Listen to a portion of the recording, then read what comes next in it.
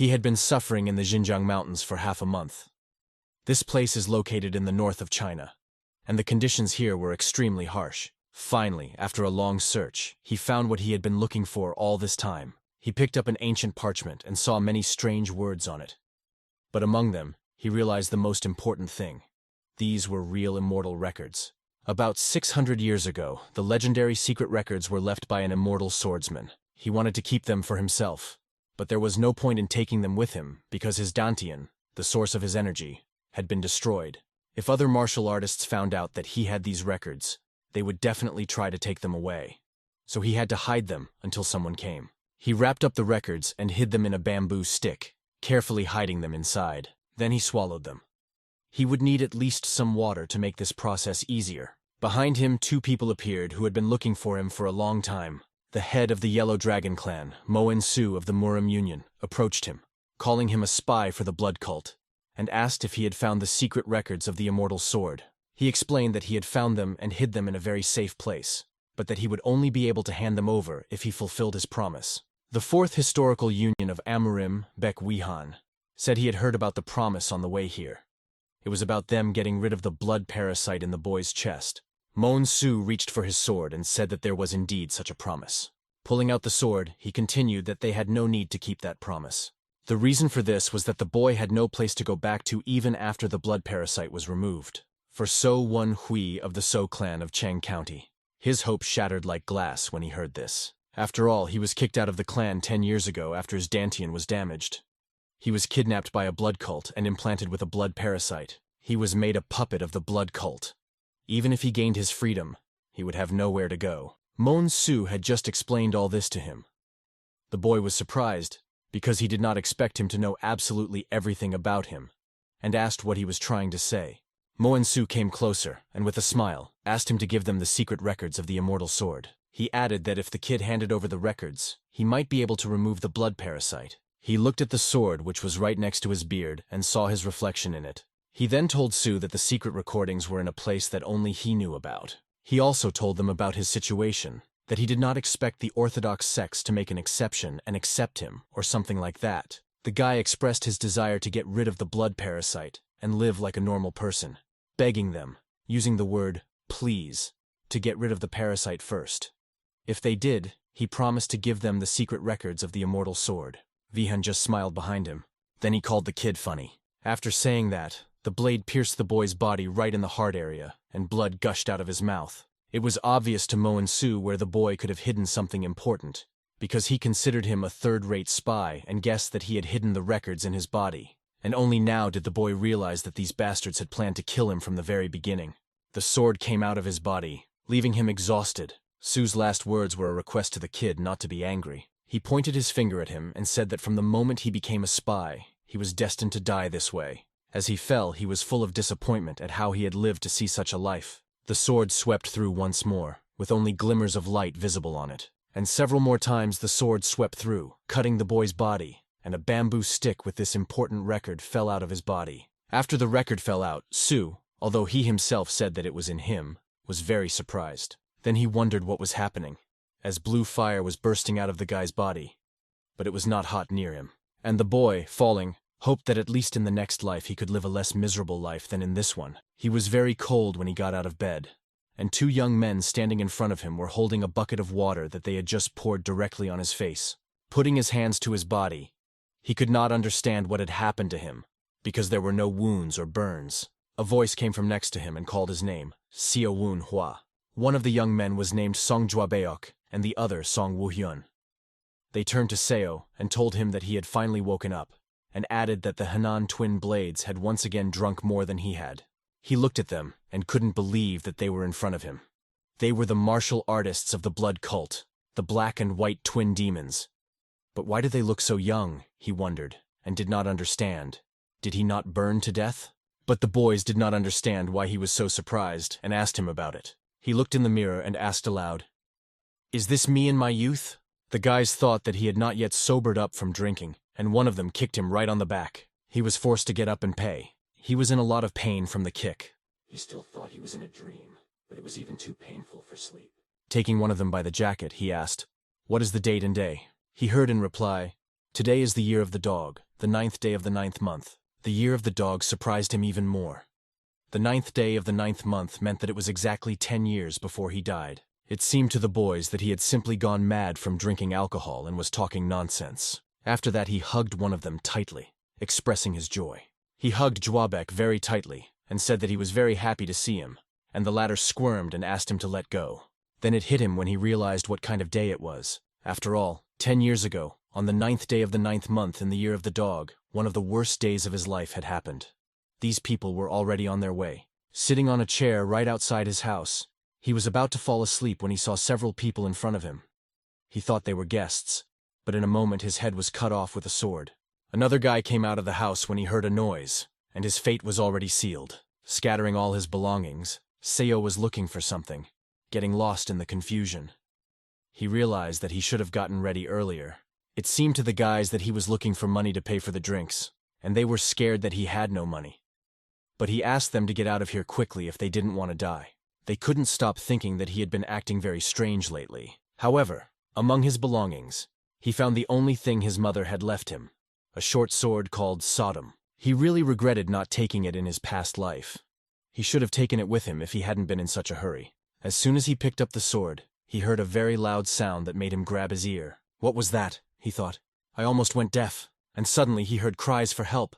Desperate voices were shouting, "Help!"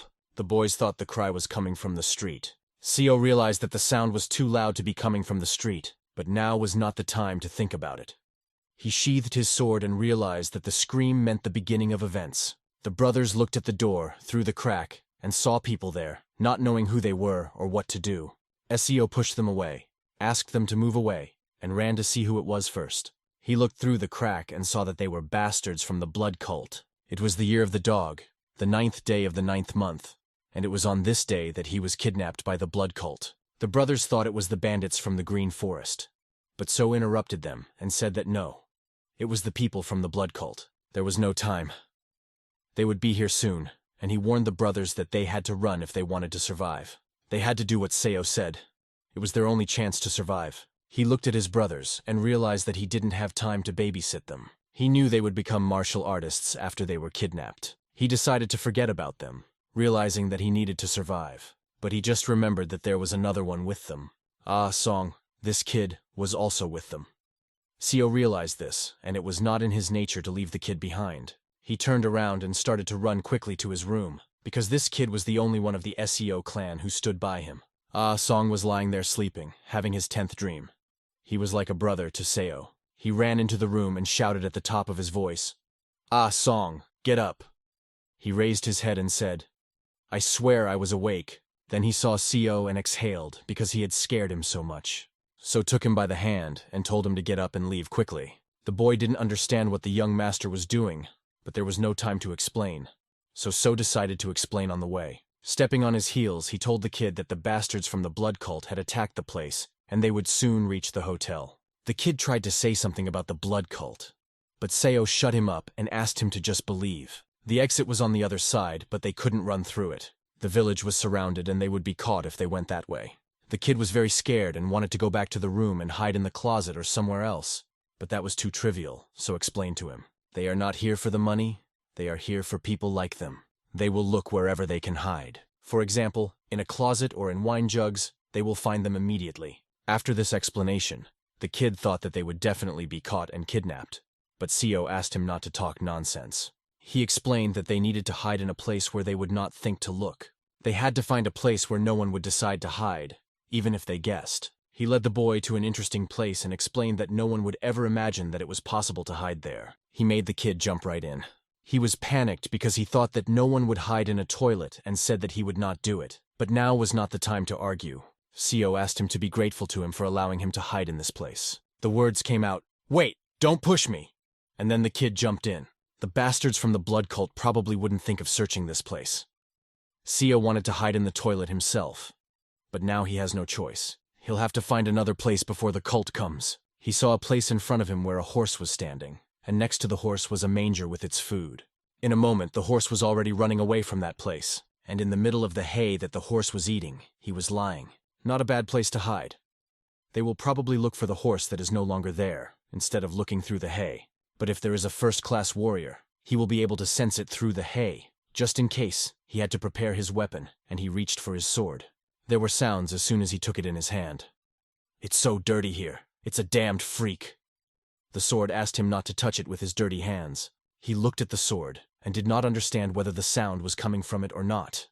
However, the words kept coming, telling him to wipe his hands, calling So a fucking brat, and asking him not to ignore it because it was a very short sword.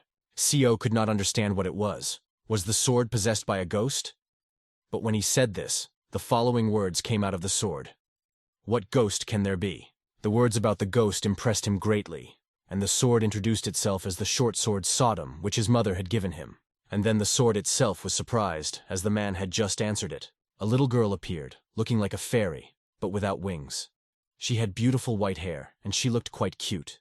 She was about the size of a butterfly, flew around the sword, and suggested that if the guy could hear her, he could also see her. The boy definitely thought it was a hallucination, and he was very scared. He tried to close his eyes and think that he couldn't hear or see anyone in front of him, but she kept saying, "Hey, hey," to him, flying right in front of him. She flew even closer and said that she knew he could see and hear her. She explained that when swords come into contact with a person, they can read their thoughts.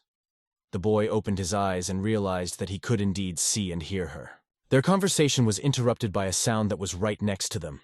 He asked her to be quiet for a minute, and she asked him why he was acting so strange because of this guy next to him. She explained that everything was fine, as he was the only one who could hear her.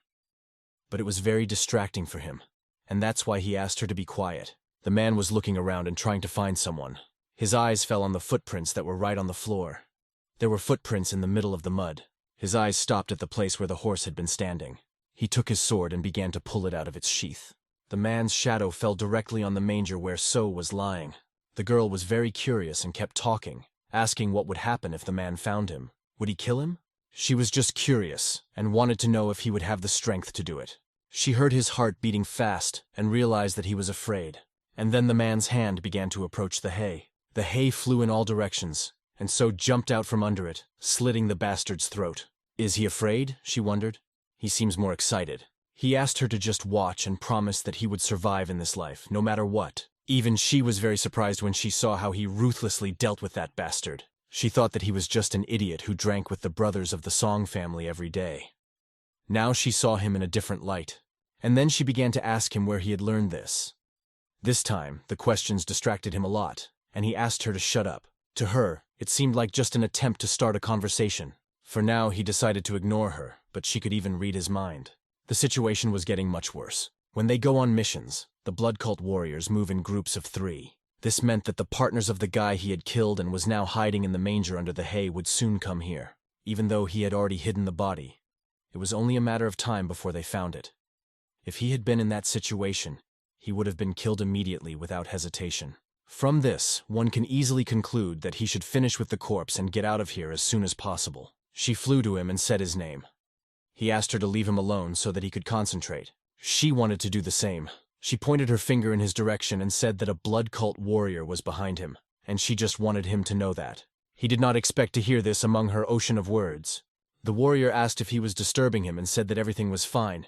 He could continue burying his friend. The sarcasm was in his voice. He stood right at the exit of the house, leaning his shoulder against the door. He was quite curious to see how Co was handling the case. Several questions popped into his head. How long has he been standing there? And the next question was what kind of belt he was wearing. A brown belt meant he was a middle-ranking warrior. This meant that Co had to be really fast, even though he realized that he had no chance against a middle-ranked warrior right now. And she kept flying after him, asking him if he was going to fight, if she could help him. He repeated himself and asked her again not to distract him. Even she realized that he was overestimating his strength. The warrior, when he saw his stance, realized that it didn't look like this one knew martial arts. It was quite impressive of him to kill a low-ranking warrior, even though it was an ambush. The next conclusion that the warrior made was that Co was an intermediate-rank beginner. He offered to surrender right now. In this case, he would save his life. Co decided to provoke him and said that if he wanted to kill him, he would not have talked about a novice intermediate rank. He continued that the warrior wanted to take him prisoner, but was very afraid that he would end up like his comrade if he fought. These words surprised the soldier. Even he didn't understand why he was provoking him. But Co had an idea. The warrior realized that the boy wanted to look confident, so that he would let his guard down. After that, he laughed very loudly, put his hand on his head and said that the guy had a lot of nerve. He added that he was very sorry to kill him, because he was quite smart. From these words, Seo realized that he was more vigilant than he seemed. He held the sword in his hand and thought that Seo would avoid a fight by any means possible. He offered to see what he could do and swung his sword for the first time. The sword flew right by the guy's mouth and head. Seo managed to dodge, and the blade only cut off a couple of hairs on his head. Seo could have just given up, but he chose to fight to the end and swung his sword. His opponent just grabbed his arm because the stroke was too slow. Their eyes met. They looked into each other's eyes. The warrior, holding his hand, noticed that he had good eyesight, but his reflexes were very slow. He squeezed Seo's hand and knocked out his sword. The warrior praised his counterattack, saying that it was quite good, and offered to follow him, ignoring the fact that he had killed a low-ranking warrior. As the sword was falling out, Seo managed to grab it behind his back with his right hand and hit the bastard right in the face, saying he wouldn't do it. His plan worked very well. It would seem impossible. He hit him from such a short distance, but he still dodged. Nevertheless, the cut on his face went from the very top of his head all the way across his cheek, almost hitting his eye. As expected, this made the warrior very angry, and he kicked the boy. He kicked him so hard that he bounced off the ground like a stone thrown low into the water. The boy thought that he was being overconfident. He asked himself if he had overestimated his strength, if he hadn't expected the man to be able to hit him from such a distance. He was strong enough to get up, and he wiped his face from the mud. Now he really had no choice but to fight to the last. She appeared right next to him and offered her help, realizing that he had no chance of winning without her. He asked her in his head what she could do in such a situation. Thinking him stubborn, she asked him what he planned to do next. He explained that although the cut was not that deep, it would be difficult for him to use his left eye. Because of this, he would need to keep aiming at the left side. The warrior took up the sword, began to squeeze the handle with his hand, and asked the boy if he really wanted to die. After that, he said that at first, he was going to teach him a lesson and send him to a cult. But now he changed his mind and planned to kill him. He rushed at him, ready to tear him apart. The basic blood cult sword technique, the sinister blood sword technique. These attacks were very fast, and the kid didn't have time to read them. Damn that bastard! He deliberately avoided the deadly attacks. He would play with Seo until he was full before killing him. The warrior was sure that the kid would die today, and kept attacking, swinging his sword again and again. Seeing all this fury, the boy just stepped back and back. He noticed that the warrior was using false attacks against him and did not know what to do. Thinking he could just attack blindly, she flew right up to his ear and whispered that he should hit her in the forehead. He deflected another attack by putting his sword in a block. The warrior did not understand what had just happened and how he had withstood the attack. After that, Seo twisted his sword and blocked the attack so that the warrior was thrown back. They were both thrown back. When he got up a bit, he couldn't believe what had just happened. How had he managed to block the attack? The words from her little mouth kept coming to him. She was telling him how skillfully he had blocked the attack, and that if it hadn't been for her, he would have died. And then he realized that it was her voice. He finally realized that she could see his attacks. She said that the movements of a third-rate weakling like him were very obvious. She patted his head and asked him what he was going to do next. She also asked if she should keep silent. He apologized to her for ignoring her twice already and asked for her help. She stretched like an extraordinary creature, and then said that she thought she could help, because she couldn't let an extraordinary creature who could talk to her just die. She asked if he had any way to attack if she read the attacks. He thought it was very difficult in his current state, but he had already tried to counterattack once. He realized that the warrior probably wouldn't get close enough for him to attack him again. Although it was very difficult for them, they were going to force him to act rashly. That's when the chance would come. At that time, the warrior looked at the guy and did not understand how he had blocked his punch. He assumed that the opponent had figured out his swordplay. Although, no, it had to be luck. He couldn't have done it that easily, he thought. Taking his sword in hand, he rushed at the guy, shouting, "Now I'm going to kill you!" It was time to act, they decided. At first, they planned to block the enemy's attacks and drag out the fight. Or rather, she decided. And he realized it, and was ready to do whatever she said. All she had to do was tell him the direction of the enemy's sword. The enemy did not stop. He was getting closer and closer. And when he ran up and began to attack, she would report, "The left shoulder is a trick, now the right." She told me about each of his attacks. Impossible, the warrior thought. How does he do it? And then there was this damned blood that was flowing right into his eye, preventing him from fighting properly and spoiling his vision. The girl explained that if the guy went to his rear, he would start to hurry. Then she said that counterattacks launched in his blind spot would be more accurate and faster. She knew that he would definitely make a horizontal cut, so she told him to go one step slower. He followed her every move, and his enemy was beginning to think he was a trickster. Then came the word now, a kick right in the shoulder by a warrior. The enemy put up his hand and barely withstood the blow. After that, they were both thrown a few meters away from each other. The trembling in his hand, which could be seen on him, was described by one word in the enemy's eyes: fear. The enemy thought he had broken his arm. He also thought it was smart of Seo to try to exploit the blind spot. But still, he was a third-rate warrior, and was ready to send his opponent with a broken arm to hell as he sat there unable to move.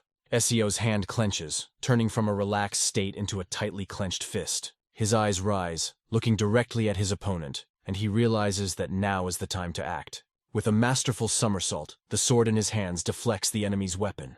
The enemy notices that something is starting to go wrong. The blade flies past him, leaving a wound on his throat that deprives him of the opportunity to continue living and serving his clan. The guy can't believe he did it as the enemy's blood splatters around him. Absolute mastery of the sword speaks for itself. The enemy lies on the floor, bleeding to death and leaving this world. It was an impressive game for her. She even thought that Seo had really broken his arm. But the last attack also impressed her greatly. When he stretched his legs, turned around and slit his opponent's throat, he realized that it was all thanks to her help, and he was grateful to her. Suddenly, she was overcome with excitement, and he asked her what had happened. She explained that she was just a little surprised, because if the guy was really grateful, why didn't he wash the blood off her, that is, off the sword? Because she and the sword are one. Although she said she was not angry when asked, it was clear that she was very angry. She also asked him to clean the rust off, because his mother had taken terrible care of the sword. "Seo Wuhui, get down," she asked him, and he turned his head to the side. Before he can react, he is hit hard on the head. This giant and strong fist makes his head turn sharply to the side. The attacker appeared as if from nowhere and hit the guy. It was funny to him. He came here because these two were not coming back.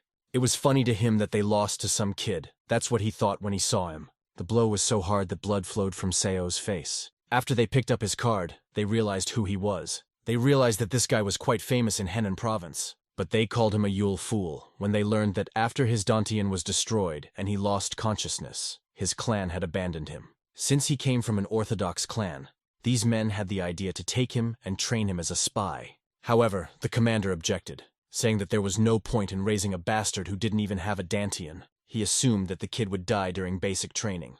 They noticed that even though he was from a famous clan, he had pissed himself in fear, and it flowed at his feet. Then they wondered why they needed such a person, who could not even be called a low-quality product. He sat on his knees and appealed to the commander, calling him master, asking him not to kill him. He tried so hard not to be caught. And here he is again, sitting in front of them, just like in his previous life. Although no, it's not the same. Last time his hands were not tied.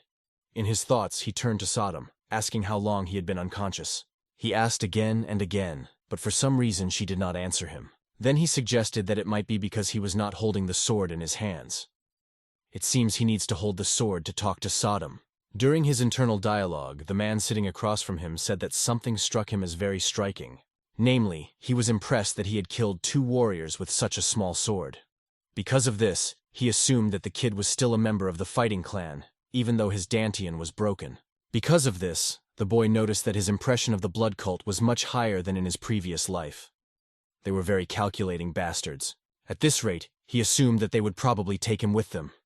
In his head, he kept telling himself that it was time to calm down. He tried to see the good in being dragged into a blood cult, but first he had to survive and then look for a way to escape. The commander said he would take care of him, and even a smile appeared on Seo's face. But they explained to him that he was a middle-class commodity and continued to speculate whether they could use him as a spy. They concluded that there were many other people with Dantian who could be used as spies. They then realized that there was no point in using a defective product, and it was better to just kill him. The kid realized that he had no other choice, and decided to just beg, just like in his previous life. In response to all his pleas for mercy, the man simply asked him to stop looking for a way out, and pay the price for killing his fellow soldiers. Damn, the situation has become even more complicated than in his past life. What could he do here? He needed to think carefully. He assessed the situation around him and forced himself to think about how to buy time. He cannot die earlier than in his previous life. He just looked around and tried to understand something. He noticed how these men were pleased to see his desperation, how he wanted to live. They wanted him to beg for mercy like a dog, but as he looked around, he saw something. This sword, which one of them had on his belt, he had seen somewhere before. The white decorative detail on the hilt of the sword told him that this was definitely the person. As he fell headlong to the ground and hit the ground, he shouted that everyone obeys the demon of blood. Let blood rule the world. He shouted that he was expressing his feelings to the fourth star of blood. When the others heard this, they could not believe that the fourth blood star was here. It became very noisy, and the captain turned his head to see what the noise was about. Then he did not believe that the fourth blood star was in this place. Sio's left knee was on the ground, and he leaned on it with his right hand, showing his respect to the fourth blood star that was standing in front of him. The blood cult is led by 11 leaders, 4 worthies, and 7 blood stars. Sio continued to kneel and look down at the captain as he greeted him. He had never met them before in his past life, but there were rumors that the blood stars sometimes disguised themselves as low-ranking warriors and checked on the troops. To think that these rumors were true. "Raise your head," came the words in So's direction, and he raised his head. The fourth star walked up to him and expressed his surprise that no one had ever revealed his identity during the inspections. He asked the boy how he realized who he was, even though he was not part of the blood cult. The boy replied that it was because of his sword. He explained that the decorative details on the sword and the leather wrap on the hilt were made in honor of his horse, Baekhyun. So he became more and more interested in listening to the boy and waited to hear what he would say next. Logically, he had a question for the kid. How does someone who is not part of the blood cult know this? Seo noticed that he was being treated with suspicion. It would probably have been even stranger if he hadn't been suspected in this situation. In his past life, he had lived as a blood cult spy for 7 years, hiding in Orthodox sects, and had encountered such situations thousands of times. The kid was confident that he could lie and act as he pleased, so he said that the truth was that he had blood of a blood cult in him. The captain was very surprised to hear this, turned his head and asked what kind of nonsense was going on. His partner explained that the kid was saying that there were descendants of the blood cult in the So clan. Perhaps they were interrupting the fourth star in vain, because he continued to listen attentively to the kid. He said that his maternal grandfather had participated in the Great War between the Orthodox and unorthodox sects as a low-ranking soldier of the Blood Wolves. He dropped out of the war because he was severely wounded, and then began looking for a place to settle with his only relative, his daughter. That's how his grandfather and mother settled in Yulin County. He went through a lot and managed to find a place for himself, escaping the war. But his inner wounds did not heal. His daughter tried to earn money to cover the rising costs of medicine. That's how she got into the So clan and worked there as a maid. There she met So's father and gave birth to him. After that, the fourth star suggested that his grandfather was part of the Blood Wolves squad, which made him very interested. He was very curious, and he asked the kid to continue telling. Although he had already told a lot, it was not enough, and the boy continued, describing how he had undergone hard training as a young man, which his grandfather had given him. Every time he grumbled that the training was too hard for him at that age, his grandfather would tell him about the captain of the Blood Wolves, No Joman, and his son, No Seogu. Captain No's son went through all the training of the Blood Wolves when he was your age, Grandpa Seo said. The captain, who was standing behind the fourth star, turned to him and asked him how this brat knew the names of the previous and current captain of the Blood Wolves. The kid continued to tell him how his grandfather always said that the blood cult would find them sooner or later.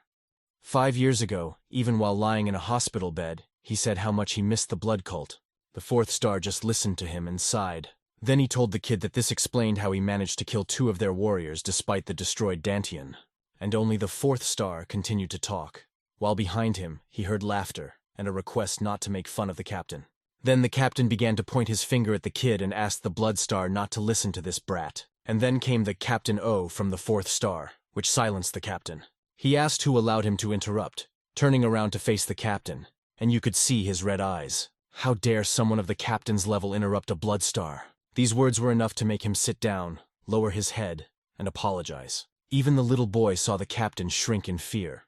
Just a few words and a glance from the blood star were enough to understand the power he possessed. The blood star apologized to the boy. He said that it was strange, but he believed that the killing of their soldiers was justified in self-defense. But why didn't the kid reveal his identity to Captain O, and instead begged for his life? The boy lowered his head and explained that he was afraid he might be punished for killing the 2 cultists, despite his identity, and apologized.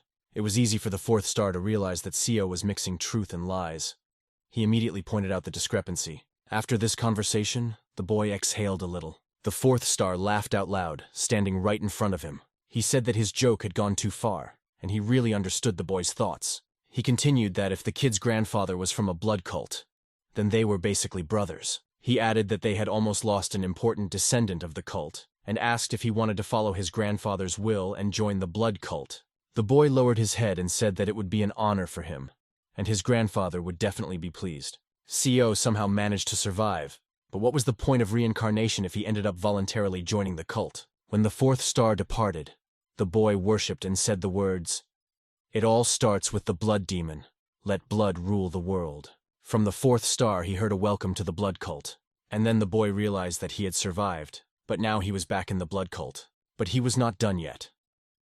Although he said that it was fate that they had met a descendant of the cult, and because of this he wanted to fulfill his one wish. The boy didn't understand why a blood star would want to fulfill the wishes of a simple boy, and assumed that he wanted to test him to see what he would ask for. Since CO did not know what the fourth star was up to, he realized that he had to make a reasonable request.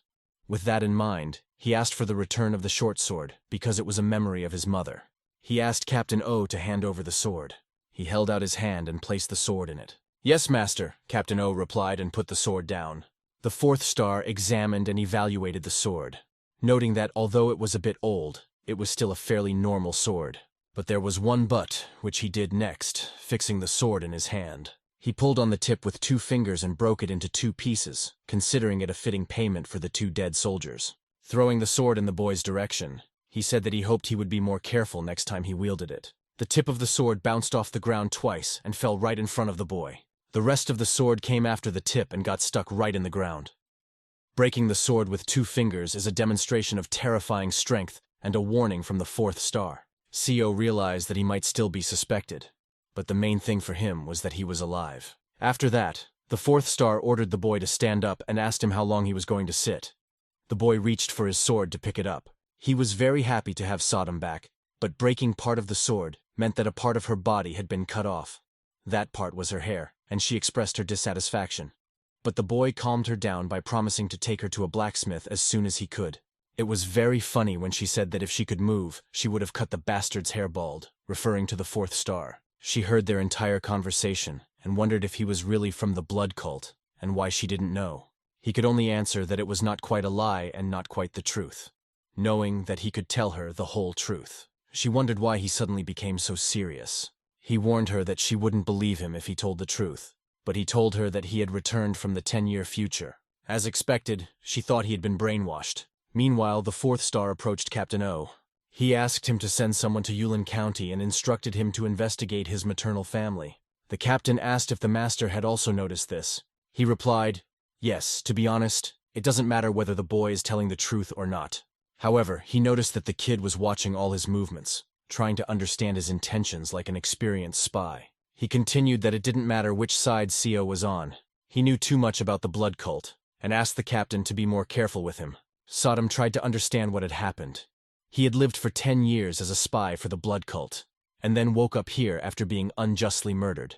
Now she understood why he didn't seem as stupid as the Manhua she knew. In any case, he was really unlucky to go through all that, to go back 10 years and end up back in the blood cult, and she realized that. She told him that everything would have gone smoothly if he had left Asung, but he couldn't do that. That kid was the only one who treated him like a human being. Besides, in his past life, Asung died protecting Seo. As long as Seo was in the blood cult, he always felt indebted to him, and today, he just returned the favor. All of that is in the past. Now he needs to worry about his own life. She made a very interesting conclusion. He still behaves like a simpleton, despite the fact that he has been used for 10 years. The word simpleton surprised the guy a lot, but she explained that information is a weapon, and he had the most advanced weapons in his hands. He was a spy, and she asked, "Don't you know what to do?" She went on to explain to him that he already knew all the bad things that would happen to him, and he could simply avoid them and turn them to his advantage. It was then that he realized it was true. Why should he worry about survival now when he has information 10 years in advance? And then he told her out loud that, as she had said, he had to take full advantage of this chance he had been given. She supported him and said that he could not continue to live like a failure. In front of the others, he looked like he was talking to himself. It was probably because he was a little nervous. Did he realize that now he would have a lot of opportunities? Maybe he could learn martial arts again.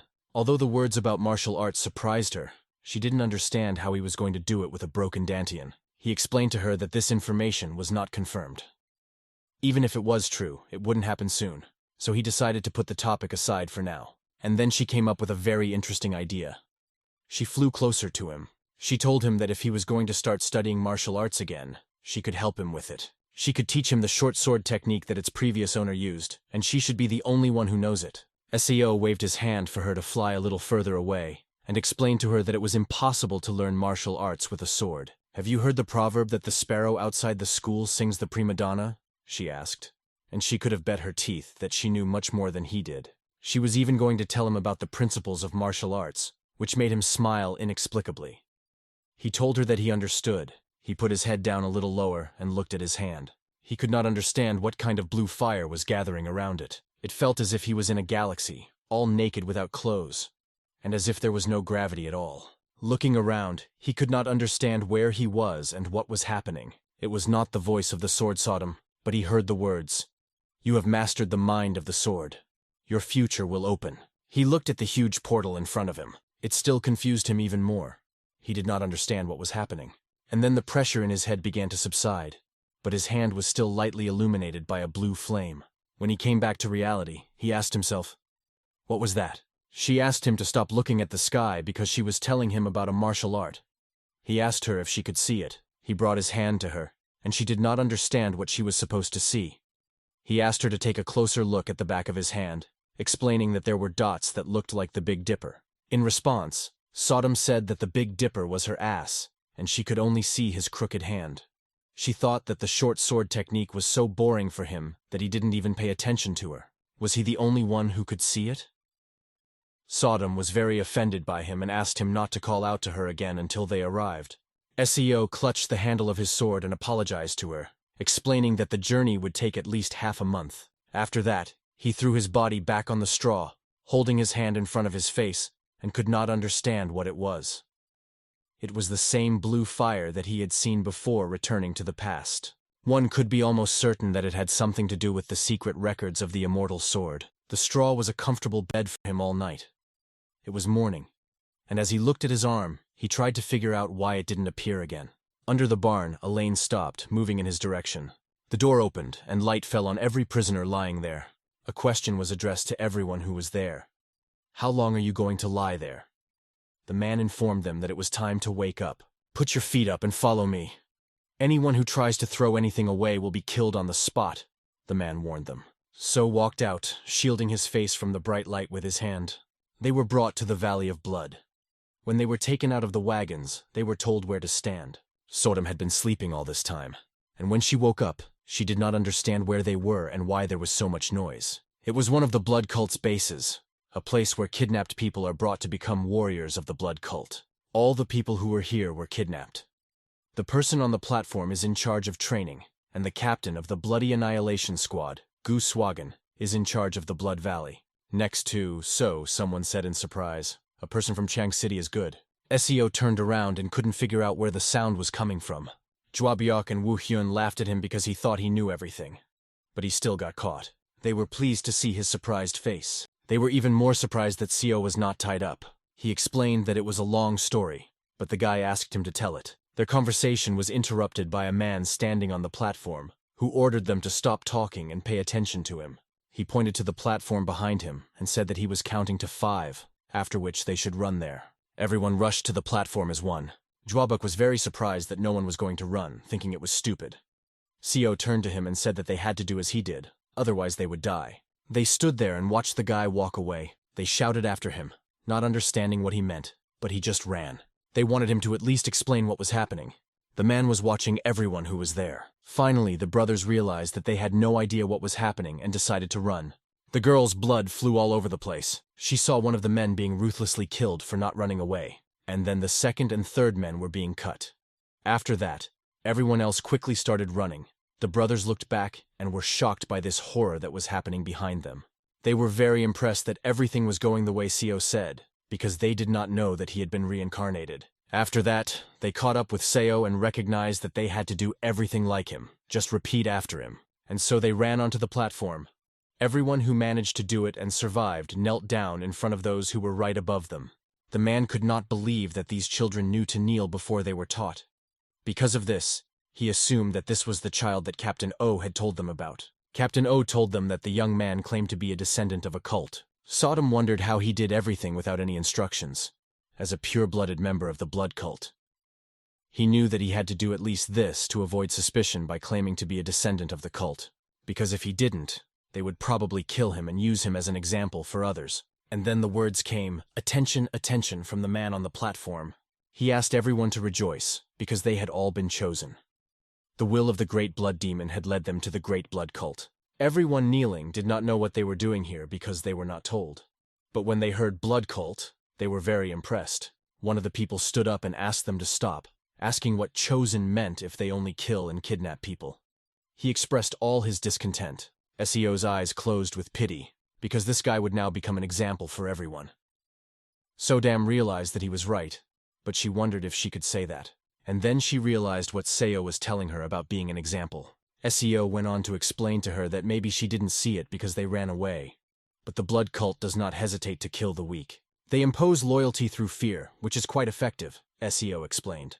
Once again, the people were warned that if they continued to bark, they would become like this dead guy. Now each of the people was trembling as they sat on their knees. The next question on Sodom's mind was how he survived his past life. Seo explained that it was nothing to be proud of, but he had managed to survive by obeying like a dog. And now the ceremony of joining the blood cult was about to begin. But before they were ready to begin, the man said that there was something that needed to be done. He pointed to the one who was sitting first, and asked him if he knew what was inside this box that the girl next to him was holding. One of the brothers was lucky enough to have Seo sitting next to him, who told him that there were bloody parasites inside. He was asked to explain what a blood parasite is. It is a type of poisonous insect that sits deep in a person's chest and makes sure that the new cult member does not waver in his devotion. At the top of his voice, Seo began to explain that they must take the medicine every 24 hours. If they don't, the parasite will rage in their chest. How did he know that? One of the brothers thought. This answer satisfied the man. It was exactly what he expected from a descendant of the cult. When one of the brothers heard about the descendant of the cult, he assumed that Seo was a spy for the blood cult and asked him about it. Then Sodom flew to his ear and explained that he had been caught. The man mockingly asked her to stop laughing at him because he didn't know what to do in this situation. The man's hand reached for the box with the insects. He had a suggestion for everyone to show their devotion to their cult. Then he told Seo that he would be honored to receive the bloody parasite before his comrades. He had no way of avoiding it, but Seo never thought he would be given so much attention, unlike in his previous life. Since he had no choice, he had to survive. If that meant swallowing a bloody parasite, he told everyone that he was grateful to be the first to be given this honor.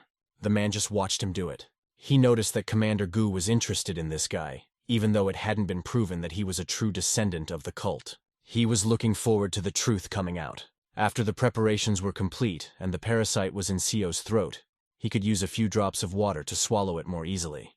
Whenever a man approached him, So would raise his hands to his face and say, "Praise the blood demon. May the world of blood rule. Thank you for this chance." So became an example for everyone, and the captain of the squad asked everyone if they had seen how to do it. Sodom appeared with an equally surprised face, because she realized that in his past life, So had lived with a worm in his chest for 10 years, and now he had returned to that disgusting feeling in just 15 days. Suddenly he felt sick. His body began to give off very strong chest pain. His chest hurt. It was very hot. It felt like everything was on fire. He did not know what happened, but he realized that the place that was burning was where the blood parasite was. The blood parasite shouldn't be raging for no reason, so why was it happening? This was a reason for Seo to assume that Captain O had done something. The squad captain stood behind him and asked what was wrong. Seo fell down right at Captain O's feet, and he just kept asking if the blood parasite in his chest was raging. He then told Seo that it was strange for a person who claims to be a descendant of a cult to suffer like this after swallowing a blood parasite during this sacred ceremony. He was very sick, crawling on the floor, writhing in pain and clutching his chest. Captain O intended to mock the boy and told him that the parasite was raging in his chest. The boy immediately realized that this jerk had done something to the parasite. The commander asked the captain what had happened and why the cadet was bent over and couldn't straighten up, to which the captain replied that he was fine. The bottom line is that the parasite was agitated when the guy swallowed it. After that, the captain approached him, asked him to turn around, and said that he would use his powers to calm him down. He did this not because he wanted to relieve the boy's pain, but because the other cadets were already starting to worry. After that, all the pain began to move down his body. So the guy came back and told the captain that the pain had already decreased, but he asked him not to move because if something went wrong, he would feel incredible pain. The captain asked him to strain his stomach. The guy was sure that this was exactly what he needed, and after that he asked the captain to move away. The most effective weapon in his case was to fart, because the captain was standing behind him. This stench began to penetrate the captain's mask and go right under it. And the guy also said that he had warned him not to stand behind him so confidently. Sodom laughed heartily at how he managed to fart at such a moment. She would probably laugh about it for a long time. The more she thought about it, the funnier it became. She had been bored when they came here, and that made it more fun. She thanked the guy for that. He asked her to stop, because he felt terrible in this situation. Not because Captain O was sick from his farts, but because of the bloody parasite inside him. However, the pain was completely gone, and now he no longer felt tightness in his chest, feeling much better. One of the brothers asked him where they were going now, but Seo couldn't know everything, so he didn't answer this question. And then words were heard behind them. "Attention, everyone!" Although in his past life it was another captain who did this. In this life, Captain O said that they would be evaluated. He asked them not to panic or do whatever they wanted, but to listen carefully. He explained that everything would be very simple and pointed to the cave behind him. In the caves, there is one cult examiner each who has to evaluate them. As soon as the test is over, they will be given badges that will indicate their level: low, medium, or high. It is clear that the captain wanted them to get the highest rank. He went on to say that the cult pays great attention to strength and asked them to look at him. He presented his belt to everyone's attention. Those who wear the blue belt are the highest level warriors, he explained. He added that the blood parasite will be removed from those who reach the highest level. If their efforts and abilities were recognized, they had to prove themselves and reach the highest level, then they would be rewarded. Each of the participants immediately had a great desire to take the highest rank, because no one wanted to walk around with a bloody parasite in their chest. Only Seo realized that no one even suspected that they were gradually becoming members of the blood cult. And then the captain put the whistle to his mouth to blow and give the signal. A loud whistle sounded, and it echoed throughout the neighborhood. Seo heard the whistle sharply, put his hands over his ears and began to cover them, making a face at the unpleasant sensation. The boy did not understand why Seo was covering his ears, because the whistle was not that loud. But then his face began to turn blue and he felt sick. Each of the participants was in a lot of pain. Sodom appeared and started asking if he was okay, even though she knew he wasn't. The reason is that when this whistle is heard, the parasites start raging inside the chest. All the participants fell to the ground and felt incredible pain. Only Seo was surprised because he didn't feel anything. Maybe it was because he covered his ears in time? The captain repeated that they had to reach a higher rank because it was necessary, and asked how many of them would be able to reach that level. 2 or 3 at most, and most would spend their whole lives with the parasite inside. None of the people wanted to continue their lives with this parasite, and they had to get up because of the pain. But not everyone could get up. The captain helped them by asking how long they were going to lie down and told them to get up quickly. One cannot be sure, but it seems that So does not have a parasite in his chest. He assumed this because he didn't feel any pain. Sodom asked if it was possible because he had closed his ears, but he explained that even if you close your ears completely, it is impossible to contain the blood parasite. It would be possible to check whether the parasite was present or not if Seo had a dentist. Finally, one of the brothers realized that once the parasite was swallowed, there was no turning back. He was the first to have competition even with Seo, who offered to help him, emphasizing that he did not have Dantian. He said he would get to a higher rank, get rid of the parasite, and then take revenge. Now Seo couldn't even understand what the asshole was talking about. Just as the captain was about to name names, one hand rose from the crowd. This jerk raised his hand and said he wanted to take the first test. Sodom and Seo assumed that this jerk was angry because he didn't hear the answer to one of his questions. Captain O asked him to step forward. He immediately responded, "Yes, sir," and took the step. As he was taking this step, he turned to Seo and said that he would prove that he was better than him. But after he took the step, the captain's fist was right next to his cheek. The captain then hit him hard enough to send his body flying backwards. The captain asked him if he was deaf, because he did not say that everyone can do what they want. He asked him not to move without his permission and called him a pathetic cadet, ordering him to move only when he said so. This idiot should obviously answer when a superior gives an order. After that, the captain came up to Seo and said that he would be the first to be evaluated. It was easy to feel that he was up to something. He was really making the guy's life difficult. After 5 seconds of silence, the captain asked what was wrong, whether the descendant of the cult had any objections. The guy replied that he had no objections and could not have any. He said he just wanted to thank him for his kindness. It seemed that life would not be sweet for Seo this time. After that, he began to move towards the cave. In his past life, Captain Haegyum was here, and it was hard for him to believe that he was going through this test again. And to be honest, a little scared. It was very interesting for her to know what level he got in his past life. But it wasn't hard to guess that it was low, since he didn't have a dantian. Those who receive a low level run various errands and are used as labor. The guy walked over to the man in front of him and asked his name. It was undoubtedly the voice that made Seo realize he was in for something. Although he looked younger, he knew him from a past life. Sodom asked if he knew him. Seo replied that he did, and how he knew him. He explained that he was his direct supervisor in his past life. Then she asked him what unit he was in his past life. The guy immediately replied that he was in the Blood Wolves.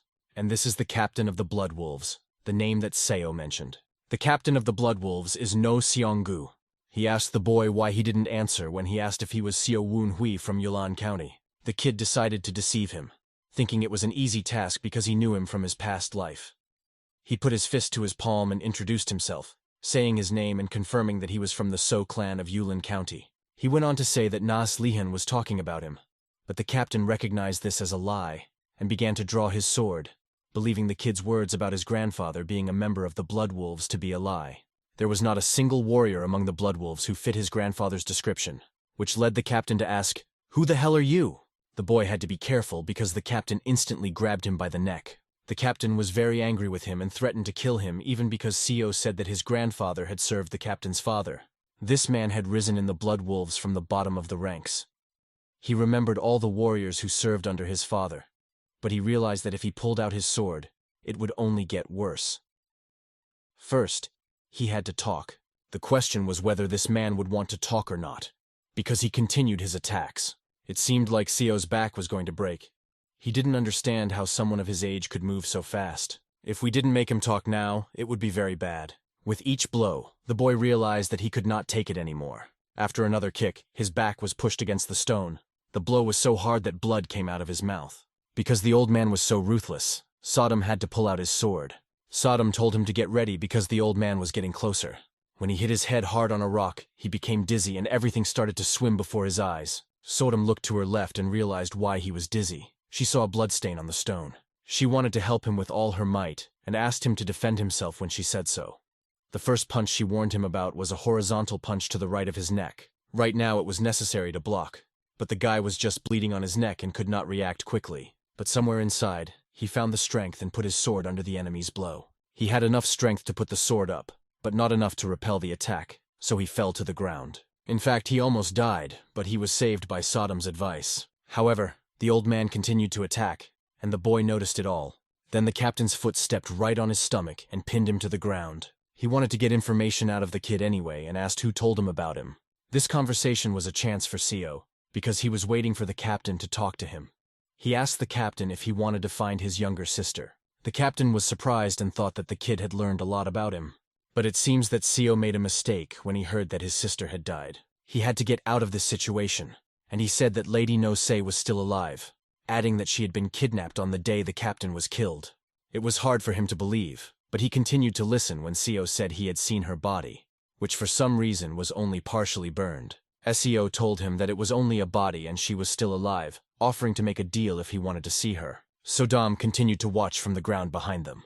It seemed true to the captain because the kid knew her name. He raised his sword up and began to point it down quickly, and he stuck the sword right next to the boy's head so that it went into the stone. After that, he concluded that the boy was not bluffing. He let go of the sword and was ready to listen to Seo. After that, he was ready to make a choice about the deal. The first words from the boy were, "In the Moonflower Trade Union." The captain repeated these words, "The Moonflower Trade Union?" with a question. The boy went on to explain that the Moonflower belonged to the First Blood Star, the man who had killed the captain's father. And, as the captain had already guessed, the one who wanted to set his heart on fire with revenge and gain control of the Blood Wolves. The boy continued. He named this person as the First Blood Star, Zhang Rong, and accused her of being behind all of this. The captain objected, saying that this was all nonsense. because the wounds on his father's body were definitely the work of orthodox sects. Next came a question from Seo. Have you seen them in person? Seo continued and said that those who confirmed it. Wasn't it the Moonflower Trade Union and their leader Ho Wall? The captain remained silent. He was hesitant. There was only one thing left for Seo to do. And he went on to say that his sister was in the branch of the Moonflower Trade Union in Zhejiang Province, in Jinghai County. There will be many eyes there, which is why it is better to send trusted people there. This conversation made the captain ask the kid, "Who are you?" He lowered his head and told him about his guesses about what they had agreed on. He asked the captain for help when he needed it. The captain's hand reached out to the boy's face and warned him that if it was a lie, he would personally cut off his head wherever he was. The boy tightened his grip on the captain's hand and they shook hands. He added that he hoped to find his sister as soon as possible. The captain said that he did not yet fully trust Seo. He added that if it was true, he would consider the boy his benefactor for the rest of his life. That's why he could believe him and follow him in his past life. Looking down at his hand after they shook hands, he saw the insignia. Looking at it, he noticed that it was a mid-ranking insignia. The captain said that he deserved it because he was able to block his attack twice, which was not part of their agreement. They continued their conversation about how Seo found out about him. After that, the captain took out his sword and put it back in its sheath. He added that he did not understand whether Seo was smart or stupid. He assumed that because the boy hadn't told him his grandfather's name, it was enough to press him a little, and he would give it all up. Seo continued to play his part, put his hand on his head and said with a light laugh that he seemed to have improved. The captain did not know what he was planning to do, but this time, he decided to believe him. And so their conversation ended. They walked to the exit of the cave and discussed with Sodom that it was all on the verge, and when he was knocked out, she thought he was in complete shit. The guy himself admitted that he was very lucky. The captain also watched him leave and thought he was a very strange guy. He is at a very high level if he was able to stay calm even in such a situation, and this is the movement before, even if he was lucky to block the attack. When he blocked the second attack, his eyes were closed. His movements were a little slower than they would have been if he had felt the captain's presence. The captain didn't know what to call it, and it would sound silly even to himself, but he suspected that someone was helping him. After that, the captain thought it was all silly thoughts. Meanwhile, Captain O called everyone into line, asking them to move, and lined them up by rank. He told those with middle rank that they were going with him. One of the brothers could not believe what he was hearing, because he thought Seo was useless. He couldn't believe that Seo had managed to get a middle-ranked sign. Their entire group, or rather those who had received the middle rank, continued to follow Captain O. He couldn't understand, no matter how much he thought about it, whether it made sense. How could Seo, without a Dane, have gotten to the middle rank? He thought that because he was in the blood cult, he had some kind of privilege. He would again put up his competition, saying that he just had to wait, and promised to beat Seo in the next test. He was very irritating to Seo and to Sodam. She couldn't understand what was going on from all sides, because to think that Captain O was up ahead, and since Woon Hui had come out unscathed even after meeting No Seonggu. Seo should be in the clear, but something was still bothering the Sodas. He's probably angry because he didn't get a chance to bully Seo, and it's all thanks to the captain of the Blood Wolves who confirmed Seo's identity. Afterwards, Sodom said that he had humiliated Captain O well, like with his farting. He asked her to stop mentioning it. She then asked him what he was going to do next. Seo explained that first of all he needed to restore his dantian, but she had a question about how he was going to do it, because they had already talked about it and thought it was not that easy. He told her that he had his own way of doing things. Seo asked her if she had heard of the all-healing divine doctor. He went on to explain that this doctor is known for his ability to cure anything and everything, and he will cure you as long as you pay him. According to what Seo had heard, this doctor could also heal a broken dantian. He also knew that this doctor would arrive in the Valley of Blood in 10 days. Sodom realized that she should just pay the doctor, but then she remembered that Seo had left all his money at the hotel, and now all he had was her. She realized that he was going to use her as payment, and she started hitting him over the head. Seo assured her that this was not the case, and told her that he was going to find plants and use them as payment. From the outside, it looked like he was fighting off a non-existent creature as the guy looked on. He then explained to her that in 10 days the doctor would ask for a certain herb, and since this was his second life, he knew where to look for it. Given the circumstances, he must find it before the doctor arrives, because people are the same everywhere. There are rotten scum in both orthodox and non-orthodox sects. "Everyone stop!" Captain O ordered when he came across the corpses in front of him. He did not understand what had happened or who had done it. In front of them stood a giant man in a tiger skin cape with pumped-up arms, strangling one guy. Behind him, the captain asked, "Who are you?" His face told him who he was, because his thick beard, long braids, and tiger skin showed that he was a tough man. He was very happy to see the new scum in front of him. He threw the body he was strangling to the ground. Captain O warned his cadets to stand right behind him and reached for his weapon. The big man ran up to him and warned him not to stand in his way and advised him to disappear. Then he slapped him so hard that Captain O's face went black. He just knocked the captain out with one punch. It was even funny. The captain, who was the first master, fell down after one punch. He was no match for him. Co had never heard of such a strong master before. What is this incredible pressure? Who the hell is this guy? The big guy asked everyone to get out of his way. Then he started clapping his hands very loudly. His clapping made such a strong wind that it hurt his ears, and so grabbed both hands to cover them. After that, everyone fell to their knees, covering their ears with their hands. Some of them even foamed at the mouth from the stunning. The big guy could only hear their screams and saw them as full of garbage. Co's eardrums burst, they were torn, and he could not hear anything around him. His head was spinning, and he could throw up at any moment. After that, a hot energy began to increase in his chest. Javabek showed his courage, approached the big man and told him that if he was going to kill, he had to try harder. He emphasized that he would not allow him to lay a finger on his younger brother, who had fallen behind him. The brothers were saying each other's names, ready to die for each other. A loud laugh came from the big man's mouth, and he told the boys that they had passed. The latter asked in surprise, "What do you mean, passed?" With a punch called a beer mug, the big man hit the boy right on the head. The blow was so strong that he was pushed into the ground. If Co stayed here longer, it was impossible to imagine what would happen to him. And the big guy just noticed him? Sodom warned the boy that the big man had seen him, and he had to run away as soon as possible. But would he be able to run away? Because the big man had already jumped, trying to attack him. He swung his leg to hit the boy right on the head. He had to run even faster to save himself. As he ran, he saw the captain lying on the ground, barely breathing, with a bloody mouth. After a while, the commander, who was higher in rank than the captain, came to find him when he did not show up at the appointed time. Many cadets were also badly injured. The captain explained that some barbarian unknown to him had appeared. He was ashamed to admit it, but the barbarian was so strong that he managed to knock the captain out with a single blow. After talking for a while, they suspected that this barbarian was Elder He of Akon, one of the 4 supreme elders. He is one of the strongest in the blood cult, one of the 4 supremes, and he has the most eccentric personality. His name is Weirdo Hai Akshion. At the time, the big guy was sitting right across from Seo and the 2 brothers. The brothers were beaten up, and the big guy couldn't believe that some snot-nosed kid with a broken Danish could withstand that attack. Barbara was getting more and more curious. They ran along the rock, climbing horizontally. The commander and the captain overcame a difficult path, moving as one. The captain felt deeply guilty and apologized, but the commander did not hold any grudge against him. The commander realized that this old paramount elder was invulnerable, and nothing could be done about him. He couldn't figure out if the barbarian had really killed those boys, because the mid-level cadets were serious opponents. They weren't sure of the outcome. But the twins seemed to be of a higher rank, and no one knew what had happened to them.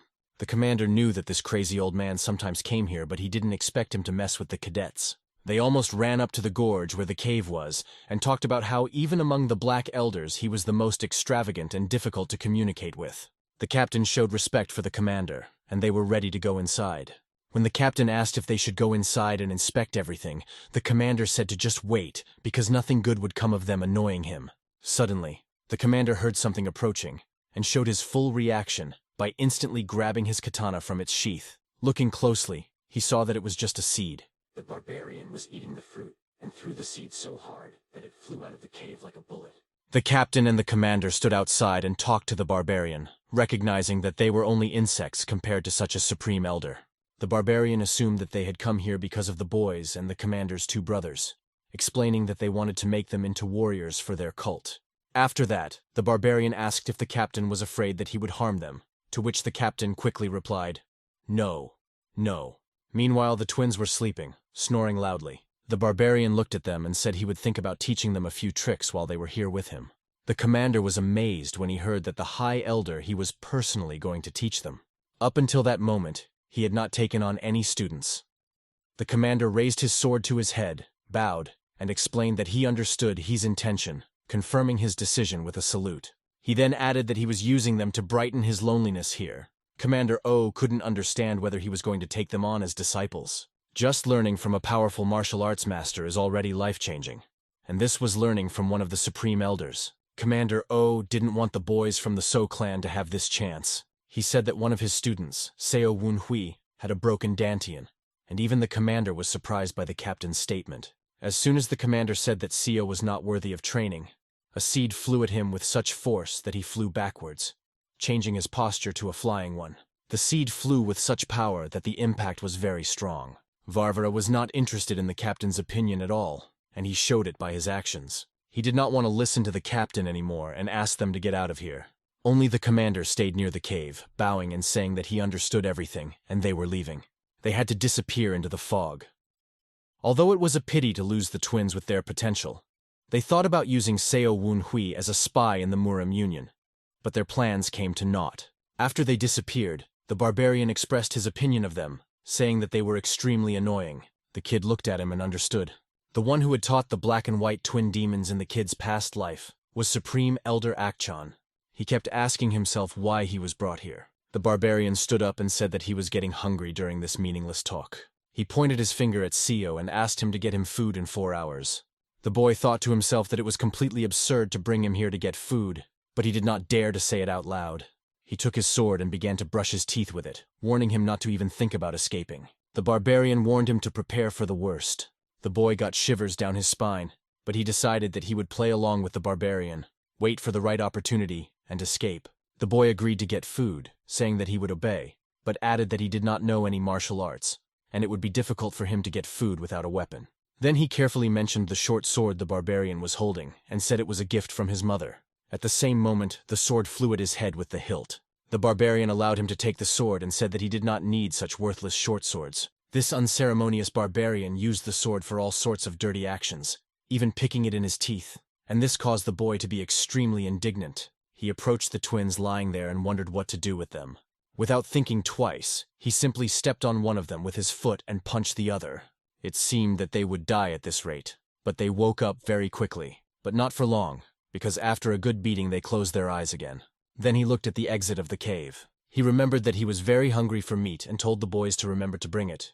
A moment later, he seemed to vanish into thin air. So ran out of the cave to see where he had gone.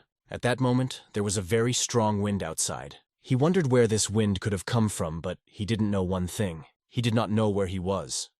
When he came to the cliff and looked down, his breath caught in his throat because he was very high off the ground, and that's why the wind was so strong. The barbarian gave So 4 hours to find meat, and it would take him 4 hours just to get down from here. Where am I going to find meat? He asked himself. Sodom flew up to him, touched his hair, and pointed to his left, asking him to look there. He looked and saw a barbarian jumping from rock to rock, holding the twins in his arms. He did it skillfully, jumping an incredible distance. How can one escape from such a thing? You shouldn't even think about it. At that moment, all motivation to escape simply evaporated. Sodom tried to calm the boy down, saying that it was not the time to give up, because he could become a slave to this old man. Taras realized this, and decided to do his best. The rock he was climbing seemed very steep.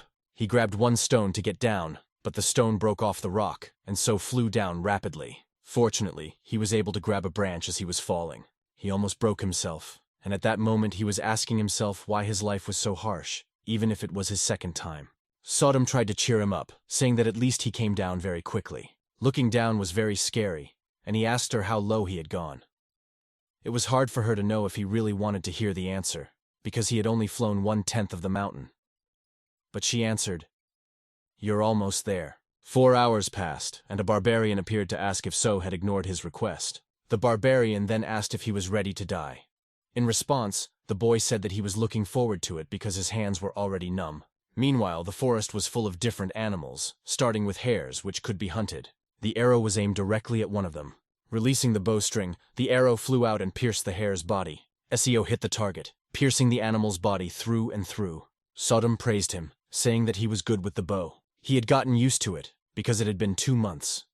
The first time, he was badly injured, having spent all his energy on descending the mountain, and even Sodom thought he would be killed. At some point, he had to surrender, and was beaten for trying to escape. However, that was a long time ago. Today, everything was going to go well if he caught a couple more. Behind him, he heard a rumbling sound, as if an elephant was approaching, but it was the big guy. The High Elder appeared behind Seo and noticed that he was early today. He asked him only one thing: if So had caught any food, because his stomach was empty. The boy handed him a hare and told him that today they would have fried rabbits for lunch. The elder counted the prey and saw only 2 hares. He was displeased that there were 4, and he asked why Seo had caught only 2. The elder began to suggest that the number of mouths should be reduced. It seems that today is also an unlucky day for this guy, which is not surprising. In general, it is impossible to understand what the elder is thinking, but you can be sure that he has some reason. For the next 2 months, the guy lived like a slave. Every day he climbed down the mountain, where one bad slip could cost him his life. He scoured the entire forest for food, looking for anything alive. If he found food, he was beaten. If he didn't, he was beaten even harder. If he lost consciousness, he was tied to a tree. The first time he threw up, but over time he got used to the beatings and tying. His body became stronger, and his skills better. The twins, who had also become much stronger, were beaten because Seo could not catch food. As they got closer to the tree where he was hanging, one of the twins said that the High Elder was looking for him, and that he should go back. Sodom noticed that this time he was called 2 hours earlier than usual. He wondered what the elder would do with the boy this time. When they came to the elder, he told them to take off their shirts. Why do you have to take off your shirt? They wondered. But the elder insisted, take it off. It was unexpected, and Seo did not understand why he was doing it, but he began to take off his shirt. The big man watched in silence. He watched and thought about the fact that it had been about 2 months, and finally said that the guy was ready because his body looked very strong.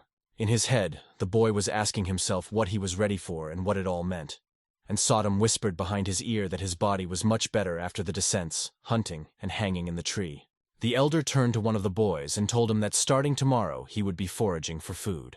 As soon as he tried to ask if it was So's job, the elder quickly shut him up with a kick. Approaching his second brother, he asked him to roast the rabbits that were over the fire better, and said that he would be back soon. The elder's hand fell on the boy's shoulder. Then he grabbed him and began to fly straight up the mountain. During the flight, the boy asked him not to go so fast and asked if they could just walk.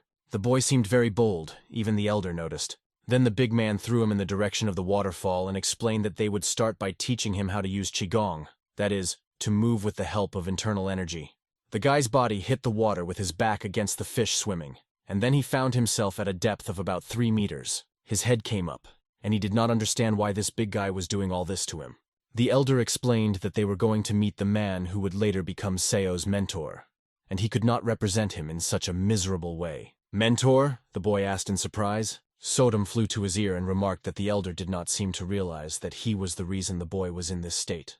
After the elder's next words, Sodom realized why he smelled like a beggar. The big man told Seo that he had washed himself enough and should get out of the water, although in fact he had only dipped. After a while, they were walking under the waterfall along the rock. The boys guessed that someone who did not want to be disturbed by others might live under the waterfall. She assumed that it could be a strong and attractive martial artist, but the boy doubted it. Who would have thought that this old man had a friend whom he could ask to take in a student? There was no doubt that he was a normal person. The elder stood at the entrance to the cave and said that they had come. Addressing the man inside, the big man asked him to quickly express his respect. He explained that from that moment on, this guy would be his mentor. Seo got down on one knee and said, "Everyone worships the blood demon. Let blood rule the world."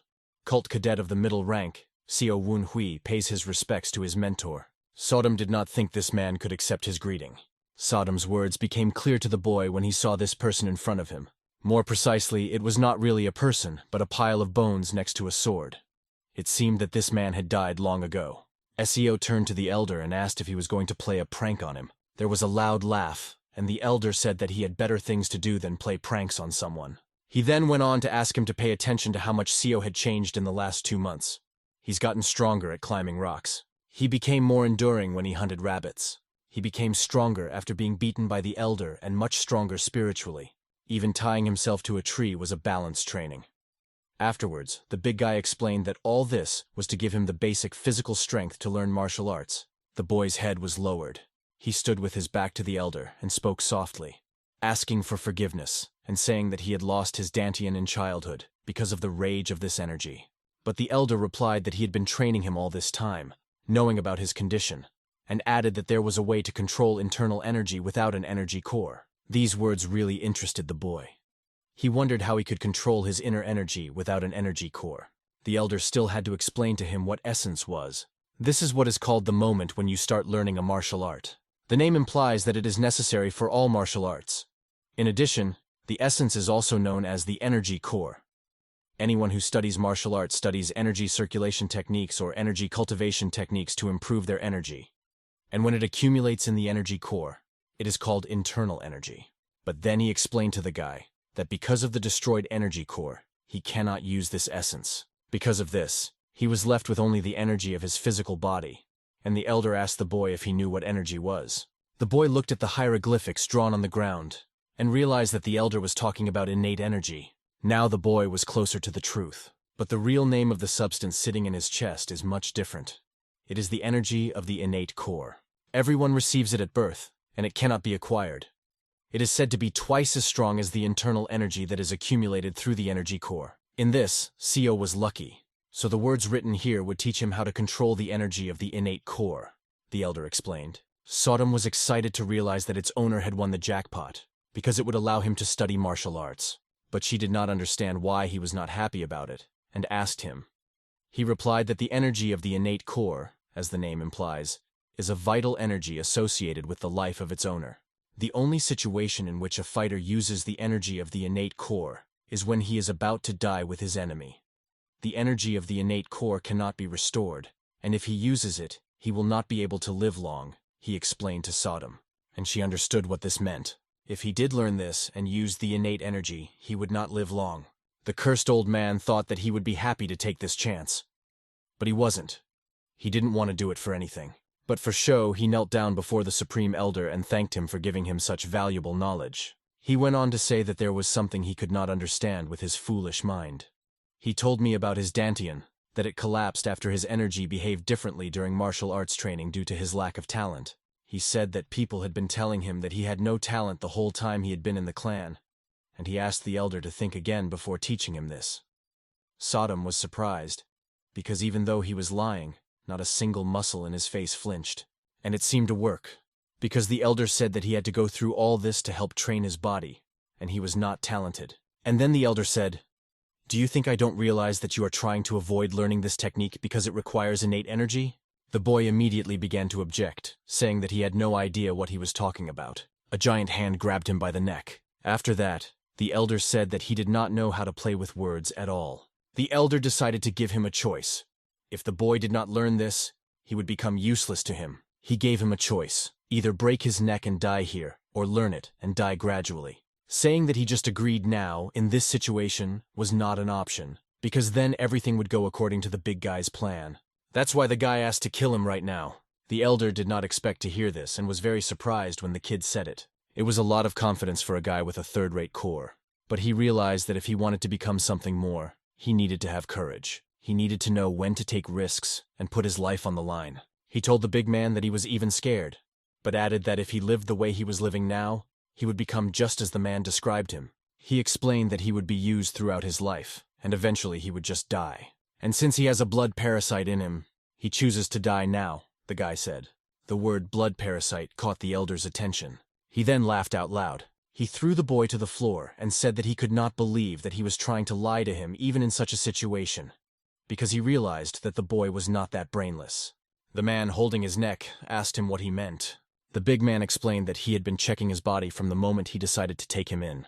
He warned the boy that it would be better if he did not try to deceive him.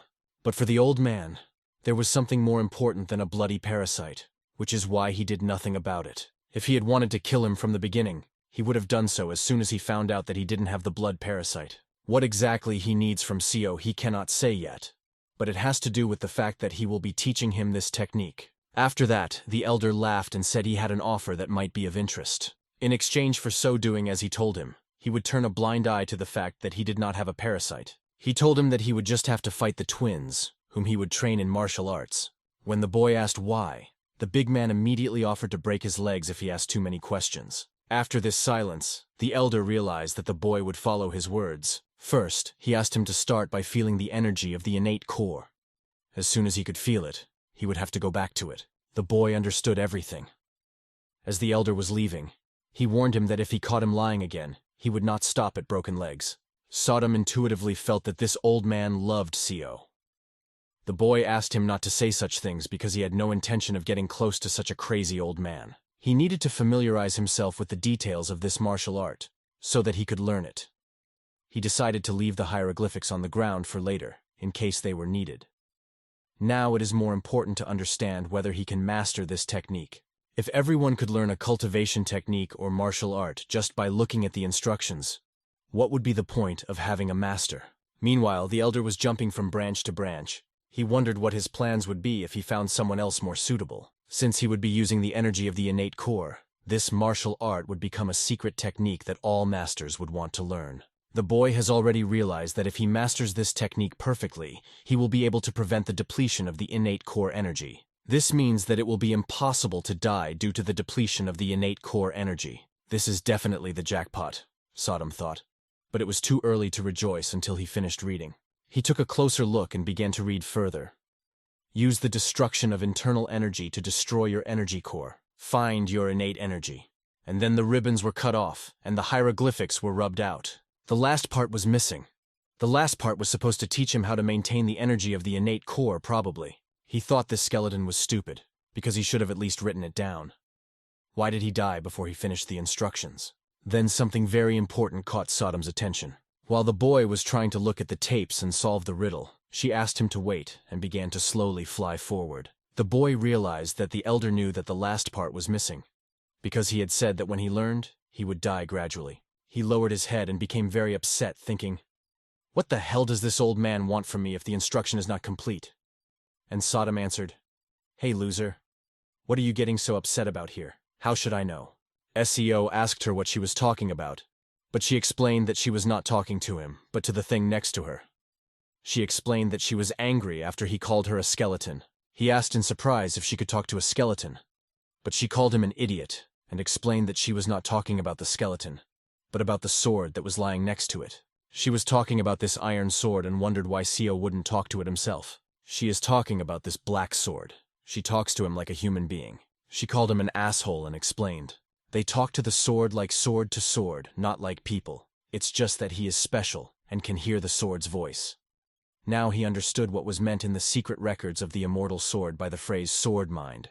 The instructions in the secret martial arts records are usually vague, and because of this, the voices are called sword mind. It was definitely voices, or it was the second brightest star in the constellation of the Big Dipper. "I wonder what kind of power he will get when he gets the rest." She asked him to stop daydreaming and talk to this sword because she thought it was also interesting that he could hear them. His hand took hold of the hilt, and then flowers seemed to bloom inside her soul. She leaned against his hand, longing to feel the warmth of a human hand, because she had not felt a touch for a long time. But Seo got scared and jumped away. After that, he approached her again and began to poke his sword with his finger, asking for forgiveness. She asked him his name and asked if it was true that he could hear her. He then asked to introduce himself and said that he was the Black Sword of the Southern Heavens. It was the name given to him by his late master, the Southern Heavens swordsman Ho Jong-dai. The boy was very surprised when he heard this name. He was very surprised because there was a time when the Southern Heavens swordsman was known as the man who overturned the entire Yunnan province with a single sword. If he hadn't suddenly disappeared, he would have been one of the best martial artists in the Central Plains. It was even said that he could have become the 9th supreme martial artist of the Central Plains.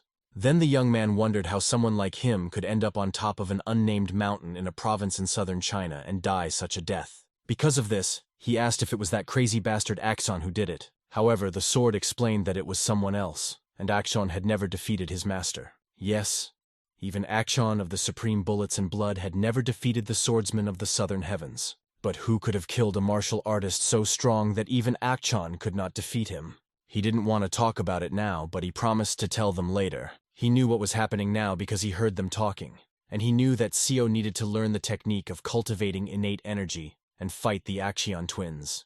The sword then told him that he could teach him the cultivation technique. Seo quickly agreed because it was connected to a part of his master, the Southern Heavens swordsman. If the boy died without learning his master's art properly, it would tarnish his honor. The Black Sword hoped that his master's martial arts would be passed on to a new generation.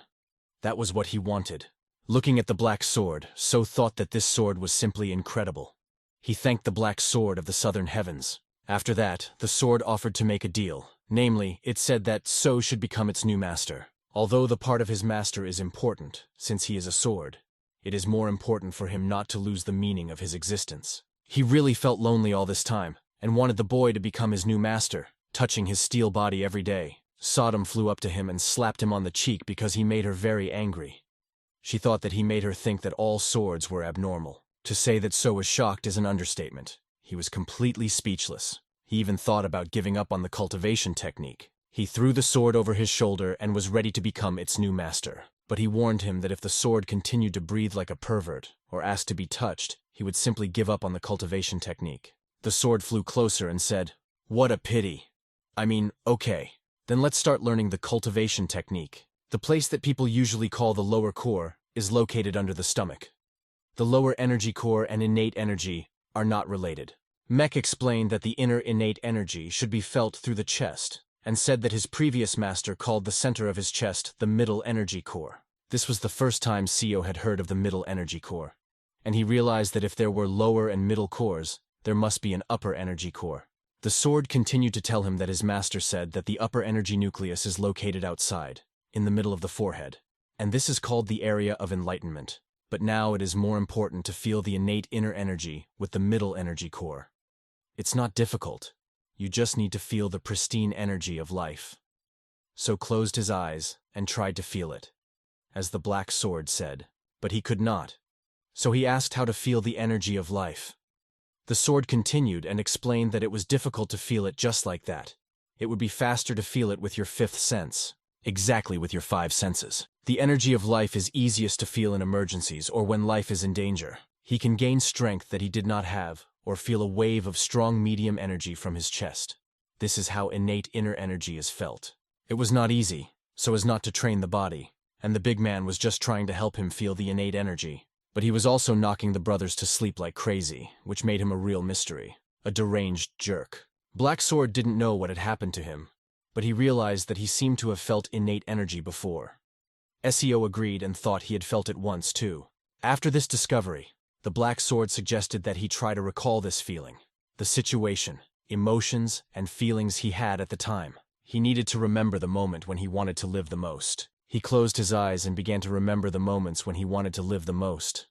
All the memories boiled down to the moments with the big guy, when his eardrums burst because he was being strangled.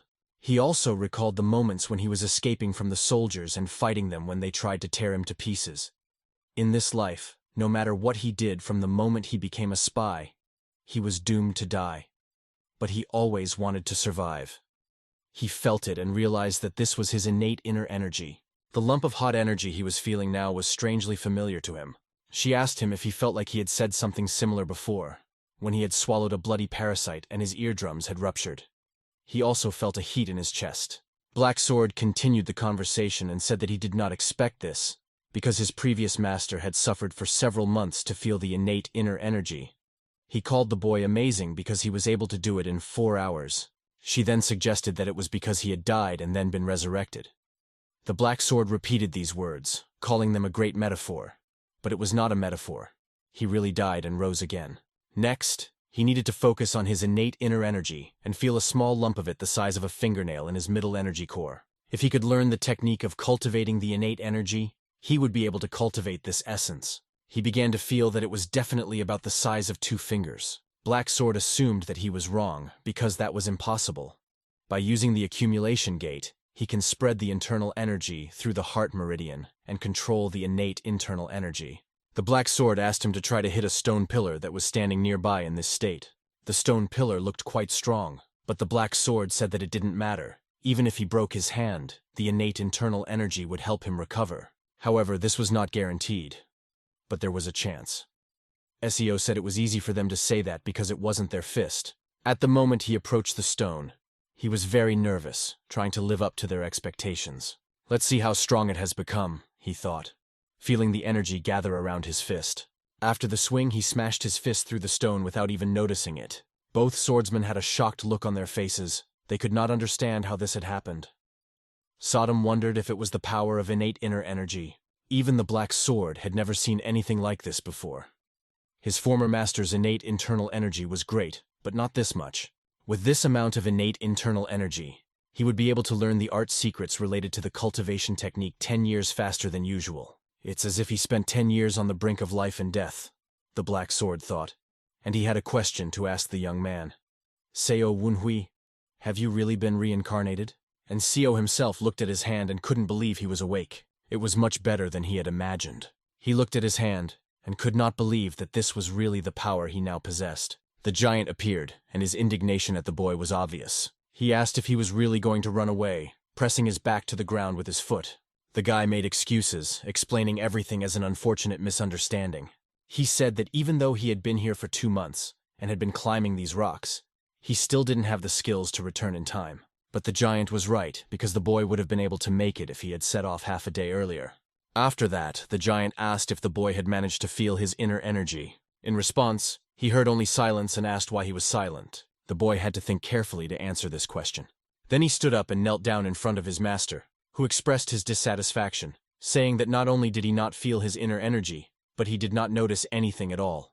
Although the master understood that inner energy is not so easy to feel, Sodom asked why the boy didn't tell the truth, and heard an explanation that in a murum or any other place it is more profitable to hide your trump cards up your sleeve. Only now did the boy finally reveal the truth. Just as the Sword of the Southern Sky said, no one can know someone else's inner energy unless they deliberately steal it. And then the owner admitted that he almost believed it. However, he realized that the boy was trying to hide his energy in order to survive, and decided to help him realize the seriousness of the situation. The owner announced the conditions. If the boy lost the battle, he would give his energy to the captain. After the barbarian took him away, the boy came here several times. The owner did not listen to him, but it was clear that he really wanted to take Sodom away. The stubborn boy still continued to follow him. The twins told the owner that he had his eye on him. But what would happen if he found out that the bloody parasite was no longer with the boy? After that, the giant stood up, walked over to the boy, and said that he would return and become a middle-ranking warrior for the rest of his life. The boy asked why the conditions had changed, because that was not what the master had promised. The giant explained that he had not promised to keep his word. It seemed that the owner considered it a good deed to awaken the boy's ability to feel his inner energy. He said that if defeat means death, then victory should have its own reward.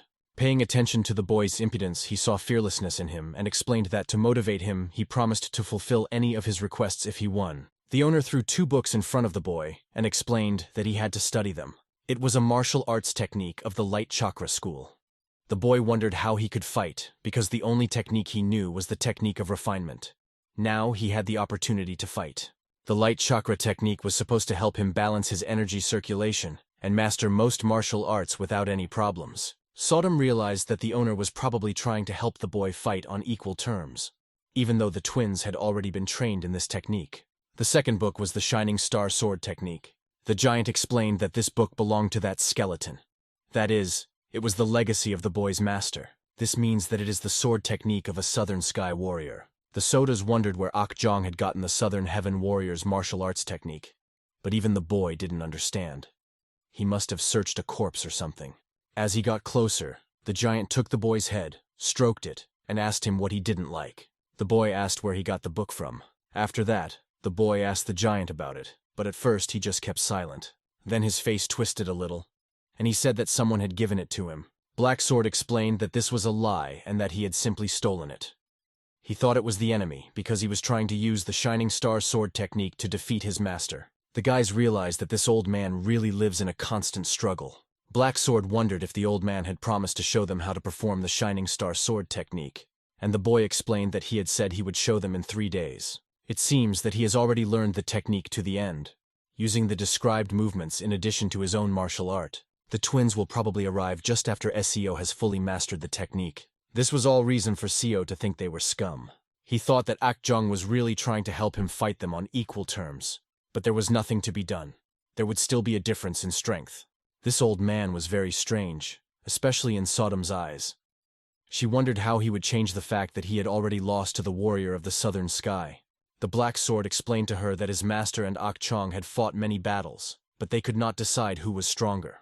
Now that the Southern Heaven warrior is dead, there is no way to find out who is stronger, so Akjong wants to win using this method. The Black Sword implied that Akjong has never been able to defeat John, but they have always drawn the fight. But whatever happens, it will probably end when Seo loses. But now there is still time to figure out what to do. Sodom suggested that he ostentatiously lose his sword during the fight, and then use the 8 lightning short swords technique to win. But Seo realized that if he did that, Akjong would probably say that it didn't count. Black Sword asked him not to worry. He then explained that the Shining Star Sword technique he had stolen was only the initial version of the technique created by his master.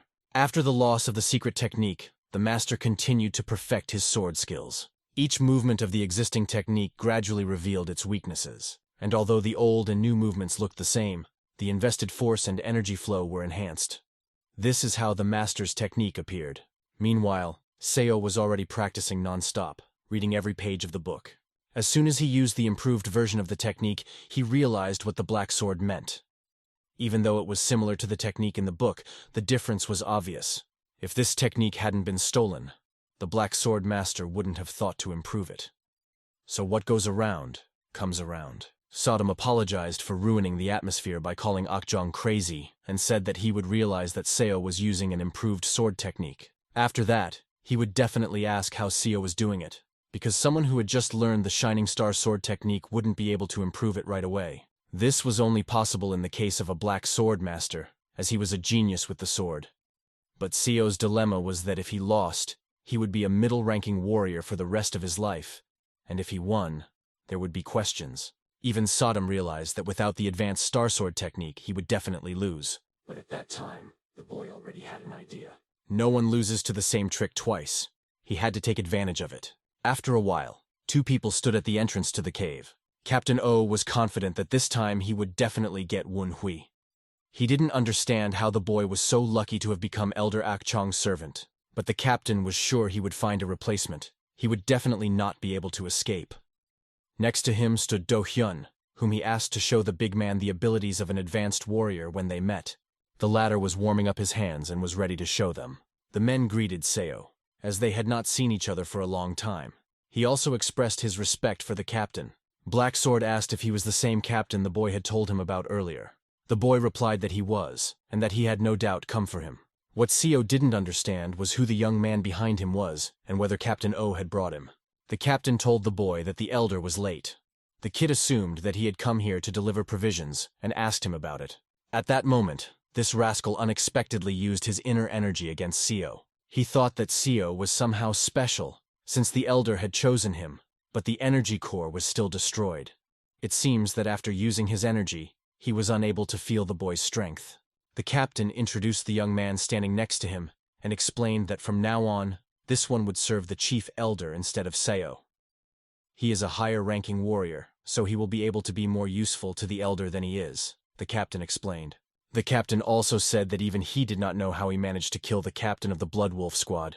But no one in Eulania had ever seen his grandfather. After that, he said that he would have to follow him to the Valley of Blood to find out. The boy was very persistent and did not believe that the captain was trying so hard to get an agreement. If he had spoken like that before, Seo might have believed him. The boy objected to the captain, saying that he had not explained it correctly. He said that his grandfather had to keep the fact of his service in the Blood Wolf squad a secret, and asked how he could show his face to anyone. He continued by saying that the Supreme Elder would not be satisfied with a mere warrior of a higher rank. The captain thought the boy was an arrogant rascal, and wanted to use this chance to teach him a lesson, curb his arrogance, and impress the elder. After that, the captain asked Do Hyun to teach the boy a good lesson, and he promised to settle everything. It turned out to be an interesting situation, but it was clear that it would definitely cause problems. It wasn't anything personal.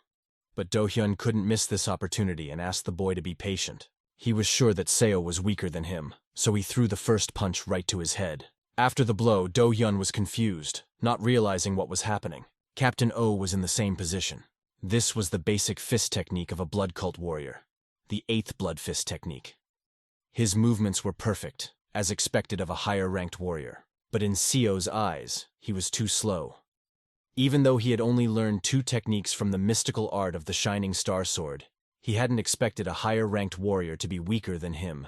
Behind the captain, an elder appeared and asked in an indignant voice how dare he try to kill his servant. The captain did not even have time to express his respect.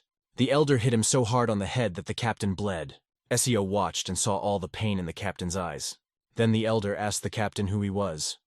He explained that he was Captain O, who served in the Bloody Extermination Squad.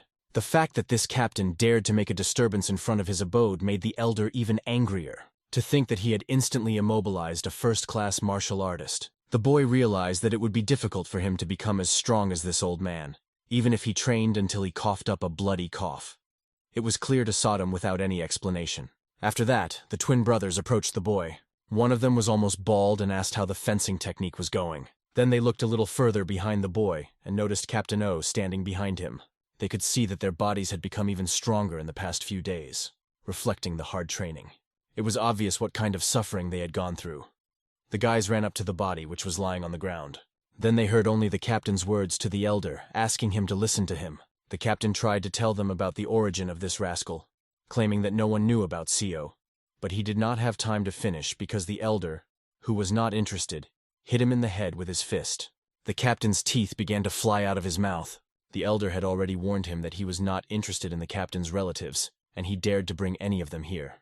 Hearing fragments of the captain's words, the elder realized that CO had pissed off the idiot if he even brought a replacement for him. The boy explained that when he was kidnapped, he had beaten 2 of the captain's subordinates. The elder concluded that if he had killed them, then they were complete idiots. He then said that the weak are expected to die. It is a natural law. After that, the elder turned to the twins and asked them to pull the bodies down from the cliff and throw them away. Raising his voice, he shouted at them. The elder realized something else. The boy was in a difficult situation because he had once been attacked by a stray dog. He explained that one must be prepared for the fact that such creatures, once they have grabbed hold, will never open their mouths again. He was referring to people like Captain O. SEO memorized these words well, paying his respects by bowing to the elder.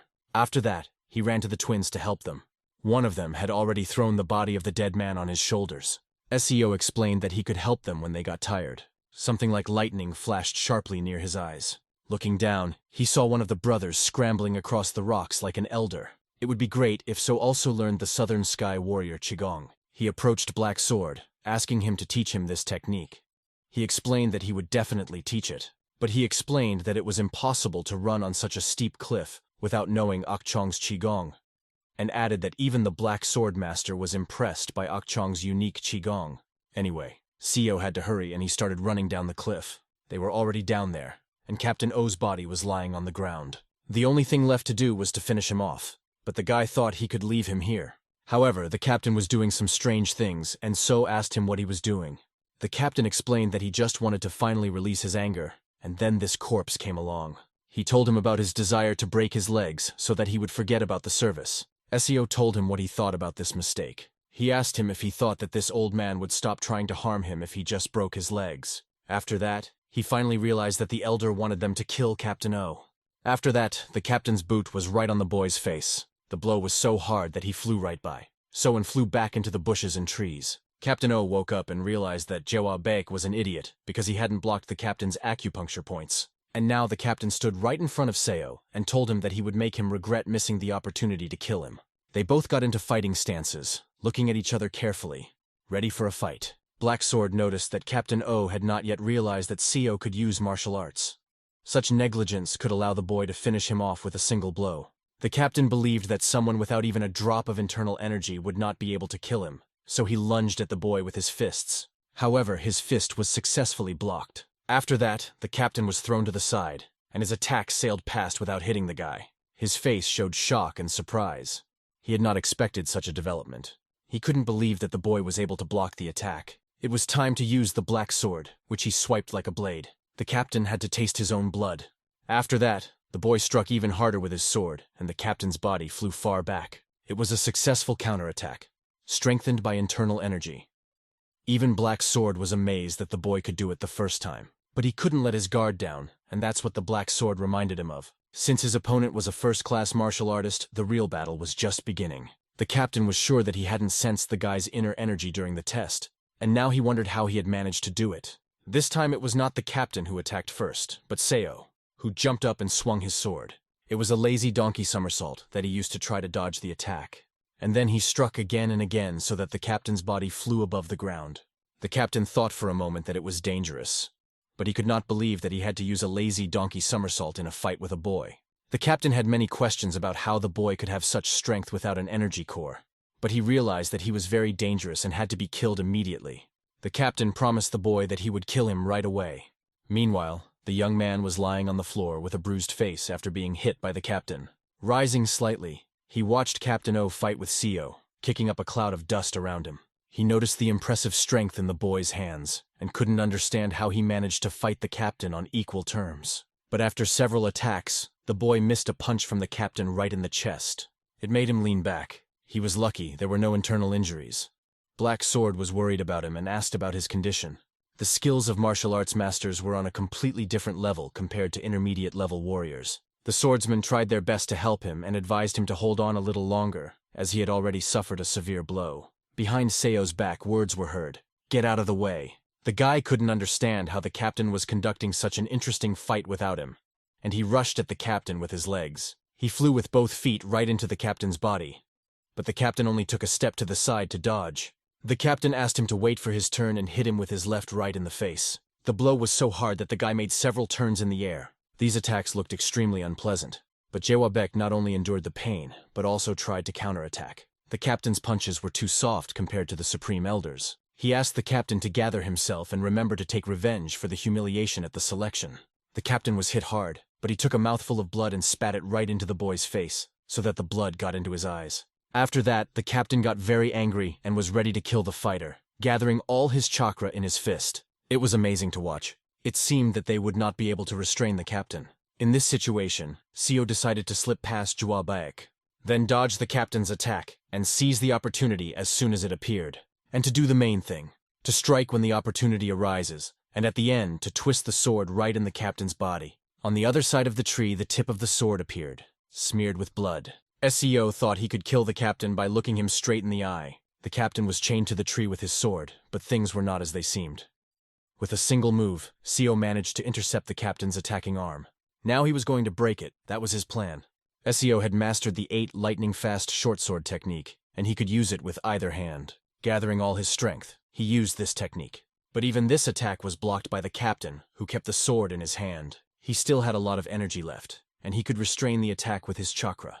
This was a real curse for Seo. He had reached 2 stars in mastering the technique, but it didn't seem enough to win. He felt as if he was going to throw up from the overstrain. He needed to grab a short sword, but the captain said he could forget about it. The short sword was right next to his head, and the guy was trying his best to squeeze it to push through the captain's hand. Then he appeared and kicked the sword handle right on top of it, so that the force of the pressure on the captain's arm increased, and he could not hold back the attack. The sword went through the captain's head. The sword plunged into the arm so hard that it was cut through, and behind the arm was the head, also pierced by the sword. The captain's body flew far back. It could have ended very badly if not for Jewabek's help. It would have ended differently if Seo had been alone. Judging by the joy the guy was feeling, it was clear that this was probably his first kill. Afterward, he turned to Seo and said that he had heard about the fight between them. He was sure that his strength was much greater. He explained that only after the fight with Seo could he become an official disciple of this crazy old man. The competition between them did not subside for a moment. The guy emphasized that he had just demonstrated his skills and claimed that Seo had no chance against him. After this conversation, Seo offered to make a bet. The condition was that the loser would become the winner's servant. Both were confident in themselves. The guy started to turn around to go in the other direction, but Seo stopped him and explained that they still had to deal with the captain's corpse. However, he did not listen and began to climb the mountain straight to the cave. He called out to the black sword, and it appeared before him, asking what he wanted. He asked because the black sword had said that Akchong's Qigong was better than the Shining Star's Qigong. The boy ran in and explained that he had fulfilled his instructions. The owner asked why he came back alone. The boy replied that he had come first because Wen Shi was very slow. He explained that Wen Hui should be here in 30-45 minutes.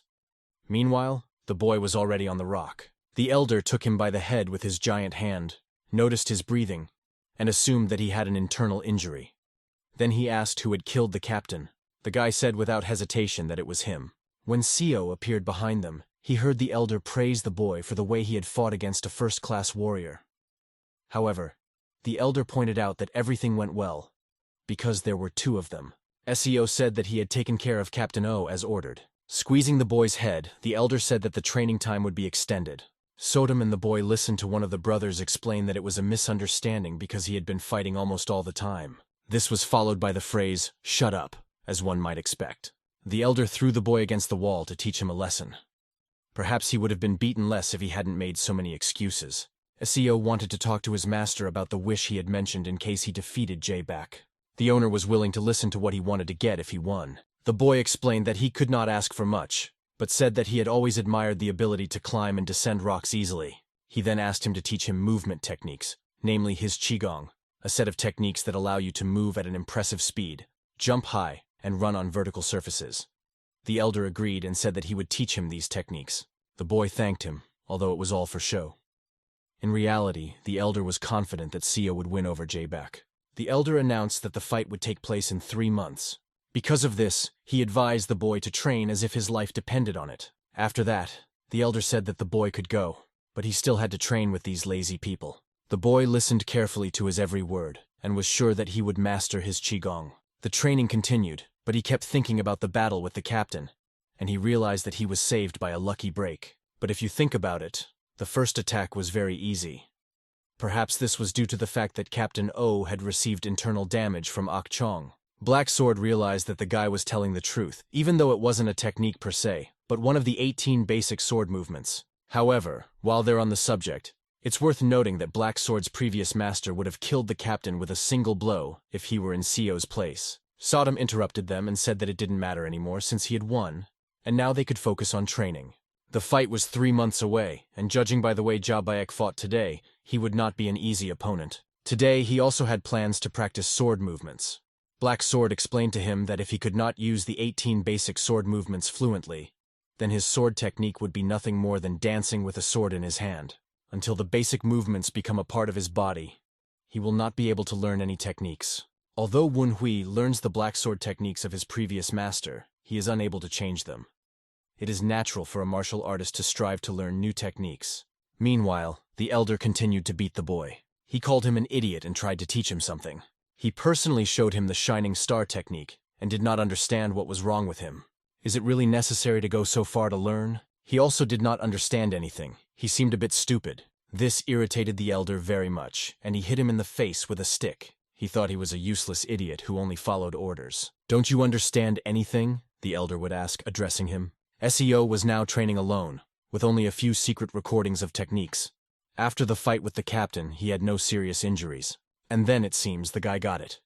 He said that he had seen himself being shot down repeatedly. The elder asked him, "Do you really think you can recognize internal injuries?" He explained that the boy should know better because he fought alongside him. "Is it because of your pride that you didn't even bother to see what Seo was capable of?" In the end, he accused the boy of missing the opportunity he had given him to fight Captain O. This really annoyed the boy, because the captain always compared him to Wen Hui. He wanted to defeat him at any cost, so he got up and asked the master to show him the technique again.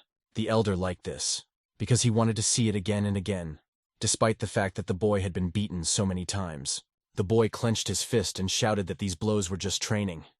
He kept saying his name and saying that he would definitely prove that he was stronger than some donkey from Luoyang. He asked them to wait and assured them that everyone would see him defeat Wen Shi. But his speech was again interrupted by the elder's blows. The elder realized that if the boy really wanted to do his best, he had to show it with his actions, not his words. After he finished with this technique, the elder said he would teach him how to do it. After these words, the boy already thought that he would be chosen as an apprentice. He began to say that he would work until he was exhausted, but the master hit him so hard that he flew to the rock and asked, "Why do you think you will be chosen as a disciple?" "Praise be to the blood demon! Long live the blood cult!" came the words next to each other, and they continued. "Commander Gu Sangwan presents his respects to you, Supreme Elder." The elder said that the food could have been left at the entrance, but that the man had come for another purpose, to ask some questions about Captain O and the candidate. He asked if they had come here today, but the elder said he did not know, and asked them to leave. But Captain O said before he left that he was going to visit the elder. The commander objected. The elder leaned over him and asked, "Are you really bothering me because of the question about the captain?" After that, the commander never came back to inquire about the disappearance of Captain O and his cadet, Do Hyun. On the icy mountains, right next to the waterfall, Seo was sitting, deep in meditation. His body was on a rock near the waterfall, but his mind was far away from that place. And then the ice began to crack and gradually weaken. A huge piece of ice flew straight at his head. His concentration was at the highest level, and he reached for the sword that was in his sheath. He pulled out the sword and cut this piece of ice into small pieces. The ice scattered in all directions. Not a single piece fell on him. Black Sword thought that this was still not good enough, because from time to time his concentration was broken. Sodom thought that everything looked very good. He asked them to stop quarreling, because you have to be cool in training. After that, he told them that the time had come, and it was time to go to the battlefield. South Sky was frank with him, and gave his opinion on his sword skills. Although he is not yet quite skilled enough, he is only able to do half of what the previous master could do. However, this is still an incredible growth, as Seo achieved this in 3 months of training. When he told Black Sword that it was all thanks to him, Sodom appeared and expressed her displeasure. She reminded him that she had also done a lot of work. She began to insult and abuse Seo. Then she said that he couldn't use the Shining Star technique yet, and he should remember that. All the battles he had fought so far had been won thanks to her. Black Sword explained that they were just sparring, not fighting to the death.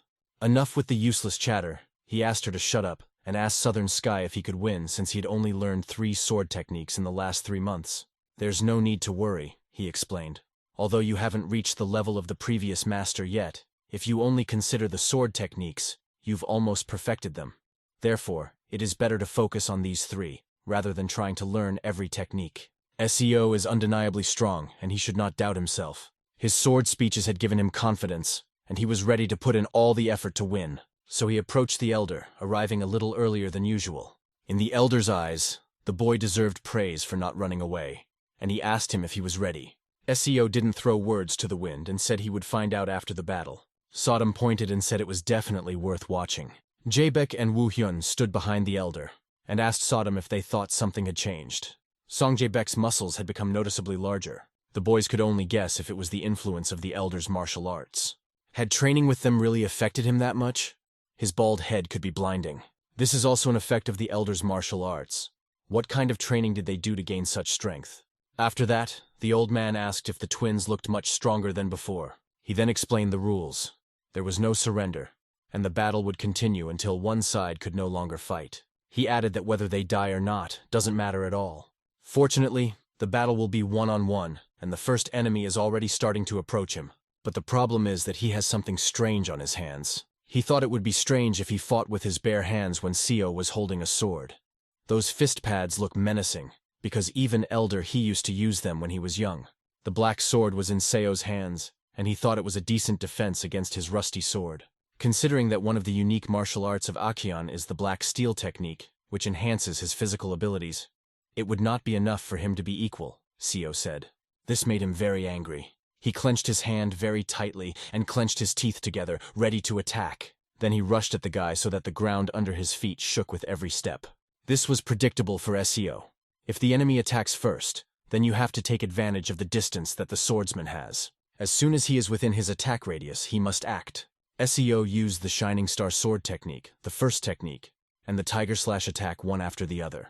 The enemy was not using his iron arm guards to attack, but only to defend against blows. The elder watched each blow carefully. He noticed Tiger's attack and realized that the boy had been training hard, noting how he wielded the sword. And then something went wrong. The enemy grabbed his arm. He intercepted it during an attack, and it could have ended very badly. He held him with one hand, and with the other he began to strike him in the chest, hitting him again and again. During the blows, he asked if he was remembering the past. His rage was building up so much that he wanted to kill Seo. But during one of the side kicks, Seo managed to dodge and duck under his arm. At that very moment, Seo's foot was right under his opponent's beard.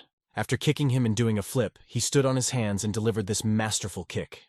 The kick was so perfect that it simply threw the opponent back. Finally, he managed to increase the distance between them, which was very important. But while he was thinking about increasing the distance, he did not even notice that the enemy reappeared and struck him.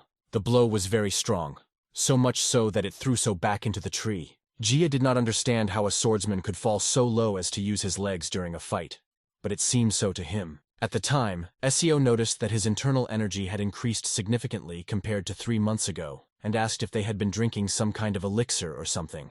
He explained that it was because he had been diligently studying Elder Akchon's martial arts, but looking into his eyes, it became clear that he couldn't lie. Seo saw through him right away. He even forgot for a moment why they were fighting in the first place, because he never imagined that in 10 years he and his brother would become one of the strongest in the blood cult. Now he may seem like a fool, but the blood cult really invested a lot in them. And it was not just martial arts, but all other skills as well, which was not to Seo's advantage. He thought that all the words Seo was saying meant that he wanted to give up. But that wasn't the case. The guy needed to give it his all. When he heard the words, "give it his all," his expression changed. And when Seo's sword swept through his body like butter, the enemy was behind him. The elder watched as blood spilled from his body. No one even had time to see this perfect attack from Seo. Akshan looked indifferent, but his expression spoke for itself.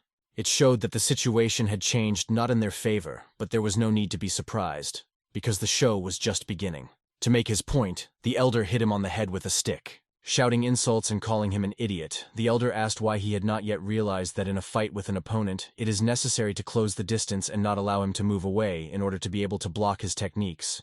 Holding his head, the boy replied that he knew everything, but he could not follow the techniques that the elder was showing. Since the techniques were very fast, the elder decided to show even faster, hitting him again with the stick. The elder had beaten him so many times with the Shining Star sword technique that the boy now recognized it easily. His opponent had used the Ringing Elm sword. Moreover, he was almost as good at this formation as the elder. The young man wondered how the opponent was able to hone his skills to such a level on his own, without a mentor. After waiting for a minute for the opponent to get up, the elder asked if he had fallen asleep. Adding another question, he asked if he was going to give up. But he stood up and replied that he was not going to give up, and his attack would not even cut through a paper sheet. Training under the guidance of Elder A.K. Jong, every day he practiced to resist the Shining Star sword technique. The daily training was almost fatal, requiring him to carry bricks on his back and endure unbearable pain. Because of this, he decided not to take his eyes off his opponent for a second and not to lose to him. He did his best, carefully studying Elder A.K. Chan's techniques. Even the boy's swords understood his efforts, but they couldn't understand why he was almost crying because of a few scratches.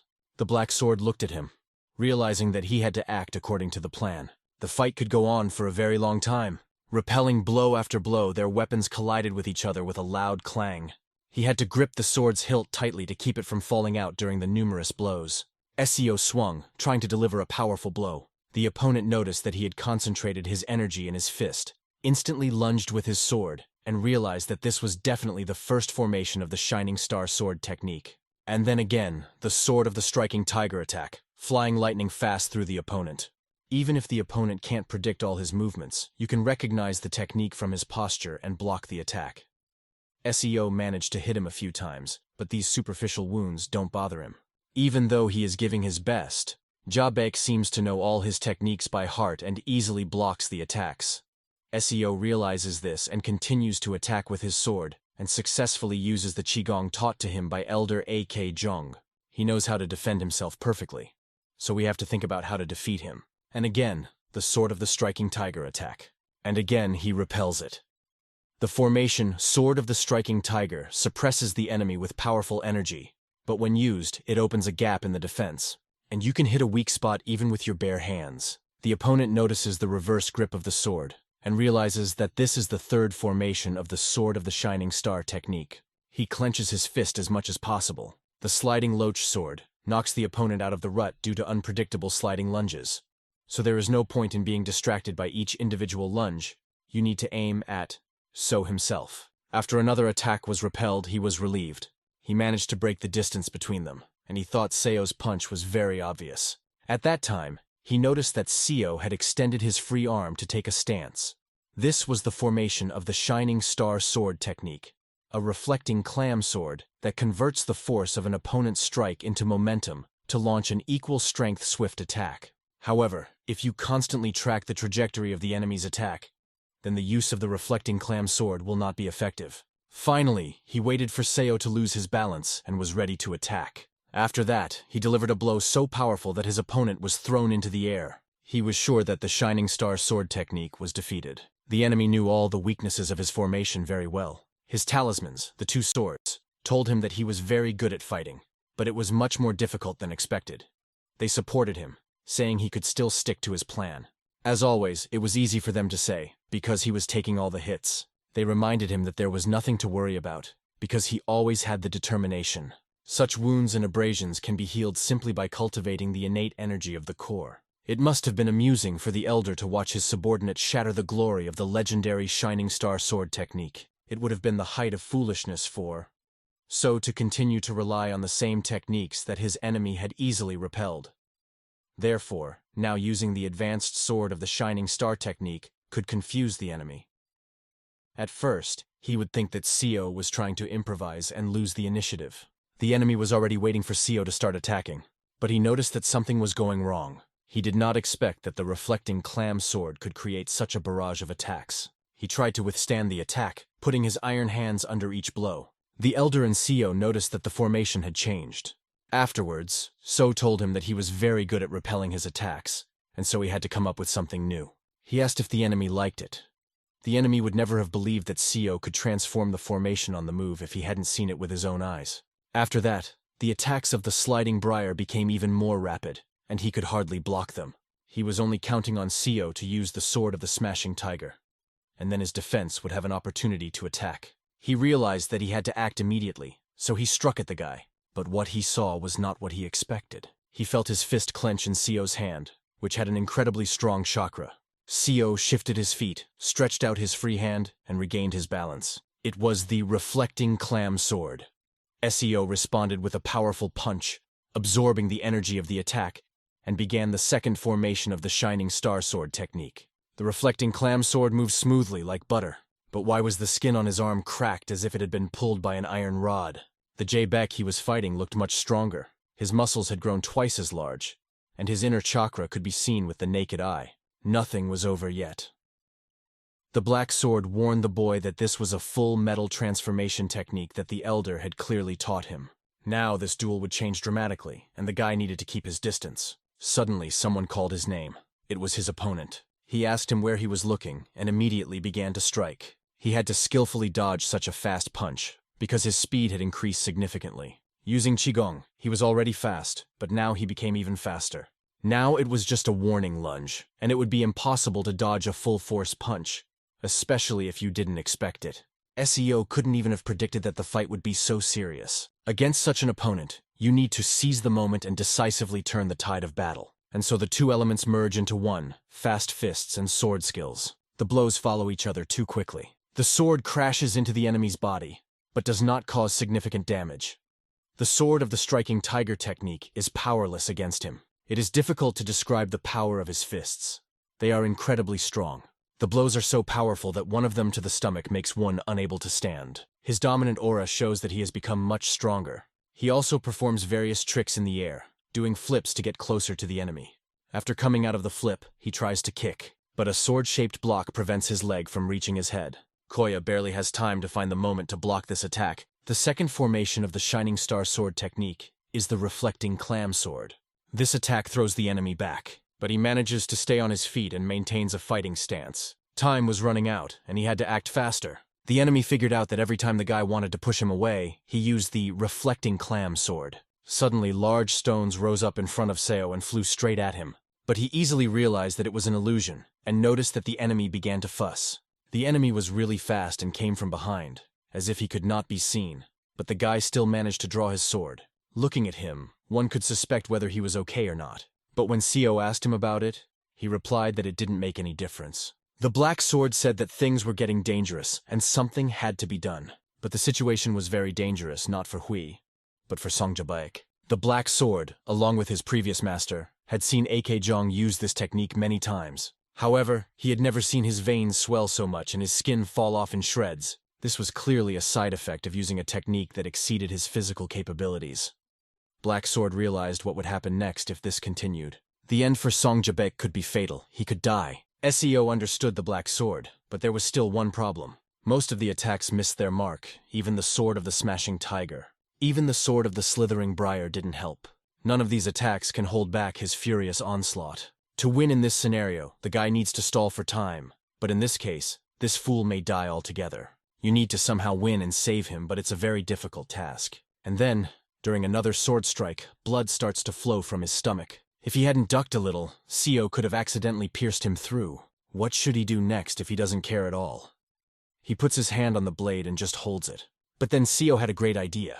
He found a way to untie his Gordian knot. So he took his hand, intertwined his fingers with his, and the two chakras came together. He began to squeeze, and the enemy and the elder looked at their hands intently. The swordsmen were also watching. Some of them understood what was happening, others did not. The Black Sword noticed that Seo was trying to resolve the situation through a spirit duel. He intends to mix the opponent's aura with his innate energy, thus canceling the full metal transformation technique. If he had not studied the Shining Star energy cultivation technique, it would have been tantamount to suicide. Southern Heaven's Enhui's energy was clearly inferior to the enemy's. Looking at their faces, it would seem that Beck's aura was superior. But there was one but that the Black Sword knew about. Ja Beck uses up his energy faster. Ja Beck acted as if he was going to kill Enhui, but he seemed to have forgotten both his fighting technique and the right attitude. Looking at him, the swordsman could say with certainty that he would definitely win, because they believed in his strength and soberly assessed the situation. Jia did not believe that he could be defeated by a battle of the spirit. However, the full metal transformation technique was collapsing. Just a little more, and that was it.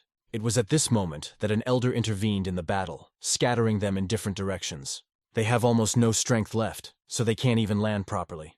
In flight, they looked as if their strength had completely left them, and they were hitting the ground with their bodies. Seo did not understand why the elder suddenly decided to intervene. The elder wanted to stop them before they used up all their innate energy. After that, he explained that they could not win against each other, so the match was cancelled. A draw?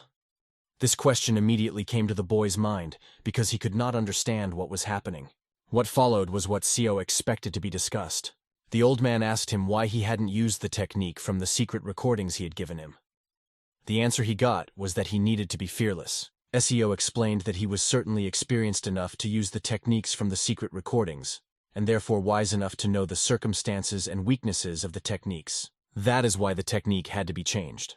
But the elder wondered who could have told him how to do it, because no one could have penetrated the records without his knowledge. He believed that this was just the limit of his current capabilities, and he was sure that he could still see the weaknesses. In fact, he saw the weaknesses that Seo had left on purpose to avoid arousing suspicion. The guy then asked him if he knew something. He said that the idea that the creator of that technique would have left it unchanged with such obvious weaknesses was ridiculous. When he spoke of an improved version, the elder immediately exclaimed, "South Sky." After this conversation, they did not decide on a winner, and the fight ended in a draw.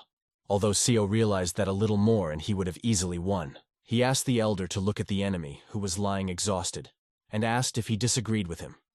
However, the elder said he did not know anything. This was too much, and Seo broke down and shouted loudly, asking the elder if he really thought the fight was fair. He asked him to think about it.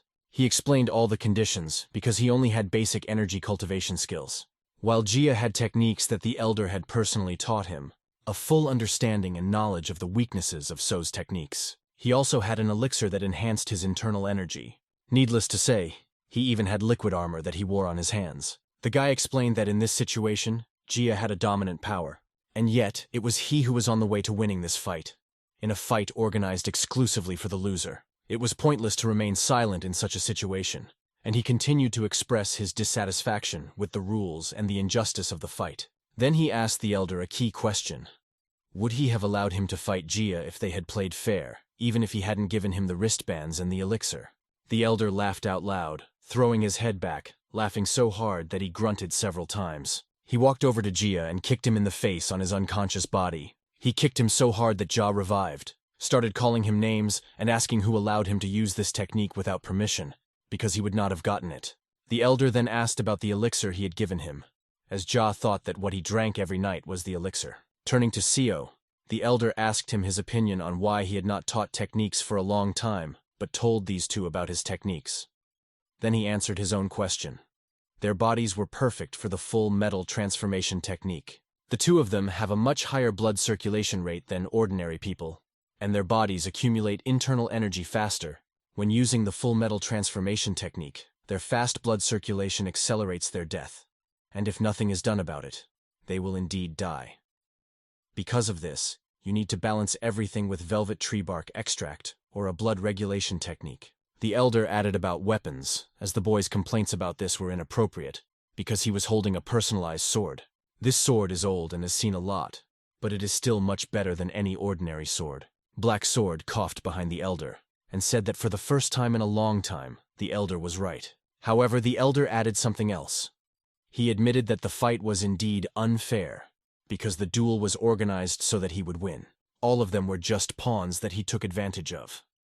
But this does not change the fact that Seo had been trying to deceive him for a long time to win.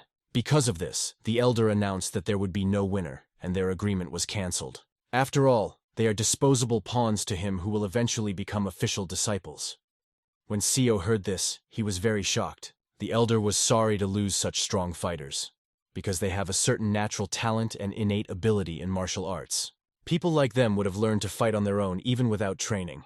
What Seo learned with the help of the South Sky Gardens looked like an innate talent to Akjong, but it would not have been possible without his personal abilities, because no one else in the world can talk to swords. The whole conversation was pleasant, but it was not yet time to relax, because there was still something to be clarified. So asked the elder if he became his personal student. Would he teach him his personal techniques? The elder repeated that only those with fast blood circulation, like twins, could perform full metal transformation techniques. The elder said that he would not teach him martial techniques, but would help him develop his sword skills. Then he mentioned that the technique So was using was that of a Southern Sky swordsman, the only worthy opponent for him, from Yunnan province. Seo pretended not to know this, pointed to his sword behind him, and asked in surprise if it was possible that this sword belonged to that skeleton. The swordsman appreciated the boy's acting. He did a great job of pretending that this was the first time he had heard about it from AK-chan. The elder realized that he would use this tactic many times, so it was better to get used to it right away. The elder began to tell him that after the death of the Southern Heavens swordsman, he had become the one who knew the Shining Star Sword technique best by naming him, and he promised to help him master it to perfection.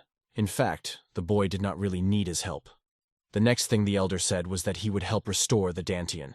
He asked him if he would become his apprentice. In his head, the boy began to talk to his swords, which told him that they would accept any decision he made, because it was a good opportunity, and he could always leave if he didn't like it. Raising the sword almost to his face, the boy bowed and said, "Intermediate-level warrior Seo Woon-hui greets his teacher." One of the twins asked what he and his brother would do now.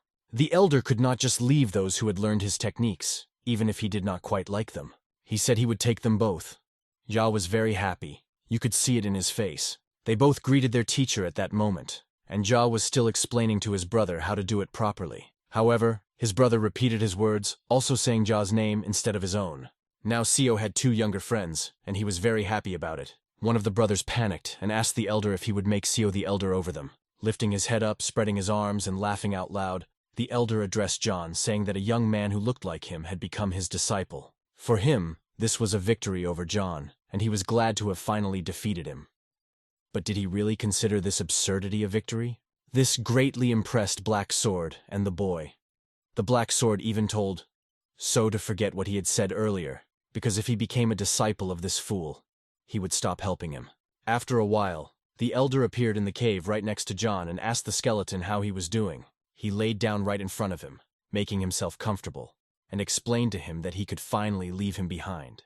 However, something was still bothering him, and he asked the skeleton to tell him what it was. He asked him who had killed him.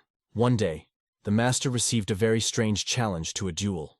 The letter contained only the city and time, and a flower cut in half. The previous master had fought hundreds of thousands of battles, but that day he was unusually nervous going into the fight. It is still unknown who he fought and who his opponent was. The only thing I remember is that one of his opponent's eyes was golden. He looked to be no more than 20 years old, but the fight lasted only 40 seconds. The master's hat was cut in half, and he was defeated.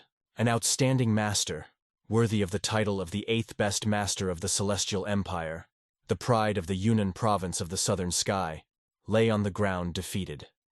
This was all she knew about the man who had led my master to his death. Seo Woon-hui pondered this for a long time, and his sword could not believe that the candidate for the title of one of the 8 best masters, the Southern Sky swordsman, had lost in 40 seconds. Our hero couldn't believe it either. He thought something was wrong, ignoring Sodam's advice. He wanted to stick to his point of view, despite her guesses. But contrary to his expectations, the spirit could not get a decent answer. The boy thought about everything thoughtfully, not knowing what else he could add to the story of this sword. But that was enough for today. It was late, and it was time to go to bed. He said goodnight and sweet dreams to his fellow swordsmen, putting them on the floor next to him. But the thing is, swords never sleep, and because of that, they thought the boy was a little strange. Seo Wan needed to think about it, so he changed the subject to the Southern Sky swordsman to make everyone relax a bit, and eventually, their conversation ended on that note. Judging by Southern Sky's reaction, he was not telling us something, or he was not telling us anything, because what he had said does not explain why the remains of the Southern Sky swordsman, the pride of Yunnan province, ended up in Guangdong province. He had reached a high rank and was considered one of the 8 best masters of the Central Peak. How could such a person be mortally wounded in a fight that lasted only 40 seconds? If the difference in skills was so great and significant, it would have shown itself in the first exchange of blows, and even 40 seconds would not have been needed. The Sword of the Southern Sky said that the person who led the master to death was the one who killed him, not the one who killed him, and paying attention to the presentation of this information, the words must be taken literally. Thus, it turns out that after the duel, the Southern Sky swordsman was still a little bit alive. He came to the cave to recover from his injuries, and at that moment, most likely, the one who attacked him appeared next to him. The one who attacked him and killed him in this miserable state. And only one question remains. Was it the warrior with the golden eye, or perhaps it was someone else who was watching their fight from the side? It is not known who it was, but its purpose would be clear. Lying on the ground, the young master's thoughts did not leave him, for the Southern Sky told him that he was looking for a disciple. He had not met any good people on his way. That is, he did not have an heir, which means that the one who killed the Southern Sky swordsman at his moment of weakness would become the sole owner of his technique. Judging by the skeleton, he broke his jaw so that he could not speak, broke his arm so that he could not write, and broke his legs so that he could not escape. And there was only one reason for all these cruelties, only one justification. It was the sole possession of the Southern Sky swordsman's martial arts techniques. He probably made the swordsman describe the way to cultivate innate energy, and then destroyed the most important part, to become the only warrior who possesses the secret of innate core energy. It was unpleasant to realize, but the boy never became a kind of heir to the Southern Sky sword, although not officially. And apparently it was very hard for the Southern Sky to watch this horror and not be able to help him. At the first opportunity, he changed the subject, and now our hero understands why these are painful memories for him. Apparently, in order to communicate with him normally, he will have to avoid this topic. But the young master is sure that the day will come when the Southern Sky itself decides to tell him this information. Until then, he will at least take care of his feelings. At this moment, while Seo Woon was sleeping, the swords were actively discussing this topic with each other. The Southern Sword finally told her everything and was glad that she understood him. He thanked her for that. Sodom understood him perfectly, patting him on the shoulder, because they should understand each other, because they are both swords. And who else could he tell if not her? She winked at South Sword and told him not to worry, as it was likely that Young-san didn't understand. She would also keep changing the subject if he asked about the death of the Southern Sky swordsman again. But there was no need for that.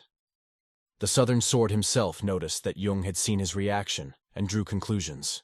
Sodom, of course, did not understand how he realized this, but for the Southern Sword, sometimes you can understand each other without words.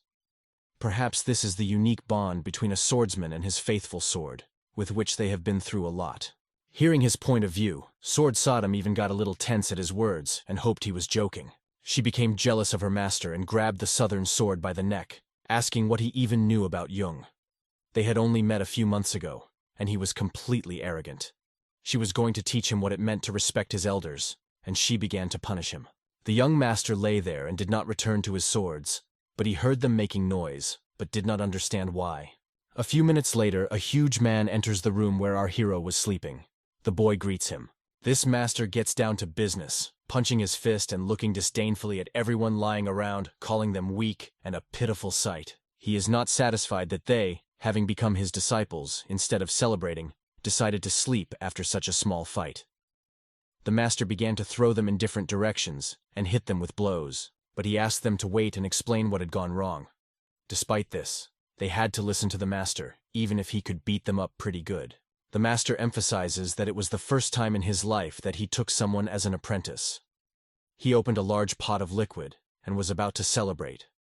The students looked inside and did not fully understand what was there.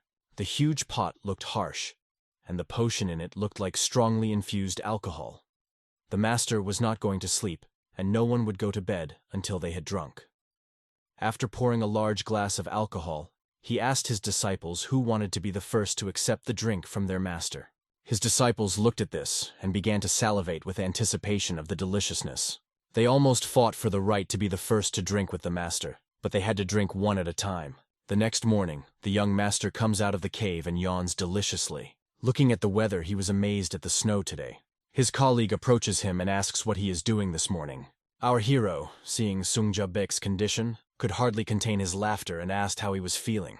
Sungja Baek looked terrible. There was a huge dent in his face, and it was easy to see that he had had a rough night.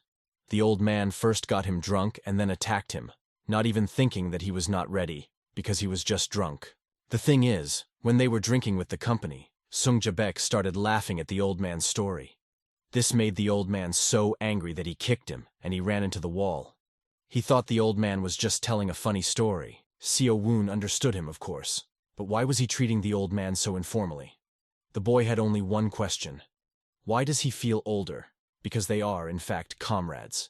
And besides, he owes him a favor. But our hero had even forgotten about this debt. Remembering, he realizes that one day the loser will become the winner. And at that moment, the guy behaved quite strangely, and they made a bet. Seo Woon pointed to 3 on his fingers, saying that there were 3 options to choose from.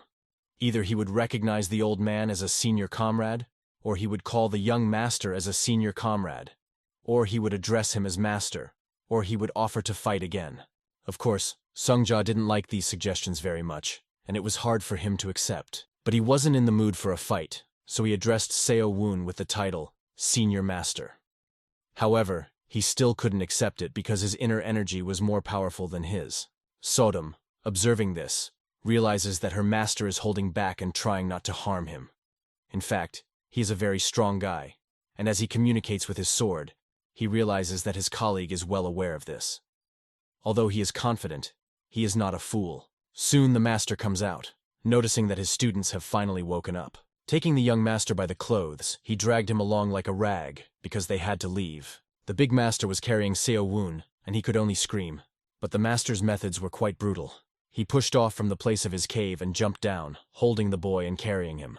Seo Woon realized that he could walk, so why drag him like a rag? But the master was not satisfied with the speed, because they would grow old together by the time they reached the Valley of the 6 Bloods.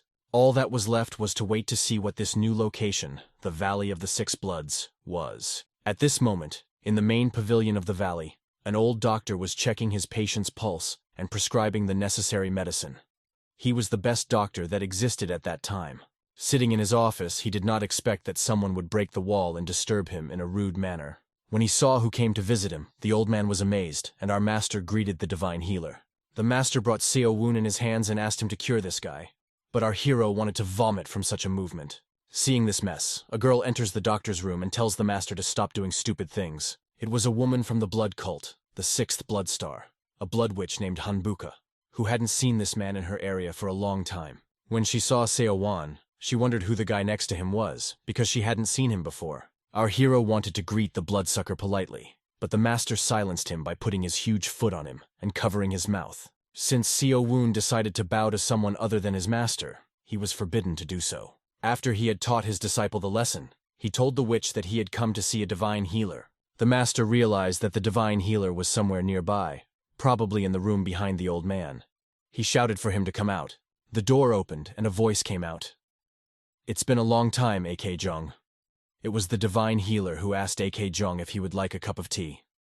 Of course, tea is good. But the divine healer was the only noble among them, so he should drink it. Sodom watched this interesting conversation. She was impressed by Master A.K. Chen's manner of communication, and his disciple also realized that there was not a drop of nobility left in this old man. Our hero could not even believe that the man who left the room was supposed to be a divine healer.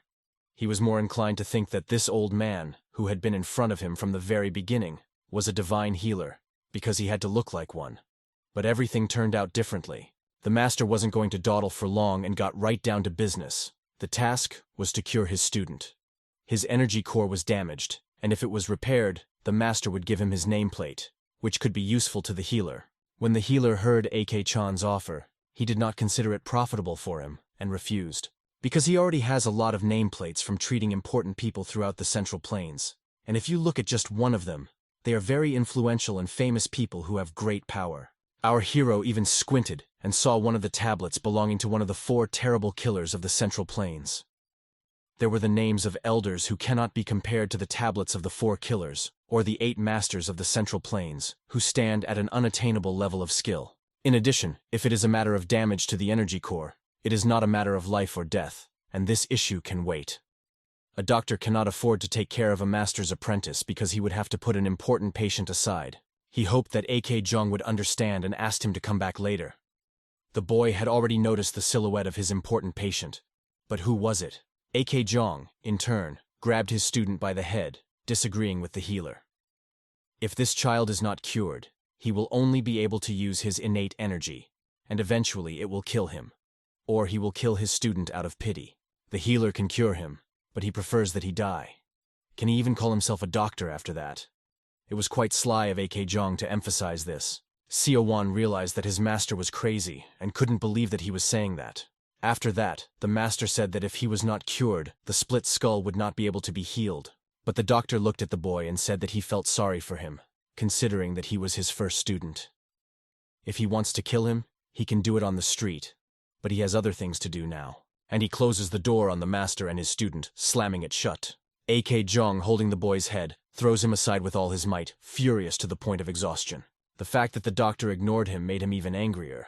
If this important patient is so important, he will kill him, making it disappear, and maybe then the doctor will become more cooperative. The Blood Witch, seeing the master's intentions, stopped him, because it was unacceptable. But AK Jong, seeing that his path was blocked, became even more enraged, as her reaction only fueled his desire to find out who it was.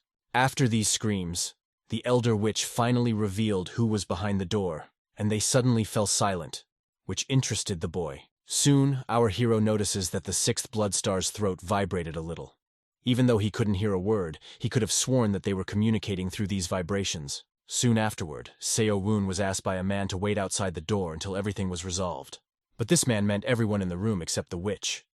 But who was standing there behind the doctor's back? The master, speaking to the witch, heard who was standing behind the doctor and could not believe her. And if she lied to him in order to dismiss him, she would not get away with it. But, looking him straight in the eye, the witch assured him that if he was worried, he should stop, because there was no lie in her words. Seo Woon holds his stomach and realizes that it hurts. They drank so much last night that he feels sick. As he sat outside this room, he wondered if any of these patients were really so noble that even a teacher could not harm them.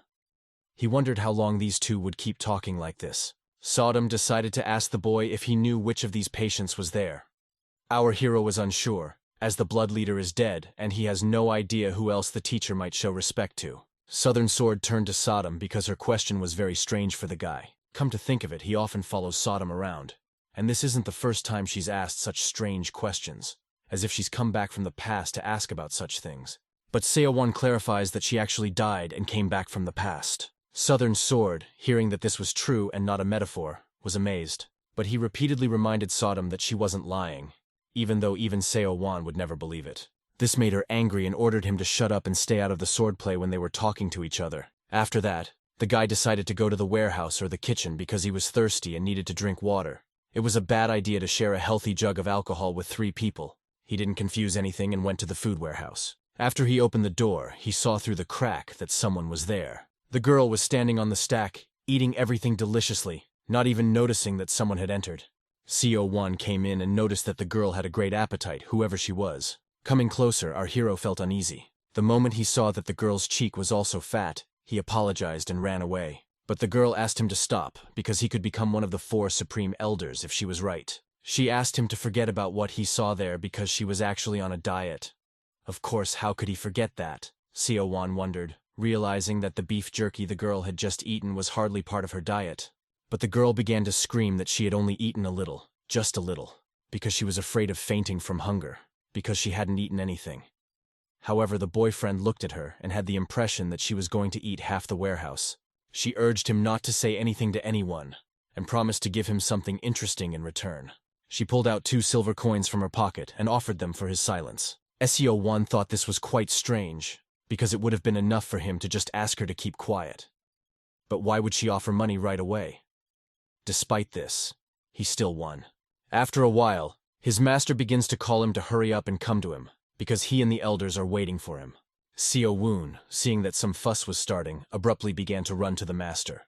It seemed to AK Jong that his student was moving too slowly, so he decided to punish him with a blow, because this was unacceptable during an important battle, and now he would also have to wait. The master was interested in what the boy was doing in this village, but he just wanted to drink. And in his head he heard someone's voice. Soon he saw the silhouette of the girl who was eating the warehouse, and realized that if he spoke, she would kill him. The boy explained that he was looking for water, but found nothing. The bloody witch looked at her student, who assured her that she hadn't eaten anything. The relationship between the elder and the apprentice seemed good enough, the witch said, but the fact that the master has finally taken an apprentice is a blessing for the cult. The blood witch's gaze was very interesting to our hero. She circled him with her gaze, taking his energy. He had a feeling that he was losing consciousness or was dizzy, but he was quickly woken up by the master with his hand. He emphasized that he should not look this girl in the eye, because if he was too inexperienced, he would not be able to resist her power. The young master realized that the dizziness he had just felt was the work of a witch. His innate energy had been activated by itself. The master, in turn, told the witch not to do anything stupid. But the witch said that how could she do otherwise when one of the 4 supreme elders was in front of her? She apologized for her actions. Soon she had to leave, saying goodbye and that they would see each other next time. And the master tells his student that everything was not so simple. They first need to find some medicinal herb or something similar to cure the guy. Our hero realizes that the Lower Dantian Renaissance flower is the herb that the divine doctor was looking for in his past life. The master told his disciple that if he brought this herb to the doctor, it would give him a special tablet that would allow him to receive treatment from the doctor at any time. It was the dead of winter, and how could he find the herb? But fortunately, the boy knew where to get it. He could only hope that the cursed young lady would not get involved. But who is this cursed young lady that the master is talking about? He asked me not to tell anyone, otherwise he would kill him. If he remembers the girl who stood behind the divine healer, that person is the granddaughter of the former leader of the blood cult. And this was startling information for the boy. He hadn't expected the mouth of the blood demon to exist after all. He didn't even know it in his past life and was amazed. A significant figure in Muram's history. One who managed to unite many dark masters into an organization known as the blood cult. To stop him in the past, the Orthodox sects temporarily forgot about their eternal disputes and made an alliance. And even the most powerful figure of the time joined this war. And all because of one man, the blood demon. In a fierce battle against many of Muram's best masters, they were severely wounded and lost their lives.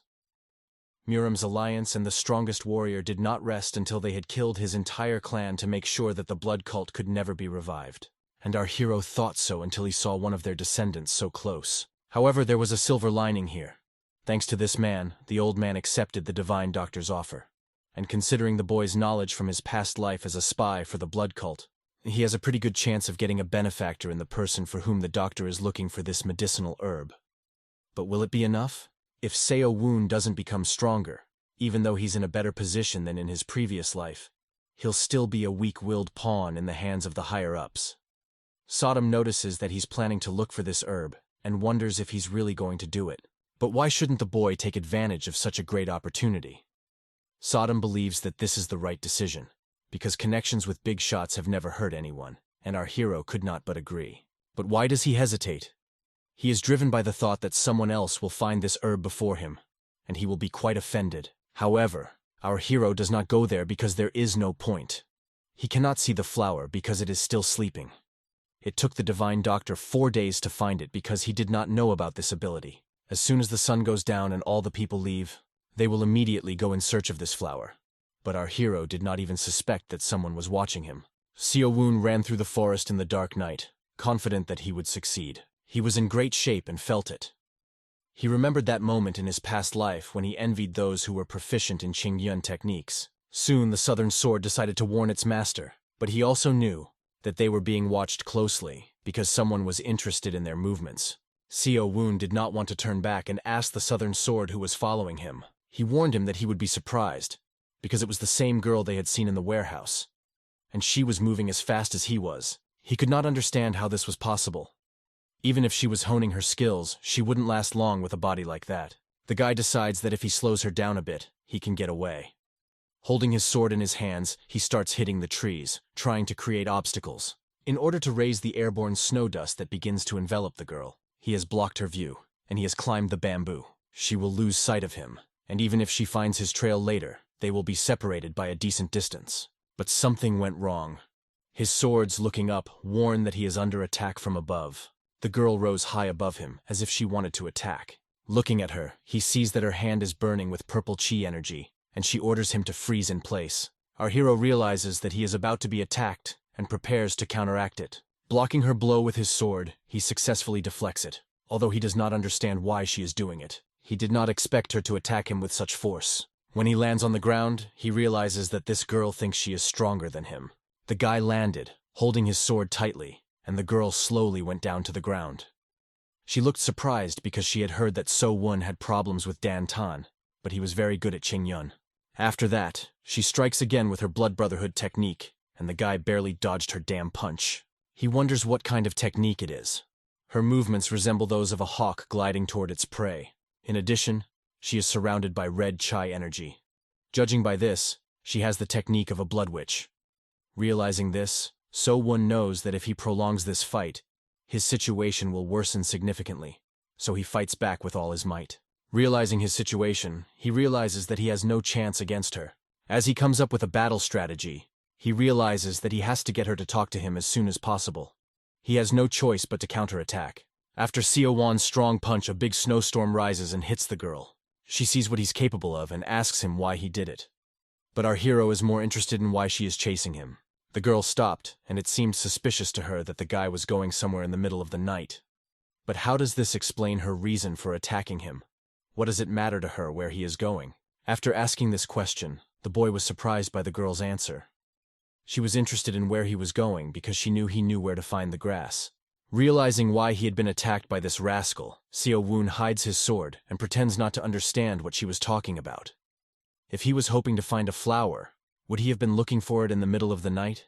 The girl realized that he wasn't going to tell her anything, and began to assure him not to be afraid of her, because she had forgotten to introduce herself. Her name is Heian, and she is a student of the 6th Blood Star. She is really a friend of the person for whom she is looking for this herb. Our hero approached Ms. Heian, unsure of where to look for her. But it's quite difficult to get there, and that's why he decided not to do it today. However, as she followed him, she realized that he was only trying to get rid of her, and asked him to take her with him. In return, she promised to give him all her signs with the right to enter the Divine Doctor's pavilion. Seo Won decided to think for a moment. After consulting with himself, he realized that this was a rather luxurious deal. But he was in no hurry to agree, judging by the fact that she was making such a generous offer from the very beginning. She didn't know how to bargain at all. And then, in the afternoon, she showed her impatience when she immediately offered him silver for a small favor. This means that if he continues to bargain, he will be able to get even more out of her. But as they walked through the snowy forest, Heian asked the boy not to try to run away because she was faster than him. Seo Won turned to her, realizing that she was inclined to cooperate, and asked her to add another reward to build trust. The girl, in turn, reacted with complete confusion. He asked her to teach him the sliding motion she had used before. Hearing this, she felt really rude, because asking for another master's technique was simply unacceptable. But the guy knew his price, and if she didn't want to, he would leave, realizing that she would agree anyway, because that's the kind of person she is. After 10 seconds, she finally agreed to the offer, but on the condition that he would use this technique only against those he intended to kill. The swords watched this closely, realizing that the girl had backed herself into a corner and agreed, even though she didn't really want to. The Southern Sword was even impressed, thinking that this friendship was really important to her. Although it was more like a mutually beneficial deal, the young master emphasized that if they had agreed, then let's go. Walking along the snowy road, the girl noticed that So Won was using scurvy at the expense of his innate core energy. This is bringing him closer to death. In her opinion, he should stop doing this because not only is he using up all his innate energy, but also because he doesn't have Dan Tien. Seo Won wonders how this girl realized that he knew where the grass was. She pointed her finger at him and emphasized that first of all, his behavior gives him away. There were at least 4 elders searching around the Valley of the 6 Bloods today, and she had seen them here many times, but she hadn't seen the boy at all. Secondly, she noticed that he was moving in a certain direction and did not look back at all, as if he knew where he was going. All these guesses were quite reasonable, and made it clear that she had a great intellect. It became clear to Seo Won that she was older than him, and allowed herself to communicate with him informally. He recognized her wisdom and decided to trust her more. hoping that their cooperation would be beneficial to both of them. But this sounded rather rude to the girl, as she could not be older than him. How could he even think that about a student? She was not that old. Soon they came to the bottom of the mountain, and the master said that the grass was at the bottom and they had to go down. The girl once again asked him not to tell anyone what had happened between them that afternoon. As a joke, Seo-woon decided to tickle her nerves by saying that he would tell everyone about it, because he did not see any silver coins. In shock, she reacted by asking if he wanted to die. But instead, he got even better, promising her that everything would be fine. Soon they found the flower. Tearing it out and holding it in his hands, Seo-woon showed it to the girl. It was the herb that the divine healer had been searching for so hard. Haein was amazed that it was actually here, and the discovery brought her great relief. All that remained was to take the flower and return. Our hero looked at her and saw that she was happy. As he was handing the flower to her, his sword shouted sharply to Seo-woon to be careful. From the mountain, 2 bandits came down and attacked them. One of them tried to knock the flower out of his hand with his sword. Seo-woon did not even expect or feel their presence, and this girl, although much stronger than him, did not feel their presence either. Judging by this, these people were indeed very strong.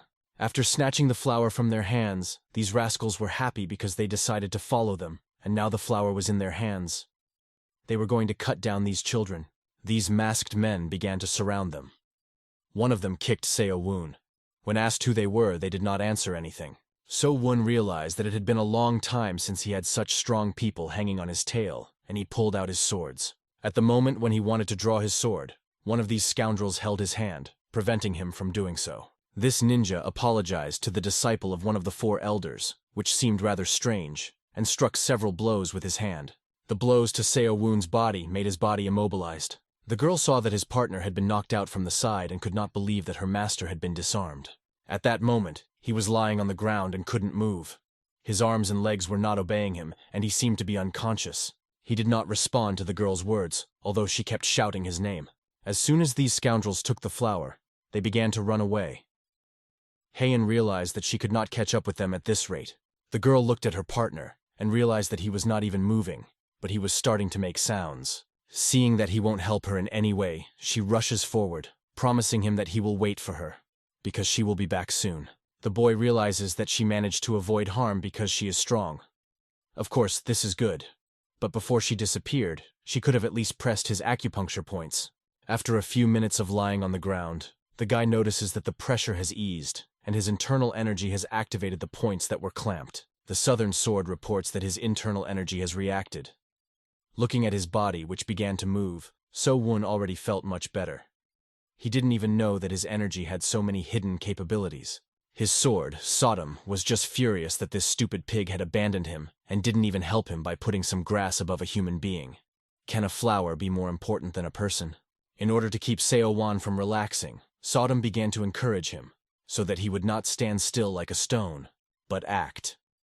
But did our hero really need it? He wondered.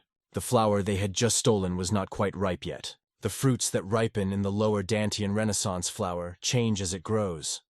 A fully mature plant should have 7 formed fruits that emit a greenish glow. Judging by the flower they took, there were only 5 yellow balls. In this place where they were, this herb grew all unripe. Even though it was a plant, it was not suitable. The real mature flower was growing behind the 7 frozen waterfalls, and the boy was approaching it. They were very lucky that these thieves had attacked them so early, otherwise they would have taken the normal flower. Going behind the frozen waterfall, the boy could not see anything because the moonlight did not penetrate there. But soon his sword noticed that something was shining in the distance. Directing our hero, he went up and found the flower, thanking Sodas for her eyesight. Everything was as it should be, all the fruits in a faint green glow. Only 2 flowers, but they were ripe. This herb was divine and bloomed only on winter nights. Before it even touched his palm, it was already freezing. Tearing it out, he realized that the main thing was not to damage its roots. It was very cold in this cave behind the frozen waterfall, and in summer it was a beautiful place. At this time, Sodom felt that there was a broken blade nearby that wanted to say something to our hero. But the guy was pulling this flower so hard and didn't want to be disturbed because he was almost done.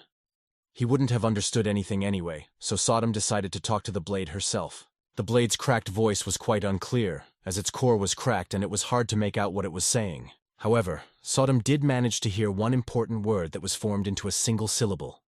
Run. She quickly ran to her master, asking him not to ask anything, but just to run. But as soon as she approached him, she saw that the situation had changed. A huge snake was spinning on the wall. Its enormous size covered the space, preparing to attack. The guy dodged its sharp attack, not expecting this creature to be in such a place. He did not understand what kind of creature it was. His trusty sword also did not know and had never seen anything like it. Moreover, it was very dark, but that's what a monster looks like. Looking around, the guy realized that he could not fight in such a dark room. He could only run away because he had taken the grass and had to run to the exit. As soon as he tried to get off the ground, he realized that his leg was injured and dripping blood. But he could not delay, because the exit was very close, and he had a chance to escape without fear of this monster. This cave demon looked at his prey with its double eyes. He could not let him go. Seeing where Seo Woon was approaching, the demon was not going to let him go, because he was trying to escape with his beautiful flower. The demon pushes off the ground and attacks Seo Woon like a hurricane, destroying everything in its path. The Southern Sword, seeing this devilish creature flying at our hero's back, warns him that he won't even have time to escape at this distance. Seo Wan has no choice but to jump up and deliver a sharp blow during his dodge. Although our hero is unsure whether his plan will work, as the scale of this monster is simply enormous. But Seo Woon has no choice but to play to the fullest, no matter what. He activates the Shining Star technique, backing it up with his second form, holding the chopper sword. He strikes the monster, knocking it aside. Even though it was a hard blow for him, the guy hit some weaknesses. Our hero had only one question. What kind of demonic creature is this? But the only thing that was clear to the guy was that his attacks did not work on this monster. It was as if the lizard, as if the dragon, kept attacking the boy. Sodom noticed that the animal started to behave in a completely different way, and maybe it was scared. The Southern Sword advises Seo Wan to seize the chance while the monster is confused. There's no time to waste. He must finish it off, no matter what it takes for our hero. At the moment when the sharp claws began to surround the guy, he decides to use the most powerful technique. Swinging his sword, he concentrates all his energy to strike. With the technique of Sword Chop Clam, which is a rare information, Tiger Slicing Sword, 100 blows hit the monster. Jumping up, Seo Wan sees that the attack has worked on the monster. But the boy's blood pressure skyrocketed, and he felt as if his heart was about to stop. His faithful swordsmen were supporting Seo Woon at that moment, but they didn't know that he was very sick. He fell to the ground, dropping his swords and writhing in pain. Sodom was shocked to see how her master was feeling. He was holding his chest and repeating that he was hot. His sword could see that something was wrong, and the moment Seo Woon coughed up the poison, he realized. The wound inflicted by the beast was spreading deadly poison throughout his body. He could feel it moving up his knee, his inner hostile energy fighting him, but the pain did not subside. Such a powerful poison, as if he had been thrown into a fire, very quickly and painfully penetrated his entire body. Even his throat was hot. Realizing that he was losing his clarity of thought and would soon lose consciousness, he had to do something to help relieve the fever. He had a healing herb in his hands and hoped it would help. The divine flower that radiates cold could save him from death. Gathering all his strength, he puts the flower in his mouth and starts chewing.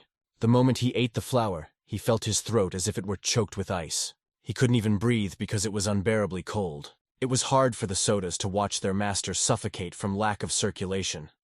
She advised him to mix this circulation immediately to get his energy under control faster, but the guy couldn't get it together because the heat and cold were eating him up from the inside. But the moment Sodom reminded him that he had died and returned to the past, she ordered him to unite his forces immediately. This thought penetrated his consciousness. He sits down in the lotus position and begins to listen to her words. He was being given a second chance, and he had no choice but to pull himself together. If he can't even cope with this kind of pain, he won't be any better than in his previous life. Soon after circulating his energy, he felt much better, and there was a consciousness and stability in that moment when he took control. He realizes that he is going to survive now. But as he points his hand to the side, he sees that the heat has spread through his body, but this cold is beginning to extinguish it. Looking at his hand, he noticed that the large meditation on his hand had lit up again. This was a good sign. So Woon continued to meditate for a long time, and soon it was as if a cosmic force contacted him, telling him that the heavens would open to him when he wielded the sword. He had heard this voice before, at the moment when he lost concentration under the blue fire. And at that moment, the poison began to destroy his body, pushing out its manifestations from different sides. Something began to happen wrong. The two energies came into conflict. The inner force competed with each other and tried to kill the boy. Feeling this imbalance in his body, the guy was driven to madness. He hears the voice of the South Sky telling him not to interrupt the circulation of energy, continuing to control the innate energy of the core. His faithful sword emphasizes that he must not be allowed to lose control of the two energies. Let him not try to suppress one of them, but to direct them in accordance with the inner flow. Gathering his breath, feeling the air in his lungs, the boy began to accumulate air and energy in himself, imagining his innate inner energy as a calm lake, even if the elements are raging inside. A cold and unyielding lake, and two streams that have lost their direction. Calm down when they find their way to the lake. In a quiet stream, take your time and gently direct your energies. After a while, everything inside it begins to calm down. The two stormy elements inside him gradually calm down, and he feels calm in his soul as the 5 elements are balanced. Sodom is worried about him, asking how he feels. After catching his breath, the boy is happy that South Sky helped him, and now he is fine. Sodom is amazed that South Sky helped him. How could it have done that? Perhaps he was delusional, she suggests when asked why she thinks so. Sodom points to South Sky's iron sword, which has been lying on the sidelines all this time. How could he have heard it from a distance? Looking at the sword, our hero begins to hear South Sky's voice. He asks if he can hear it well, and our hero replies that he can hear it, of course. After the voice of the blue fire was heard in his head, he began to hear the South Sky as well. At this point, the guy felt that he could tell that the ability was getting stronger every time a new star flashed on his hand. He even wondered from what distance he could now hear his sword, although he did not fully understand how amazing it was. This is a whole new ability. If you get a chance to leave the Valley of the Six Bloods, you should try to find the secret records of the immortal sword. The body of a large demonic beast was lying on the ground. The boy had destroyed it with his punch. After inspecting its body, his sword suggested that the creature's form might even be immortal, and the person who had obtained this flower in our hero's past life had also encountered it. It was amazing. But the moment the South Sky said that the creature might be alive, the guy realized that he needed to get out of here as soon as possible. He stumbled and fell deeper into the cave, pushing himself off the rock. When he landed on the ground, he was hit hard. Although he was fine, that didn't explain why he fell off the cliff. South Sky looked at our hero and gave him advice to use the inner energy of the core to examine his organs. He heard his advice, realizing its wisdom, and decided to activate this core energy. Soon he noticed a very strange picture. The energy increased. Looking at it, he realized that it had increased, and now he could use the amount of energy he had when he cultivated 30 years ago. South Heaven, hearing this, told him that the innate energy of the core is directly related to the vitality and innate energy of the core. Not only can it be easily trained with potions, but it can also become more active in extreme situations. The poisonous saliva of that beast and the cold of the medicinal flower all contributed to the development of his innate energy. Realizing this, the boy realizes that he can't help but explore his inner energy, but he has significant core energy. And now, as a result of the events he has experienced, the total supply of this energy exceeds the level of a first-class martial artist. It was just incredible, which he now perceived as an opportunity. And judging by this, if he survives the pain of death, he will become stronger. And Sodom came up with a great idea. They had one more flower left. She offered him to go through the experience of death again, controlling the poison and cold. If he survives this time, his core energy will increase again, and he will eventually become a martial arts master with an innate core energy equal to 60 years of cultivation. Our hero coldly accepted this advice from her and left her lying by the cliff, although Sodom made excuses that she was joking and asked the guy to come back. Going back to the 2 robbers who stole the flower, after they took it away, they needed to go back and give it back. One of them was already on the verge of exhaustion. His strength was running out, and his eyes were blurry. His friend noticed that because his colleague had gotten fat, his stamina had deteriorated. Despite this, they had the flower, and it was still the right thing to do to keep an eye on those 2 children. One of them still had one question bothering him. Captain Seihan, how was this guy who had Dantian destroyed able to keep fighting her? They were able to take the medicinal herb without a fight, but it still seemed strange. Soon the bandit turned his attention to his friend. They still had to go back, although it was not easy because his colleague was feeling worse. Some unknown personality cuts him in 2, and in this personality he sees Captain Maki Hong. Looking at her, she says, "Quickly put the flower back." The bandit, realizing that things were getting out of hand, noticed the technique she was using. He wanted to condemn her, but he didn't understand how she did it. Nevertheless, he decides to fight her, because at any moment everything can change. Just as he was about to strike her, he is pierced by 1,000 red lightning bolts, which deal him a fatal blow. The bandit, realizing that he was facing the 6th star, does not survive. The 6th star came to the aid of his student, and the bandit lay defeated in the snow. These scoundrels could not even imagine who they had attacked. She already had the flower, though it was stained with the bandit's blood. Heian held the flower and clutched it to her chest. The witch came up to her and asked why the bandits had attacked them. They were thinking about a reward, but did they really hope to get away with it? The most important thing is that her student was not hurt, and she was holding a flower. And it was the same flower they had stolen and that she was looking for. Looking at it, the witch realized that the flower had been found. Now that she had the flower in her hands, she could go back. But the girl had one more task left. She had to go back to the place where she had chased those bandits. The 6th star did not understand why, but the girl did not give much explanation. Returning to our hero, using his inner energy, he gets out of the cave. Now he can easily jump very high. The innate energy of the core is the power of life, and with its increase all physical abilities improve. Soon the young master's swords notice the glutton, and thanks to his abilities, they can see her from afar. Watching her run, the boy realizes that she hasn't stopped chasing them all this time. It was very impressive. Even for an ordinary person, running long distances takes a lot of strength, and with her body, it takes a tremendous amount of energy. She obviously has unbreakable willpower. South Sky tells the boy that with the teachings of innate energy, he will now be able to resist and perform as well as anyone else. Every time he gets stronger, he feels like he can defeat anyone. The girl, having reached him, was very tired. When asked if she was okay, she was amazed to see that he was also okay, and having been freed from her duties, she no longer rushes in pursuit. But still, in CO1's opinion, she made the only right choice and was not badly hurt. When she was catching her breath, she noticed the boy's leg, which was badly injured. She wanted to examine his leg because it looked like a serious wound to her, but the guy assured her that it was fine and that it was just a scratch. His follow-up question was whether she had managed to get the flower back.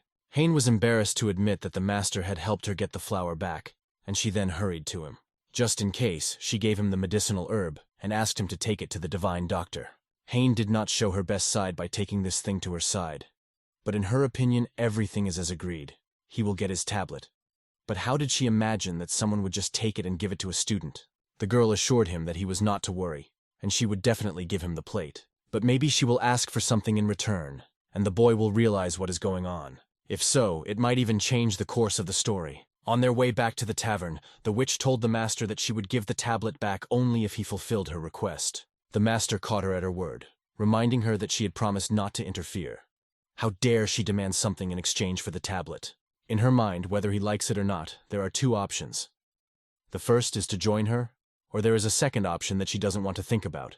Somewhere far away in the mountains, a red-haired girl is walking along a cliff, heading for the city. She has come from a distant land, her eyes blazing with red chai energy. The witch could not get away from the master, reminding him every time that sooner or later he would have to make a choice. But does this witch really think that he will fulfill her request for the sake of his disciple Dantian? The witch said that, despite the circumstances, the student would give up anyway, so why should he waste his time on him? This displeased the master to no end. She could not give him the divine doctor's plate in that case, and the master could only think whether the witch was bluffing or serious. Soon her students return from their mission, and Su Wang returns. The master looked closely at his student. As usual, he took him by the head, telling him that he was late and that he had no place here anymore. After that, the doctor's door opened. The flower did not fit. He was very sorry. He needed to get a new one. The answer to the question why was clear. The flower was immature. Its healing properties were insufficient. A fully ripened flower should have 7 green pearls, but this flower had only 5, and they were all yellow. The witch did not like this message at all. The wizard, in turn, was glad that she had messed up, because now he had to look for the flower again. The boy decided to calm everyone down by assuring them that there was no need to look for the flower. After all, he had a fully ripe flower. At first, no one believed him, but everyone was waiting for him to make a second move. When he showed them the flower, everyone was amazed. What an unusual coincidence. 2 other people found a rare herb at the same time. This flower had 7 petals and 7 fruits, and without a doubt, it was what was needed. The master laughed out loud, knowing that his apprentice deserved respect. Heian's face turned pale right there in the room. She wondered why he had kept it from her. It means he had deceived her, to which the guy replied that he had given her the flower as agreed, and she had broken the contract, although the part about learning the technique did not apply, and he had nothing to do with it. After this inconsistency, Seo Woon asked his master if he had been given the divine physician's plate. After talking about the plate, the master told his disciple that the witch had said that if he did not perform a favor, he would never see it. After this incident, he approached her once again, looking into her eyes, and asked her if she had decided to give him the tablet again. But since he had found the flower, she had no words to describe it. Looking at her student, she realized that she would have to fulfill her promise. After a long silence, it became clear that they would take care of Seo Woon. After thanking the women for their help, our hero notices that Heian's face looks rather unhappy. But what to do? This is just a high-stakes game. Shortly before Heian arrived in the Valley of the Six Bloods, they discussed this case. At that moment, she was explaining why the guy didn't trust her master. She had taught him the Qingyun technique, but what was this distrust of her words?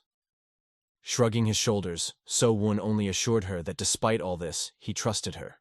But he was not sure that the sixth star would give him the plate. Putting her in her place, he told her to think about what he could do to get the plate. But in the girl's opinion, the master will keep his word. When asked if she was sure about her master, the girl raised her fists and beat her chest, showing that she had no doubt. After all, what student would doubt her master? And then our hero offered her a bet. This interested the girl, and she agreed. The bet was that if Heian bet on her master that he could be trusted, then when she handed over the flower, she would say that they had found that flower together. She is well aware of all this information and will not leave the guy in trouble. But, let's say, if Seo Woon is right and she does not give him the divine doctor's tablet, then he will have to get something valuable from her. He made it sound like he was some kind of robber, and the girl was only interested in what he would ask for in return. But before that, he asked her to ask him a question. She had recently made it clear that she knew something about the noble man. The girl was familiar with him. Everything was right, and in the guy's opinion, it was wonderful. The young owner continued the bet. If she was right and he received a plaque from the master, she would owe him nothing more. And if it turned out that she was wrong, in the Valley of the Six Bloods, all the noble people are somehow connected to the sixth star, and what he wants most of all is for her to ask all these influential people to help him. But our hero only wanted to get the plate, and then the girl would have to ask the divine doctor for it. Returning to the doctor's place, the witch cut off 2 of her fingers in front of them. After that, she bowed down before them, admitting that she was guilty of being inattentive and not asking the elder. She said that her whole hand was not enough to compensate for this unfortunate circumstance. But on her knees she humbly asked the master to take into account that she had certain duties and needed both hands. The master looked at the witch, asked if she had lost her mind, and accepted her apology. She bowed to him again and thanked him for his kindness. The doctor, seeing this, asked her not to do such things while there was an important patient. But the master, addressing him, thought of only one thing: to restrain his servant. If the doctor is right, he only needs to hand the plate to his student. It was part of a formality, but in any case, his request to him did not change. Although the doctor accepted the ticket, he now had a patient, and he specifically allocated a couple of minutes to the master's apprentice to examine him, inviting him to come to him later in the afternoon. The next day, the young master went to the mountain. He had some more time and wanted to test his abilities. Pushing off from the ground, he began to run up the mountain, feeling that his stamina had become stronger. As he expected, in these mountains, the technique of movement was the most effective. Sodom turned to him, saying that it was strange that Heian thought that everyone around him reckoned with her. Yesterday, the divine healer looked at her and decided to accept the boy after all. The Blood Witch had also looked at Heian earlier and changed her attitude. But at that moment, the girl just stood there and watched the teacher cut her fingers, as if she considered herself superior to the Blood Witch. Hearing these thoughts, maybe it was true. If he's right, then she's not just an eyewitness to the Blood Witch. She might be the granddaughter of a blood demon. Sodom was shocked by what she heard. South Sky was also amazed at how this fat girl could be the granddaughter of a demon king. How did he even come to think that she was a descendant of a blood demon?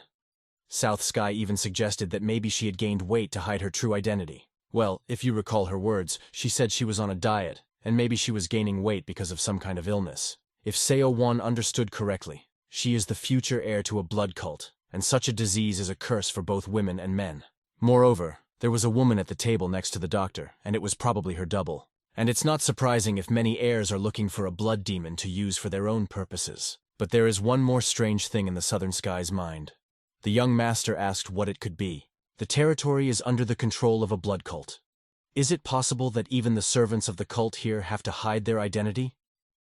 And it is likely that there is not necessarily only one heir to the blood cult. Perhaps there are several bloody descendants, and they want to become the head of the clan. After our hero entered the tavern, soldiers in red were waiting for him. It seemed that they surrounded him, but our hero did not pay attention to it until he heard the voices of the swords, which were only thirsty for battle and blood. They simply deafened his ears. When he asked what happened, Sodom was told that it was a side effect of his newly acquired ability. South Sky advised him not to focus on them. If you imagine it's people talking in a crowd, you hear them, but you don't listen. But there was something strange about them that bothered him. They were too loud to just brush them off, and at the same time it was ringing in his head. Holding his head, he walked through the streets and didn't even realize that he was already being waited for. As he walked forward, he noticed that the voices were getting quieter as he channeled the energy into his head. As he walked, he was startled to see a girl blocking his path. She was curious about who he was and how he got to the temple. Realizing that he would not be able to escape the voices in his head and her gaze, the guy introduced himself to her. But the girl in the costume decided to attack him, and her punch damaged his clothes. In her mind, even if he is a student, it doesn't make any difference to her. The boy used his inner energy to survive her punch. After he dodged, he noticed that this girl was incredibly strong. He was miraculously saved by his innate core energy, equivalent to 30 years of cultivation. The girl was standing in front of him and was amazed that he could handle her strength. Having dodged her punch, our hero felt so strong, as if his insides had turned outward in one fell swoop. And according to this woman, the guy was quite funny. She takes her red sheath and pulls out her sword. From a large building, Heian noticed this event, and she did not want her friend to be stabbed by a woman. She shouted out, "Stop! He's not just a student, he's Elder Shinike's student!" Hearing her words, the woman thought for a moment.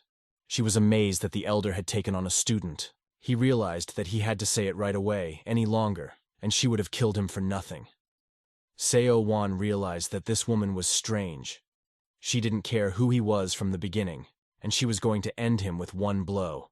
Continuing the monologue, the woman said that the master had trained a great student, because he was the first among the first-year students to block her attack. The question, "How is his master doing?" confused the boy, and he noticed that she was proud of her abilities and spoke of the master as if he were superior to him. The woman continued that no one had really seen him in the last few years, just like the second blood star. But our hero continued to analyze her behavior, because it was clear in her eyes that the blood star and the elder were like road signs to her. And this behavior reminded him of Heian. He thought she might be her sister. Heian came down the stairs, ran up to the woman, and asked her why she came back after saying she was leaving. She could not kick her out anyway, but only asked that she hurry up and leave. This woman did not like Heian's tone. Her rhetoric sounded like the Valley of the Six Bloods was hers, that she was her own boss and would leave when she wanted to, and there was no need to rush her. Holding her sword, this woman looks at Heian, and she is already starting to get annoyed. These two ladies don't get along at all, and are quite contradictory to each other. Feeling their energy, our hero realizes that he would have been better off coming later if he had known what was going to happen here. But the sadness was dispelled by the doctor's voice, which attracted everyone's attention. When he came out of his room, he noticed a familiar face and greeted it kindly. The divine healer came out just in time, and the woman with red hair calmed down. Covering herself with a hat, she thought that the wedding was over. She had to go. Passing by Seo Woon, she asked him to say hello to his master. With a wink, she hinted that if they met next time, it would be great to compete. The guy felt her gaze give him goosebumps all over his body. His trusty sword spoke both warning and advising him, which confused him even more. He wondered what this woman was doing with her sword to make him suffer so much. After that, he stayed at the site with Heian. She winked at him, hinting that the divine healer was waiting for him in his room. The girl abruptly cut him off in mid-sentence, although she heard what he said perfectly, hinting that she did not want to develop this topic further. Looking at her, the young master realizes that he has good suggestions without her, but it's none of his business. He won't interfere in everything just because he is an elder's disciple. After a few minutes of examining his body, the divine healer noticed that something was wrong with his body, because there was much more cold energy than there should be. He wants to know how it happened that the boy swallowed a divine flower that radiates cold. What happened in his life? Our hero doesn't understand how he knows all this and pretends not to suspect anything. But the healer will not tell anyone anything because he is a healer, and everything related to the patient is a secret, so he asked him to be calm and tell everything. His sword calmed the guy down, and he also trusted the doctor. Many skillful warriors gave him their tablets, and if he told him everything, it would help him recover. Having gained strength, the young master looked for a flower that was already in full bloom. He went behind a waterfall. There he killed a monster with 2 pairs of purple eyes and a human face. Of course, it is hard to believe that he met it, because such an experience is really rare. This strange creature hides in the darkness and devours people whenever it gets a chance, and it is more of a demon than a monster. The doctor, hearing this story, told the boy that if he had realized that it avoided bright light and had been with a torch, he would never have seen it. But being in the dark, it dared to show itself in front of him. He was so lucky, and the doctor realized that he had eaten the flower to escape the poison. The puzzle pieces fit together. But the doctor did not understand something, because the divine flower itself does not have the ability to purify. Not only cold energy flows in its veins, but it also sees the hot yang energy that should have poisoned it. By radiating this energy, the poison has probably already been released, and this was made possible by the innate energy. It seems that the innate energy of the core can remove toxins, as it did with the bloodworm. The young master went to the doctor. If cold and hot energy are mixed in him, will he be okay and won't anything bad happen to his body? The doctor understands that complications could arise only if one of the 2 energies remained in his body. But the cold and hot yang energies are wonderfully balanced and gradually dissolve in his body. It's like taking an elixir and accumulating energy while it's still active. The impressive information stunned the guy. So, while this energy is in his body, he can quickly accumulate internal energy, he asks the doctor. The doctor says that it all depends on how hard he works on it. If he manages to balance the energies and properly absorb all the energy dissolved in his veins, he will soon be able to accumulate internal energy faster than others. After that, the doctor took a plate out of his pocket. It was a gift for the promised flower, and the doctor told him to take it. But the guy did not understand why he needed it, because the plate was engraved with the words, "Divine Healer," and he did not see the point in receiving it, since the doctor had already started treating his energy core. But this could only mean that the doctor was admitting his defeat and could not cure his energy core. But why should he be treated if he was fine? The doctor asked. The guy's mouth opened so wide at this information that a crow could have flown in, and he didn't seem to know it. The doctor assumed that he had asked for treatment because his lower dantang was in the place he had taken his hand. If he didn't notice it, then you should focus on your core to feel the movement of numerous small particles, like ants. These are the fragments into which his core is divided after the injury. His dantang center is like a fire that has almost gone out, but in which there are still smoldering sparks. If you focus them, they can ignite. This process in his core seemed to have started without any intervention, and it was truly amazing. Listening to the doctor's words, the young owner realizes that his core has begun to heal itself. But how can he explain what he saw? The doctor said that such cases are very rare in the history of the Murim, and it is so legendary rare because most people with a broken core immediately give up on themselves. The guy doesn't need any treatment, but the reward for the flower still belongs to him. The doctor offers him to take the plaque, and it rightfully belongs to him now. The boy wanted to thank the doctor, but he stopped him because he had done nothing, and no thanks were needed. Saddam was happy that it was a real jackpot, and the Lord put 2 plaques at once. Of course, it was an incredible achievement. But if the boy was right, he could spend one of them on the treatment of his core, and soon he would find a good use for it. But did the guy have any idea how to restore his nucleus, Saddam wonders? If you recall his leg wound left by the monster, it healed after he took control and distributed 2 energies throughout his body. Perhaps the speed of his recovery has increased so much that he is able to heal even a significant injury in a short period of time. In Saddam's mind, it was a logical theory. If it was true, he should be grateful to the monster. Soon after, Saddam turned to South Sky. "Why have you been silent all this time?" After that, he said that the restoration of his core was good, of course, but he had worries. Because in his past, when he had focused on the energy cultivation technique that was centered on the inner core and the Shining Star sword, the master had decided to destroy his dantang. The first thing the inner energy perfection technique proclaims is the rejection of hostile energy. The sword was worried about whether it could coexist in harmony with the 2 cores, the central and the lower one. This really requires the attention of the young master.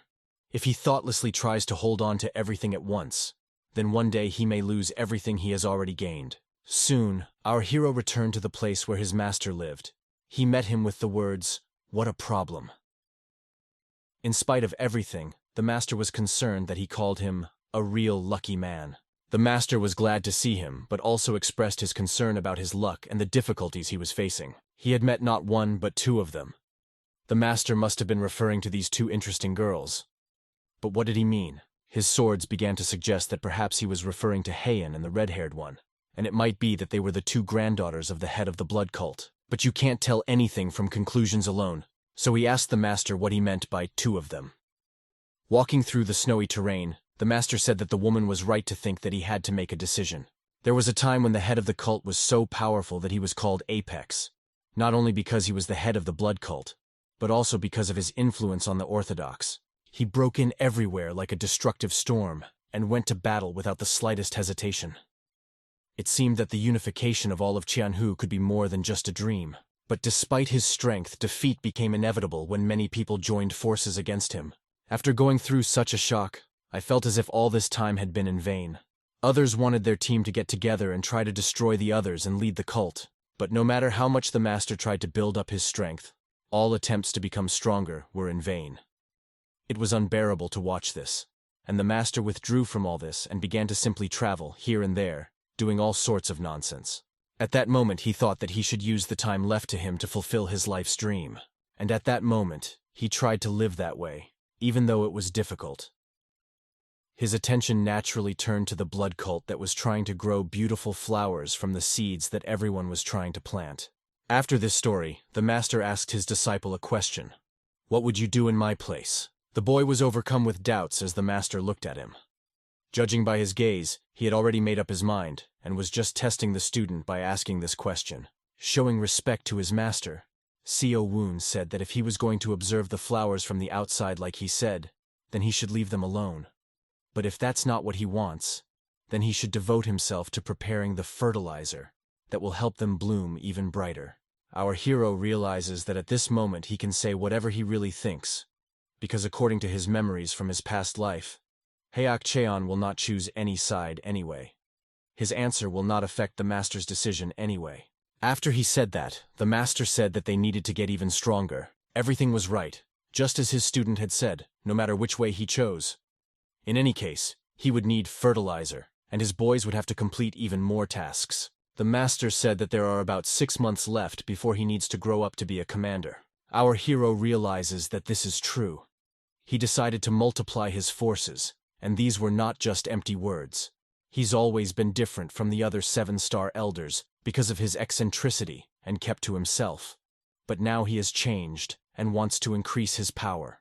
This means that the story of Akchon as he knew it in his past life will change in a different direction and will be completely different from his previous life. Remembering his past life, he didn't know all the details of Akcheon's future fate, but he knew something after the blood cult started operating again. The 4 elders received clear instructions, but the eccentric Hyak Jong decided to act on his own, and this choice led him to a duel with one of the 8 strongest masters of the Central Plains, Jin Gyu, the King of Flame. In that battle, he was seriously injured and lost his right arm, but these events were still 6 years away. Saddam was spinning near the eyes of our hero at the moment when he was meditating. In her opinion, it was unknown how everything would turn out in reality, but perhaps in that life, the master decided to remain neutral and not build up his power. Even without that, a lot has already changed. He was a cadet then, and now he is a student of one of the 4 elders, and even seems to have established contact with the descendants of the blood cult. He has taken a completely different path, and every action leads to a change in future events. You can no longer blindly rely on your memories. You have to be prepared for the unexpected that may happen. Southern Sky noticed that with all this, his mood hides more possibilities, and he was right. If Hayak Jong becomes stronger, then for him, as his student, it will be a springboard for future growth. But to get this opportunity, he first needs to become a captain. At this point, he had completed the energy circulation and was confident. That internal and external energy cannot be used at the same time. They could exist together, but his clan's cultivation technique alone was not enough. Until he learned how to properly absorb yin and yang energy, his growth would not accelerate, and at the current rate, he would not reach his goals. Saddam asked South Sky if he knew of any cultivation techniques. He was once familiar with the basics of the technique her former master had used when he destroyed his Dan Tang. To begin with, it is a kind of pathway through which blood and energy pass. If we want the blood to flow faster, we must start by strengthening the veins. Hearing these words, So-won realized that he had been given an idea. He would never have thought of it on his own. He seemed to know a technique that would work perfectly. When his colleague was training, So-won approached him and asked him to teach him the metal transformation technique. But his colleague refused, explaining that the master had told him not to tell anyone about it. Seo-won expected this reaction and asked him only because he couldn't ask the master himself. It was unclear when he would return, and they had also noticed that he was very busy lately. Meanwhile, the twins were practicing. Putting his hands at his sides, Seo-won expressed the opinion that this was just a big morning. He thought that if he had been taken to the energy circulation acceleration class, they could have grown closer as equals, as students of the same master. As he was about to leave, one of the twins took his leg, feeling that his core had finally recovered. He said that it would be of little use if Seo-won continued to learn only one circulation technique, because the boy was capable of more. Since they were both students of the master, he would probably realize that they were equal. Seo-won was pleased that his manipulation had worked on one of the twins. He began to thank him, emphasizing that they were all from the same city, and why all the complications and hierarchy. Compared to So-won, he hadn't even lived 20 years, and didn't know what was really valuable in life. If he can learn the technique in exchange for a more friendly attitude towards each other, then this is a great deal for our hero. 3 days later, the effect was there. His internal energy began to circulate several times faster, and every time he combined energy circulation with blood circulation, the energy of heat and cold passed through his core equally. But the guy also felt a powerful rush of blood to his head, like when he was hung upside down from a rock. The sensation was simply terrifying, and now he understood why the twins and his master used all the techniques during the battle. They said that without a certain amount of physical training, it was impossible to withstand it. If he assumed the situation would depend on it, he would have to choose between the two techniques. Although the guy felt a person approaching him, he just sat quietly in the snow.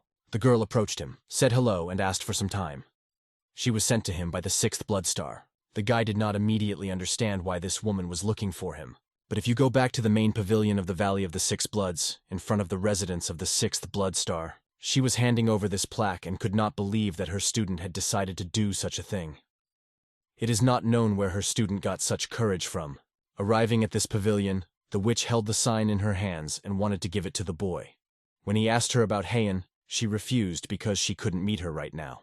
Paying attention to the witch's hand, the boy noticed that the fingers were taped in place, even though they had clearly seen her cut off her middle and index fingers at the time. Perhaps it was the divine healer who had reattached them.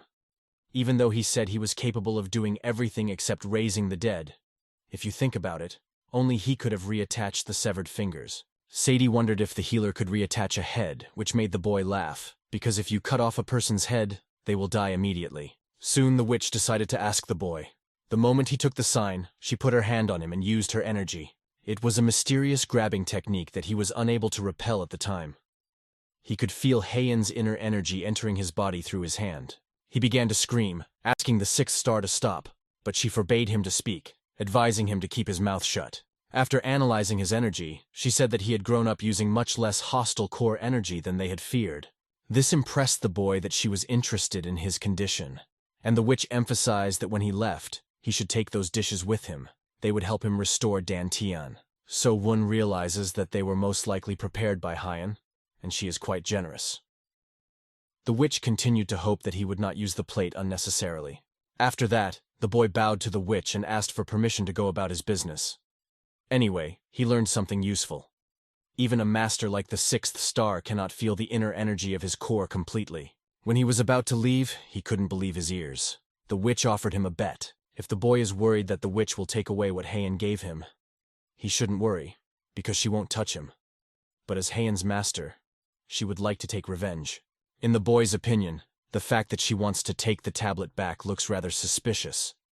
He told the witch that he could not make a bet with her, and asked her to take it back. But the witch had an interesting offer.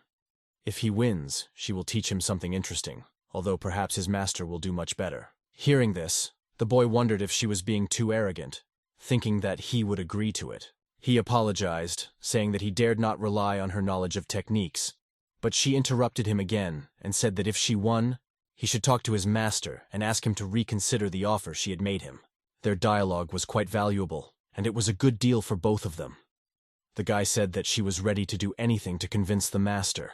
Realizing that it would not be that difficult to talk, Saddam added that there were no downsides for him. The guy smiled, realizing that this was not such a bad offer. It all depends on the bettor. But he was interested in what the bet would be about. The witch had one idea. She ordered her student to come forward. The girl who came forward asked how many years and how many winters had passed since their first meeting after joining the blood cult.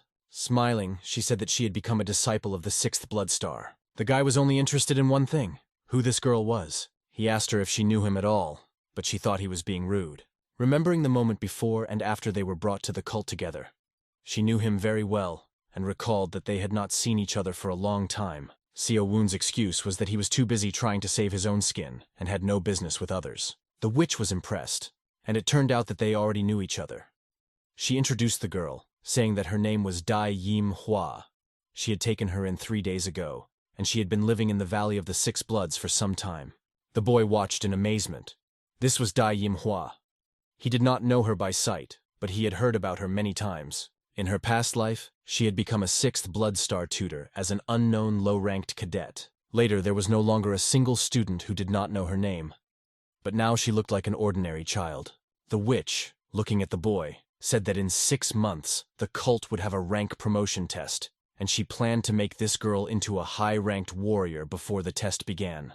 South Sky, hearing this, realizes that she wants to make her into a first-class master in 6 months, which was quite presumptuous, and our hero could not help but agree. Because of this, people who want to learn martial arts do their best to be under the guidance of an exceptional master like her, because the master can reveal the secrets and talents hidden in them. She and Hyak Jong have been waiting for the boy to become a captain, and our hero asks the witch what the argument will be about. Waving her finger, she shows that everything will be simple. They make a bet that one of the two of them will become a high-ranking master. Soen looked at his opponent and was alarmed by this bet. The girl looked quite ordinary, but she felt competitive. If they both became masters, or conversely, no one became a master, then they would compete to determine the winner, and it was quite interesting. Now our hero was watching the thought process of a person who was used to solving everything on his own, thinking that if he agrees to a bet with the 6th Blood Star, it will be quite risky. But at the same time, it can serve as an additional motivation, because he needs to become a captain no matter what. And if he wins, he will receive invaluable knowledge from one of the strongest in the blood cult, and the chance to learn something more from a master of this level is not often given.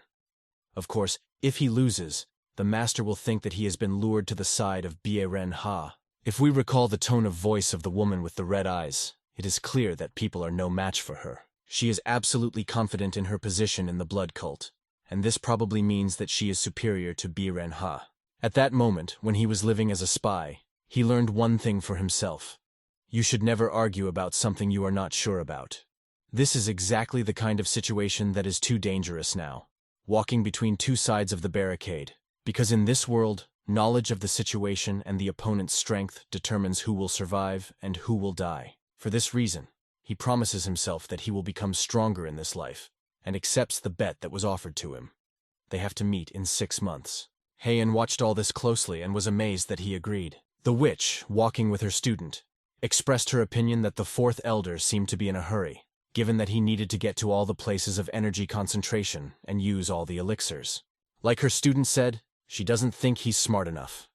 And if they win the bet and use this guy, it will be much easier to convince the elder. Damn Yunhua, hearing these words of different information from the witch, did not fully understand them, but she was sure that Ms. Hanbok was right. She felt that this guy was only making a bet when he was sure of his victory. The witch assures her that she shouldn't worry, because with her talent, it's impossible to lose to this guy, and she should take her word for it, because she knows for sure.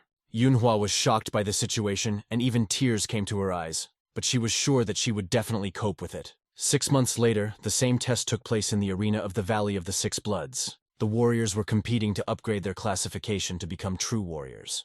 The jury watched the warriors' abilities, and some of them were impressive.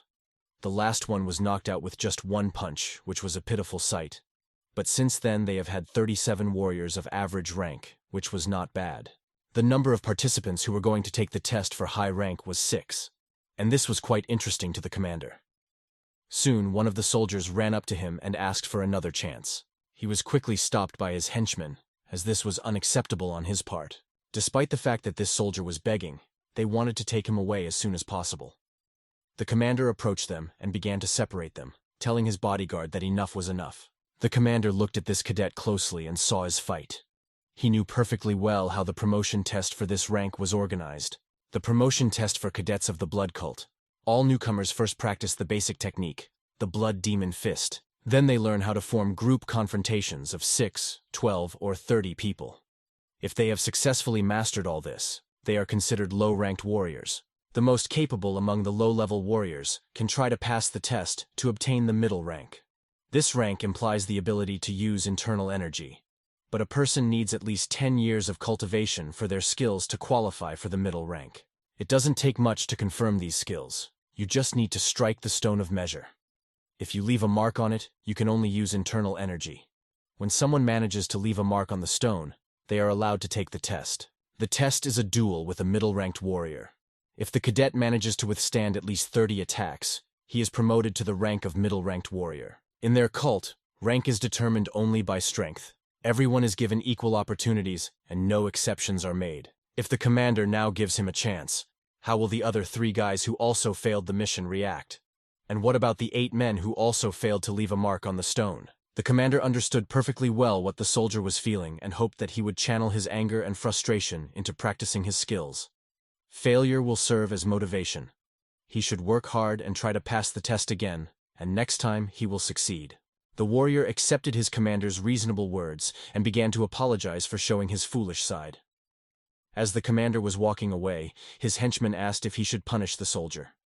The commander had no intention of punishing anyone, as this happens all the time. Soon after, the commander announced that a test for a high rank was about to begin. This alerted every soldier who was about to go forward no matter what.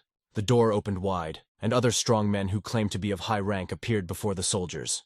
One of them recognized the silhouette of the man standing among them as the 4th elder. To confirm these skills, you don't need much. You just need to hit the stone of measure. You can leave a mark on it only with the help of inner energy. When someone manages to leave a mark on the stone, they are allowed to take the test. The test is a duel with a middle-ranked warrior. If the cadet manages to withstand at least 30 attacks, he is promoted to the rank of middle-ranked warrior. In their cult, rank is determined only by strength. Everyone is given equal opportunities and no exceptions are made. If the commander now gives him a chance, how will the other 3 guys who also failed the mission react? And what about the 8 men who also failed to leave a mark on the stone? The commander understood perfectly well what the soldier was feeling and hoped that he would channel his anger and frustration into practicing his skills. Failure will serve as motivation. He should work hard and try to pass the test again, and next time he will succeed. The warrior accepted his commander's reasonable words and began to apologize for showing his foolish side. As the commander was walking away, his henchman asked if he should punish the soldier. The commander had no intention of punishing anyone, as this happens all the time. Soon after, the commander announced that a test for a high rank was about to begin. This alerted every soldier who was about to go forward no matter what. The door opened wide, and other strong men who claimed to be of high rank appeared before the soldiers. One of them recognized the silhouette of the man standing among them. It was the 4th elder. All this time they have been watching the test to choose the right people for themselves. And he wonders if he would mind if his students at least showed everyone what they are capable of, if they have the skills to participate in the test. Soon after, a witch arrives and tells the 4th elder that the squad leader's words are meaningless. As a master of the Valley of the 6 Bloods, he often tries to follow our rules. The witch suggests that we agree to the elder's rules. Seongwon looked at the witch carefully. He had not seen her for a long time, and there was no mention of her. He was sure that she had come down here to do the same thing as us. The 4th elder remarked that she was quite good at being so gentle.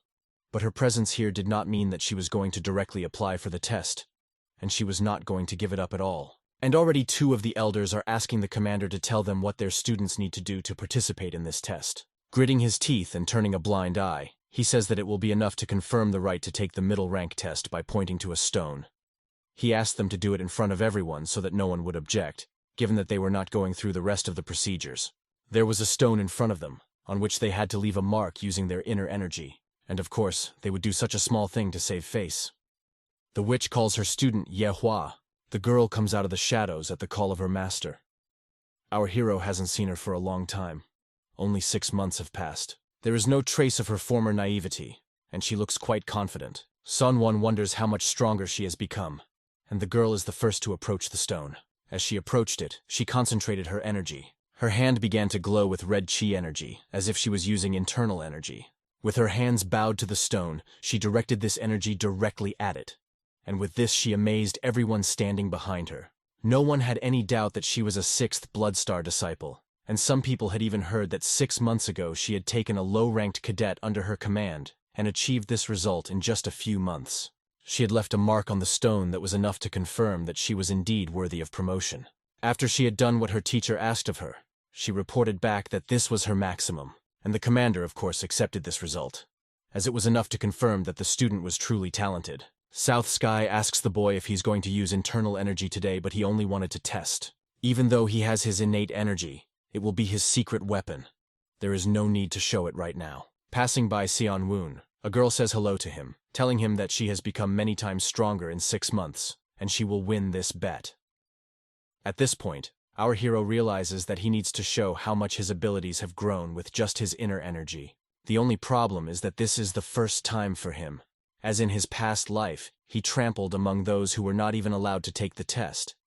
And because of this, he has no idea how much energy he needs to use to make the result worthwhile. Soon, Sanwoon hears his teacher's voice telling him that he had better give it his all, because if he disgraces him, he will kill him on the spot. Feeling his master's breath behind him, he realizes that he needs to do better than Eunhui, thanks to the fact that he has adopted the technique of eradicating the taming of the circulation.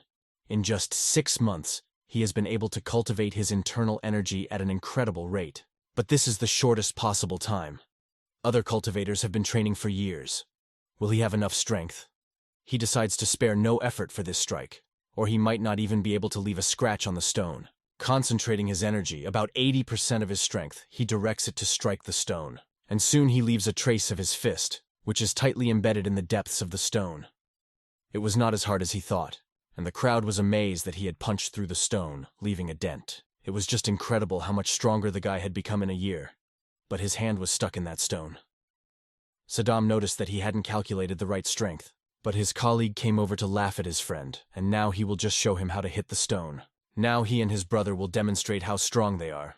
But why they would use their best technique for an ordinary test, our hero does not fully understand. The crowd watched as the stone slowly collapsed, and fragments flew in all directions.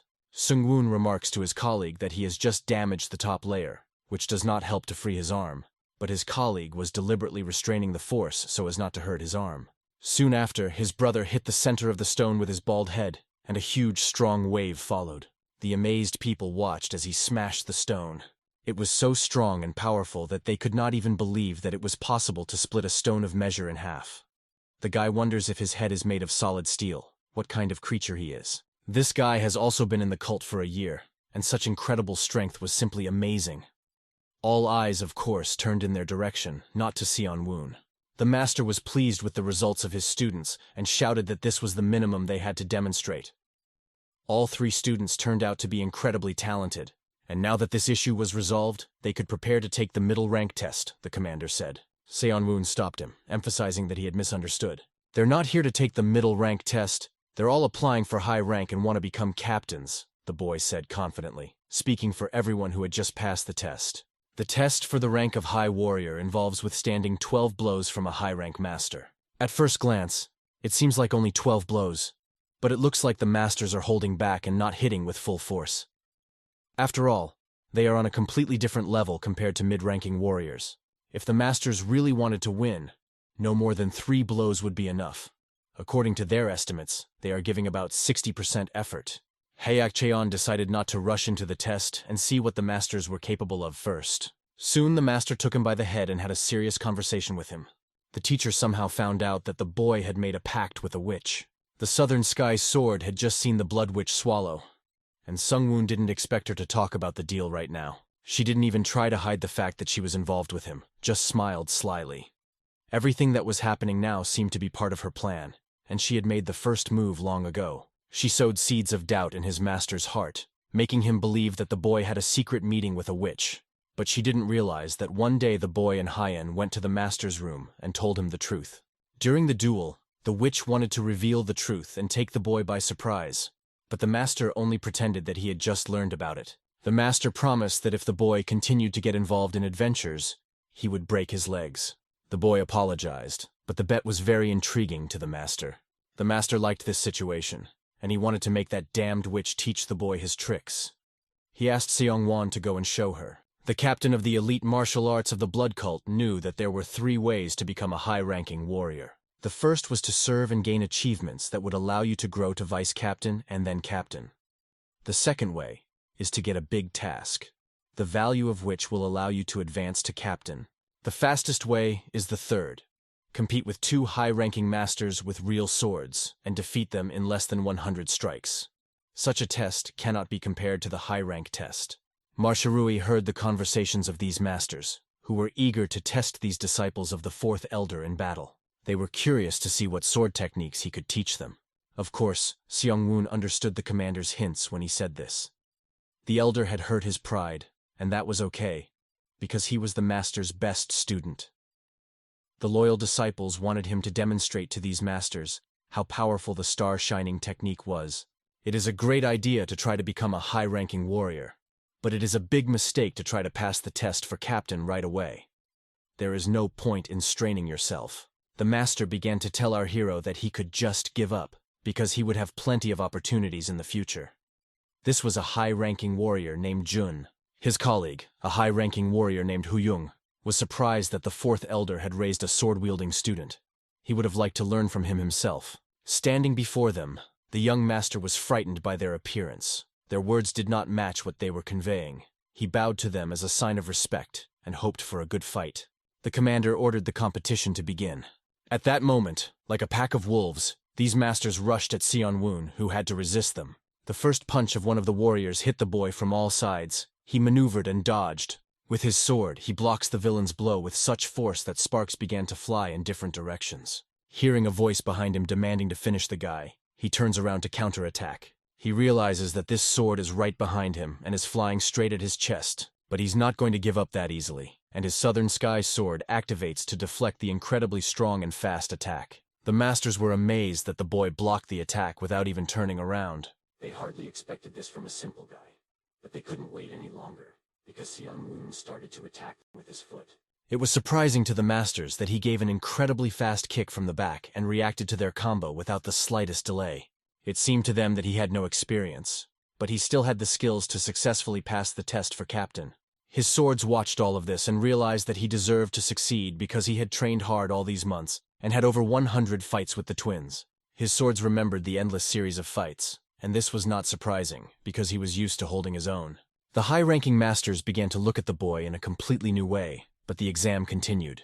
They surrounded him again, but now with more maneuverability and a new strategy. One of them began to use his inner energy, which glowed green. Realizing that he would have to fight on new levels, Seong-woon was ready for the new sword techniques that the masters put into action. To respond to a powerful blow, he needed to counter with even greater force. But instead, using the soft sword technique and the sword sliding like a bindweed, the boy attacks the master. By striking again, he proves once again that he is a worthy opponent and deserves the title. One of the masters thought that his skills were undoubtedly impressive. But anyway, he could not cope with 2 masters because he was still a child. When one of them approached Sunwon with his sword, the master looked down at his lower body in shock, seeing the sword sticking out of his leg. He only had time to swing when the boy hit him. To prove his worthiness, he was not going to hesitate, fail, or give in to them. Without the slightest hesitation, Seong-woon uses his best techniques, employing the 4th form Shining Star Sword. He knocks the master aside with incredible energy, using the Rising Dragon technique that fills everything around him. One master was thrown aside, and his colleague could not see anything because of the great dust storm. But a second later, he noticed the power of this young man, who flew out of the epicenter of his technique and flew to cut him down. The moment he approached him, he activated the 5th form Shining Star Sword.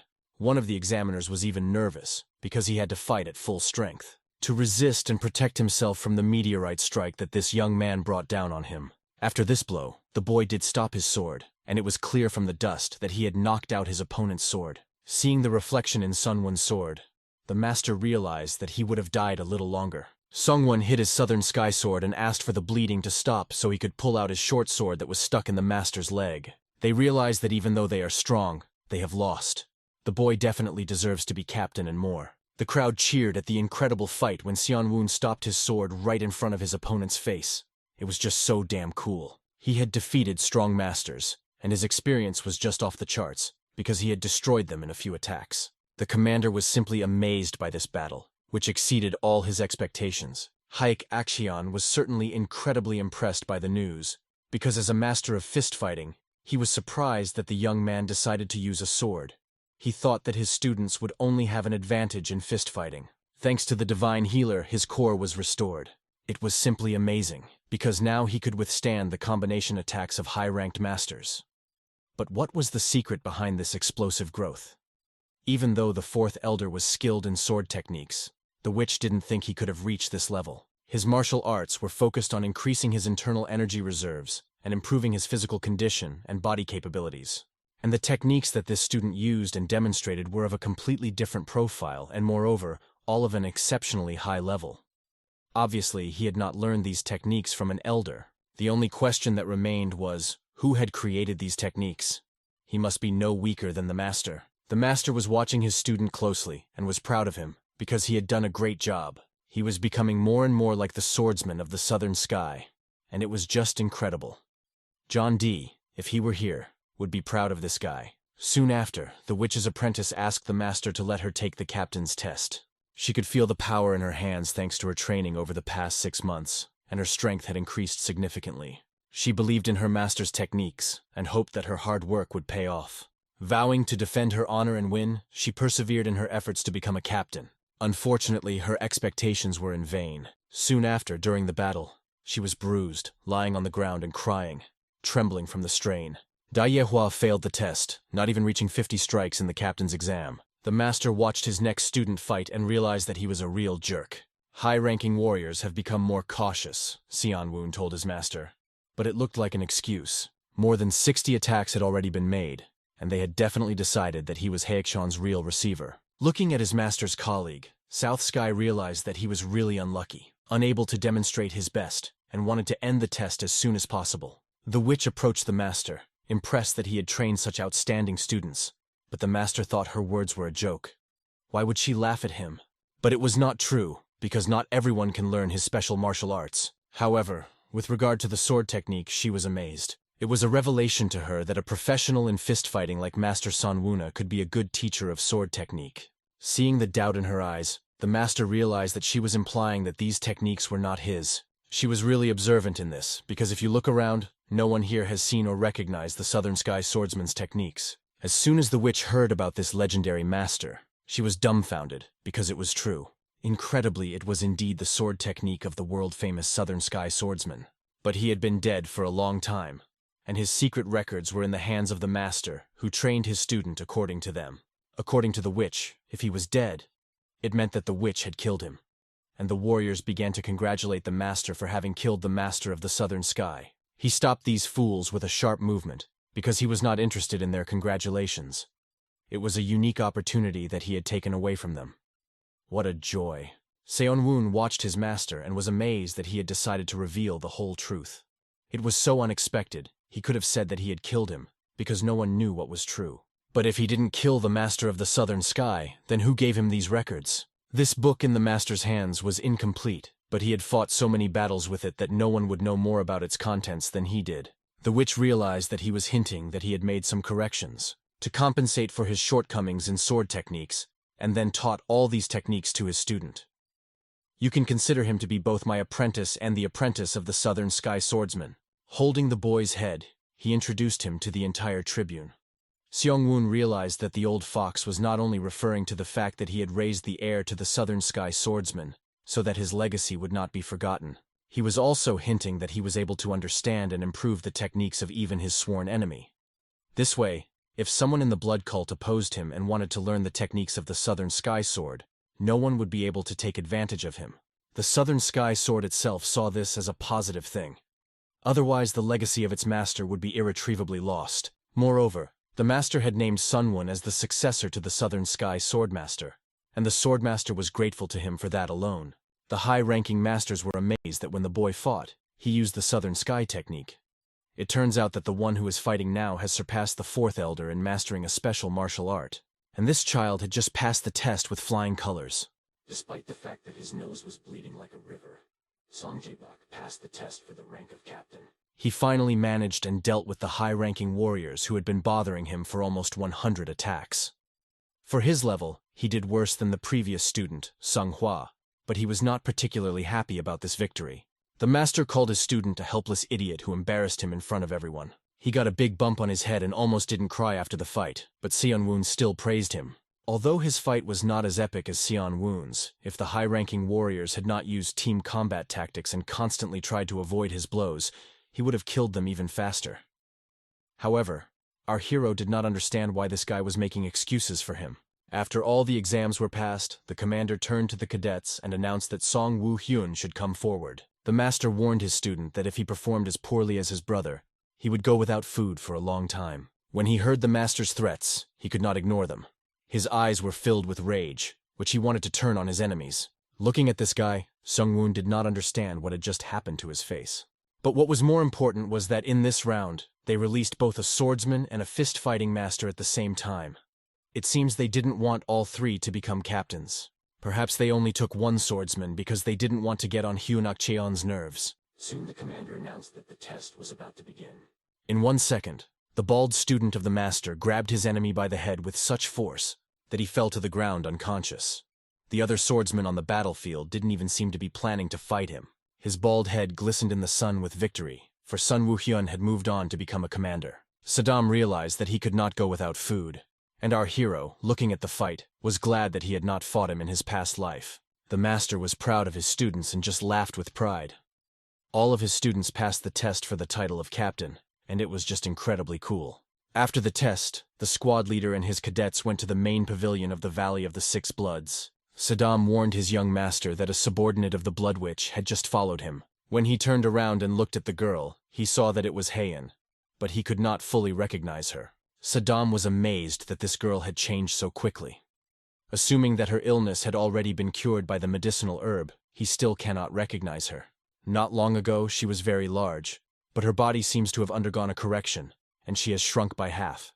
She has only the same wide eyes and the same hairstyle. Saddam noted that Seon-woon had excellent eyesight and excellent observation, because he recognized her at first sight. The master's disciples asked him why they were being watched all this time and headed for the main hall. But now the most important part would begin, and the warriors needed to choose a few skillful men. The gates of the temple opened, and the warriors went inside. Inside, they were met by a group of monks who were ready for the arrival of these high-ranking warriors. From that moment on, the selection ceremony begins. The boys don't fully understand what this ceremony is, but Seon-woon, recalling his memory, realizes that it is simply the appointment of new warriors to their positions. The names of the warriors who have just passed the test are written on plaques and distributed according to their ranks, high, medium, and low. And the commanders, Bloodstar messengers, and elders will choose those they like. If we recall his past life, the commander of the Blood Wolves chose our hero. At this point, Saddam is asking him, but things will be different because low-ranking warriors are not included in the selection ceremony. The master then simply distributed their places at random.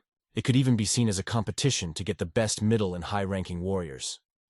A man ran up to the master and asked if he was going to participate in the selection ceremony. But he didn't have any subordinates or captains, so he wasn't going to choose them himself. So where was his competition? The warriors were amazed that the fourth elder would personally choose, and they, as representatives, could do nothing. All that remained was to decide from which rank the elder would begin to determine the fate of the warriors. Without hesitation, he decides to start first if no one objects. Running his finger across the tablets, he reads the names of the warriors. The warriors, watching from the outside, wonder why he is pointing to certain tablets now. Perhaps he has someone in mind. Putting his finger in the middle of the plaque, he pressed hard, leaving a mark. He moved his finger down the center of the board and pointed to one of the planks. Of all the 37 warriors here, I'm cutting off the last 10. He was going to take the rest of them with him. The moment his fellow masters saw that he was going to take 27 warriors, they realized that he was insane. No one expected him to do this, but he really starts acting strangely. Ignoring the others' opinions, he turned to his colleagues and said that for the sake of fairness, he was leaving them 10 warriors. They should agree among themselves so that each of them could take one candidate. Hearing this, the witch stepped forward, saying that the fourth elder was taking too many warriors. But he did not understand what she meant, because judging by the previous meeting of the elders, they said that it was very difficult for them to manage a large number of people. The witch reminded him that he had said he would work alone. Besides, if he took so many candidates, it would be unfair to their rank. But, looking at the witch, the master was glad that she had raised this topic. His views have changed. Now he is going to grow his group of people, and this is his true goal. Does anyone have any objections? He hit the sign with his big hand. Since he doesn't have any subordinates, he decided to take everyone away but left some so that the others wouldn't lose their dignity completely. Seon-woon, looking at his master, realizes that this is a kind thing to do. It was interesting to see their faces contort when all their candidates were taken away. The master addressed anyone who had any objections to this. They can safely report this to their superiors, but if anyone has any complaints, let them come to him. Or, if they're ready, we can resolve it on the spot. He suggests that we can easily gnaw everyone's throat and solve the case. All the elders looked at him and had no right to contradict him or stop him.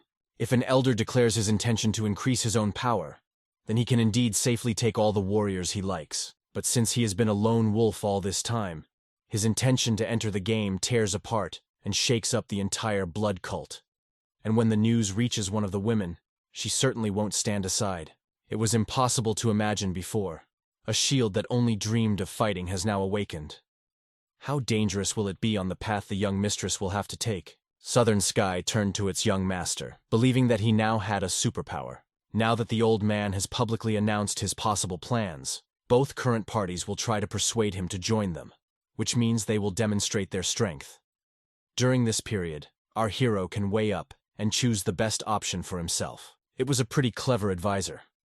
And when did Sodom have time to wise up? His sword, of course, was angry that he hinted that she was stupid. She had always been capable of this kind of thinking. These words made sense, and the boy needed to think about it. Soon, the selections would begin. The high-level candidates, 6 of them, passed the test and were ordered to come forward. But before the commander started, he wanted each of the commanders-in-chief to give a short speech so that the candidates could rely on the words and make a decision. And all this was before our hero was reborn. High-ranking commanders can choose whom to join. We can say that now everything depends on the level of eloquence of the commanders, because the soldiers have to choose who they are ready to join. Soon after, the master told Sunwon that he had hopes for him and left it up to him. His goal is to get all these people. He orders Seon-woon to use all his charisma to lure and convince these people.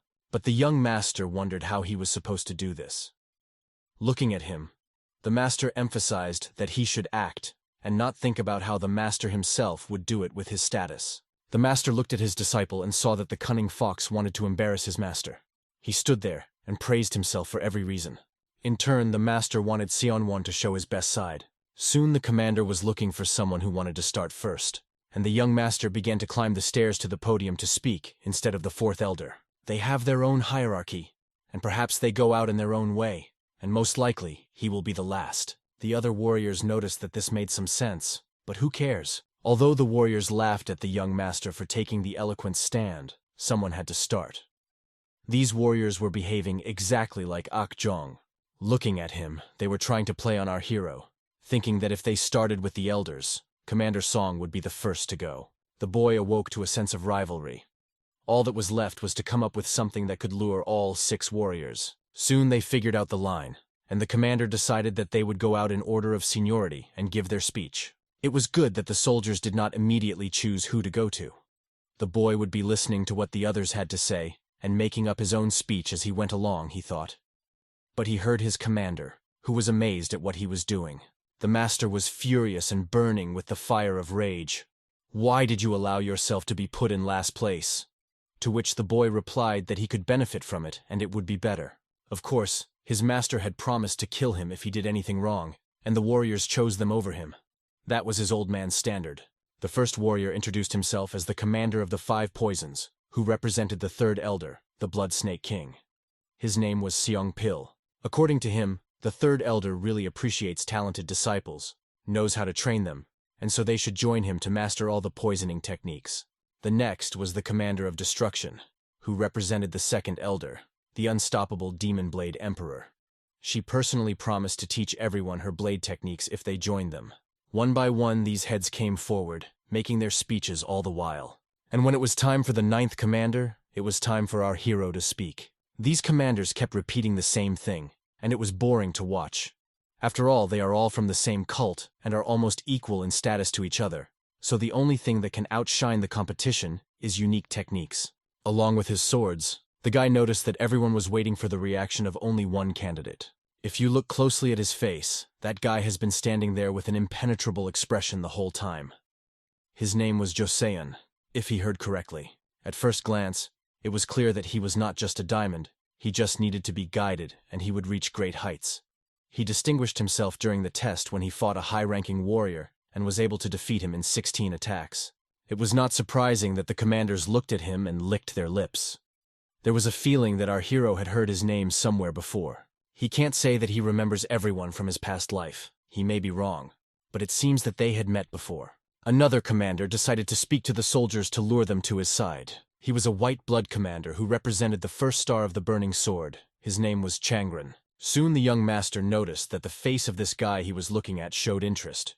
He was standing still, but why did he become animated at this moment? This commander, in turn, did not tell him about the first blood star, because all 4 elders and the 7 blood stars are very respected people in their cult. It is very difficult to list their merits, and there was no need to do so. But to cement what he had said, he added only one thing.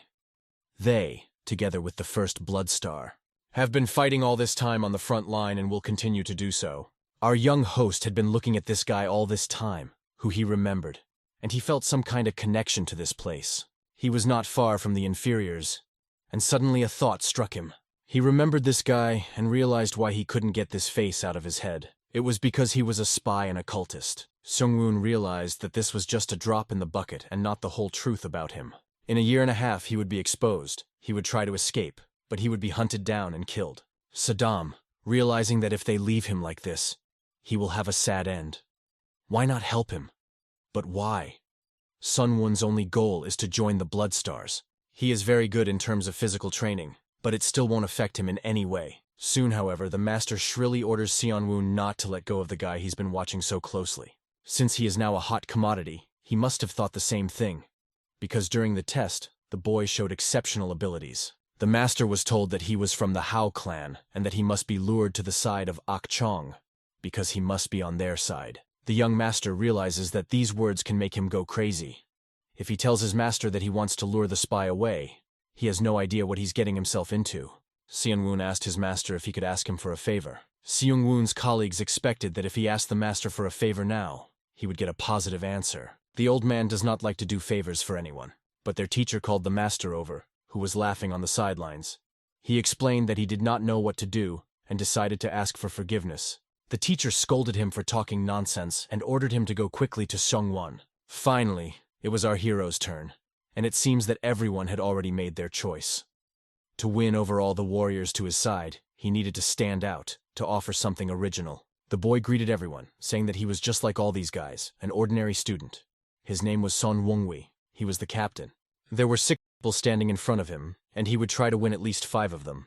Perhaps those who stood in front of him already knew that he was the 4th elder's disciple, and he was a little more fortunate than the boys who stood in front of him. Some of the soldiers on the other side thought he was showing off and did not understand what the point was. But our hero continued.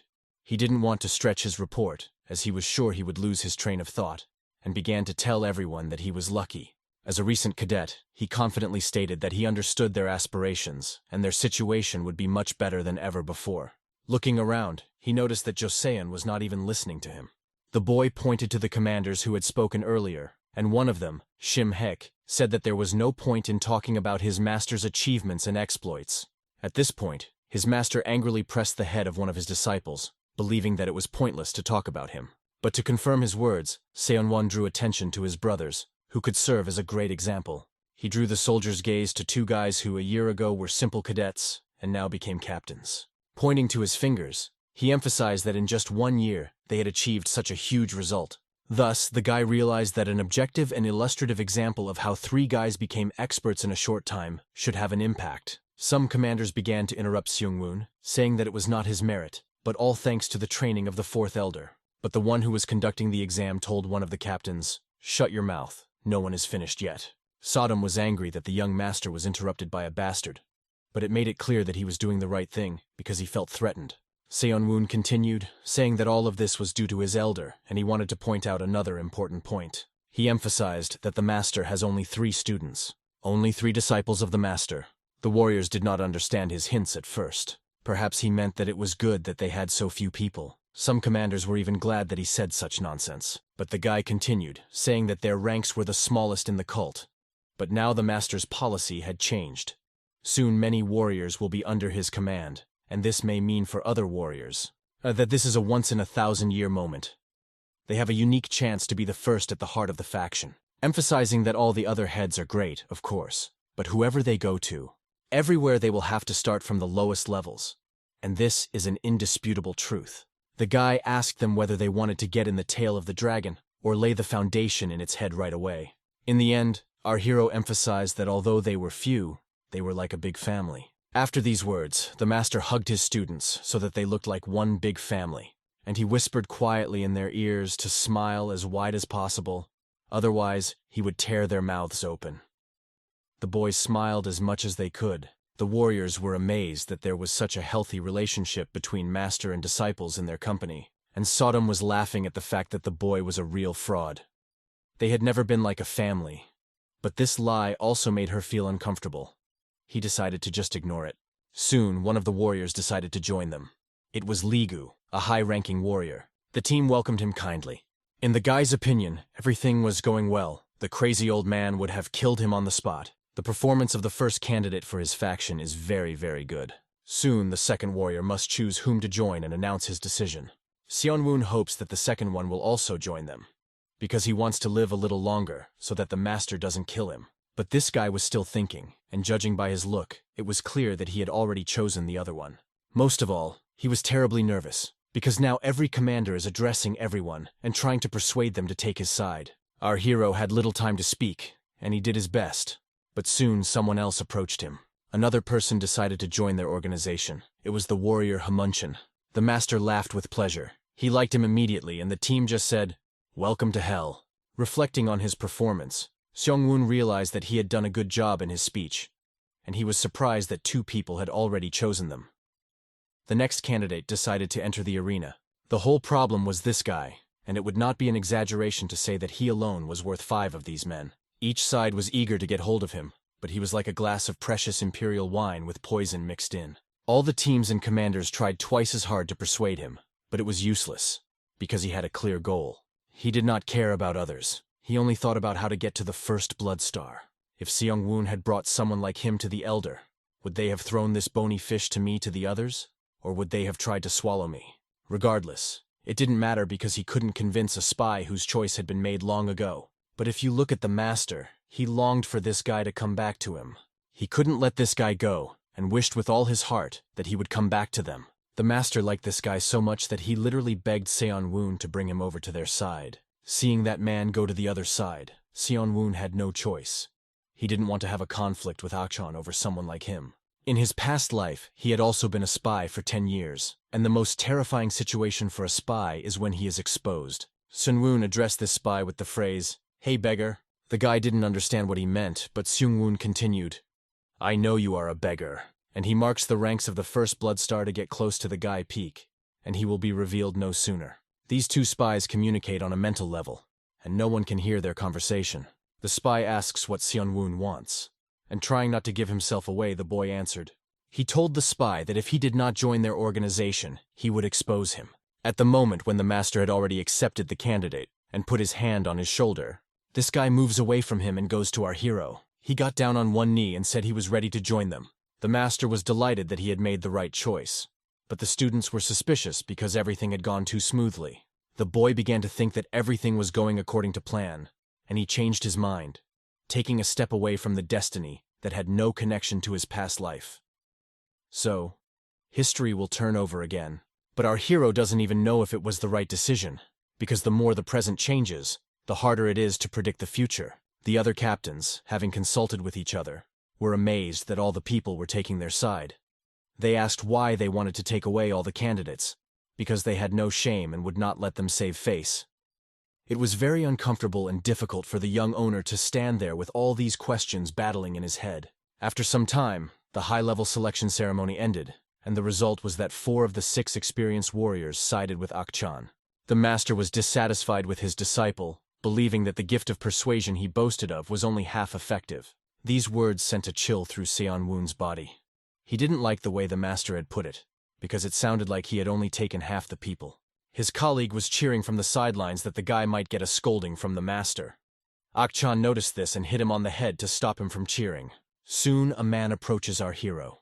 He didn't even hear him coming, and this man said that the young master's skills were quite impressive. Although he did not realize that his presence was only just discovered, this man had been watching them the whole time. He realized that he knew Chong, but this was actually the first time he had ever met a person with whom his master was so friendly. The man apologized to the elder because he found the sight very interesting and wanted to see it from the outside. Before approaching, he concealed his presence to watch them. The master introduced the man who had served him 10 years earlier and asked him to greet him. The man, in turn, greeted the young master and introduced himself as Jang Munwoon, the commander of the Huzun. The master's disciples bowed their heads to the high-ranking friend of their mentor. Soon after, Hujin reported that he had fulfilled Akshayan's request and brought members of the old mountain county. The result of his work was 24 low-ranking people, 30 middle-ranking people, and 2 high-ranking people. Hearing this information, Seongwoon realized that the old mountain county was the same city as the Valley of Six Bloods, where new blood cult warriors were being trained. This information seemed good enough to the master, but in his opinion, it could have been better. He believed that Huizong was no better than his student. Huizong apologized, admitting his fault, but said that this was all he could do, because he did not have the same persuasive skills as the young master. Southern Sky was listening to their dialogue and assumed that they were discussing the reasons why the foreman was being absent for 6 months. Although he did not say anything about it, he was probably preparing to build up his power. After all, he is not called the 4th elder for nothing, because he foresees the future much further than our hero. Seonwon involuntarily began to wonder what incredible plans he had in mind. Turning to his men, the master was glad that there were many of them now. They had to move from the cave to a more spacious place, and this task would be entrusted to the twins. They should take a few more talented people along with MANHUA and take all the things out of the cave. This impressive news made the boys happy, and they even started to rejoice that this winter they would not have to spend the night in a cold place, but in a warm, cozy place. No more sleeping on the ground with spiders and centipedes. The soldiers who joined the unit were shocked by the conditions they were living in, and even if they realized it, it was too late. The guys consulted about how many people they needed for the task. If you take into account all the elders' belongings and want to take everything out at once, then about 7 people. Seongwoon noticed that his friend was doing a good job of managing these people. If he wanted, he could choose these people himself. And of course, he liked that. He went to the people he had recruited for the team and told them to raise their hands if they knew how to use the qinggong. Sodom said that if he praised this guy, he would dance to his tune. This is one of the reasons why the past master said to beware of those who are skilled in flattery and often neglect to help, according to South Sky. In explaining his skill, he noted why he was focused on the sword. Seongwoon noticed that Cho Wan was looking at him the whole time. After a while, they came to the mountain where their elder lived. All that was left was to climb the rock. The warriors were amazed at how far they had traveled, and that they would have to climb a rock. One of the warriors wondered what would happen to them if they stumbled and fell, but the boy assured them that they would not die anyway. After a while, a man came up to Captain Sun Wongwi and addressed him. He said that they were now on their own, and would like to discuss something with him. The boy realized that the man was not hiding his desire to talk to him face to face. His friend, noticing that they were having a conversation, asked them not to delay, because the elder would react very badly if they were late. The guy started to climb the rock, shouting to the others to follow him as soon as possible. Seongwon, looking at his fellow climber, realized that Haekjong's technique was impressive. No matter how many times he had watched him, Jack Baek's mountain climbing skills were top-notch among all his peers. Standing and watching his friend, the guy who wanted to talk face-to-face addressed him, saying his name, province, and city. Our hero's response was as follows. The child of a concubine, exiled from the clan as unnecessary garbage after Dan Tang raged in the body of Qi. Seongwoon returned to the boy and told him everything he knew about him, but how he had gathered this information was still a matter of some mystery, as befits a spy. Our hero assumed that he was no longer going to hide his whereabouts, but this guy starts attacking Seong-woon. He hits the guy with a strong punch, but he fights back. It was a palm technique that uses special kui energy. It was something out of the ordinary. The young master realized that his assumption was wrong. The boy was not just an expert, he was a real expert. The fight continued, and the boy dodged his strong fire kui energy strikes. Southern Sky saw that the boy was agitated and tried to calm him down. But he had to dodge the 18 palms of the pacifying dragon. This technique was very rare, and only the leader of the beggars sect could know it. Where he came from, and why he was here, were on his mind. By accumulating chi energy, this spy began to generate energy with such force that it could destroy the boy. Soon, a huge energy ball is sent to attack our hero. After the impact, everything was filled with dust from the destruction, and the spy thought he had hit the guy right on the head. Turning to him, he warned him that if he pulled out his sword, it would be difficult for him, but ultimately it would not help. If he listened to him, he would realize that Seon-woon was not on his level. The spy wanted the boy to answer his questions, but Seon-woon didn't want him to be misled and attacked him with his sword. The spy realized that the guy was a real jerk and stopped his sword strike with his palm. He didn't care about the guy's strength, as he could easily deflect any blow. But soon Seon-woon gathered all his strength and decided to apply the sword even harder, and the spy had to strain. His attack turned out to be stronger than the spy thought, and it almost chopped off his arm. Looking at the guy, he realized that this scoundrel was hiding his true power. Our hero, looking at his competitor, realized that it happened too late for him. He can harness not only external but also internal hostile energy, thanks to his innate core, which he liberated 4 months ago when he reached the 4th formation. He is currently practicing the Sword of the Shining Star technique. This shows that he has risen to the level of an expert. The guy attacks this spy to prove that he is not so convincing. The spy stabbed him in the arm with his sword. He knocked it away with his elbow and almost lost it. Blood began to flow from his arm, and he realized that he could not defeat the guy. Although he was unable to block the elbow attack of Seon-woon's blade, it was not the end of him. And soon, our hero's sword flies right past the head of this spy. Despite the strong attacks of his opponent, the spy admits that he sees the attacks. But after a while, Sovin is behind the spy's back, and the spy is unable to stop his attack. The spy is amazed to see the guy quickly move to the side. And without hesitation, he attacks him from the side with his Southern Sky, blinding him with his power. The spy realizes that his end has come, and his death has come. At this moment, a strong blow from our hero hits the spy's head, and he screams in pain. However, when the enemy thinks it's over, the guy picks up his sword and asks not to be dramatic, as he just lightly hit him on the forehead. But for this guy, there is only one thing that interests him. Why didn't he kill him? The owl doesn't want to end it so quickly with this scoundrel and stabs him in the leg. After some manipulation and hitting the chai points, the opponent can no longer use his energy. And at this point, the spy offers to talk after the guy has disarmed him. Our hero grabbed this scoundrel by the head and still decided to get the truth out of him. This madman wanted to attack him for no reason. Sovin asks him not to apologize. In fact, he is even grateful to him. For a long time, he had been harboring a lot of resentment and despair from the ruthless old man who kept beating him up, and he finally managed to use his strength. The spy stood with his arms raised, looking as if a mountain had fallen on him. His appearance was like a breath of fresh air for the tired Seong-won, adding to the moment of surprise and tension. The battle was fierce, and the spy was almost beaten to death. This is not surprising, because our hero did not even use his internal core energy, leaving the enemy with no chance of winning. Our heroes had a lot of questions for this guy, especially when they recalled how he chose a faction, which seemed strange and suspicious. Feeling the risk of being exposed, he decided to get closer and even attacked. His actions were motivated by fear and a desire to survive at all costs. When the situation was not in his favor, in order to prevent information leakage, a professional spy had to end his life, showing desperation and determination. But all the while the hero was beating him, the spy was begging for mercy. He was gripped by the fear of death, because people often forget about their long plans, clinging to a life that is slipping away from them. The question remained as to the technique used by the spy.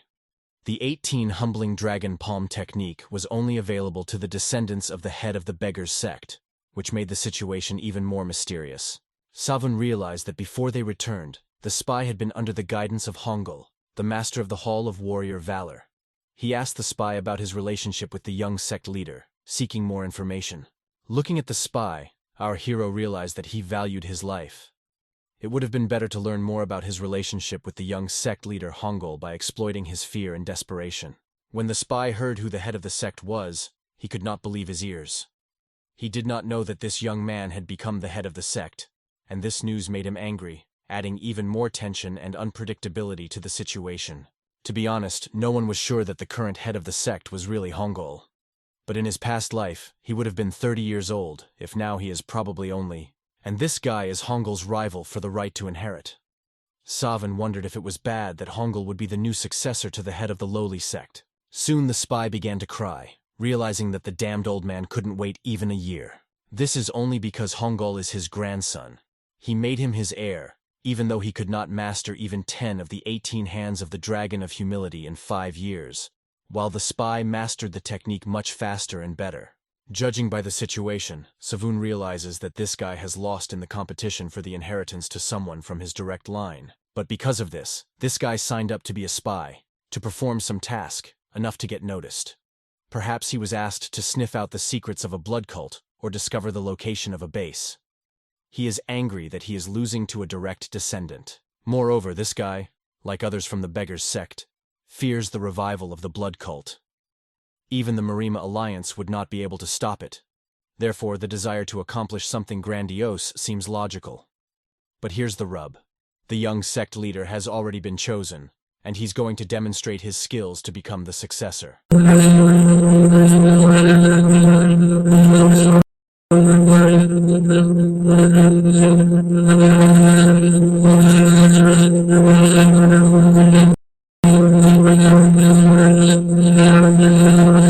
This truth sounded like a knife in the heart of a spy. He had never thought that the Beggar's sect might one day leak information about the blood cult's spies. Those who are bothered by him will be able to get rid of him quickly, without even getting their hands dirty. And all his achievements will go down the drain. Perhaps he would have played his part if he had been an experienced ninja. But who would even remember a spy in a sect if no one even knew about him? If you think about it, the Sentinel was killed very quickly, given the fact that he had learned the 18 hands of the humbling dragon. Apparently they just decided to get rid of him. The sentry clenched his hand and bit into the ground, realizing that he had failed. His idea that he would accomplish something incredible to succeed the sect leader was laughable from the beginning. Now he has nothing. Only one hope gave him a reason to live. He wanted to endure and fulfill his promise. But now he has nothing, and nothing left. The guy looked at him, realizing that he only wanted to get information out of this asshole spy. But now, knowing the whole situation, he could change the story. Our hero hinted to the spy that he still had his whole life ahead of him, and if the Beggar's sect plans to abandon him, why doesn't he stop giving out information about the blood cult?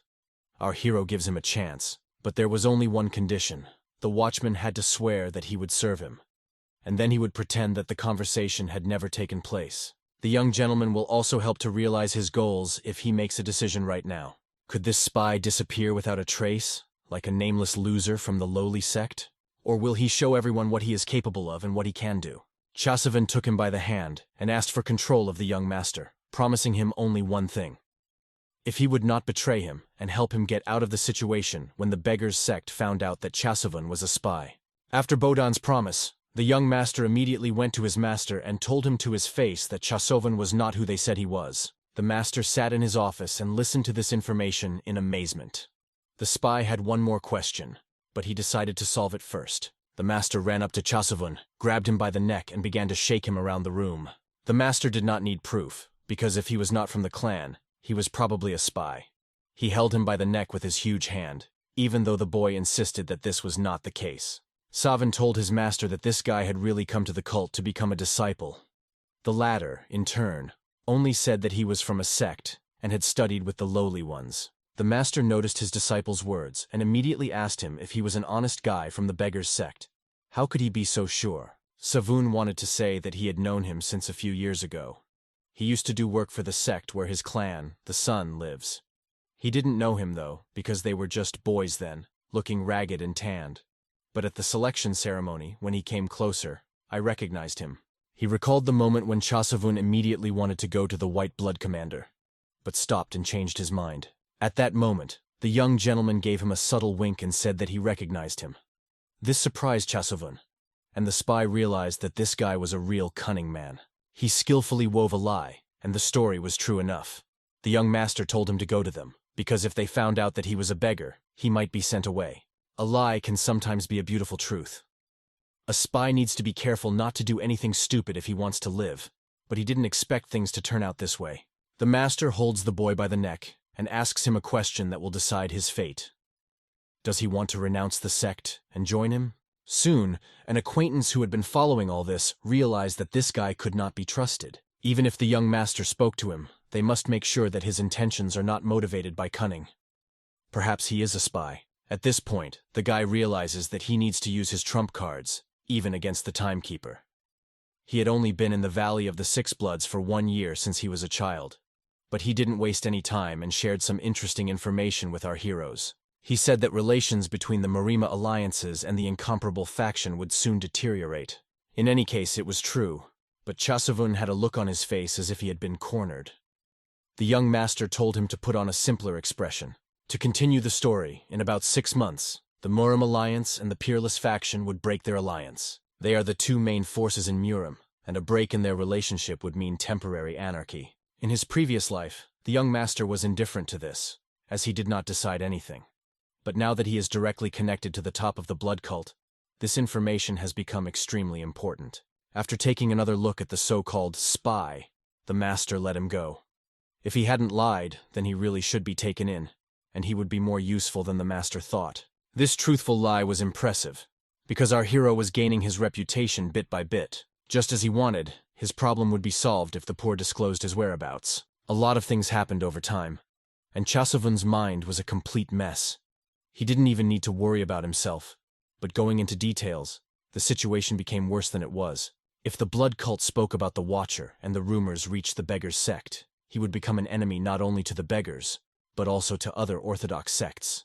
This was incredibly tough for a successor. Realizing this, the spy became a traitor who sold information to the blood cult that he did not even know about. The young master tells his new servant that he has nowhere to go back to, but reading his thoughts, he realizes that this guy is a bad spy, because his emotions give him away. But who is this guy anyway? How does he have information that even Chasavun has never heard of in his sect? He lies so plausibly and confidently, despite the situation. And now, even for this guy from the Lowlife clan, it's very difficult to call him trash. On the contrary, my instincts tell me that having such an opponent is dangerous. The boy has no choice but to swear allegiance to the young master. After that, the young master gives him a task to help his friend Jabek, and he moves forward. When Savin saw his technique, he was very impressed, because the guy was pushing off with his arms and legs, running like a dog. Although it looked strange, the technique was effective. Despite the fact that he didn't like it, there was no denying its effectiveness. But someone was watching our hero. He stopped to ask, "Who are you? Why are you following me?" The girl came out and greeted the captain, saying that she had come to deliver a message from the 6th Blood Star. The guy called her by name, and she smiled at the fact that he remembered her name. It was the right thing to do, because she was the only one who had passed the captain's exam, and it was obvious that she was in pain. The scene was striking, especially when you consider that they had all once entered as disciples. Looking at her, the young master did not understand what she meant, but the girl continued that she still had to pay him back for the bet, and that his information was so valuable that he had to come to her pavilion tonight. Soon, in the dead of night, the boy comes to the pavilion, waiting for the 6th star of blood, and realizes that it is late, but soon she came out and approached him. He saluted the 6th star of blood. After apologizing for her lateness, she suggested that we get down to business. Savin didn't feel uncomfortable about her lateness, as he had just arrived. A witch from the blood cult noticed that the boy has many talents and is sure that the cult highly appreciates him. Before fulfilling her promise, the witch asked him to look into her eyes. The moment he looked into her eyes, something unknown happened in his body. Savin looked at the young man and emphasized that he had made a mistake. He sustained the illusion twice, and it was definitely no accident. It was clearly the work of this witch. 20 years ago, a witch stumbled upon a mysterious sanctuary of an unnamed ancestor, and this discovery was useful not only for her, but also for our heroes who were yet to be born. People began to call her a witch after she used her skill to enchant people with her power. Looking at this witch, Saddam could not help but notice her striking beauty, but he could not even guess how old she was. After all, if she had learned this skill 20 years ago, she would have been about 35. The witch decided to teach the boy the same skill, called the illusionary eye, which allowed him to manipulate the minds of others. The illusionary eye is a unique technique that creates an illusion that can lead the enemy into a state of temporary disorientation. A person in this state reacts instinctively if stimulated in a certain way, and may even lose their memory. If this is true, then the illusionary eye is an extremely rare and dangerous skill that can change the course of battle. Morum's world is a city where every moment can be decisive, and where every second separates life from death. But with the help of the illusory eye, you can make your opponent completely under your control, and this gave the witch a huge advantage. And for a second, the boy thought about what a powerful tool the witch was offering him, and the witch realized what he was thinking. But in reality, this skill was not as easy to master as he thought. Light physical contact or a soft sound could easily bring a person out of the illusion. In addition, this skill did not work as effectively on people with a strong mental state or internal energy, and required significant concentration to use. These conditions made it difficult to use the skill in various situations, especially when it came to life and death. Did he want to learn this skill? Of course he did. If the conditions were difficult, the skill sounded quite useful, although other people would be wary of him if he said he could use it. And perhaps the old man who once blocked him because he knew about this skill can come in very handy. Over time, the sixth blood star taught the young master the important notes and techniques of the illusory eye using the frequency whispering technique, which was more like a spell than a martial arts technique. To accomplish this task, our hero had to concentrate very hard. It was more like a spell than a martial arts technique, and our hero had to concentrate very hard after learning the method to follow the instructions.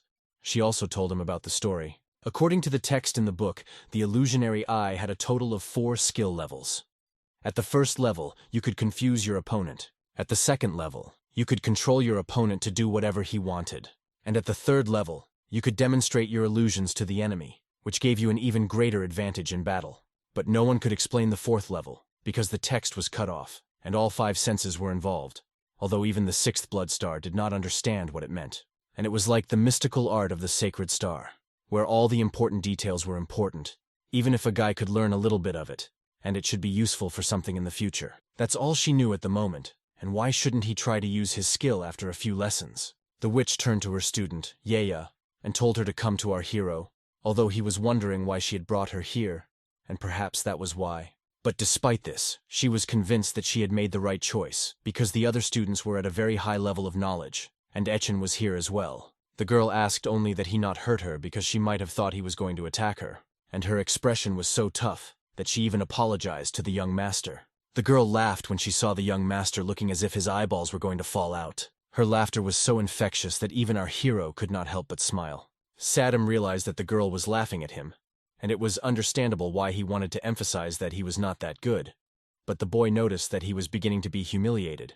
If he could have made a second choice, or had a second level of visual eye, he would have done things differently, leaving the witch, emphasizing that there was no eye. Because this skill required a lot of concentration, and in order to use it well, you had to melt down and pay with it. But soon there's no guy to behave as if under hypnosis. She opened her robes and showed her breasts. The young gentleman's hand was on her face, and her eyes were as if mesmerized. Although she was shaking, and forgave the young master to stop, he called it a relief, and that it was all right. But the owl didn't understand how it happened. He fantasized a bit, and something went according to plan. And the amazed witch realizes from the outside that it was a backup eye technique. But how did he do it? To which our hero replies that he did nothing. The girl looked around and did not understand what she had done. Why everyone was talking about it. She did not even remember what she had done. When she looks down at her body, she sees that she has exposed her breasts, and her face turns red with shame. She falls to the ground, covering her body, and the owl does not know how to behave, as he is ashamed. The idea of his faithful sword is infused with the actions of his master, that he is a real man, but he in turn just thought to himself that if he can handle the second level, he can put her in an awkward position. And at that moment, he just thought that it would be funny if she danced naked. But these were really depraved thoughts of a young master. The witch realizes that this kid could master the second level of the illusory eye. She couldn't do it even after 12 years in research. But how could he learn it so quickly? The witch thought that he was hiding something from her and deceiving her, thinking that someone had already taught him how to do it, or how to explain how he did it. The guy didn't really do it himself. He just imagined it. The witch asks him if he has thought that it would be nice if Jochen took off her clothes. But the witch did not believe him and told him again, "Look at them," and made her undress again. The girl herself did not want to do it anymore. because there were consequences. Soon, a masked girl approaches them, confirming the young master's words that he is not the one who is lying, and they need to finish right now and return. The witch starts and allows herself to believe him. But on her part, the promise was fulfilled. Of course, today is not the best day for talking, the girl says, taking off her mask, and it feels like she wants to say something. It was me, a beautiful demoness, who said only one phrase, that I would see you next time, and it was clear that she was a candidate for the left-wing blood cult. She did not change her mind just because he came up with such an interesting fantasy. But still, he read in her eyes that she thought he was a pervert, and he realizes that she did, and he's fucked. But despite this, everything will be fine. They will have the opportunity to explain this misunderstanding, but the problem will be that the guy does not know when it will happen. But why does he think he needs to rush and leave? But it was a coincidence that she had witnessed the second level herself. Just knowing that it was possible was probably a big clue for a master like him. Passing by the room, he woke up his brothers, and they asked, "Where's he going?" But Solon explained that it was nothing special, and he just started writing. But why is he walking around in the middle of the night just like that? Our hero doesn't fully know how to come up with a quick excuse, but we recommend that you use the illusion of eye contact on your friend. Since he already had it and had it on him, he decided to test it on him by looking at him with his own eyes. He said to him, his drummer Beck looks at him as a swindler. Why does he look at him like that? Savin realizes that he needs to train this skill more. Since it doesn't work on him, he won't have to work for this dude anymore. When he went to bed, he told his brother that his illusionary eye technique had not worked. Good night. But he stood still for a long time and did not move, as if under hypnosis. And soon he sharply hits his friend brother Bliznyuk's bald head. He hit his brother so hard that he didn't even realize why, but the steam went out of his hand. H was just incredibly angry at this incredibly stupid act and wanted to quickly smash his brother's fucker. Even though he said it wasn't him, his hand was just too good to believe. His brother, Yehan, begins to knead him with all his might, and the owl realizes that the illusion has worked after all. The conflict between Murim's alliance and the faction did not take place. The information Savun provided led to more serious consequences than our hero expected. We moved to Jiangxi province, a high rocky peak. When the first rumors surfaced, the province was filled with speculation. 9 days ago, the information reaches a high-ranking official. In about 15 days, everyone in the blood cult will know about this news. Everything was getting more and more interesting, and events were unfolding much faster. The owner could imagine, but what did he mean by an interesting green-haired guy? He gritted his teeth, not understanding what his master said when it was time to get up again. His task was to bring Gimbun and Aggie here, as they needed to prepare to go to the Valley of the Six Bloods. The order was accepted by this young man, and even the master had to go to this valley. But the time has come to act. Even though the cult is still unbalanced and divided, the master will have to go to the Valley of the Six Bloods personally, and there is no doubt about his decision. He had not yet considered Bacon as a candidate, although she was a very instinctive woman. We return to the Valley of the Six Bloods. 4 days have passed since our hero learned the illusory eye technique. He has been practicing it for the past few days and has learned a lot. While testing the technique on his colleagues, he realized that the first level of the illusory eye does indeed fit the description of the sixth blood star. It can easily make a person stand back. The second level is completely different, but it allows you to control people for about 5 seconds. It was impressive, because the technique really worked. Even if Sonov hadn't managed to wake Enkwa up, she would have stopped undressing after 5 seconds of her own free will. In addition, if someone had already been under the influence of this skill, they could be exposed to it again. When he tried to test the technique again on Seongjae Bayek the next day, he found that it no longer worked. It was also impossible to extract information about their memories. Although he had trained his subordinates thoroughly, they only did what they were told, and it was very frustrating that he could not get information from them. In addition, the technique did not work on people who were stronger than him, such as masters, or those who had a very strong mental state. This goes without saying, given that even the sixth star did not use this method on Chun. Finally, the second level of the illusionary eye requires innate core energy. The power of the illusory eye is probably proportional to the person's inner energy. Perhaps this is why the sixth blood star was able to master only the first level.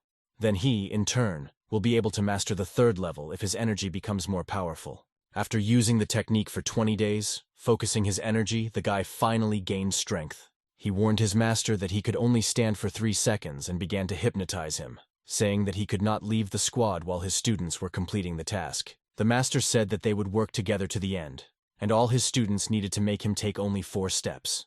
They practiced with him all the time. The master said that they should be ashamed if they could not achieve this. Although Savun did not want to compete with him because of this power, he continued to provoke him, which was very important. Since Hyakjong is a real monster that surpasses human capabilities, to compete with him in the early stages, he will need to reach a stellar level of mystical art, like the Iron Sword or the Southern Sky. And it is not even known whether this will help him in the battle. During this period of time, the master became even stronger, as strong as the former master of the Southern Sky. It was 15 years ago when the former master of the Southern Sky last fought Axona. Needless to say, the martial art has become much more advanced. To defeat this master, the former owner of Southern Heaven might have had to reach the 7-star level in the art of shining stars, which he never achieved in his lifetime. The master wanted his students to improve, even if they were still beaten after each training session. The Southern Sky warned our hero to look up. It was the same girl, Bacon. But why did she come to him? She had been avoiding him since that night. The guy thought she would never want to talk to him again. But then what is she doing here? The master turned to his disciple and told him to come to her, since she had already warned him and asked him to do so. Once in the bamboo forest, the girl suggested that we talk in this place. When asked if he knew who she was, the guy didn't think long and said that she was Pekan. But that's not what she meant. She wanted to talk about something else. It was strange to her that he didn't know, even though he said he knew everyone she had ever seen in her life.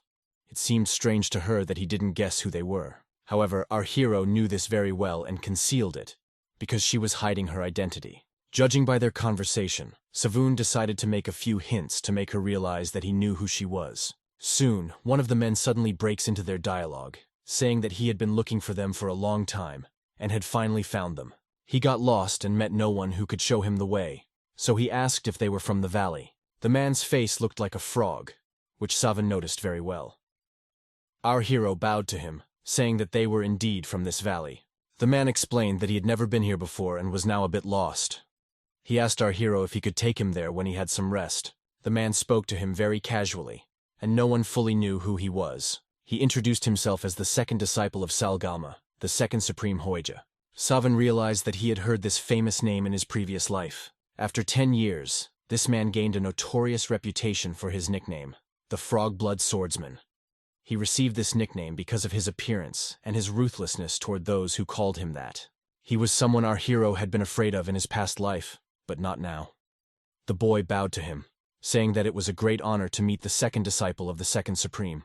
After introducing himself as the first disciple of the fourth Supreme, Savun heard the frogman look at him with our heroes. He looked at him with such passion, as if he were his test subject. Our hero realized that he was famous enough to deserve such a reaction. After this man found out who he was, he smiled and began to beat him with his sword. Savun dodged the blow but did not understand why he had attacked him. The man explained that his master was worried for no reason. He believed that a disciple like Savun was not a threat to him, although he expected a strong opponent, since he was a disciple of the old Supreme. But Savun turned out to be stronger than he could have expected. This was not an enemy he could fight using only the internal energy of his lower energy core. The girl asked what it all meant, and activated her demonic energy. The frogman noticed that the girl was a student of the 6th Blood Star and immediately lowered his demands. The frogman noticed that there were many beautiful women in their clan. Our hero, in the presence of this girl, could not hide his abilities and took responsibility for protecting her from this scoundrel. The frogman, seeing how he stood up for the woman, wanted to see how good he was. The young master stood with the girl and looked at the man, realizing that he was going to be defeated. The frogman looked at them and did not understand why they were staring at him. He demanded that they show him their skills. But the master was behind him and did not even let him swing his sword. He cut the enemy down with a single blow. A brutal blow knocked him aside so that he did not pose a threat. His body was saved and stopped by a mentor who was behind him. After he put it on the ground, he thanked his master. Savun noticed that this man had turned into a cocktail with the strength of a master's hand. Then this person behind him must be one of the 4 Supreme ones, namely the second Supreme Sagalma. The old man came up to our master, greeted him and said that he hadn't seen him for a long time, and looked at Hachin. Zhong met his brother Si, whom he hadn't seen in 4 years. But what made him travel such a long way? Was it because of that letter? The boy watched the elders, thinking that they got along well, although sometimes they behaved rather harshly. One of the elders emphasized that there had been a misunderstanding between his soldier and Chan. But Chong felt that the word misunderstanding was too mild for this case. The student had attacked another student of the master, and if it hadn't been for Chan, the student would have been seriously injured. Master Z justified his student by saying that he was too impulsive, as is typical of young people. He believed that his student had been imprisoned for too long and was looking for an opportunity to compete. Then Zhong said that Master Sei's student had insulted him. Of course, this information was devastating to the elder, who honors each master. The frog-like warrior began to deny that he had done it, claiming that he would never offend one of the 4 elders. He only said that Chan's student, being so inept in martial arts, had disgraced his master. Master Z took his disciple by the head and slammed him to the ground with all his might, exclaiming who had taught him such manners in the first place. And here he also tried to justify himself when the elder spoke. Chan's brother apologized to the master for the rudeness of his younger brother. Although he delayed his congratulations, he was the master's first student. Analyzing information from his past life, Sovan could not remember what happened to his first student. Perhaps this means that they concealed his existence, and Sovan would never have revealed his identity. Most likely, something happened to him during these 10 years, and he may have died. Even in Orthodox sects, there is a place for enmity between disciples and heirs, and the blood cult, one of the unorthodox ones, is obviously even worse. Addressing Master He, the elder apologized for his student, emphasizing that he had taught him a good lesson, and therefore asked him to leave him alone. Standing next to Sovan, Chan hinted to him that this would not happen if the boy was strong enough to overcome the arrogant, impudent man on his own.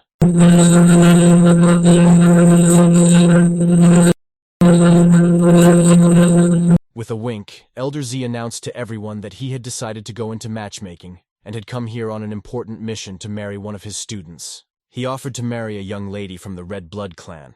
Rena stood behind him, speechless with shock, because it was complete nonsense. What was he talking about? When she saw who they wanted to marry, she was absolutely shocked. Soon we moved to the meeting room of the Valley of the Six Bloods. The masters are gathered together with their students. Chan was sure that the hateful old man would be joking, as usual. But for the old man, this was only a strengthening of his cult. He advised the young lady to avoid conflicts and to renounce the inheritance. After all, he had to prepare for the birth of his heirs. Sowen watched the old man, even though he was a student of the master, who said all this directly to his face. But when you looked at the Scarlet Witch and her students, you could see that they were holding back their emotions. Master Zhong did not stop, insisting that his words were true. How could an old man say such a thing, fully aware of the noble background of their young lady? The master shouted at the whole room, deciding to put him in his place. How can you say such things, having the gift of speech, but not realizing the responsibility? Marry a student and make her give birth to an heir. And what do you guarantee her in return? Protection, perhaps? He could hardly contain himself. He wanted to finish this impudent man off on the spot. A completely different atmosphere prevailed in the room, reflecting the feelings of other people. The presence of the master filled the space with a strong energy that did not even allow people to breathe. Under the pressure of his true power, it was impossible to breathe in or out. But the old man repeated to Brother He that he had not come here to fight, because all the reasons for his arrival were already known. The Bloodstar and the First Elder decided that He Hyang would become the leader of the cult, and most of the cult's top leaders were in favor of her. Although there has not yet been an official statement from the Third Elder, he made it clear that he thinks the same way. He wouldn't have said that if everyone was in doubt about whose side the government was on. The old man only asked the witch if they had announced their support for Ms. Beck Wrench. At this, the Sixth Star looked at her students, who were wary and said nothing. But the old man pressured them. What do they think will happen if he announces that he also supports her? According to Maester, this was already blackmail, and blackmail went beyond all bounds of acceptability. But the old man could not stand such arbitrariness and accusations. He drew his sword like the unstoppable Emperor Se-Galma, ready to defend the daughter of the cult leader. His body and the entire room were filled with powerful Qing energy. A woman stopped them, exclaiming what they were doing in front of a young lady. We had to get together and resolve an important issue. She asked if she could address them like in the old days. It was a mysterious guest hiding behind a curtain. Her voice resonated throughout the room, and this was called the omnidirectional sound transmission technique, which made it impossible to determine the direction from which the speaker's energy was coming. In addition, Heian and the other students turned away, so that it was not clear who was speaking. But our hero knew that her internal energy supply was far from unlimited, and using the omnidirectional sound transmission technique required a lot of energy. The question arose, if he had decided to take his sister's side, why did he say that he should come out?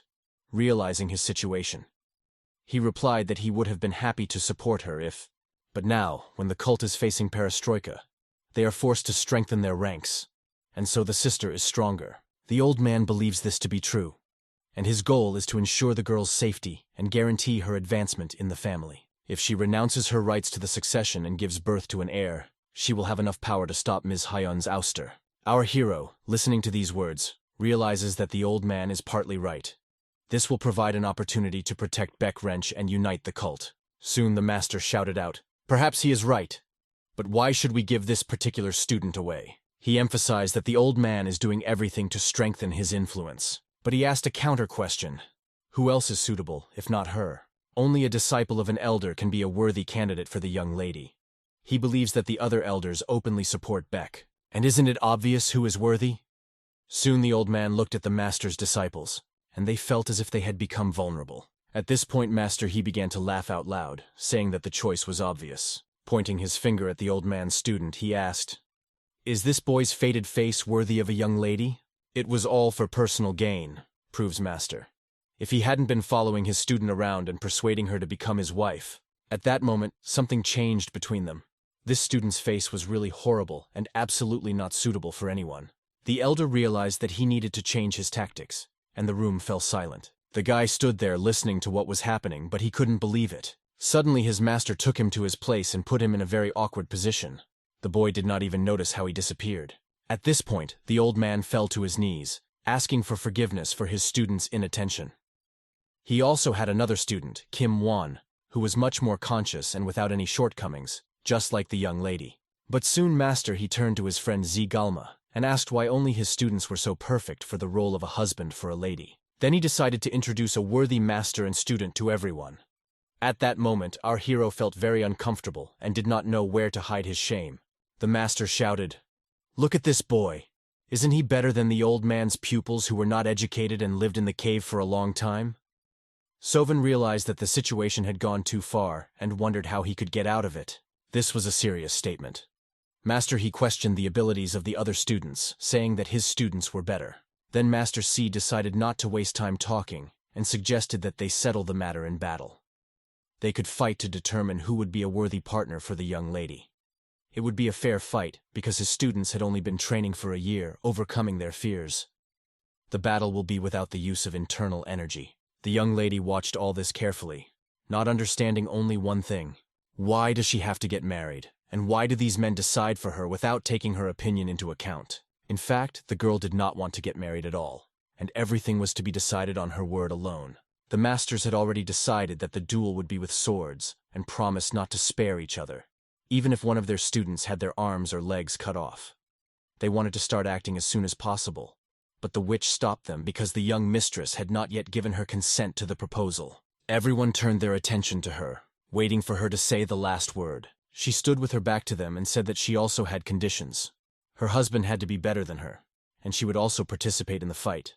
Jung liked this offer, because a worthy candidate should be better and stronger than her.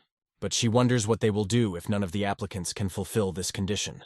They forced them to fight without taking her opinion into account, but the girl hinted to Uncle C that they should decide what they would do when she won, even if she was beaten. She asked them to promise and swear that they would support her even if she won. For Master Aken, this was just great news, and he agreed to it. But Uncle Sai could not accept it in any way, although this time he would make an exception for the young. Watching all this, our hero realizes that this girl is really very smart and wants to benefit from this situation, which is good enough. But she is not fit to be a leader, because the role of a leader requires more than just following the will of the two supreme ones. Now it is clear why she wanted to become a cult leader. Before the fight, all the conditions had to be discussed, the witch said. Hogimwon will become a disciple of the supreme ruler. The fourth disciple of the ruler to take part will be Savungwi. The main goal is to fight without using internal energy, and masters push their warriors to fight. To make the duel fair, each student of the master sealed the pressure point of the other student. The fight will be with swords, and injuries or death do not matter if all parties agree. Everyone agreed without question, and the soldiers looked into each other's eyes. We had to go to the walls and take our positions. Undoubtedly, a martial artist of the highest level can cripple or kill our hero right here. The master, looking at his opponent, realized that this guy was strong enough that it would be unfair to him. But still, he would have to fight, because everyone is trying to benefit themselves, unless they are a fool. Soon, the master telepathically told his student to demonstrate the skill he had been so carefully hiding. And he should not pretend to be a fool, because he will not be able to deceive his teacher's eyes. He lacks only internal energy, but his knowledge is much higher than the first level. The master knew this all the time, and could only judge by the marks he left with his sword. He orders him to fight, and the winner will stay. It is very good that the master did not talk about the central energy core, but the guy realizes that if he hides his abilities, it won't be so difficult, because he knew it all along. Looking at his disciple again, the master said, "If you cannot do this, then you can safely admit your defeat." The boy looked at the master and did not understand what he was talking about. His teacher hated losing more than anything. But what he was really saying was that he didn't want Sovan to die or get hurt. The whisper technique almost tore the guy apart, because the master was shouting, "Do not be deluded." He is saying this because he does not think that victory will be easy, because there is a big difference in training between you, only 1 year. The students were told to keep their distance and take their positions. The first thing our hero's enemy did was promise not to kill him, but to prepare for the possibility that he might lose his arm.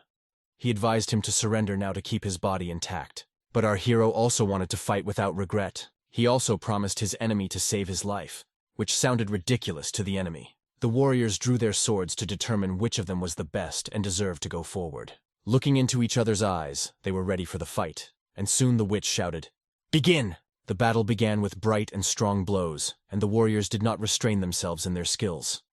In a few minutes, the battle was over. Owl's opponent loses an arm, screams in pain, but the fight remains a fight. As promised, our hero did not kill him, and asked if he would admit defeat. It was incredible for everyone watching the fight. Owl's brother opened his mouth and could not believe his eyes. Master Action's brothers and students were delighted with their friend and his skills. The witch, looking at this, realized that he had just humiliated one of his students. But Master Zai came up to our hero and said that it couldn't be a duel, because the guy used a forbidden art. He saw this and was furious. At the moment when they were fighting and looking into each other's eyes, when their eyes met, Guo Himwen gave in a little, the master explained. But Chan approached his old friend, wondering what was wrong with the master using the art of an unorthodox sect. For him, it was a duel of life and death. Master Z's rage filled the entire room. He was filled with purple energy and struck Master Aken. Suddenly, Zhang blocks his punch. Two incredible forces collided, filling each other. It had been a long time since the master had experienced something like this. He was eager for a fight. It had been a long time since they had seen each other. The old man hadn't seen him for a long time either, and was eager to see the matter through. The power of these two elders was simply incredible. They could take down an entire army with a single punch, but now they needed to settle this once and for all.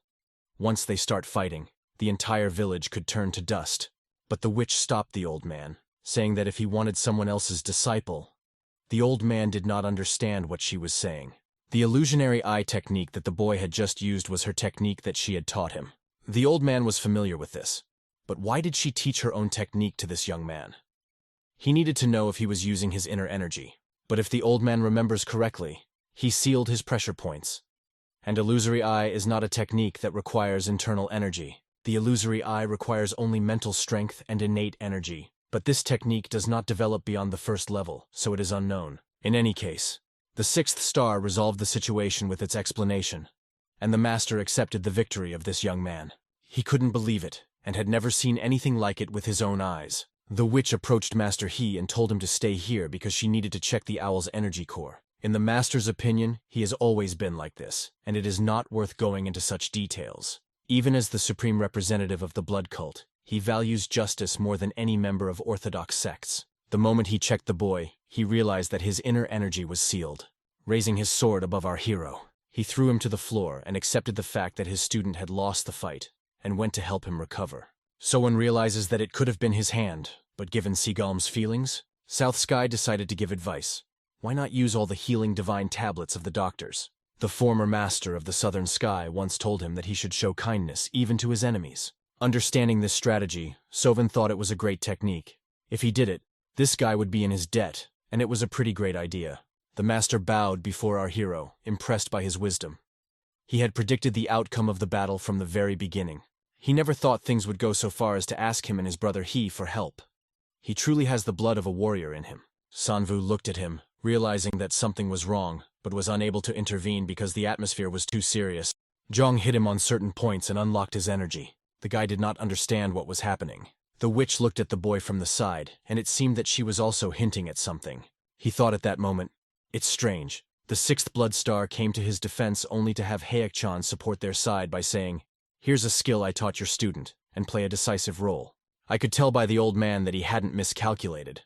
In any other situation, the crazy old man would have immediately raised a shout and denied everything. But now he was just silent. In the end, he decided to support Baek Ren, having made up his mind. Sowon felt that his points were unlocked, as a second duel was no longer necessary. A girl approached Uncle Z. He saw her attention to him. She had changed so much since then, and he was happy to see her as beautiful as ever. She had recently been ill, and he only remembered her as a child. Her illness seems to have hit him later. The girl bent down in front of the old man, and was glad that he recognized her. But she was holding signs that alerted the old man. The girl offered to take the divine doctor's tablet. She planted it yesterday to complete the final stage of treatment, and it was a priceless thing for the old man. The girl believed that they would use it to benefit his student, to cure him. But Sovin did not understand where she had gotten the sign. Did she really get it from the doctor? The old man was deeply touched by her concern and wanted to offer payment in return. But for her, everything was fine. She had to help his disciple get his arm back so that he could continue on the path of the sword. The old man fell to his knees and swore to serve her as the new ruler. He asked me to accept his loyalty and devotion. Soon it will be the turn of the 4th, and they will also kneel down. Victory would be hers, but Sovin decided he had a plan. The master, hearing that he wanted to leave for a second, asked him what he was up to. The guy looked him in the eye and made it clear that it was not over yet, and asked him to take the initiative in this matter. Master Akshagan simply reacted silently, making it clear that he supported him. After that, Sovin came up to worship the new princess. Instead of bowing, he made a gesture that amazed her. Long live the blood demon for the glory of the cult. But being a student of the 4th Elder, the boy decided to challenge her to a duel. It was incredible. It was an alarming situation, and even the master did not realize how inadequate he was in this matter. Everyone present was shocked, not realizing what the consequences could be. It was amazing for everyone in the room. Hoping it was a misunderstanding, she asked if he was really going to challenge her to a duel. "But what's the point?" she asked, looking at him in confusion. Sovin decided to ask her again. "Why do you not consider me a worthy husband?" After that, the girl was seriously confused. The guy decided to cross all the boundaries, and she realized that he had done all this to marry her. She started to think about accepting him, but he interrupted her. "This is not necessary. If you follow what you said earlier, you will get everything you want if you defeat me. Is there any reason to be afraid?" Sowon understood perfectly well why she was biting her lip and hesitating. She had seen the previous duel and, judging by it, could not be sure that she would not be influenced by the illusions of the Eye of the Orc. But at this level, she had no choice in the situation, and she must take responsibility for her words. Although she didn't want to accept it, she smiles and agrees to the duel. Communicating with the vibration technique, she asks him what he really wants. He realizes that she has finally accepted the challenge. But South Sky still doesn't believe it's her when he looks at her. The witch says that if the lady accepts the challenge, they will then seal the deed, break the dots, and fight. They had no time at all, no matter when and what they needed. "Vindicate my teacher and all his students, including me, with your name," our hero said as he passed the girl. It was insurance just in case, a way to whitewash them in front of the cult no matter what they did. It was a guarantee that wasn't needed right now, but it's good that they continue to do so. However, they are playing a rather dangerous game, and one should be prepared for any difficulties. For example, if he decides to cut off all ties with the blood cult, she asked him not to give them any privileges. The guy sends her a message that this is enough. But there was one more important question he wanted to ask her, one that haunted him. How did the girl get the divine doctor's sign? The girl told him with her mind that the plate was not from the master. To be more precise, the 6th blood star said that she did not deserve it, because it was not the witch who brought the medicinal herb, but she. Recalling the moment when they found that flower, the girl swore that she would not forget our hero, and it looked like the sign she had promised him when he gave her the healing flower. At that moment, she recognized, since you received treatment, her part of the agreement was fulfilled. Now it seems that she was hiding it from him, and the girl did not like this misunderstanding. She apologized for it. And if she gave this sign to someone else, she must atone for her guilt. But they had no time to talk, they were late, and the masters sealed their power by pressing on certain points. Master Z turned to Ungvi. God forbid he should use dark magic against this girl. Even if his master tries to install something, he must be sure that this old man will break his skull in half. This was a very interesting statement for our hero. Soon they were facing each other in a fighting ring. Everyone watched these actions closely, contacting him via telepathy, and asked only one thing. "Do you really like the girl?" he said. The young master did not know what they were talking about, but the master was sure he knew what they were doing. At least, he had no doubt. Then he gives his student the freedom to do as he sees fit. And at that moment he trusted him completely, despite all the possible consequences. The witch raised her hand, signaling the beginning. The warriors stood before each other to decide once and for all whether our hero was worthy of her hand and heart. Ahen closed her eyes so that So Wungwi could not use his technique against her. She tried to defend herself from the illusory eye, and with an incredible movement of her sword, she teleported right in front of the guy's face. The movement was very strong and lightning fast, and the guy barely had time to dodge. She only managed to cut his cheek with her fingernail. If he had reacted a second later, he would have lost immediately. And now, she was doing it again. He hits him and just slaps him in front of everyone. The guy didn't even realize what had happened, it was very fast. But, holding his cheek, he could not find a place for himself out of shame, which made it clear that things would get even more interesting. The blows were so clear that it was extremely difficult to defend against them. The speed and force of these blows were incredible. She looked thin because of the weight loss, but her appearance did not diminish the strength she was fighting. You could see the ruthlessness in her eyes as she moved skillfully, but made one unskillful move. Because of this mistake, he was able to throw her off and launch a kick attack directly at her head. Seo used his sword to restore his balance and at that moment began to counterattack. He was lucky that he was smart enough to take advantage of the situation. She noticed that he was not holding back at all and understood his desire. His desire was so strong that he was ready to fight to the death for the young heir. Meanwhile, she stood and reflected on how young Mr. Seo had been crazy to see her naked last night. The battle continued, and the sixth star hoped that he would not lose this battle. Right next to his eye, the girl's finger began to glow red. He immediately realized that it was a finger technique.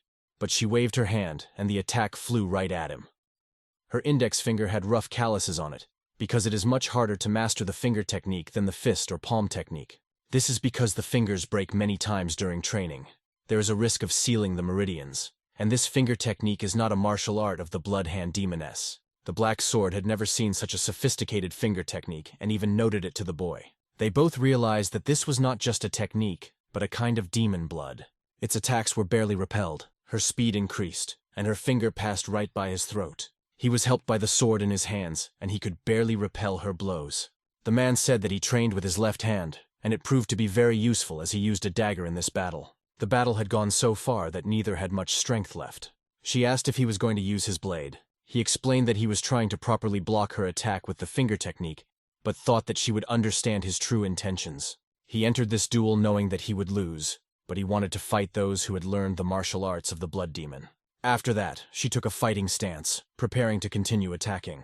The Black Sword noticed that this was an unusual technique and warned the boy to be ready, even though he was already feeling a lot of pressure from her initial stance. He will have to use the Shining Star Sword technique. She was not going to stop and rushed forward.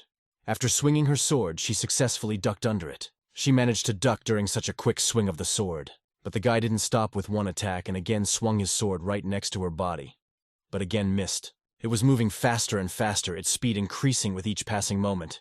She pushed off the ground and ended up in the air right above So. If he now raises the Sodam sword and swings it upward, Bayek's attack will be stopped. And so he realized that it was time to end it and was preparing to hurt her. Meanwhile, she does a flip in the air and continues her flight.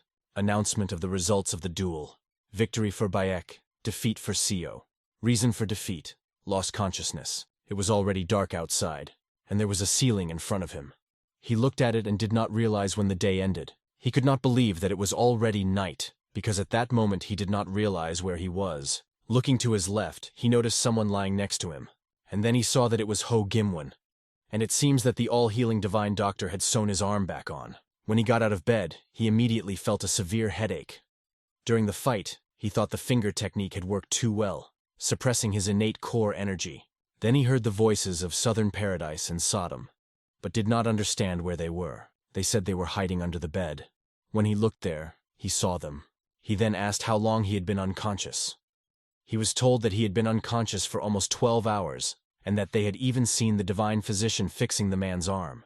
It was very disgusting to watch the doctor put all the veins back together. Southern Paradise explained to the boy that everything had happened as he had expected. Acheon swore his allegiance to Bayek. Everything seems to have worked out well. A lot of time has passed since the battle. 12 hours. And so many interesting things have already happened. When he went outside, he saw that it was about midnight. He decided that he had to go to the guest house. But suddenly he noticed a figure standing with a sword. He was the second disciple of Supreme Seo, the Break. What is he doing here so late at night, all alone, going around all the guarded areas as if he had learned the technique of stealth? It all seemed very suspicious, and the guys realized it. The moon was full, and through the trees the rays fell on a man with a sword, who was looking around cautiously. After that, he sat down on the ground and took out a bag. In a moment, the contents of the bag scattered like dust. Seo appeared behind him with a sword and asked what he was doing so late. However, he reacted as quickly as Seo attacked and put up his sword to defend himself. Seo asked if what he had just scattered was the smell of being chased 1,000 miles away. Even his swords did not fully understand what it was, because it is a scent that spreads far and wide, as its name suggests. If you spread this smell around you, you can use a special object or a trained dog to locate it. We can assume that he is a spy. It is not impossible. After a few questions, they asked each other. He turned to Seo and explained that it was stupid to fight him alone. But Seo wasn't going to buy it because he's no fool. With sword in hand, he rushed at the enemy, deciding that the time to attack had come. However, the enemy easily dodged, as befits a top-level martial artist. They were at completely different levels, so we had to look for a different strategy. Seo decided to tease him by pointing to his shoes standing nearby and accused him of cowardice and intentions to escape. In response, he called Seo a fool and said that Ho won only because he used dark art. He added that this would not work for him, because these techniques do not work for him. The dark arts only work on those who have less internal energy than the user. The enemy realized that the boy was following him for his own ambitions. Seo stood there listening to him, and then just said the word, frog. In doing so, he emphasized the enemy's frog-like appearance. This enraged him, and he lost his temper, shouting, "I'll kill you," and rushed at Seo. Their attacks were incredibly beautiful, because the green light from his sword looked fabulous, especially at night. The blue light from Seo's sword seemed even more impressive and mesmerizing with its brilliance. Their swords clashed in a fierce battle, repelling each other's blows with incredible speed. Their attacks were so swift that it was almost impossible to dodge. Seo did not have time to dodge one of the attacks, and flew backwards. After this strike, the enemy emphasized that it had much more forces. But running away was not an option, only attacking was, and that's exactly what he did. The enemy put his sword on the block and was ready to repel Seo's attack. His chakra was getting stronger and stronger, and the energy from the sword surrounding his face was like a shining star. His eyes reflected blue lines, evidence of incredible strength. The Shining Star Sword technique is the first technique of the Tiger Power Sword. Seo decided to play his cards close to his chest and began to attack him with all possible techniques. But after this combo, he failed to wound his opponent. The enemy noticed Seo's full strength and realized that the guy was hiding his capabilities. This was exactly what happens when the enemy prematurely decides that the one he is fighting is weaker than him. Seo hit a third of his abilities and asked his opponent if he knew Muram's proverb. Sodom was even surprised to hear him say that he was hiding half of his true capabilities. The enemy only made a frog face, but he wasn't going to listen to the proverbial advice. He turned around and started running away, plotting his plan. Why the hell is he running away? Seo didn't understand and started running after him. While running, he inserted his sword into the ground and began to concentrate energy there. Everything was glowing green, and the ground was shattering under his sword. He made it rain earth for Seo, who was running behind him, and he had to fend off every piece of debris. Although it seemed ridiculous and incomprehensible to the guy, he did not understand what his opponent was doing. However, the swords told him that it was a concealed weapon, and he had to dodge. Reacting in time, he did a backflip, because the weapon was already flying straight at his body. These blades stuck into the ground, and he was grateful that he reacted in time, and did not fall victim to this attack. Sodom asked him to throw her forward. Clutching the sword in his hand, he began to glow with a bright blue light. This energy he was imbued with filled his body, and they flew forward. The enemy could not understand why he could not hear anything, because he was sure of his goal. And now Sodom was flying right up to the enemy from behind. Blue flames flared up in the dust. Thanks to Sodom's sword, the enemy's location became obvious. All that was left was to use the sixth technique of the Shining Star Sword. The sixth technique of the Shining Star Sword, the Call of the Sword technique. All these techniques merged into one in So's hands, and he flew like a meteorite at the enemy. His body radiated such power that the chakra came out of him.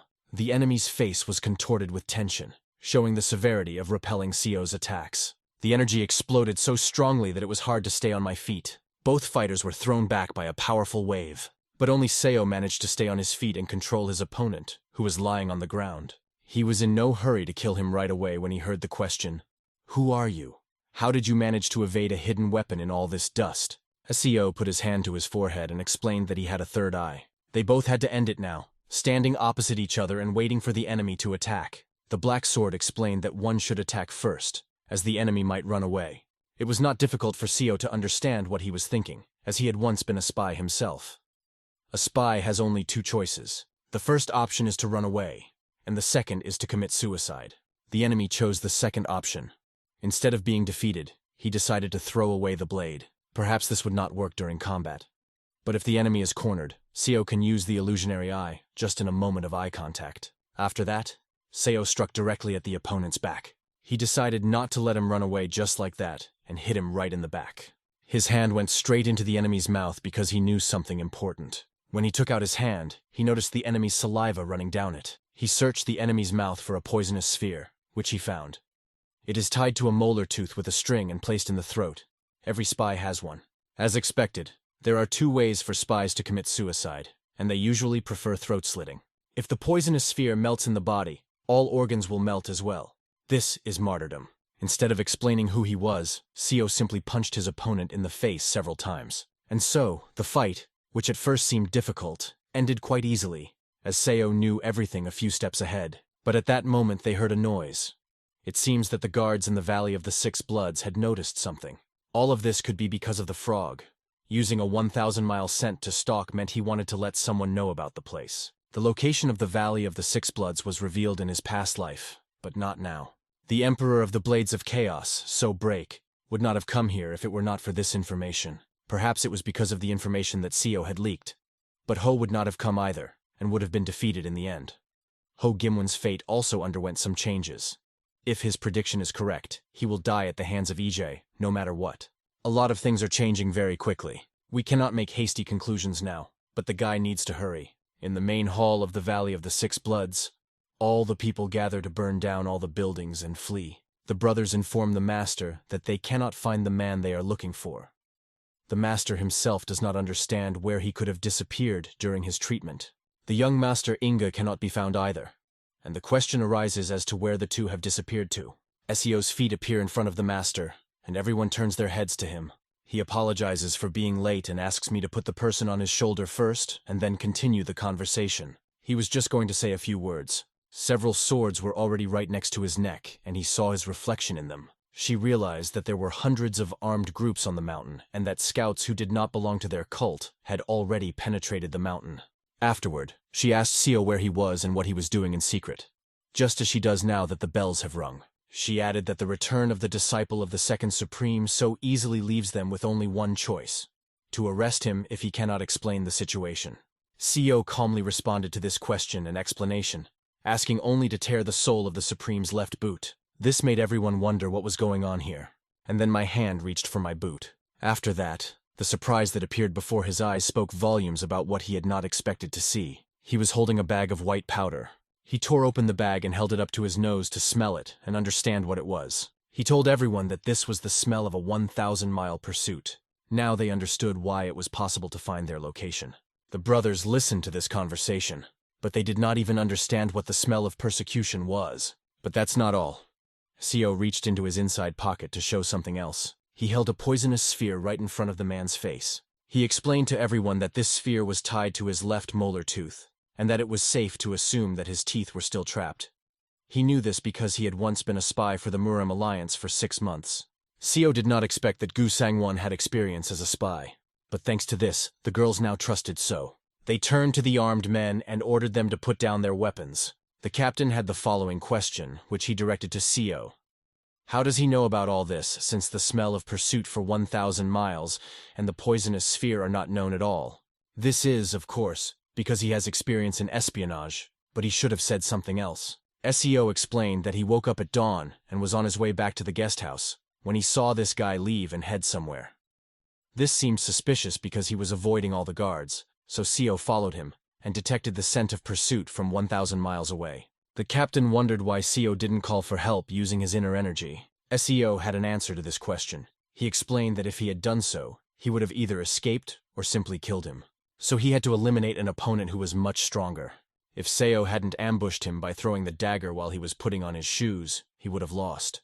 He explained this to the captain. In fact, he deliberately stabbed him with a dagger to set up proof of this lie. The captain put his hand on his shoulder and praised him, because he believed that SEO could have really lost his life. In the eyes of the captain, SEO did something dangerous because of his ambition, and his words now sound calmer than before. He is probably proud of SEO and believes that if it weren't for him, they would never have found out who the spy was, and their path to retreat would have been uncovered.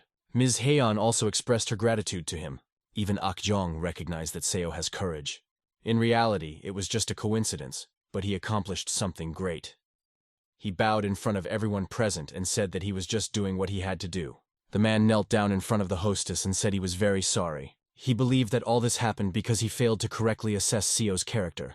The lady understood that now she had to hurry to find ways to retreat, and said that there was no time to blame anyone. She added that responsibility could be discussed after all this. So approached his master and stood in front of him, waiting for his words. The master patted him on the head, praised him for his great work, and said that they could have escaped with the spy if it hadn't been for him. He explained that they couldn't escape because So and that rascal spy were here. At this time, a strong chakra began to form near the spy's body. The spy's energy core was destroyed.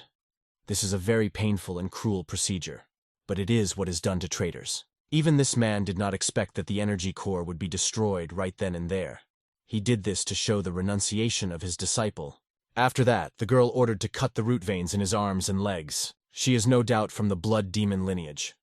Last time, she even had her hands, feet, and a finger cut off by the blood hand demoness, but she was still ruthless to the spy. Every house was burning, and they watched from the cliff as the fire engulfed the place. Only one of the brothers was sad because he really liked sleeping in the guest house. After the spy was done, they decided which route to take. It looked as if they had already discussed it before. But their plan was not to run along the same path, but to split into 3 routes. So Galma would lead the elite and protect the all-healing divine doctor. Han Bekha will be protecting the fake Baek Ryong to try to confuse the enemies, and the commander of the bloody extermination squad, Hae Ak Cheon, and they will all guard the real Baek Ryong Ho. Half the troops of the Valley of the Six Bloods were with them, but most of them were lowest-ranking escorts or mid-level trainees, so they were essentially the only ones capable of real combat. The younger, hot-headed commander of the bloody extermination squad, the best at stealth and speed, took on the most dangerous task. He was covered by the scent of pursuit for 1,000 miles, and if he was unlucky, there was a good chance he would die. This is a mission that requires sacrifice, but there is no other way. No one knows the identity of the enemy or its numbers. If someone stronger than one of the Supreme Ones appeared, everyone would be at a disadvantage. When Sodom heard this plan, she realized that it involved sacrificing some people, but Seo explained to her that even if they all attacked, they could not win. Akchon also realized that he could only hope that he would survive long enough to get out of the Valley of the Six Bloods. He asked Sok Wunhua to bring 2 detachment commanders quietly here. They looked deep into the forest and could not understand whether they would really go this way, as the information could be unclear. According to available information, their opponents have several very experienced martial artists. They watched the place burn and realized that their enemies had noticed their approach and immediately set fire to the building to escape. They looked at those who were with them, in particular at one man whom they considered a plus because he had reached a peak level. It is said that he is strong enough to become a candidate for the 8 great martial arts masters of the Central District. He is also better than a hound when it comes to sensing the presence of other people. He listened to people's opinions of him and asked them not to praise him, believing that they thought too highly of him, but assured them that he would not let anyone down. He explained that only a great expert could go through it, although he considered it almost impossible. She understood that if the 3 included Uncle Hae, the squad leader, and Seo, they were considered a small reconnaissance group. But she also realized that it would be dangerous if they stayed here even a little longer. The situation seemed very bad, because no one knows what information might leak out at that moment. Behind her back, she could only hear conversations about how hungry everyone was. Uncle He and Mr. So had to try to get back as soon as possible. At that time, the boys heard a noise ahead. Before one of them could react, a sword ended up in his friend's head. A man appeared above them, jumping out of nowhere. He started beating each of them, punching their chests. After that, he grabbed one of them by the neck and began to strangle him. His mouth was already bleeding. He then explained to them that they would answer each of his questions truthfully. Only then was he ready to kill them as painlessly as possible. Otherwise, the death would be very cruel. Meanwhile, the whole team ran forward. So realized that there were a lot of them, and it was more like a reconnaissance group. A moment ago, Seo was running ahead, and even here he heard the voices of swords. At least 5 people were paying attention to the sounds of swords. But if other weapons or more experienced warriors were used, there could have been even more. Akjong knew that there were 2 men using different weapons. He believed that one of them was a top-level martial artist, and the others were 1st or 2nd level. He said that he would take care of the highest and 1st-level masters, and asked Seo to take care of the rest. They need to act quickly because they have no more time to waste. It would have been difficult for Seo to face such an opponent during the regression period, since his martial art corresponded to approximately the 2nd category. But now, there is nothing difficult for him. Seo stabbed the enemy directly in the neck with his sword blade. Although he screamed, "No, don't!" there was no pity, and the sword pierced his body. Seo had a good idea. He was going to seal its action points right away. Then he took the enemy's sword and addressed him, asking if he could hear him. A voice came from the sword. "How can a man speak to me?" Seo explained to the sword that he was talking to it because he could hear it, and asked if it wanted its master to be killed. The sword asked him not to kill his master, because he would lose him if he died. So asked the sword to tell him who his master was, and where all his companions were. Mech hesitated and asked Seo if he was a blood cult member. He continued, "I heard that all the members of the blood cult are cruel and evil, and they must be destroyed for the good of Jianggu." After saying this, the boy realized he had no choice, and swung at the man who was lying on the ground. Mech immediately began to panic and asked what he was doing. Seo calmly explained, "I just cut off this guy's arm. His neck will be next." After that, the sword blade began to approach the guy's throat. Mech immediately started shouting that he would tell everything, but he asked me not to. Sodom thought it was a bit cruel, because it was a great disgrace among swords. Seo didn't want to do it himself, but he wasn't in a position to be generous to others. Everyone will be in danger if he hesitates now. We need to act decisively. In order not to frame anyone, Akjong killed everyone he saw on his way. He asked the others if they had found anyone. They explained to him that they had failed. The captain said that, and a really strong-willed person bit his tongue. It seemed like that was all. After that, Akjong suggested hiding the bodies in the tall grass and leaving. Suddenly, Seo appears next to him and informs him that he has learned something about them. They are martial artists from the Heavenly Earth sect and the Sea Lotus faction. This allowed them to conclude that these 2 belonged to the Orthodox faction. Akjong thought that Seo was hesitating because he couldn't kill the enemy, and asked him how he could figure it out. Seo explained that he had simply interrogated the man using the time whisper technique in case his allies were nearby. The captain patted So on the shoulder again after he told him that there were hundreds of them. If he wanted to save his comrades, he had better confess, and he did. He explained that he had not been able to find out much because he was a minor swordsman, but he had learned that 7 organizations were on the move and that there were scouts nearby. The biggest problem for them is the path they are taking. The patriarch of the faction himself is constantly combing the area with about 100 experts.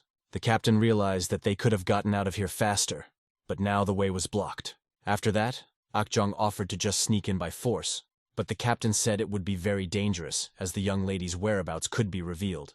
Then a man approached them and offered them something. It was the commander of the unit, Jan Hanel.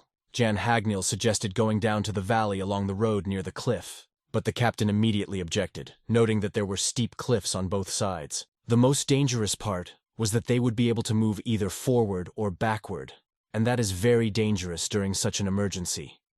Jumping into the water under them is very risky because the water flow is very fast and the water level is high. However, Jan Hengel heard a question about whether they would be able to take the enemy by surprise if they chose this dangerous path, and although the commander grabbed him by the collar, he continued to insist that the enemy would never have thought they would go that way. The commander raised his voice at Jan and asked him if he wanted to put not only his life at stake, but also the life of a young lady. So was watching and also thought that Jan Gangil's plan was dangerous. But they had very few options, and they had gone too far to turn back. They either break through the enemies by force, or follow the path of the valley. But in any case, all options were very dangerous. She couldn't stay in one place for long. The girl stood and looked into the distance at the mountains under the night moonlight. Suddenly she heard the sound of a whistle and realized that this was the place where Uncle He had gone. Akjong grabbed the whistling man by the throat so hard that the whistle fell out of his mouth. He said, "Was anyone else alive?" Someone made a mistake and escalated the situation even more before enemy reinforcements arrived. Now that the signal had been given, there was no choice, and Akjong said he would handle it himself. Suddenly, right next to So's ear, he heard a noise. It was the sound of swords. 1, 8, 14, 32.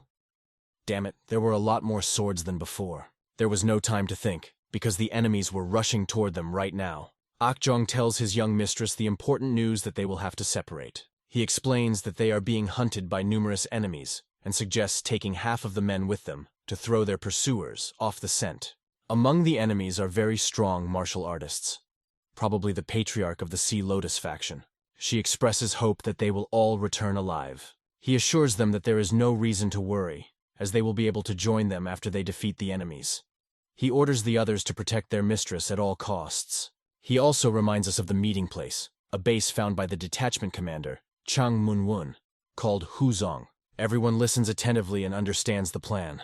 Using the frequency whisper technique, he asks Seo Wunhui to lead the unit in his absence. He considers Seo Wunhui to be the smartest of them all, so he entrusts him with this task, hoping that he will do a good job of supporting Commander Zhang. He trusts Seo Wunhua not only because of his few achievements, but also for his ability to make the right decisions in difficult situations. After bowing to his hostess, Akjong escorted her to the exit. It was hard to believe that this crazy old man now trusted him as his disciple. The commander also spoke out, noting that among the remaining men, So Wunhui was the strongest after him, and told him that he entrusted the young mistress's protection to him. Soon they began to climb the mountains, scrambling up an almost vertical cliff. Their forces were seriously weakened after half of the unit left. The squad leader, Yang Gangil, and Seo led the group because Yang knew the road best. They were upset that the formation they were in was supposed to protect Baek Ryong Ho. It seemed that Hayak Zhang was doing well, and no one was chasing him. Suddenly voices appeared in Seo's head again. He could hear them from below, along the path they were traveling. These voices were fewer than the group that was chasing them, especially considering those with swords. At this point, Seo signaled for them to stop. Everyone stopped at once because it was too dangerous to go on. He explained that he felt the presence of enemies nearby, but one of the men said that he did not feel any enemy presence, and this was not surprising, because he did not have the ability to sense the enemy at a distance. Sodam realized that the man would think Seo was crazy if he knew he had heard the voices. Then Seo told everyone that he was sure it was necessary for the squad leader, Hu Zong, to lead the group. However, the man denied that the commander of the unit should protect the young hostess, and added that they should be the ones who fight the enemy. Seo did not expect such a rejection of his proposal, and therefore suggested that he at least prepare. He called for the drawing of swords and a signal in the group. Raising his sword up and looking at each team member, Seo realized that even if Baek Ryonga was their priority, facing enemies on this narrow path would be dangerous. That's why it's better if the strongest martial artist fights first. He raised his sword so that everyone could see it. However, the man said that it was necessary to act immediately, as further delay could be very dangerous. As soon as he started to walk away, he received a sword stab directly on his back from Seo and fell to his knees. He asked an experienced warrior standing behind him if there was something on the tip of his sword that looked like white powder. The soldiers answered in the affirmative, and using the frequency whispering technique, Seo addressed the man, threatening him with death if he did not explain who he was. At first, the man didn't understand, but when Seo asked why the smell of being chased for 1,000 miles remained on his sword, he began to understand the meaning of the question. When Seo picked up the Southern Heaven Iron Sword, he saw what Yang Gangil had done, and the sword itself let him know. If it wasn't for his ability to listen to the voices of swords, he would never have known the truth. Seo continued to tell the man that he had already consulted with the swordsman behind him, and said it was time to lay it all out, as the smell of the blade reveals everything. The man admitted that it was so that the commander of the Bloody Extermination Squad and the Fourth Supreme could catch up with them. But Seo did not believe his version, and asked why he did it secretly. Seo also noted that Guo Injay's scent is different from the one he used, although they can use different scents even when they are on the same side. We have to think about what the clues might be. Seo decided to go this way, even though they had no choice because of the critical situation. Now enemies are standing in the way, ready to fight. It seems that the whistle that had sounded earlier was a signal because one of the enemies was still alive. And now it seems to be the work of the same man. The reason was obvious. This man was a traitor. So Seo decided to cut off his head. One obstacle after another, and a trap awaited them. At that moment, Seo realized that he had to lead everyone himself. Jang could not understand what was happening, and Seo told him that enemies were waiting ahead. The man asked how he knew this and why Seo had killed Jan's squad leader. In response, he heard that Yang Gungil was a spy. The young mistress looked at the severed head and could not even imagine that he had been a spy. After that, Seo explained to everyone that the scoundrel had put the scent of 1,000-mile chase on his sword scabbard. The man thought that if they were being waited for, it would be difficult to hear the whispers, even if he could not detect them himself. Standing over the cliff, Seo decided to throw away the scabbard because it still had the smell of the 1,000-mile chase on it. There was no time, and they had to hurry. He told the young hostess about this. She was still wondering whether the squad leader was really a spy or not. At that time, the boy began to hear the sounds of swords again. Even John felt the presence of enemies and realized that they were approaching, so he had to be careful. He ordered the young hostess to go to the center, and the whispering sounds grew louder and louder. The enemies were already approaching and were so close that we had to prepare for battle. Jang ordered the experienced soldiers to stop immediately and protect the rear, and the young mistress to go forward immediately. The enemy was already choosing who to throw his spear at. He ordered each of his soldiers to get ready to attack and attack. Meanwhile, by the creek, they are discussing whether their position is correct. The man explains to Pyok that he is simply following the young mistress's orders, although she hopes for his plan, or rather for its existence. He explained to her that, as she knows, he supports her along with the First Supreme and the other Blood Stars. On the other hand, the only ones who support her are the Third and Sixth Blood Stars. The idea that they could be easily eliminated turned into the words she spoke to this man. They could simply be eliminated after the cult was restored.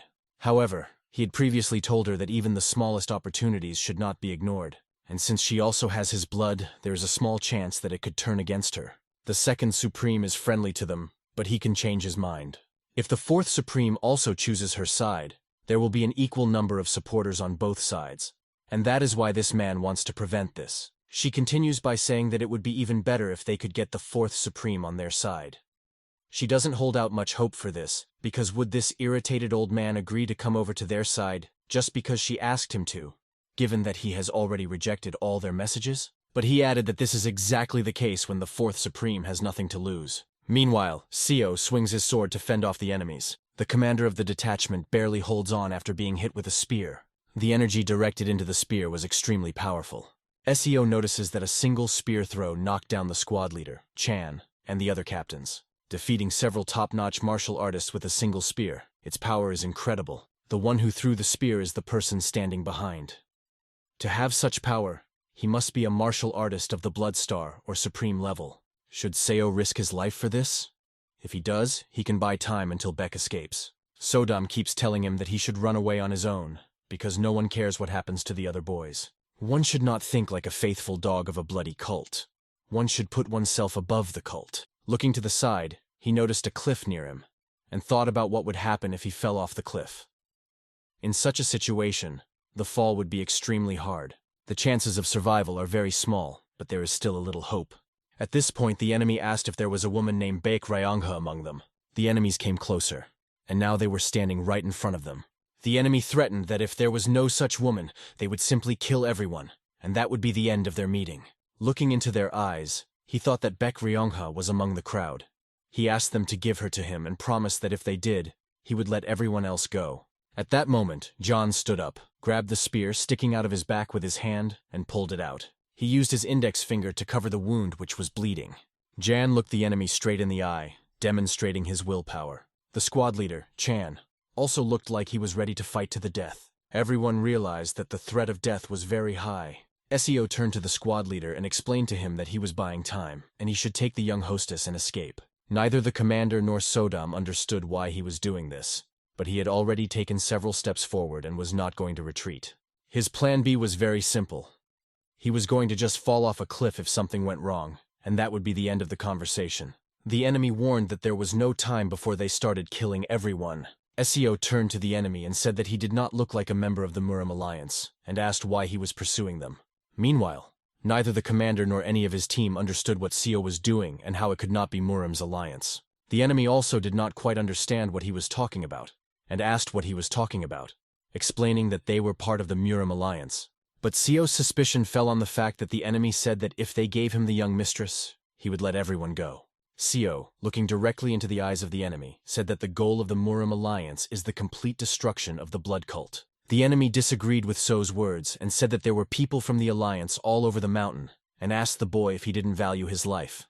The man's next question, which he could not immediately answer, was, "If they are all on the same side, why do they not have time?" The enemy continued, saying that one of the people strongly recommended going this way. They realized he was a spy when he spread the scent of a chase for 1,000 miles, which is slightly different from the one used by the forces patrolling the mountain. So told the enemy that this man was a spy sent by them. The enemy objected, saying that there was no reason to hide it, as everyone realized that there was a spy among them. The enemy was sure that they were well aware of the possibility of finding Baek Ryong-ho, and said so. In response, he heard, "I am so grateful." Thanks to them, he was able to make sure that there was no spy on their side.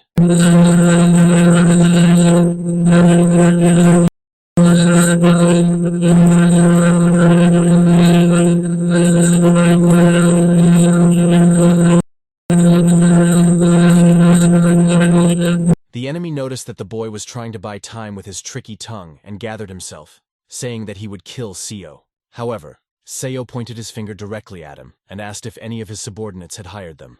The young hostess, or Baek Hoyang, showed that there are traitors among these people. The twins began to assume that these people were part of a blood cult, but the enemies did not want to talk and ordered everyone to kill him. A spear flew straight at him. Seo was able to catch this throw using the innate energy of the central energy core. He immediately brought the spear back, throwing it directly at the enemy. He ordered all of his men to flee because the only way to survive now is to flee. The enemy managed to catch a spear right next to his ear. It was impressive, but now he couldn't let So go alive. This throw was 1,000 times stronger than the previous one. He flew with all his energy. Damn it. Maybe Seo shouldn't have been so nice. Maybe he should have just run for his life. And then something strange happened. The spear stopped right next to his forehead. He appears and remarks that it was quite good for the child. The Supreme Seo break saved Seo's life. The young hostess also thanked him, but Seo still couldn't understand why she didn't run away. She explained that thanks to him, she was able to make sure that there were no other spies on their side. Demoness Bloody Hand. Han was also standing behind her, which meant they were hiding, deceiving their own allies. The boy could not have expected that the plan to split into 3 squads would turn out to be wrong. Everyone was shocked that they had been deceived. No one could have imagined that the second Supreme would choose Baek Ryong-ho. The enemy did not expect this. He said that their victory was not guaranteed if they had the Blood Star and the Supreme on their side, and ordered his men to retreat. But a voice came over them asking where they were going. As he descended the cliff, he approached them, and it seemed that his intentions were not friendly at all. His hair was blowing in the wind and the speed with which he was descending, and now he was standing right in front of them. The enemies should have gathered themselves. He grabbed the old man by the head and asked the enemy if he really thought he could waste time with a man like him. But there was nothing under the old man's head, only a severed head that he had thrown off a cliff. After that, he became very angry, and his strength doubled. His rage was extraordinary because he was annoyed. If they want to pass, they will have to risk their heads. As he approached the enemy, he looked him straight in the eye, and the latter was already holding his sword at the ready. Could the sword have helped defend against this angry big man who grabbed the weapon with his bare hands? Yes, with my bare hands, and it surprised the enemy. In his entire life, he had never seen anyone come up, grab a sword with his bare hand, and squeeze it so tightly that the sword itself threw the enemy away. But this was only the beginning of his abilities. He began to throw the enemy from side to side. It seemed that there was no chance of survival in this situation, so he swung, holding the enemy's head. Then he drove the enemy's body into the ground so hard that the imprint would remain for thousands of years. It seemed that the soul would remain there, because the impact was so strong that even the ground could not withstand it and cracked. The enemy's body could not stand it. He threw him back and threw him far away. Despite the death of their comrade, none of them were going to interfere. Or they are even more afraid, because their opponent looks like a wild animal, like a tiger that has lost everything. However, one of them mustered up the courage to ask the others to step back and said he would fight alone. He knew Akshan and asked him if he lived up to his name. This man never liked being compared to anyone.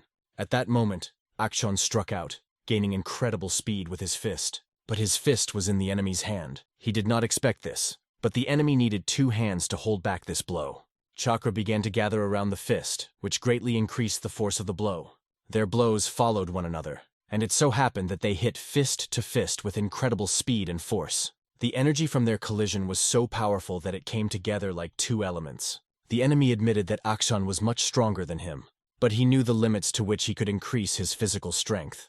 He started attacking as if he had 6 arms instead of 2, as the blows came one after the other. Akshan barely managed to repel these blows, despite the enemy's incredible speed. His anger grew, and he pushed off the ground, preparing for his next move. His hand fell directly on the enemy's fist. It seemed to be a special technique that no one knew about. Keeping his palm open, he quickly clenched it into a fist, and the chakra became even more powerful, and the speed of the blows increased, all the characteristics increased. Even its blocks have become much stronger, reflecting every blow of the enemy with great force. And it was at this point that the enemy noticed that it was a fist technique, a technique that delivers a precise blow right to the stomach and knocks down the enemy's entire force. His eyes almost fell out of their sockets, but his clenched fist was already aimed straight at the target, and he hit Akshan right on the cheek. The masked man also possessed very advanced martial arts techniques, but compared to Akshan, he was lagging behind. Even his excitement grew after this blow, and he only expected the fight to continue. Seo could not take his eyes off the duel, assuming that the Southern swordsman had never lost to him. But the Black Sword explained that the technique he had just used may seem simple, but it contains an ever-increasing mass. Everyone noticed that he had become stronger.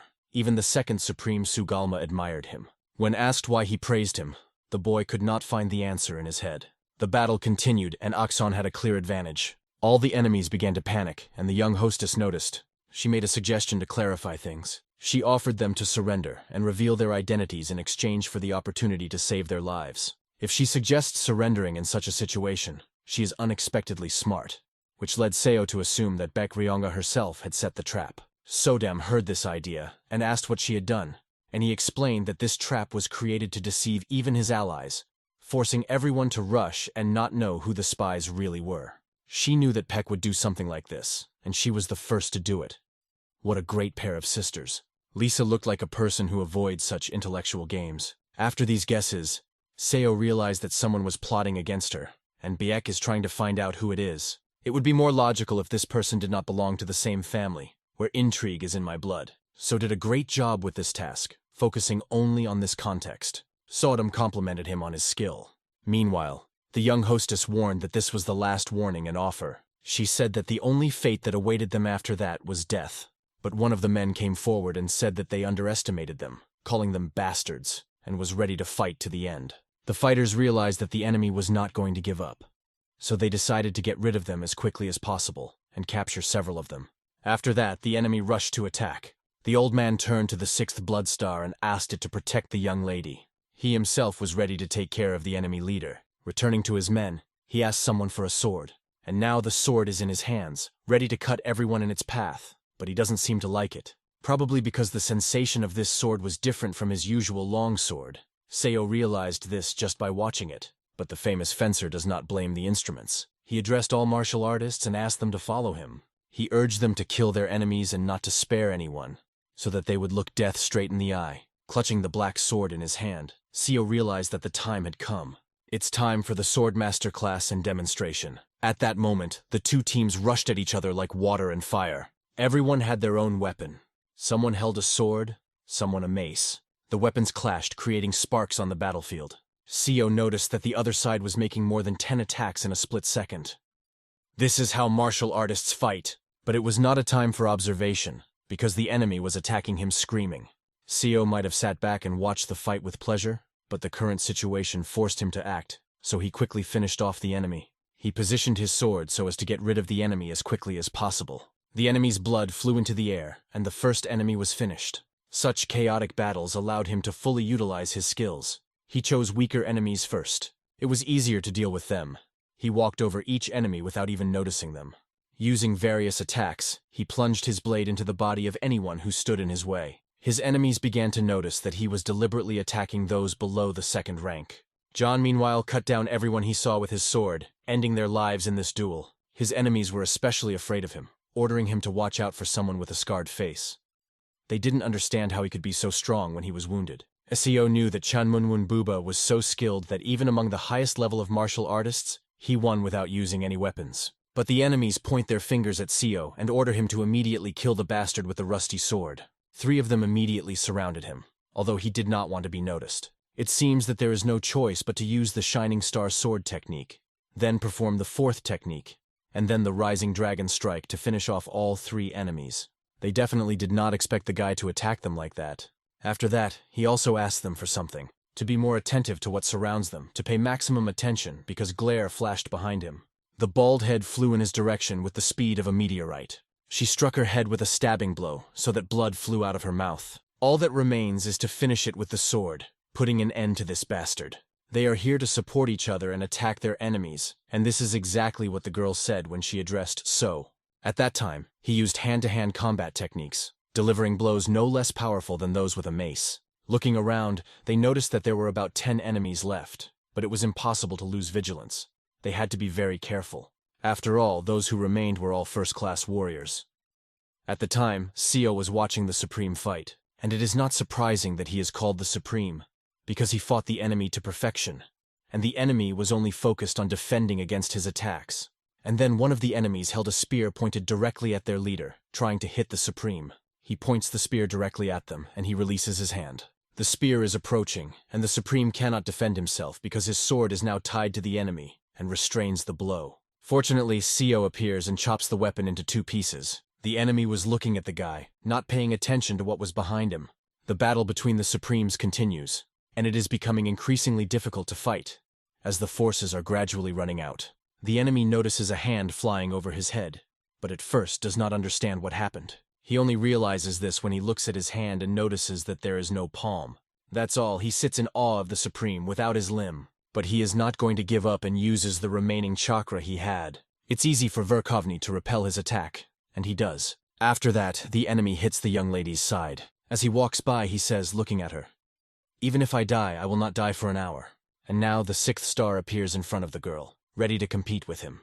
Seeing that he has no chance, he rushes at So. Why the hell is he here at this moment? Seo thinks that something must be done immediately, but even if he is at the peak of his level, he will not be able to block with his bare hands. The Shining Star Sword technique and the 6th technique merged on the sword. Like lightning, they swept across the enemy's head, leaving a sword mark right across his face. The enemy deliberately fell on his sword, and then looked the guy straight in the eye. He said that he was a student of the eccentric Axon, and he was going to make the guy pay for bothering them. The problem was not that he chose Seo over Bayek. The problem is that Seo was his target from the very beginning. And standing over the cliff, he decided to pull him down. And he succeeded. He jumped right into the abyss with So. The young lady tried to catch him, but she failed. She just shouted after him, "Young master!" But her screams did not help, and they fell from a height into the water. There was a sound of water, and the guy's head emerged from under the water, coughing from the amount of water he had drunk. The problem was that the current there was very strong, and his swords were trying to help by supporting him and asking him not to let go. His body continued to sink, and at such a speed he could have been carried away by the current that he could have died. A blue thread tied his arm and lifted him above the water level. It is unclear what exactly happened, but he was thrown ashore by this glowing blue thread. An advanced martial arts master saved him from the strong current, and remained a shadow that Seo could not see in the dark. But when he finally saw his savior, his breath caught in his throat. It was a very scary monstrosity with a long tongue, and it was completely unclear what it was. Not forgetting to thank this monster, he expressed his gratitude and asked the black sword to look down. Looking down, he saw a mountain of human bones. When this monster started growling, it was a good sign that it was time to get out of here. Picking up his sword, he pointed it toward the monster. It was an ambush, but the monster just grabbed the blade. You could see in its eyes the desire to eat the guy. In addition, the monster had the 9th level of skill in the central energy core. Since he uses this thread only at this level, he can use it. Then the thread was back on the guy's arm, tying him up. The staircase asked him to cut the thread as quickly as possible, but when he put his sword to it, he failed to do anything. Even if there was no room to swing the blade, he still used it to cut the thread, but it was too strong. He made every effort to cut the thread, pulling it with all his might. But this only irritated the monster more, which continued to growl. Then the monster grabbed the guy's arm near the bicep and started biting. In a moment, he had already grabbed hold of the guy's body and was squeezing him tightly. The monster was holding the boy's hand, not allowing him to attack because it was in this hand that he had a sword. He squeezed his wrist so hard that the sword fell out of his hand. The monster's eyes showed that it saw the boy as prey. Will Seo become food for this strange monster-like creature? Suddenly, a voice came from the side and called out the boy's name. Wun Hui. It was a crazy old man, Kashka, who appeared right out of the rock. He was outside, and so was fighting inside the cave. The guy had to somehow inform Kashka of his whereabouts in any way possible. After a while, Seo was lying unconscious in the cave, and they tried to wake him up. The swords tried to reach him, advising him to keep his eyes closed because the monster-like man had been acting strangely since Seo had lost consciousness. He dragged the boy deeper into the cave and kept him in fear ever since. Before he knew it, half a day had passed. With his eyes closed, he lay there, while the monster sat there shivering. Looking at the situation, one could see that the monster only had a left arm, but he was a martial artist. If he had a normal body, he could be as strong as Hai Akcheon. After that, Seo asked Sokodam if the old man was still looking for him. The Black Sword replied that there was nothing to be upset about. But for about 4 hours regular screams were heard, after which everything stopped. From this, he concluded that he needed to somehow get out of this situation. He had been through worse situations than this, and even death, so he was confident that he could get through this. Given the situation, it is doubtful that the monster is mentally stable. He could not speak clearly and was frightened by some screams coming from outside. In addition, a martial artist of this level should know that as a precaution, he should block So's pressure points. But he did not. Suddenly, the Black Sword screamed to So that the monster began to move. Seo saw it rise to its feet and start screaming with hunger. One might have thought it was because he had no legs, but the boy could hear the monster moving behind him. It gave him goosebumps all over his body. He had never experienced anything so terrifying in his past life, or in this one. Now he wanted to concentrate all of his born core energy to the maximum. Then he planned to stab the monster in the chest, seeing it as the only way out of the situation. He punched so hard that before his fist could reach his chest, the monster grabbed him with his hand. This is exactly what Seo was aiming for, to strike at the monster's celestial pressure point, and then he managed to throw the monster back. The Black Sword called out to him, announcing its location, stuck in the rock above his head. Jumping to the sword, he grabbed it with his hands to pull it out. After that, the sword and So were as one, striking at the creature. But it wasn't that simple. The monster managed to block the attack with its own thread. It was very difficult, almost impossible, to draw the sword any further. The monster then asked Seo who he was and how he could control his innate inner energy. He also noticed the sword in the boy's hands. Recognizing it immediately, the monster said that it was the sword of the southern sky. But how could he recognize this sword? Who is this monster? Seo decided he could talk to the monster and explained that he was the heir to the southern sky swordsman. The monster's face showed great surprise and he asked, "Are you his heir?" It was necessary to understand whether the monster was an enemy of the southern sky swordsman.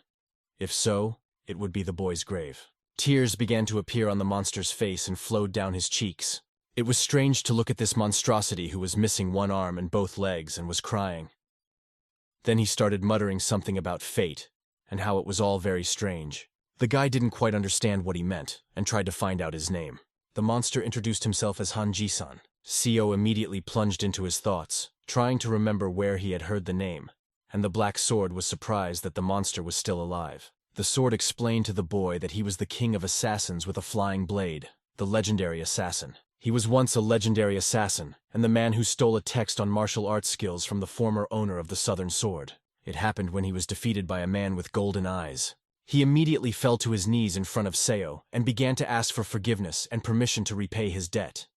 Behind Seo's back, the warning voice of a sword sounded, that this was the same guy who regularly stabbed others in the back. The sword warned that he could not be trusted, and as soon as he said this, threads began to form over So. This was the insidious plan of this monster, which he immediately conceived. He was going to pay off his debts first, but what did this phrase really mean? His hand grabbed the boy's hair. He insisted that he would repay his debts even if Seo refused.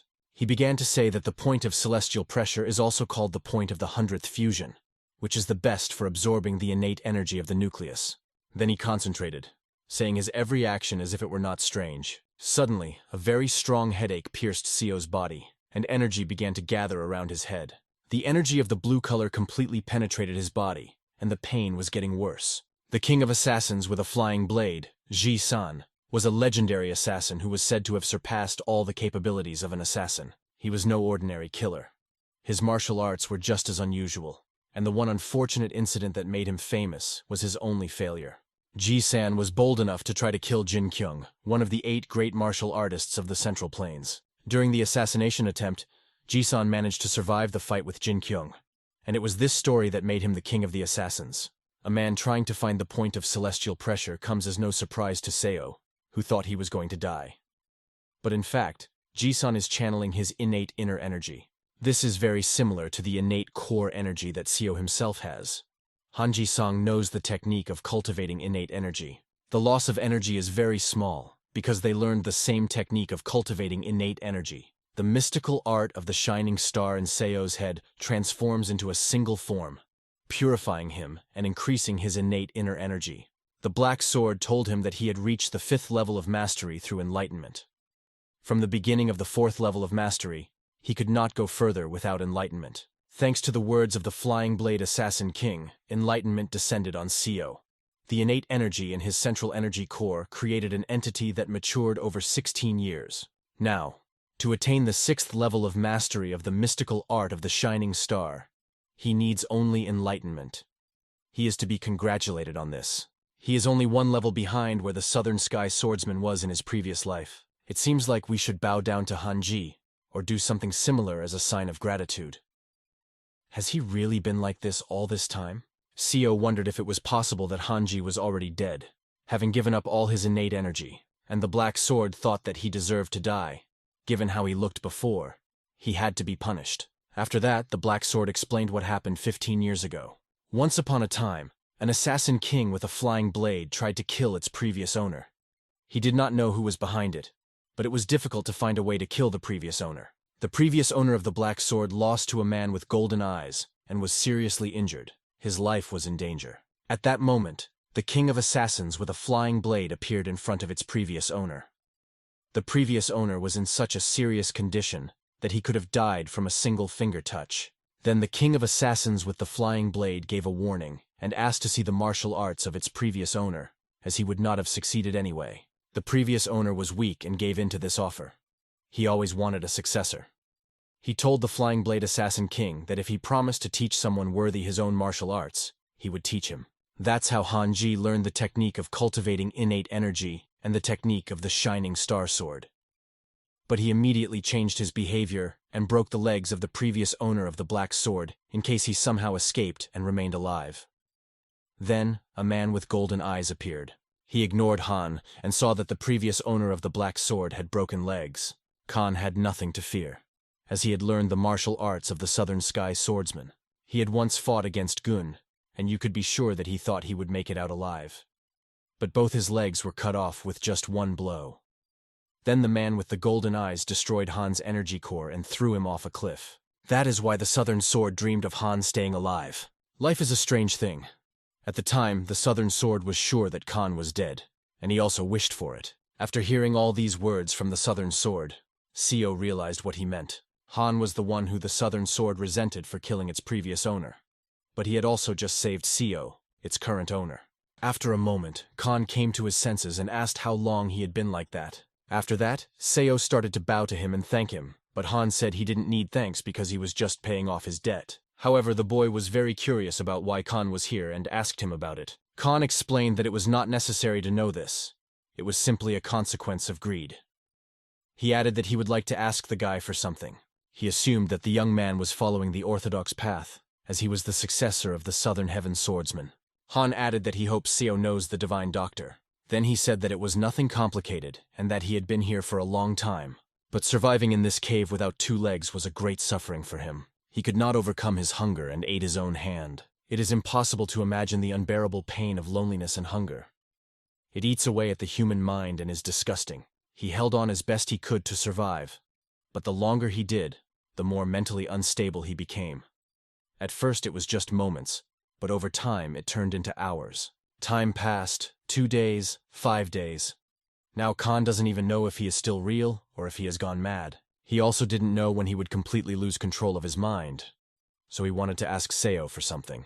In return, he offered to teach him everything, starting with the flying blade technique that destroys the hero. The staircase appeared next to Seo and asked him if he thought Han was just testing him. As the successor to the Southern Sky Swordsman, Perhaps it's to see if he'll make the same choice as Han, asked Staircase. Even if it was a test, Seo didn't need to think too much about it because it could help him now. But he also didn't want Han to justify his actions. First and foremost, Seo wanted to protect the honor of his master, the swordsman of the southern sky. He told the monster that he had learned a lot from him, and if he told him everything, he could pass it on to his son. And that was Han's main goal. For his son to learn martial arts that he could pass on. The monster expressed her gratitude by squeezing his hand. Khan was ready to teach the boy everything he knew.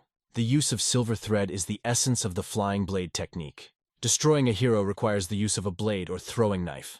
If you use your innate energy right now and here, the silver thread will be able to weave and carry Seo's body to the cliff. But just as Seo was about to do so, the monster's voice came from behind him, saying that there was one more thing he had to tell him. Khan admitted that he did not have a child. He just wanted to check one thing before he died. Han added that now Seo would be able to have everything since there was no owner.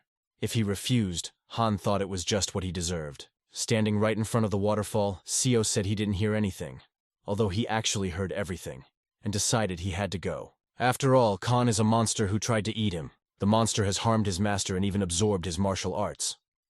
Yet Seo continues to act with understanding and respect for his dignity, only because Han saved him. The monster thought that the Southern Heaven Warrior had a good receiver. His eyes resembled those he had once seen in his own.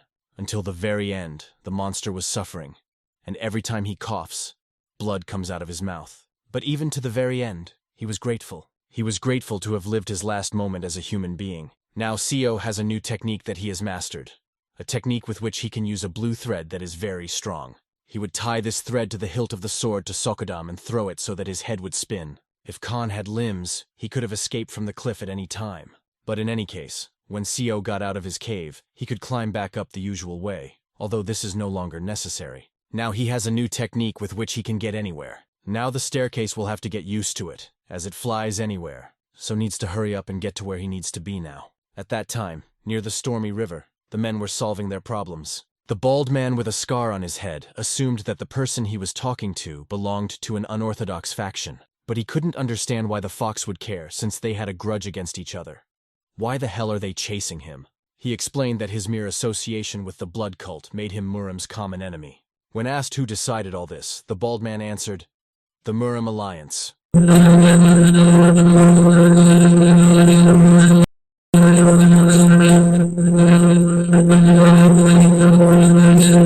The conversation went on and irritated the bald man more and more. Although a small newcomer, it is not so bad that it can be underestimated. The bald man, seeing his boldness, decided to teach him a lesson right away and ordered everyone to grab him, drawing his sword. But this was only to the guy's advantage, because he expected it from the very beginning. Suddenly he noticed a guy flying between the rocks. It was So. Everyone was amazed that he was flying, jumping into the air or walking on it. No one could understand what kind of technique it was. The boy knew that some people in the neighborhood were capable of Qigong techniques. Because of this, he considered Seo to be an experienced martial artist from the blood cult. The silver thread worked much faster than any Qigong technique.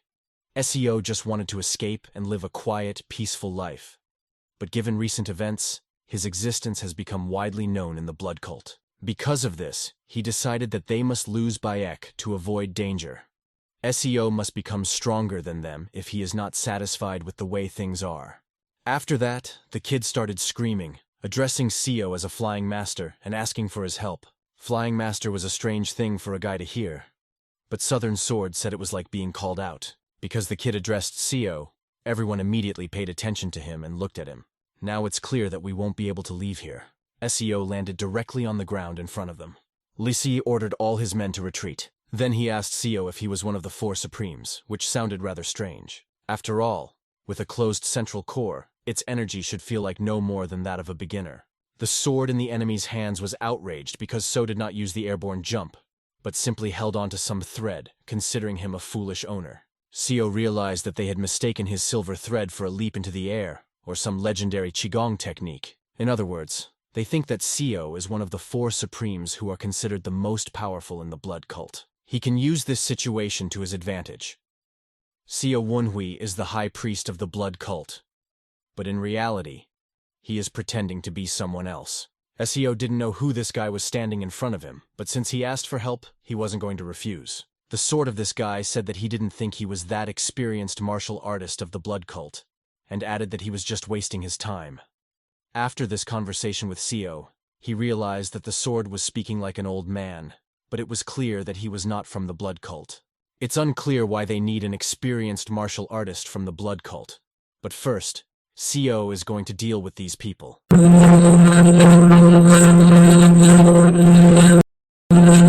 After that, SEO addressed everyone and said that they knew who he was, but continued to hold weapons in their hands.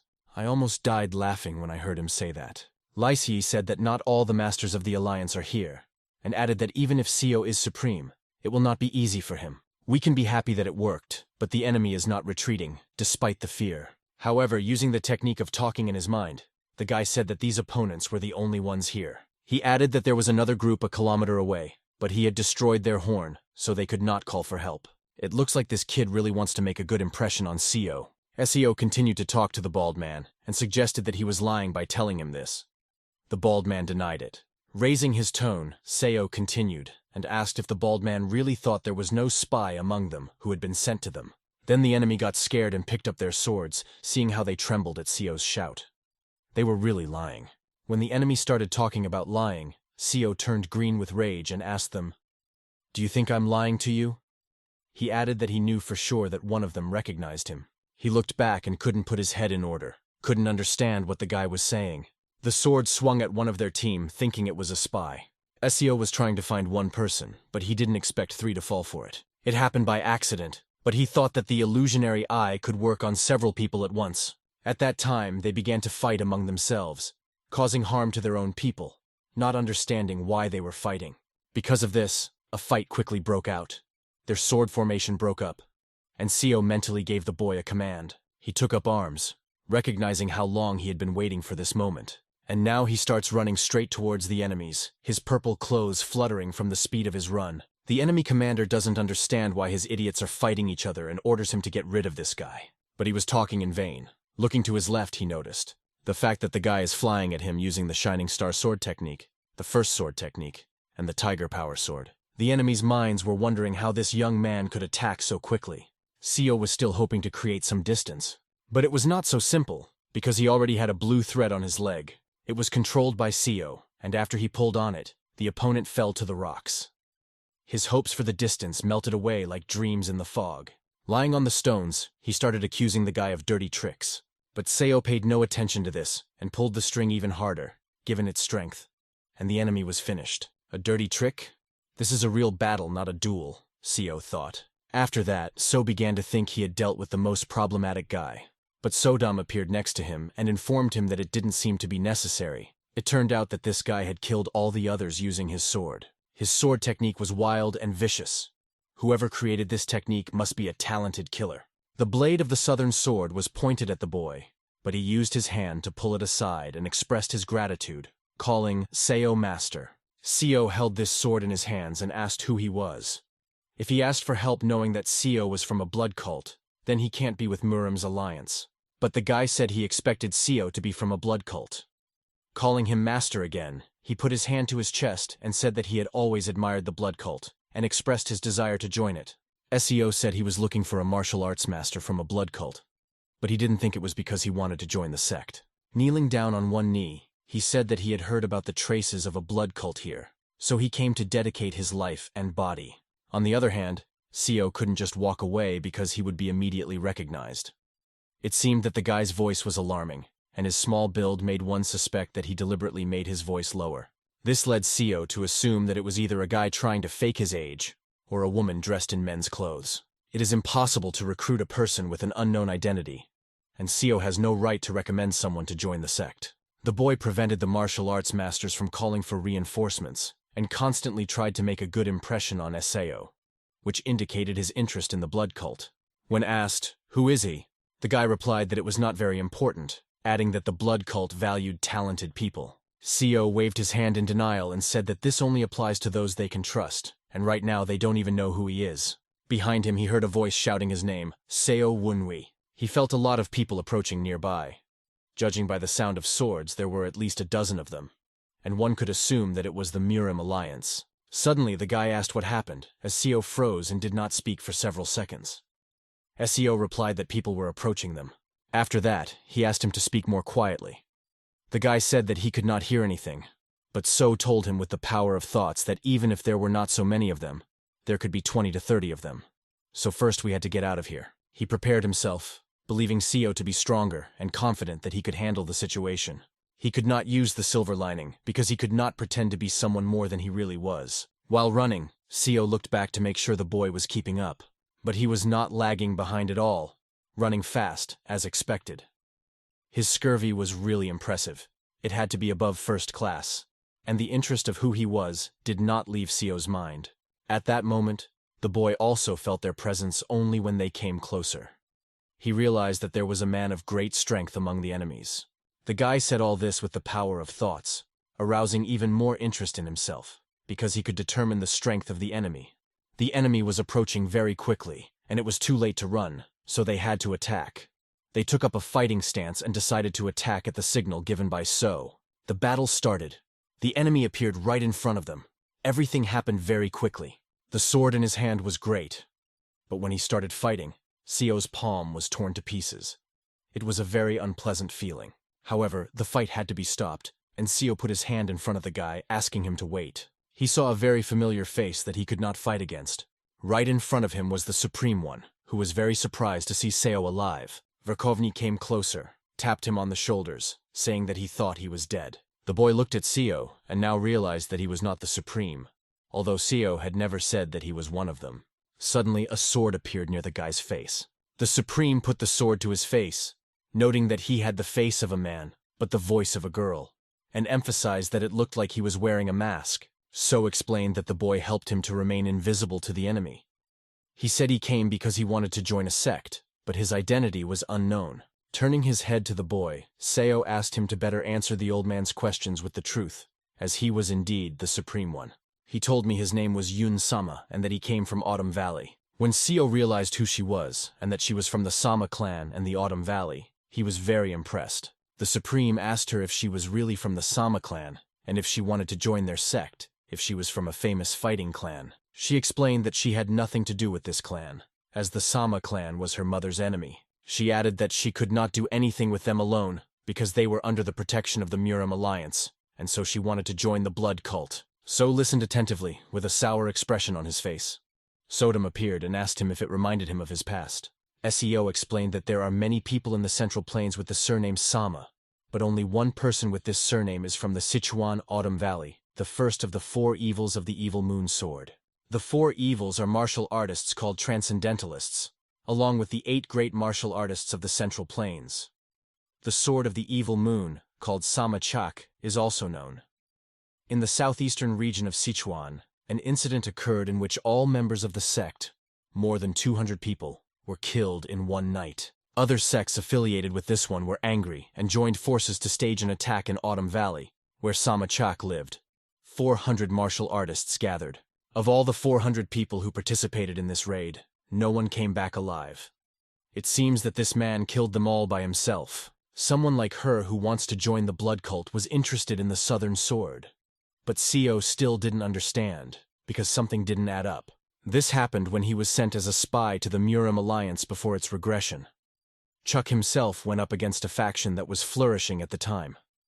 The alliance hoped that this faction would be defeated in battle, but Chuck himself exceeded all expectations, and instead became a member of the unrivaled faction. Later, it became known that the reason for this was that his student was a member of this faction.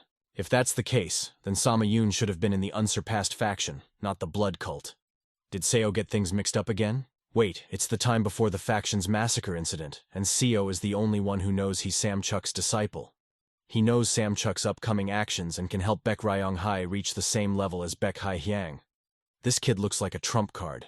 After that, the Supreme asked him why he was hiding his face if he wanted to join the blood cult. Because if he wanted to, he had nothing to hide. Then his hand reached for the skin on his face and began to peel it off. Underneath her was a gentle girl with purple eyes who wanted to be recognized only for her skills, not for her gender and face. The guy couldn't even say anything.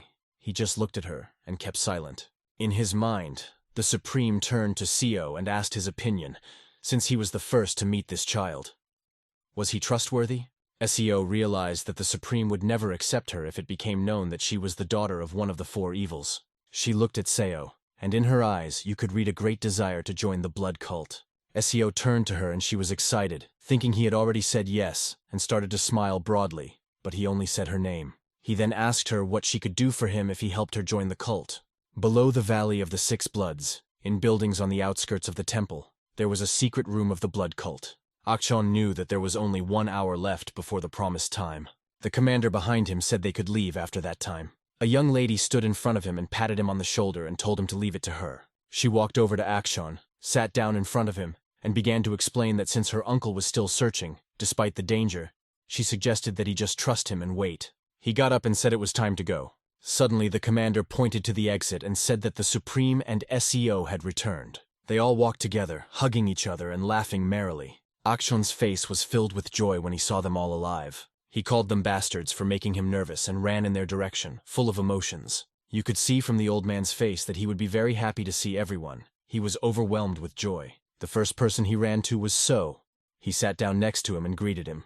Behind him stood Ja and the commander, but he came up to the guy to say some not-so-nice things, accusing him of being a stupid bastard who ended up in this situation because he let his guard down.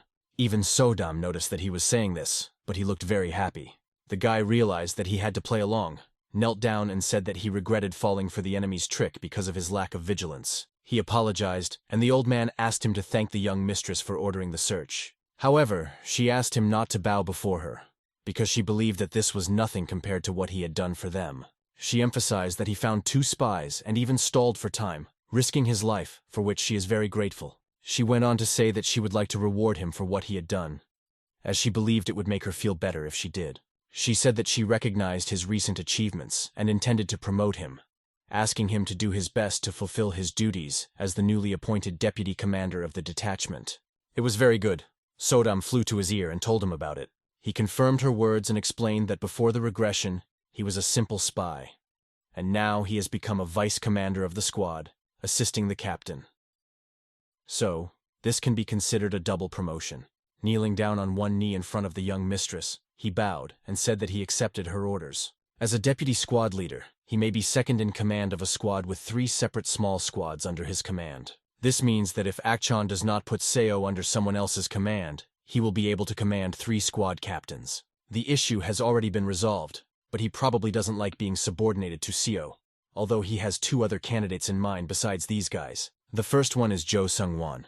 He is skilled enough to be a team captain right now, and has the potential to surpass the first level. The second candidate is the daughter of one of the 4 evils, Sama Yoon. However, it would be an exaggeration to say that she already has the necessary skills to be a squad captain. SEO needs her by his side so that he can try to manipulate the events that will happen in the future. The elder explained to everyone who she was, that she had helped Mr. SEO escape and wanted revenge on the Marima Alliance. The young hostess was surprised to realize that it was a girl, not a boy. She asked her to take off her mask, and the girl pulled at the skin on her face. Everyone was stunned when they saw her real face. They could not believe their eyes. They were struck by her beauty. She looked incredible, like an unearthly being. Bowing before the young mistress, she thanked her for allowing her to join the cult. However, Seo looked at the young hostess and could not understand what was wrong with her. It had the same atmosphere as the last time they dueled. Southern Sword explained to the boy that it was called jealousy. He went on to explain that his former boss used to say that when a woman sees a man she likes paying attention to a prettier girl, their mood drops as if they had been poured ice water. It seems that Southern Sword is saying that Baek Ryonga is jealous. It's strange that she would feel this way about a guy since she's a candidate for the leadership of the blood cult. The old man turned to the boy in his thoughts. He told him that it was interesting that when he had a chance to build a relationship with a girl like that, he couldn't find one. He realized that he liked the girl and asked Seo to tell him something. Seo agreed, but on the condition that he would be the only one to know. He then explained that her father was the evil moon sword, Sama Chak. The old man could not believe what Seo had just told him, and asked the boy what he had done. In the past, there have been several cases where small sects from the eastern part have turned to the So clan for help. About 100 corpses were found between Guizhou and Honam, and their request was to find the culprit. The trail of the criminal led them to the Autumn Valley, and the man found there was the sword of the evil moon, Sama Chuk. After finding the culprit, Father Seo and people from the small sects ambushed him in the Autumn Valley. The four evils are not called that for nothing, he explained to Axon.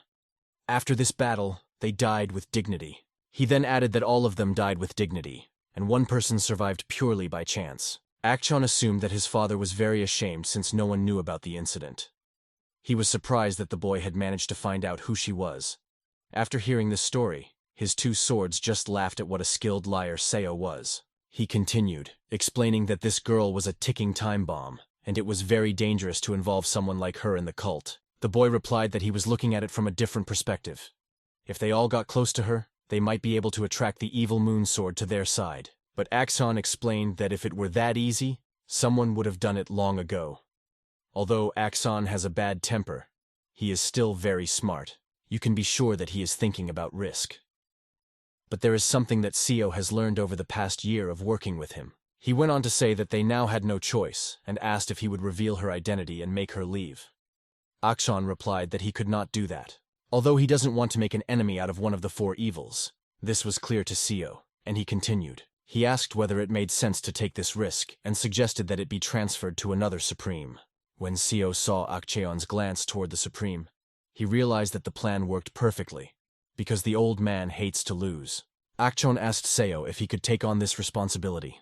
Seo replied that they should choose who would receive Miss Samu and leave. At that time, the Supreme approached her and said that since everyone was here, he was ready to take responsibility for her. But she also wanted to take responsibility. The old man hoped that the boy's judgment was correct, and said that he was also ready to take her in. This situation seemed strange to everyone, because nothing like this had happened even at the selection ceremony. The Bloodstar and the Supreme, all of them stepped up to take on one person.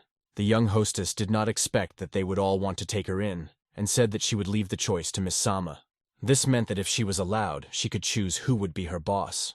Immediately she ran to Seo and hugged his hand. Her choice was clear. She told everyone that she would like to be under the command of the deputy commander of the detachment, So Wunwi. Then she turned to him and asked if she was doing well. Seo immediately answered yes, realizing that the situation was complete chaos. He felt that he should be really happy.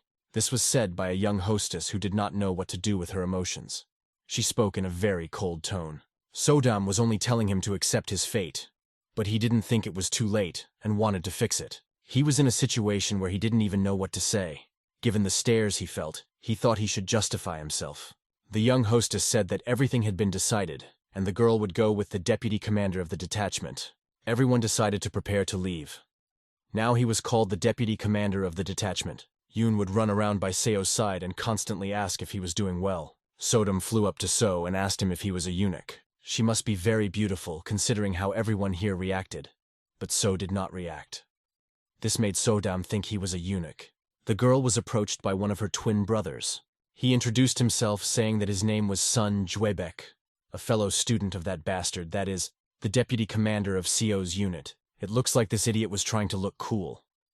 Perhaps you shouldn't laugh too hard, because a guy his age wants to appear cool. In his past life, So realized that beauty is not everything. In Marima, there were only a few honest women, and the more beautiful or higher their status, the more picky they were. When choosing who they interact with, they consider the benefits it will bring them. Seo realized that looks don't matter much. This young man continued to show off to the girl, showing her his biceps. The guy asked her why she said she wanted to be with him, pointing a finger at Seo and his rank, which was the lowest of all possible ranks here. She explained that he was the only person she knew here. She treated him with respect from the very beginning. But the guy saw her goals and thought that she would have chosen a different Supreme. But he seemed scary to her, so she was afraid. Her father was also very scary to her, so she didn't want to experience that anymore. This was logical, since she was the daughter of one of the four evils. The boy told her that their master was also very scary. At that moment, the master appeared and asked the boy what he was doing here. He told him to stop fooling around and get ready to leave. He ran like a dog, agreeing with the master. Yoon turned to Seo and told him that it looked like the guy was right, but it wasn't, so who said he was scary? 2 weeks later, Peak G, the base of the Flower Moon Trade Association. He accomplished his task despite losing all his subordinates, but it was too much. He screamed very loudly from the pain he was expecting. However, this man told him that he only answers questions that are asked to him. The man accused him of failing his mission and ran away. His index and middle fingers were burned. He thought that was what this guy deserved, and he stuck 2 fingers in his shoulder. The red-haired girl just watched, listening to his cries for mercy. She had heard words that his subordinate had really killed that bastard Seo, but that was the end of his words, which were lies, and he fell to the floor. A red stripe appeared right next to his face. A sword was stuck in the floor behind him. The girl explained that this was a completely different situation. He insisted at the time that it must have been a misunderstanding. She did not understand his words and asked him what he was talking about. He explained that he hoped to force the fourth supreme, the eccentric Acheon, to bow at her feet. Her next question was what went wrong and what went wrong. He apologized and didn't know what to say to her, and in his mind wondered if it was because of that bastard. When the young hostess thought the plan was ruined, she seemed more interested than disappointed. If you recall, a year ago she was also interested in the person who managed to block her attack. For him, it was logical that she would want a talented man like her on her side. That was his mistake. He was ordered to kill one of the students if necessary to show that they could take something of value at any time. But to think that this particular student attracts the attention of a young lady. After a few seconds of pause, she continued and said it wasn't funny anymore. It used to be different, but 6 months ago she surpassed him. He took a sword, put it to his throat, and offered her that if she wanted to pay him back, he could give his life. But she asked me to stop talking nonsense and put the sword back. A man appeared with urgent news and said that the unsurpassed faction had announced the dissolution of its alliance with the Muram alliance. The man was very surprised, but the red-haired woman asked why he was surprised, because it had been a long time coming. She picked up her sword and said that the time had come. A month after leaving the Valley of the Six Bloods, southeastern Guizhou region, Jiakou County. This was originally a place where the Acheon was preparing to build up its forces, but since it decided to support Baek Ryonghai, they are using this place as their base for now. As the alliance between the unsurpassed faction and the Marima alliance has been broken more quickly than expected, the battle for power within the blood cult is gaining momentum. For the past 10 years, Baek Ryongha has been wandering the central plains, avoiding Baek Hyohyang. But with the help of the 2 Supremes and the 6th Star, she formed her own power. She sent a letter to the 3rd Supreme and the 2nd Blood Star. Meanwhile, Seo was busy with other matters. He trained martial artists who were placed under his tutelage. They would climb to the top and climb back down as he told them to. He trained them very rigorously, emphasizing that they should not even get tired while undergoing such tests. He told everyone that he used to climb up and down the slopes every day in search of food. His brothers came and told him that So was wanted, saying it was very urgent. He then turned to Yoon, who was ready to listen to him. He asked her to continue training while he was away. He trusted her and asked her to take care of everyone else. The words about trust were very important to her. She turned to the others and said that they had already rested enough and needed to climb the rocks again. She said rather strange words. If they can't do it, then everyone will die. In the meantime, they received answers from the 3rd Supreme and the 2nd Blood Star. The content was different, but by a strange coincidence, they contained similar conditions. He explained that the 2nd Blood Star said he could not take over from someone who was not qualified, and the 3rd Supreme said he would recognize a person who inherited the role of cult leader properly. After that, puzzles began to form in Seo's mind. Eventually it became clear why they were called here. To go to the Marima Alliance base and steal the Blood Demon Sword. The Blood Demon Sword is a relic of the blood cult and a symbol of its leader. It is also called the Longsword of Rarity, and it always causes bloody battles. The 15th Blood Demon lost this sword during the Great War between the Orthodox and unorthodox factions, which took place about 20 years ago. Muram's alliance placed this sword in the center of its base. Even before Seo's regression, the blood cult had tried many times to recover the sword, but no one succeeded. Sodam wondered how important this sword was, and she was told that it was a symbol of power and history. The Shaolin Buddha's staff made of green jade, the bamboo staff of the lower sect, the illuminated sword of Udana Tai Chi are relics of all sects. These are treasures that embody them and are of great importance. By losing such an item and handing it over to the Marima Alliance, the blood cult essentially lost its symbol. In other words, if they recover the Blood Demon Sword, they will regain their symbol. He decided that if they invaded the Muram Alliance, they would not be able to live their lives to the fullest. Jan explained that they would use a different method. Akchon was curious why these two asked for this, and he asked about it. Everyone immediately looked at Seo, thinking that he was smart enough to guess their intentions. He said he had a guess about this. The first is that because of his request, they abandoned the direct paths. The young hostess was waiting for him to say something else. The second is an opportunity for a young lady, he explained. He continued by saying that the 3rd Supreme had clearly expressed his intentions to the 2nd Supreme, and that one message would not change his intentions. His last assumption was the possibility of a trap. It cannot be ruled out that these two are already on the side of the young lady Baek Hyo-hyang. He explained that if he were on her side, he would use this to set a trap. It could be a plan to force a concentration of forces where it is not needed. They can target the moment when everyone splits up to search for the blood demon sword, or the drop in force numbers due to a failure to find the sword. Jan told the boy that he was very wise to be able to draw such conclusions. He added that they could have thought of a third option if there had been no other clues, and showed the boy a letter, a message that the third Supreme sent to the second Supreme. It said that he would remain neutral until mid-autumn. If Peck takes possession of the blood demon's sword, he will no longer be able to remain neutral. This meant that she was also hunting for the blood demon's sword. They are even sure of this because they have information from an embedded spy. Obviously, she postponed the ceremony. Now that Seo thinks about it, it becomes clear why she postponed the ceremony for 3 months. Prior to his regression, Baek Ryongha was probably eliminated much earlier, which is why he is so confident that she easily won people over to her side. But now she has her own power. She has the support of the second and fourth Supreme Counselors, so we can be sure that she wants to avoid direct conflicts. It cannot miss this opportunity created by the fall of unity between the Marima Alliance and the faction. The only way to avoid this is to unite the forces of the cult. The most powerful rule of the blood cult is that whoever wields the blood demon's sword becomes the new blood demon. Seo seemed to have fully realized the situation. When Zhang realized this, he asked him to pay attention to something else. It was an announcement of a martial arts competition for the Marima Alliance.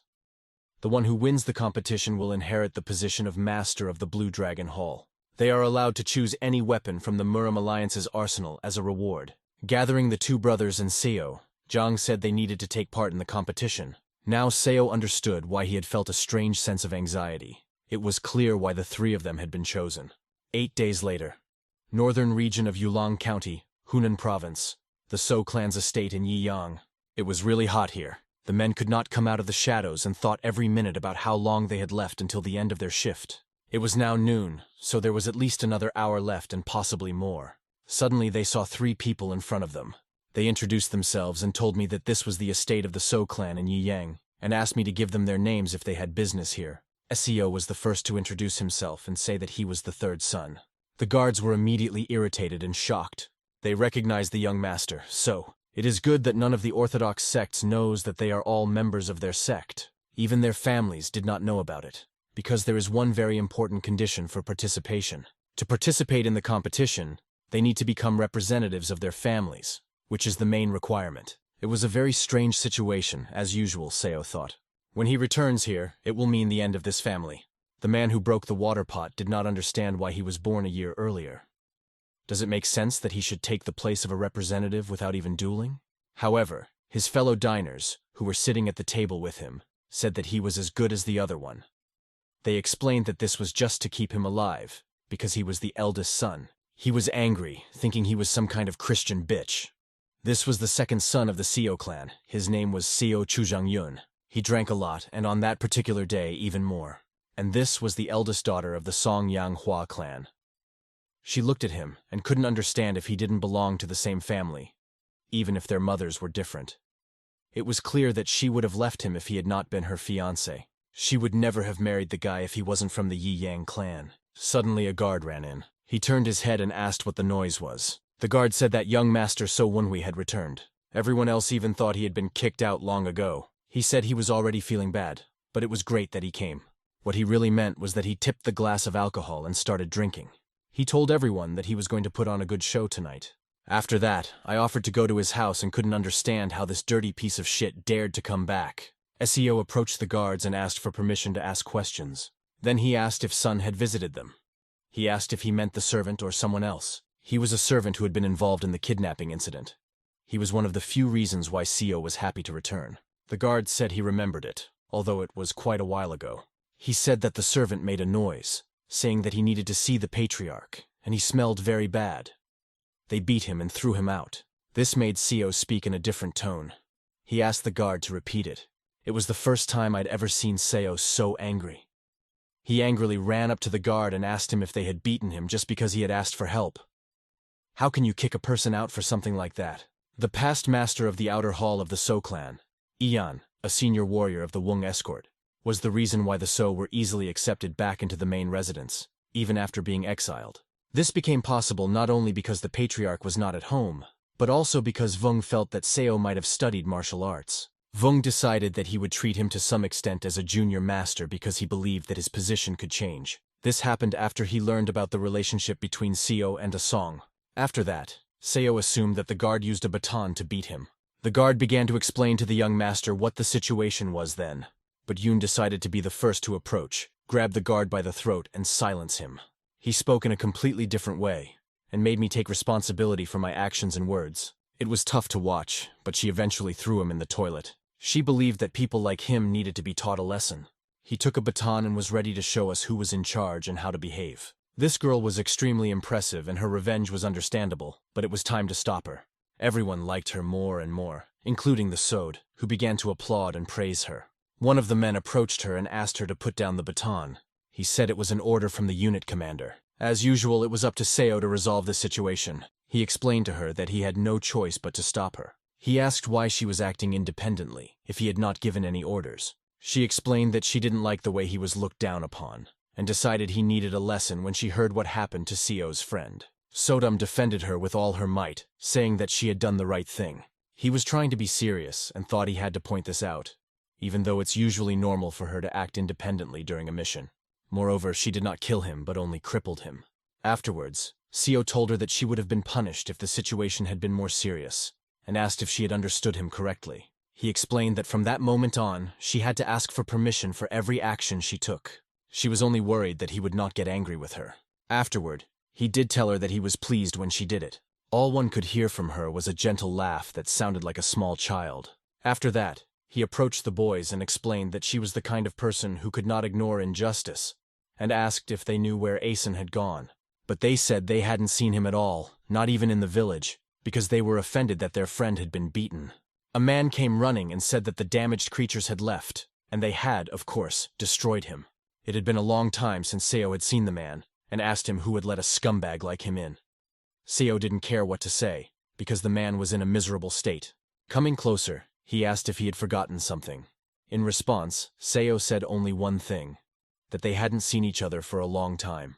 Everyone considered this guy to be a notorious loafer in Yulang County. When Yun heard these words, she was ready to solve all the issues and talk to them differently. So told her not to hit them, but he never said he was going to play Buddha. He needed to clarify something, so he approached the boy and asked what happened to his mother's memorial plaque in the knowledge department. He responded by asking if Seo wanted to see the small wooden plaque. Then he added that it might have already been used as firewood. Previously, such an atmosphere in the conversation was not characteristic of Seo, but now he looked like an arrogant child who talks only about himself. Afterwards, So told him that they were all the same here, and was surprised that they had time to drink in the middle of the day. His comrades were also outraged, as this statement was addressed to them as well. He came even closer to Seo and started talking nonsense, probably because of alcohol. He added that Seo couldn't even talk to them when he lived here. This made So very angry, and he couldn't help but punch the fool in the chest. However, he did not want anything bad to happen before the meeting with the patriarch, so he removed his hand from the attack in time. But now the blue-haired idiot was the first to attack, saying that he had no brother like him. During the attacks, he wondered more and more how a person with a destroyed energy core could repel his blows. This jerk's friends didn't understand why he was trying so hard for some weakling they thought was So. They thought he was just playing a trick on them. It seemed that he needed to provoke him a little more, and So started talking to him, calling him a bastard, saying that he was talking as if he were still a Christian. He also said that he probably didn't really have a brother. He added that he was born 3 months earlier, so he should call him Jung Nim. When he heard this, he could not restrain himself at all and rushed forward. He drew his sword and wanted to strike. His girlfriend appeared behind him and asked him to stop because the patriarch was about to arrive. He rejected her, called her a bitch and asked her not to interfere, after which she fell to the ground. He believed that no one would be upset to see a useless trash die, but the tension grew. And at that moment, Seo used his power. Everything around him began to turn green, and his eyes glowed green. He immediately took up his sword and began to apologize for his harsh words and for trying to kill him. Seo immediately accepted his apology, but the girl didn't understand what was happening. First he rejected her, and now he was apologizing. Everyone was glad that the young master had come to his senses, because they thought they were going to have a sword fight. Seo also apologized to him for causing him trouble. But as soon as he came to, he immediately called Seo a son of a bitch again and asked him what he had done. Obviously, he swung his sword in vain because Yoon appeared and grabbed his arm. She looked at Seo and in her eyes you could read the question, to act or not. In response, he nodded his head, making it clear that it was time. She realized that he meant that no one would be upset to see such a jerk die. Just one slight movement, and this idiot started to fall to the ground. North of Yulin County, not far from the outskirts of the village, people are walking, and some are on horseback. The best sword of the Mount Hyun school is Jo Jong-un. He turned to the head of the So clan, Ian, who wanted to take care of his guests. Jo Il, a student at Mount Hyun school, also expressed her gratitude. He told her that when he first saw her, he thought she was a real heroine, and hoped she would become an example for his daughter. The eldest daughter of the Seo clan was named Seo Yoon. Seo Yoon looked at her father and heard him speak beautifully. He acted like a loving father in front of everyone, but in reality it was different. She will soon be leaving the Mat Hen school, and will need to return to the main residence when this year is over. She will also have to marry someone chosen by the head of the clan. It is a daughter's duty in a martial arts family, as her father always said. If she wasn't so talented, she is sure that her father would have married her off as soon as possible. That is why she is now going into the tournament thinking that she must win the tournament. Martial arts tournament. If you win a women's battle or take second place, if you get the title of Phoenix Hall Master or Deputy Master, you can stay in the union. If she's lucky, she'll be able to postpone or cancel the wedding, which is why she needs to win it at all costs. A man ran up to them, greeted the head of the best sword and the warrior of the mountain, and was asked what had happened. But he was in no hurry to answer, and this moment of silence alarmed everyone. Then the girl's father explained that there was a small problem at the main residence, and asked if they could send the children first. Everyone immediately said yes. She did not understand what exactly had happened, that she was being sent away. Here they realized that Jang Yoon could cause trouble if he didn't get into the residence, as the family's eldest son said. Without wasting any time, they started running, and along the way she asked what had really happened. He explained that the donkey from Luoyang had returned, and that he believed he wanted to ruin everything for him. He didn't want to see his brother shot down by those bastards again. Meanwhile, she watches this painting and cannot believe what is happening right in front of her eyes. She saw him fall to the ground and be overpowered by a skinny guy. But suddenly he came and shouted at the top of his voice that enough was enough. With that, he stopped everyone, and Seo looked at him and thought that he had been with the head and had returned so quickly. My sister is also here, which leads to one conclusion. If they are here after entering the Mat Hen school, it means that the head is with guests. He asked the girl to block the acupuncture points. At first, she thought she needed to separate the meat from the bones, but he said to just block the points. She walked up to him and poked the right points on his body several times with her fingers. This guy could not understand who he was and what he was doing. When he got up, he said that he could introduce himself. He was a student of Seo's older brother, and her name was Ma Yoon. The older man looked at So and could not believe that she was his student. It turned out that they hadn't seen each other for a long time, and the guy demanded an explanation because he thought they couldn't talk to him like that. Sodam noticed that he was different from Jang Yoon. Unlike Jang Yoon, he cares about people's opinions and knows how to maintain his image. This guy was drunk and deserved to be treated this way. Yoon explained that he was not going to watch his teacher being beaten with a sword. He warned him to think about what he said to him. He considered his brother a noble man, and explained that he was doing everything for his teacher. But Seo asked him why he should speak with the power of thought, if he could use his voice. Or does he want to know something secret? Suddenly he noticed that there were several other people standing behind him. When he saw these people, he thought he could say that student Seo was very rude. However, Seo remained calm in this situation, and said that this rudeness was only because he was in a hurry. But he added that breaking an arm on the territory of the residence of a participant of the same residence is unacceptable. He thought that people would support him because everyone agreed with him. In this way, he wanted to win everyone over to his side, to show himself to be right and smart in this situation. But at the same time, I realized that the people who were here saw how he behaved. His sister asked herself why she had been afraid of these guys before, and then realized that she could put in a few words of her own and asked to wait. She explained that she had been told everything. The second brother was drunk and did something he shouldn't have done. He tried to kill the third brother. The third brother? Who is this?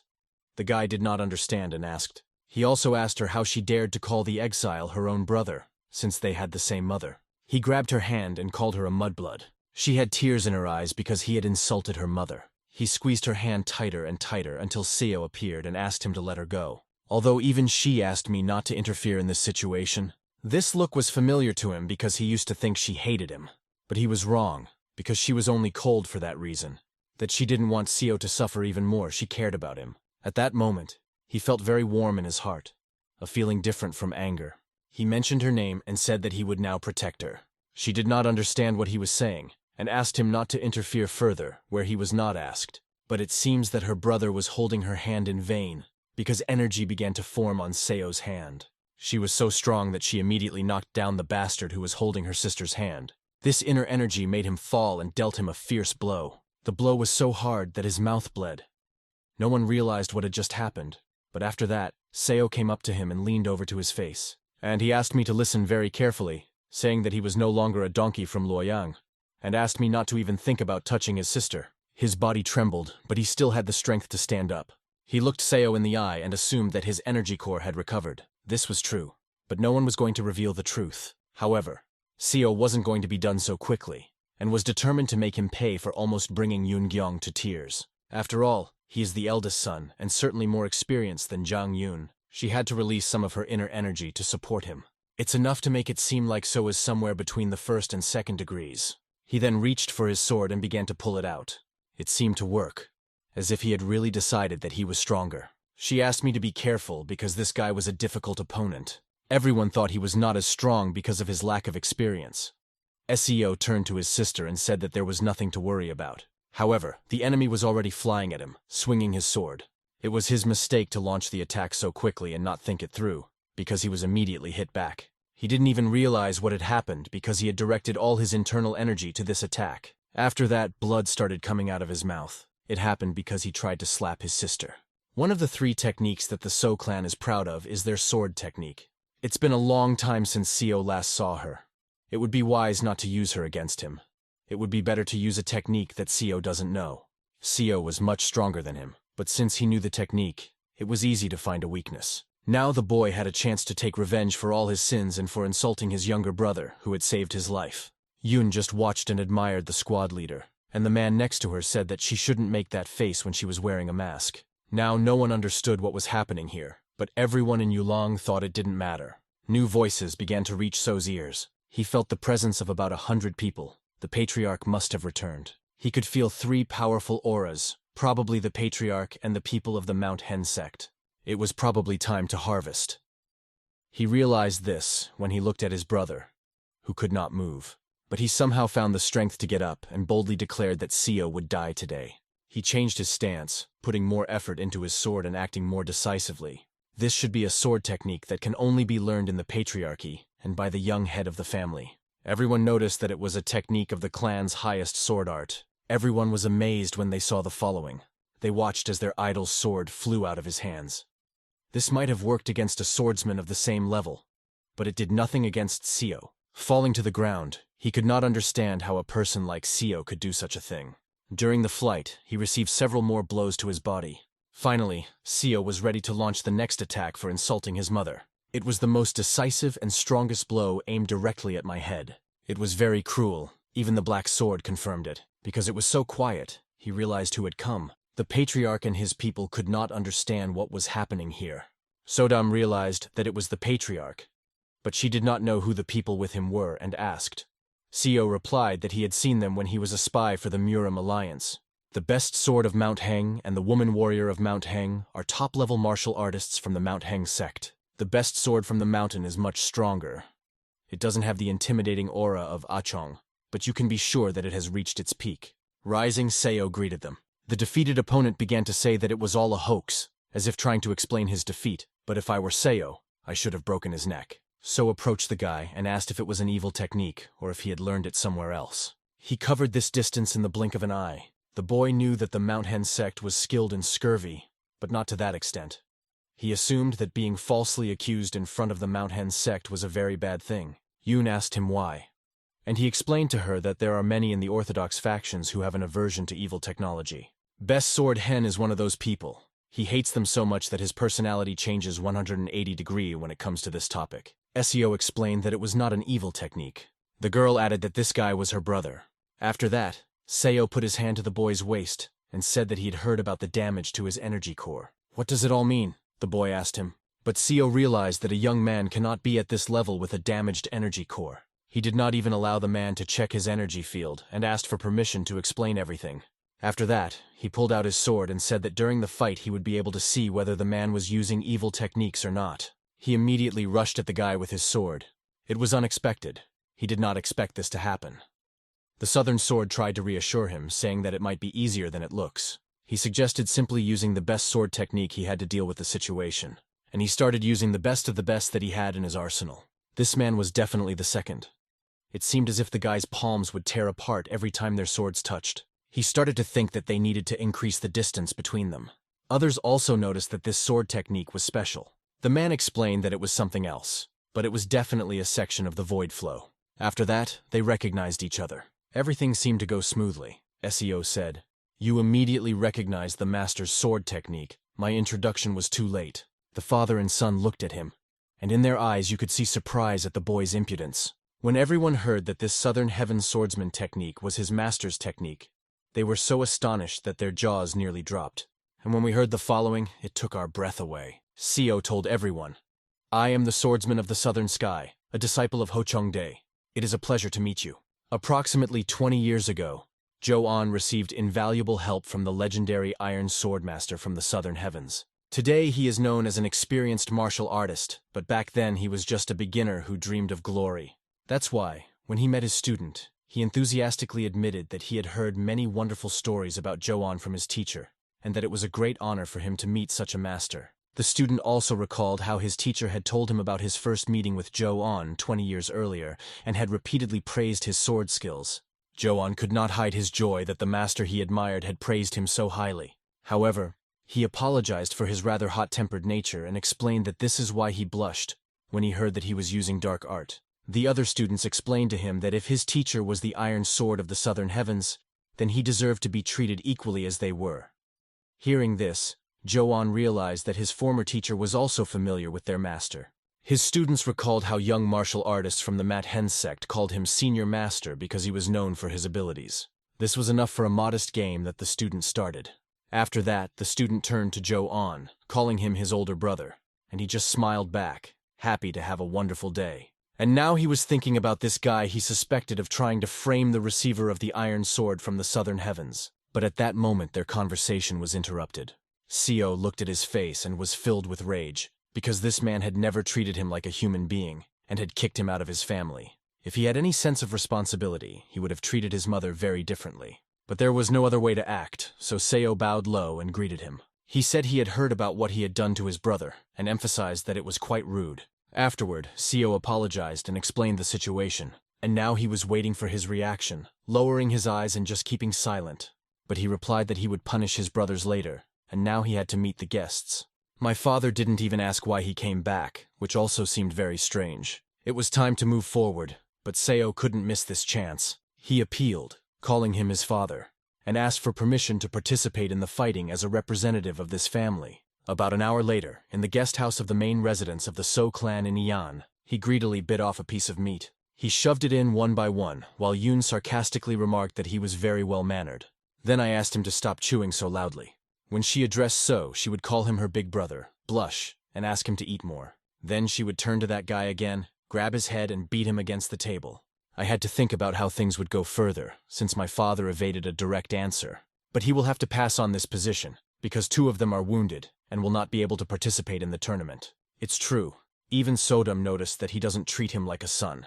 The servants in the guest house were also unusual. They were not highly trained, but they were trained in martial arts. It was hard to see, but they, as students of martial arts, were able to understand it. It was a warning from the patriarch. He wants Seo to know that this is still the territory of the So clan, regardless of the fact that he is an Iron Sword disciple from the Southern Heavens. Seo should not commit rash acts like he did before, as the patriarch is keeping a close eye on him.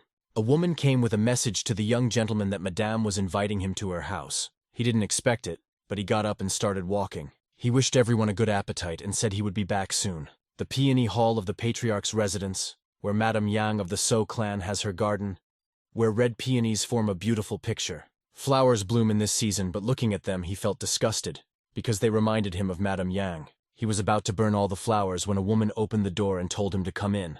Ms. Yang was waiting for him and ordered everyone to leave the room, leaving only him. It was strange that she wanted all the servants to leave. He said he was listening to her carefully. She began the conversation by mentioning that she had heard of him as the heir to the iron sword of the southern heavens, and congratulated him on it. But in reality, she would never have called him just to greet him. He realized that she had other intentions. She continued, admitting that they were not on the best of terms and that she would not stall any longer. Kneeling before him, she said that she could ask for forgiveness hundreds or even thousands of times, and asked him not to try to take Yonghyun's place. As Seo expected, even if she is a bitch, she is a mother after all. This bitch says she is ready to apologize to him, although he still clearly remembers how she insulted him and slapped him. Then she began to offer him as much money as he wanted, even promising to help him start his own family, as long as he didn't take her son's place. It looks like the Iron Sword of the Southern Heavens is really famous because her attitude has changed 180 degrees. He told her that he would pretend that he hadn't heard anything, but she pulled him by his clothes and begged him to just say what he wanted, and she would do her best. After that, he told her that she could restore his mother's tombstone, make her his official wife, and bow down before her grave, apologizing 3 times a day for 10 years. Her expression changed dramatically. She couldn't believe what she was hearing because it sounded so harsh. These words were an insult to her, and the apologies in front of her grave thousands of times over the course of 10 years hurt her even more. Then she asked, "If I do this, will you really not claim my son's place?" Sitting down on her lap, he said he was touched by her sincerity, because a mother's love for her son is really very strong. That would have been great, but he leaned down to her ear and said softly, "I bet that's what you wanted to hear."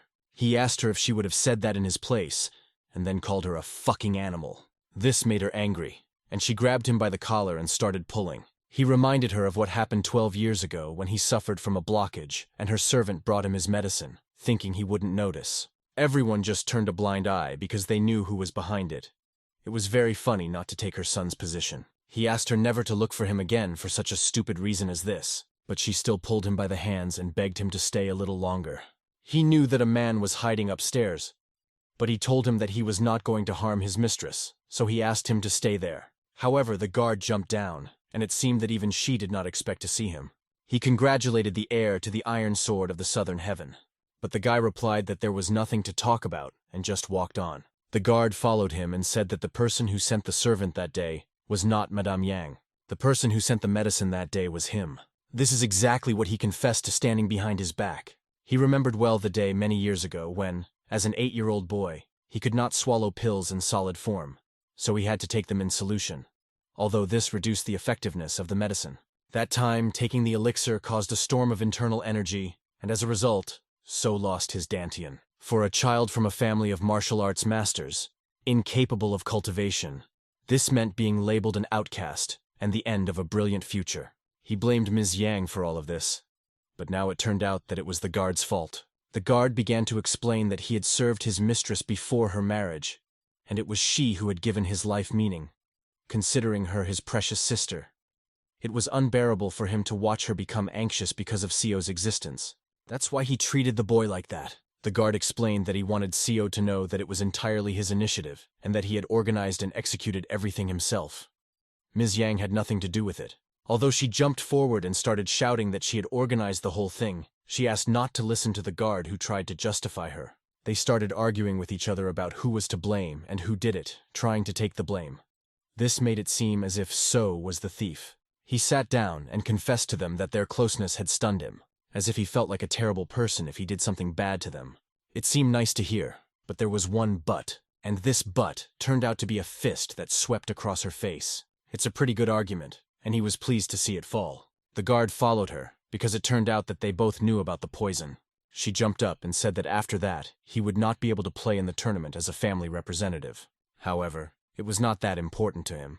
He told her that she could do what she wanted, and if she wanted to tell the head, she could. He also added that he would disclose the fact that the wife of the clan head had poisoned his 8-year-old stepson. She was shocked that he dared to threaten her, but when I saw what he did next, I froze. He destroyed the Dantian guard, leaving him lying on the floor. She ran out of words, didn't know what to say, just crossed her arms. She was holding poison in her hands, a round pill that he forced her to take. He forced the guard to take the same pill, throwing it into his mouth. She considered him a traitor and thought he wanted to destroy his own family, but in fact he was very happy because he just hated them.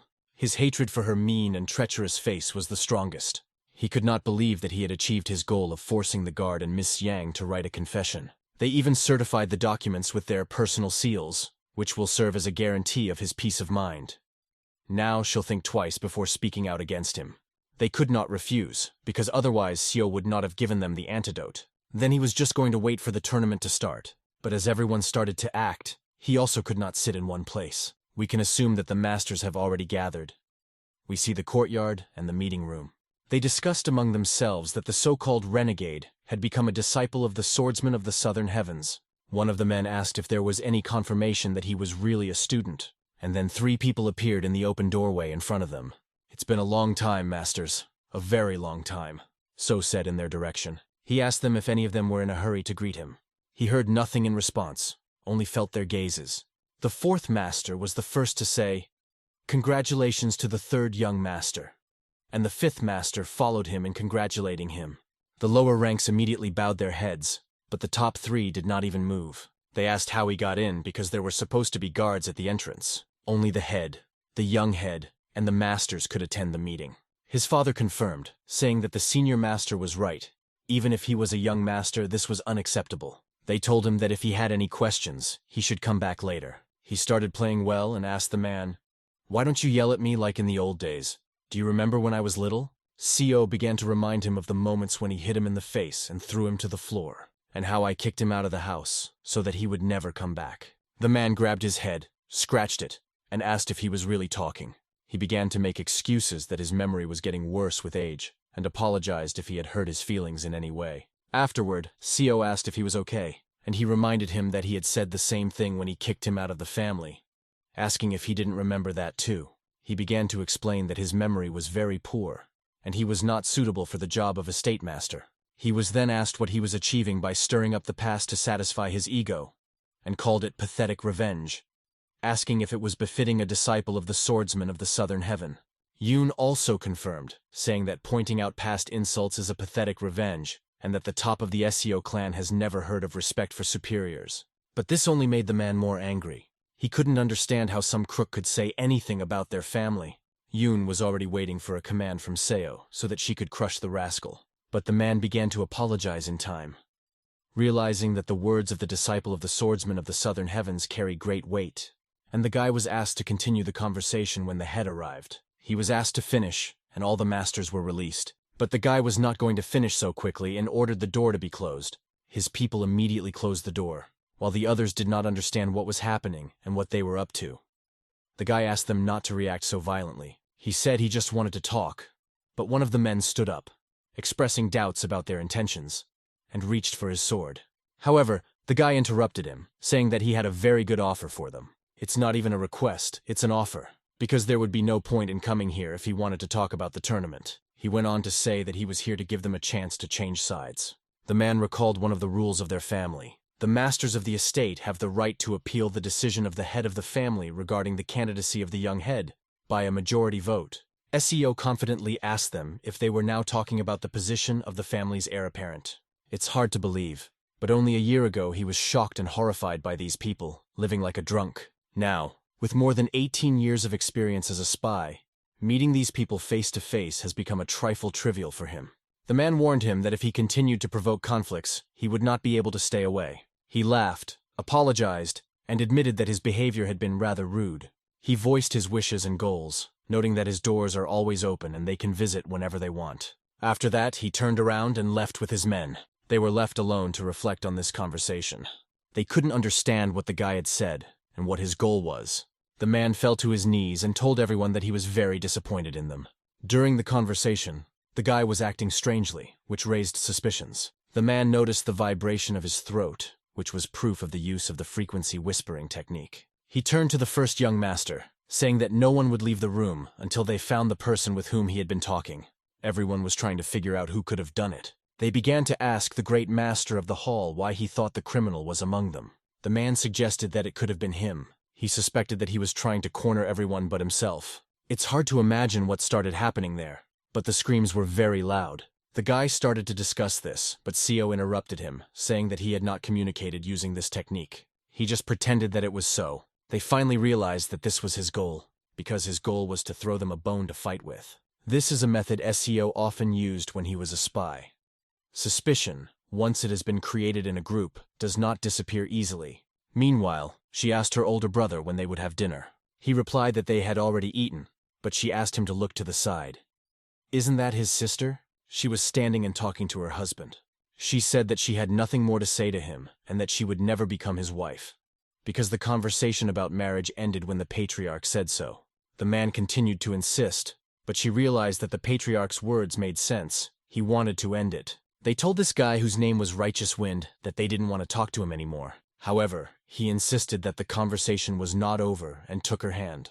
He thought it was even more charming when she played the role of a softie. Her expression showed that she was afraid of him. It seems that for Seo, all this was only becoming more unbearable. Yoon asked the boy why he kept humiliating himself when the girl said she didn't like it. He introduced himself, named his clan, and asked why she was interfering with their conversation. The girl became more and more irritated when the boy talked about their relationship, because she believed that it simply did not exist. Yoon just wanted to protect the girl, but the boy asked him not to. He told Yoon that he couldn't control himself, took the girl's hand and added that this was their relationship. The girl's feeling at that moment was indescribable, her face expressing that the world around her had collapsed. He began to think that she was rejecting him because she had another man, and he told her that he was going to be kind and marry her, despite her low background. Yoon slapped him sharply right on target. The guy could not believe that the kid had really hit him. When he reached for his sword, it was a clear mistake, but he saw someone behind the guys' backs. It was Patriarch Seo, the girl's father. He asked the young Master Cho to come to the evening banquet, advising him to rest rather than stand here. He bowed and said he would obey. Everyone was surprised to see the Patriarch here. The guy immediately went to rest, as he was told. The Patriarch turned to Seo and asked him how much longer he was going to dishonor their family's name. After that, he looked at Seo and offered to go with him.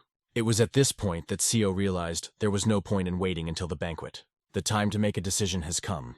The SEO clan, the Patriarch's training room, they both came there. The training room is only for the Patriarch. Why did he bring Seo here? The Patriarch said that Seo was making a mess of the house, despite his warnings. His place as a representative in the tournament, and now his place as a young leader. He turned his head to the boy and asked if he really thought that the Patriarch would not understand his intentions. The Patriarch added that if Seo was not honest, he would die right now. He replied that he realized he was hated. The Patriarch went on to say that he could not trust someone who was gone for a year and a half, and then came back and started creating tension. As a father, he had just been watching him since childhood.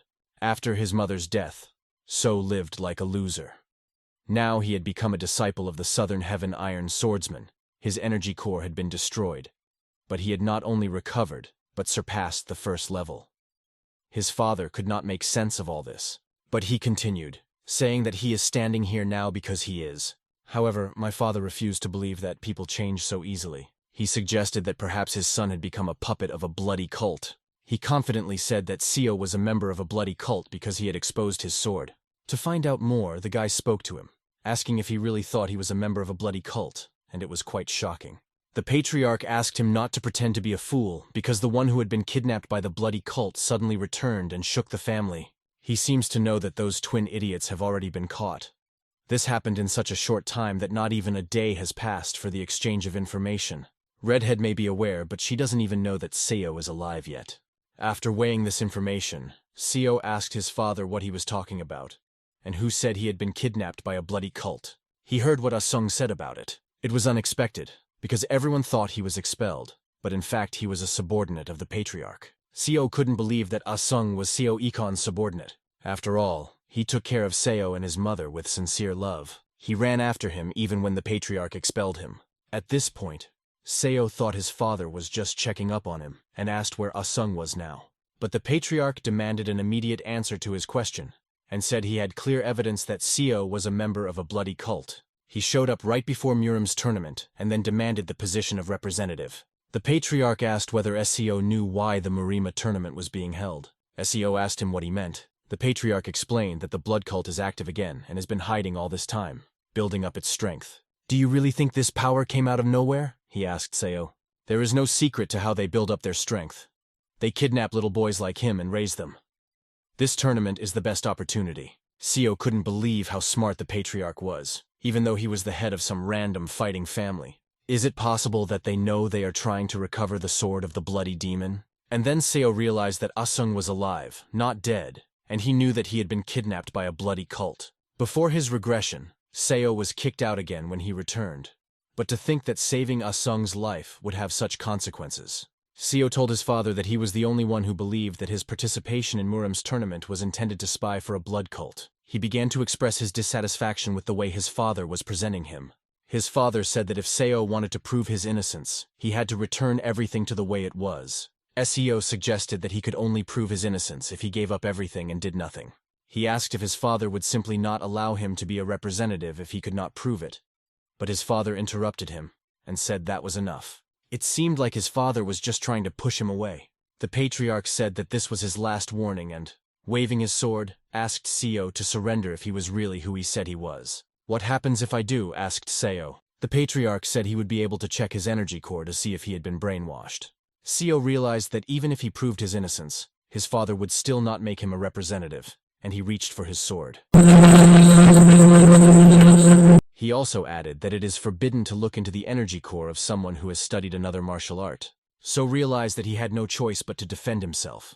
Suddenly, everything around us began to take on a fighting atmosphere, and my father's energy became more and more intense. The patriarch did not believe that Seo would be able to defeat him, regardless of whether he used black techniques, and was confident in his abilities.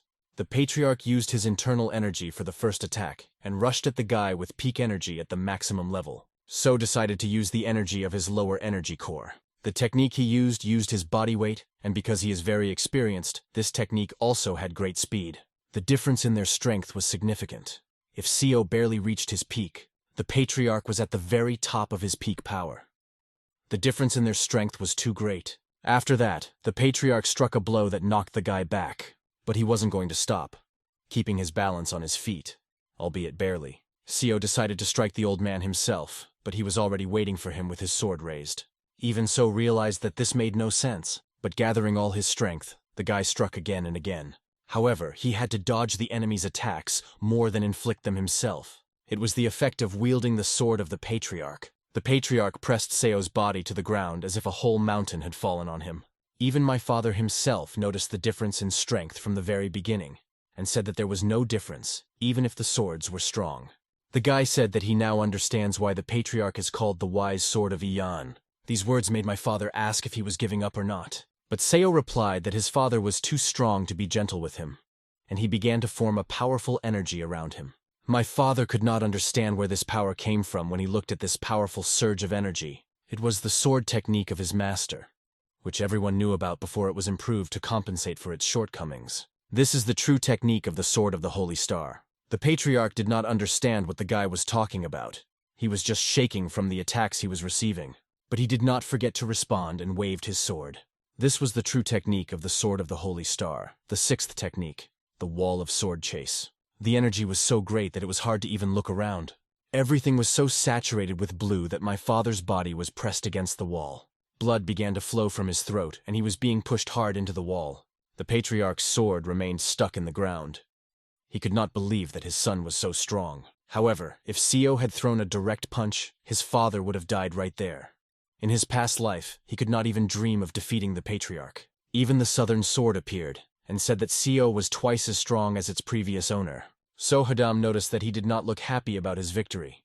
He was very unhappy because his father did not even consider him a member of the family. He approached his father and asked him if he hated him so much, why he had given birth to him in the first place. Now Seo doesn't know what to do. So many things have gone wrong. At that moment, the voice of the sword sounded, telling the patriarch that this guy's resentment against him was stronger than he could have imagined. Mech explained that if the patriarch had been kinder and more open to this child, she would not have been so hurt, and all this chaos would not have happened. Then Mech asked if it would be better to tell the truth to this guy, to say that he is not his biological father. The guy gripped the sword hilt so tightly and asked if he was really not Seo Ikeon's son. Mech could not believe that the guy was really talking to him, but the boy didn't ask him anything. He just wanted to hear confirmation of what he had just said, and threatened his father's life if he didn't tell the truth. Mech understood that it would be difficult to ease the boy's condition with a few words, as he might think that what was about to be said was fiction. However, the sword could not lie and wanted to show the boy everything he had seen. The words of the union of the sword and the human mind were heard. The unlocking of Fecta. The third Fect star has just that kind of power. The guy was transported to the moment when the woman was asked to at least think about her child. The sensations were so painful that the guy got down on one knee.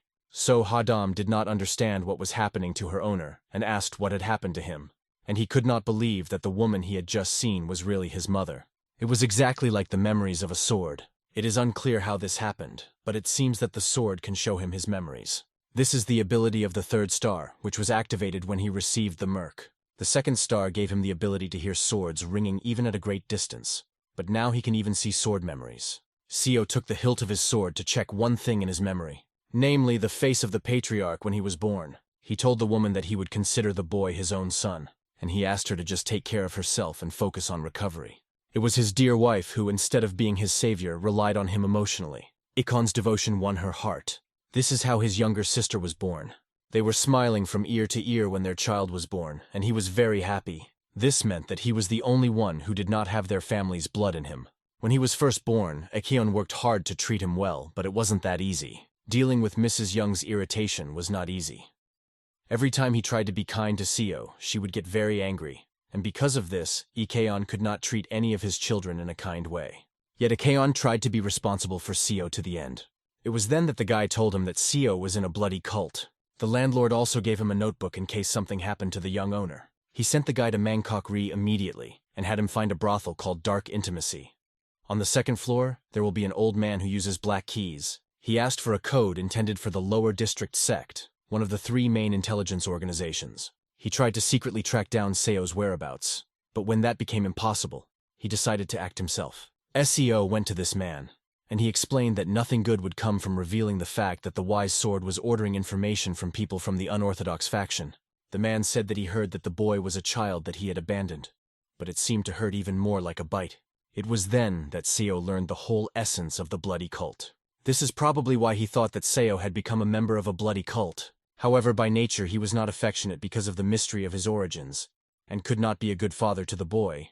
But he never tried to abdicate this responsibility. He did a lot to protect it. After his mother's death, Seo spent his days as a cripple and a drunk, and rumors about him spread so negatively. Even if someone had killed him, no one would have noticed.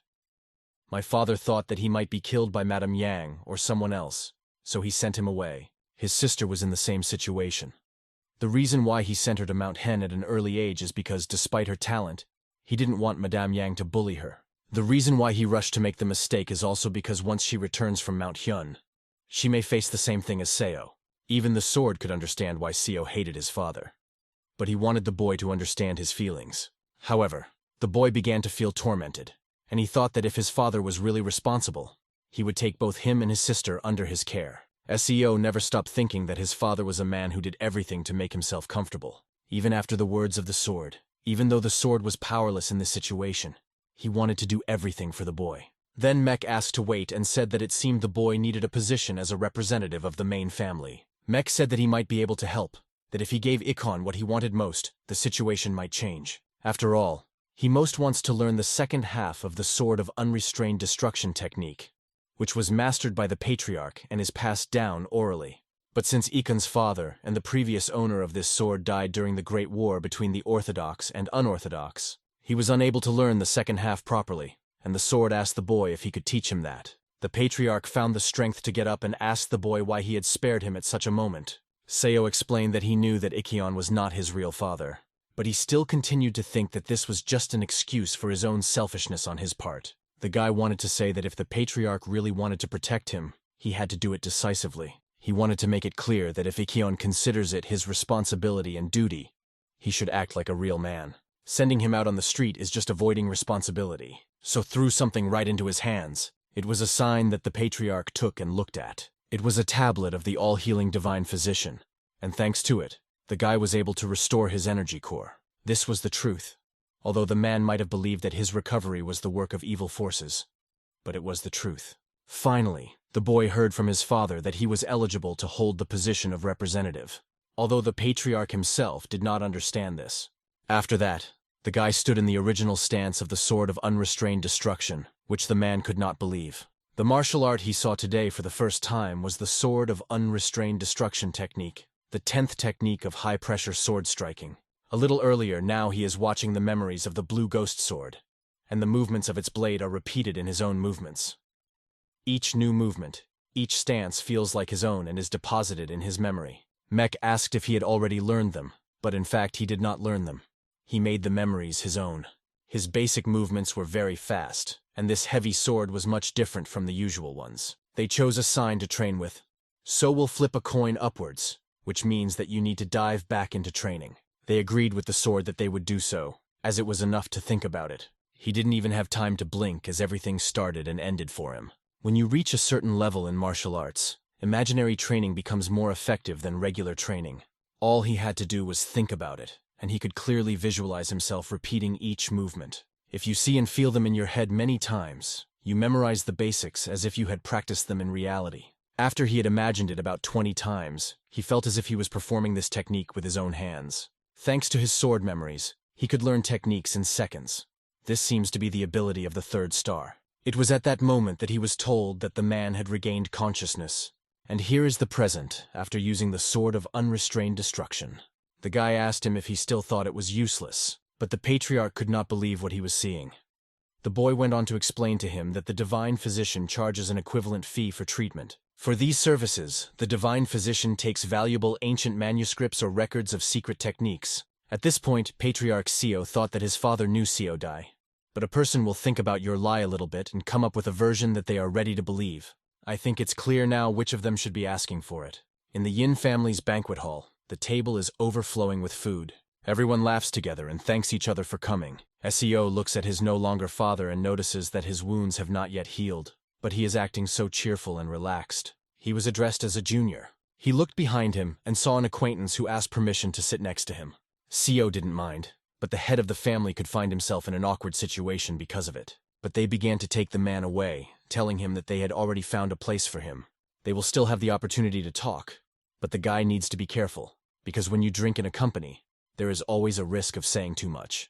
Now he needs to do something. Using the power of thought, he told his father that it was time to make an announcement. He stood up and told everyone that as the head of the Seo family, he would like to thank all of Murim's honored guests for coming today. Also, before the official start of the banquet, I would like to announce something and ask for your attention. First, he apologized to the head of the Righteous Wind clan, Cho, and told him that his daughter was not suitable for the role of his son's second wife. My daughter was delighted because she had wanted to hear this all her life. This angered the man somewhat, and Yan also put her head down.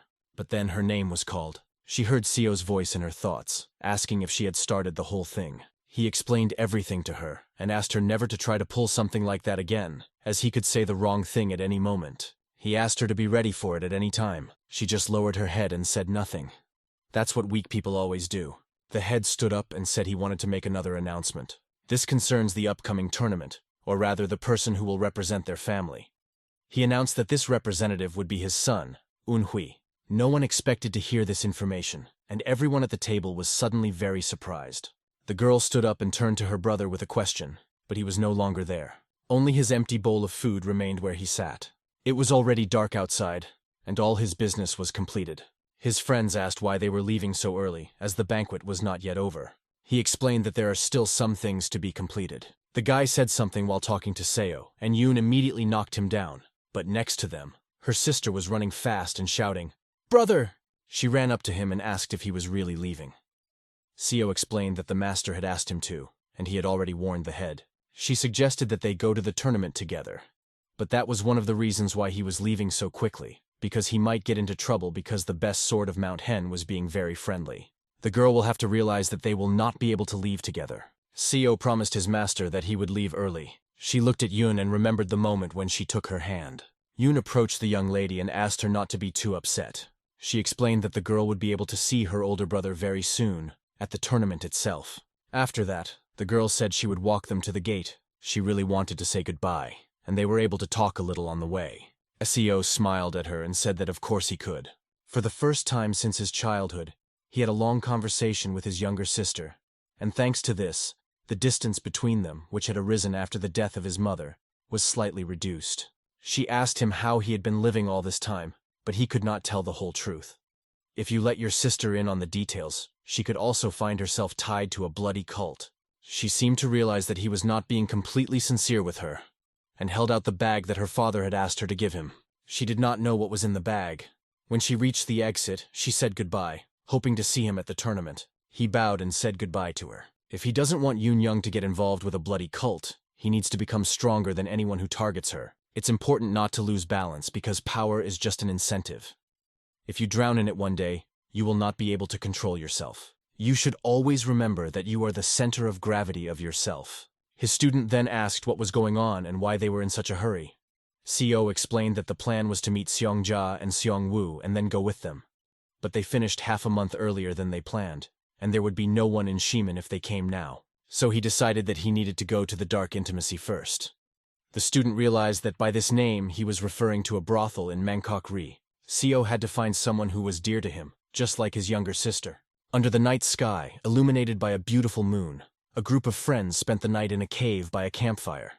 Despite their fatigue, the beauty of the night nature kept them awake. They were happy to finally be able to rest. One of the boys wondered how their friend managed to look so fresh and well-groomed under the mask. Holding this mask in his hands and stretching it in different directions, he realized that it was a special thing that her father had made. When the ghost of her father appeared, everyone was petrified with shock and could not say a word, because he was one of the 4 great criminals. Unfolding the cloth, the boy wanted to see what the head had given him through Yun Yun. There was a medallion. It was a thing his mother had when they first met, and it was priceless to him.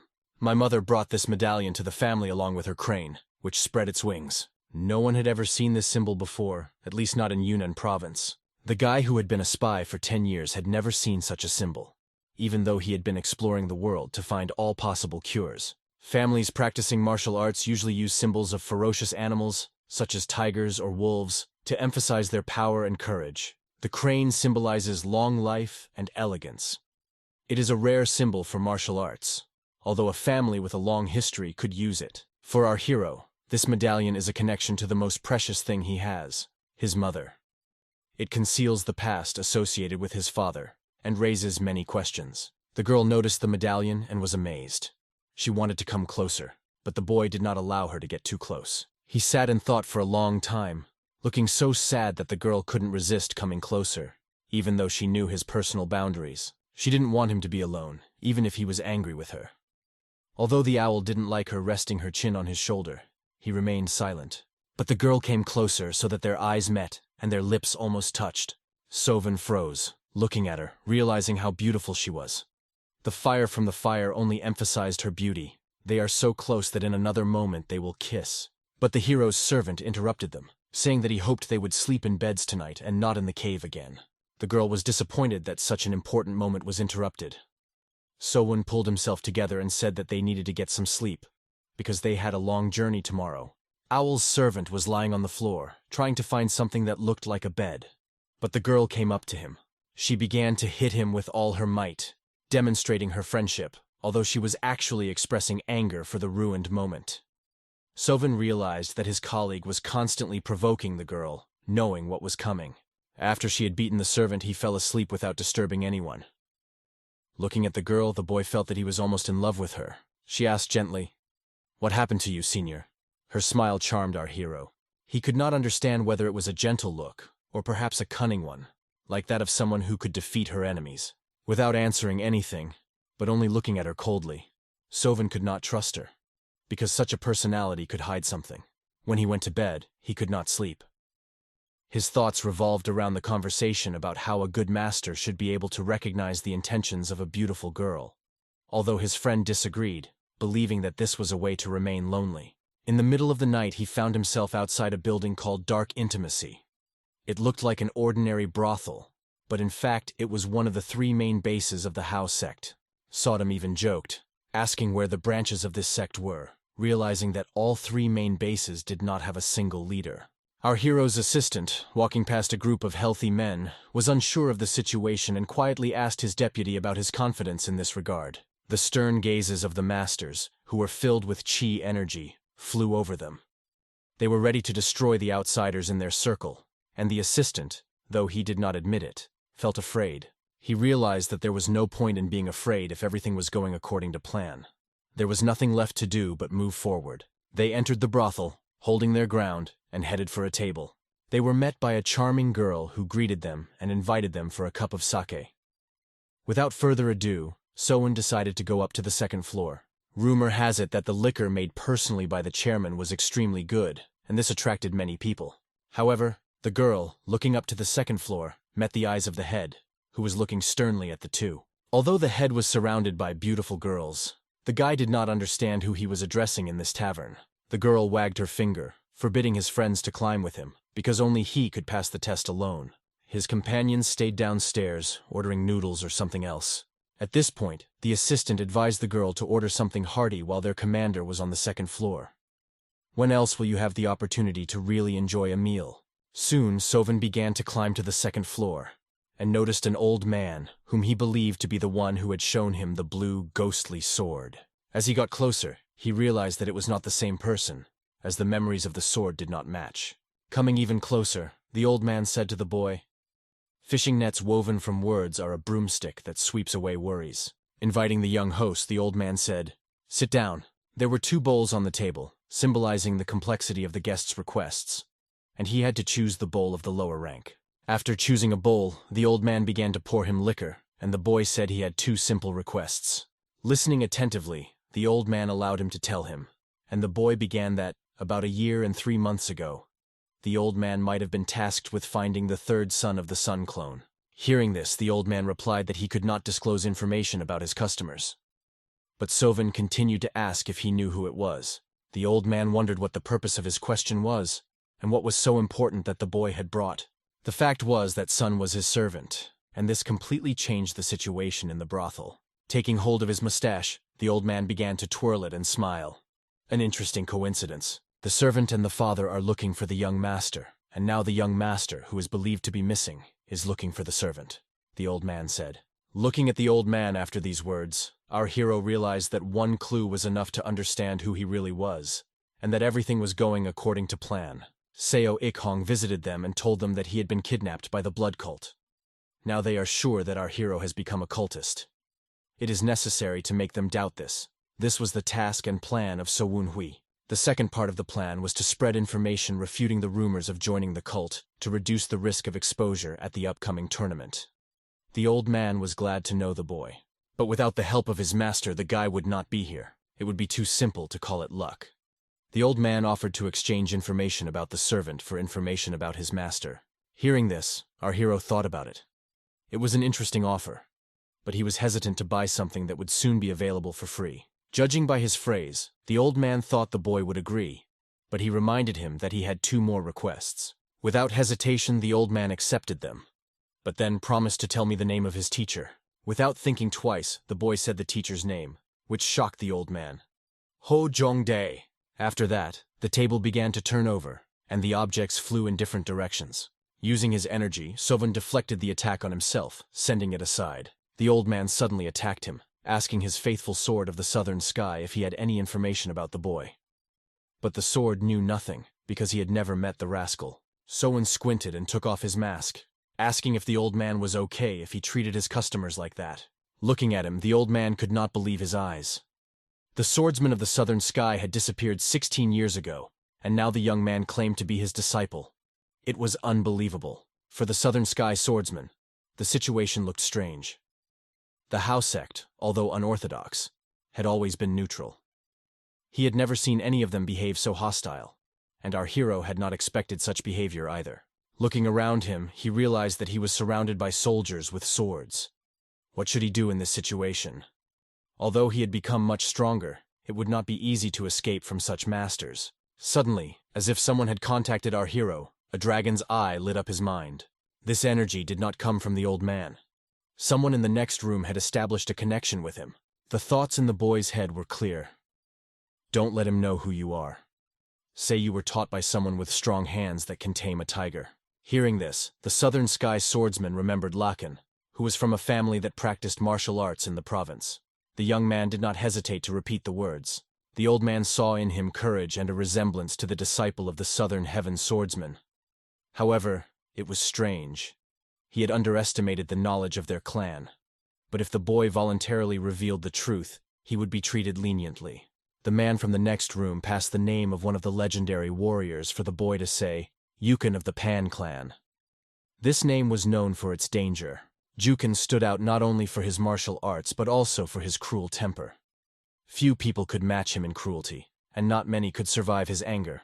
The Southern Sky Swordsman advised his master to be very careful in this situation, recalling his master's previous battle. He lost an eye in a battle with him, and now he realized that the situation could be even more dangerous.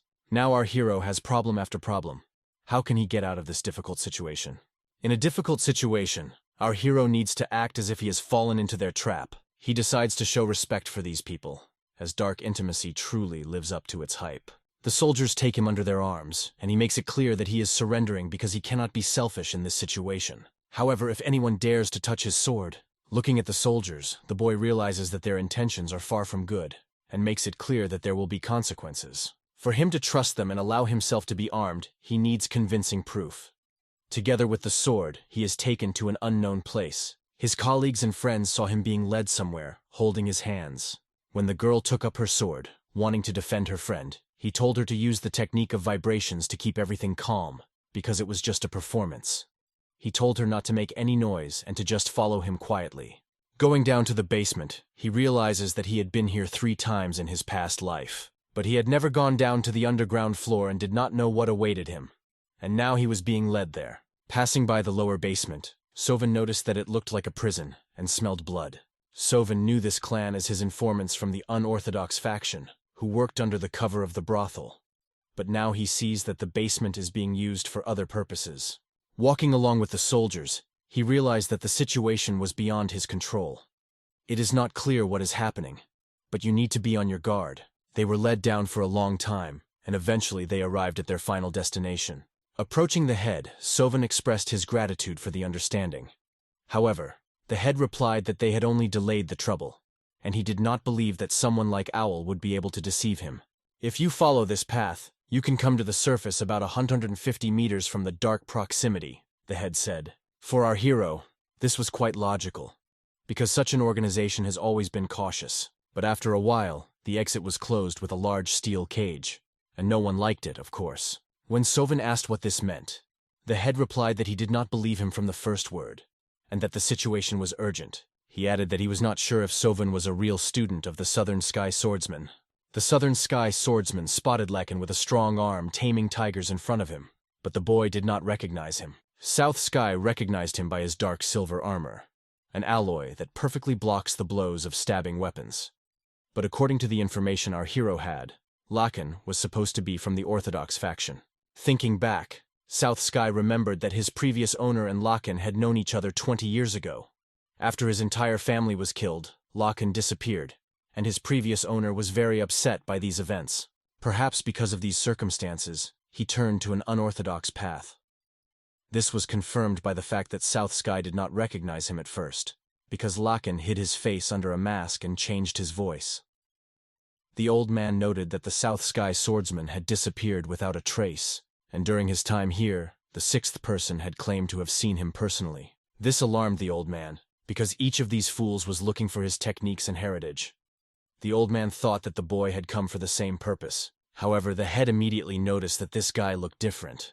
The guy asked why he was wearing an old dark silver wristband, which lit a spark in his eyes. The old man broke into the fight, his expectations of the boy growing.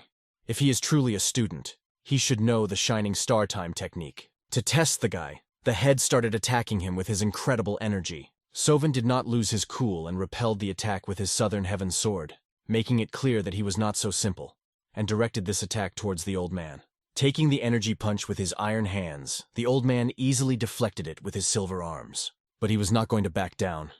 His silver hand flew straight into our hero's face. The old man tried to grab the boy with his claws, but he was elusive. The old man noticed that the boy's movements were soft, as if he were gliding through the clouds using the steps of a shining star. His movements were like a tiger rushing at its prey, and the space was filled with their energy. He couldn't delay even for a second. He had to repel the old man's attacks.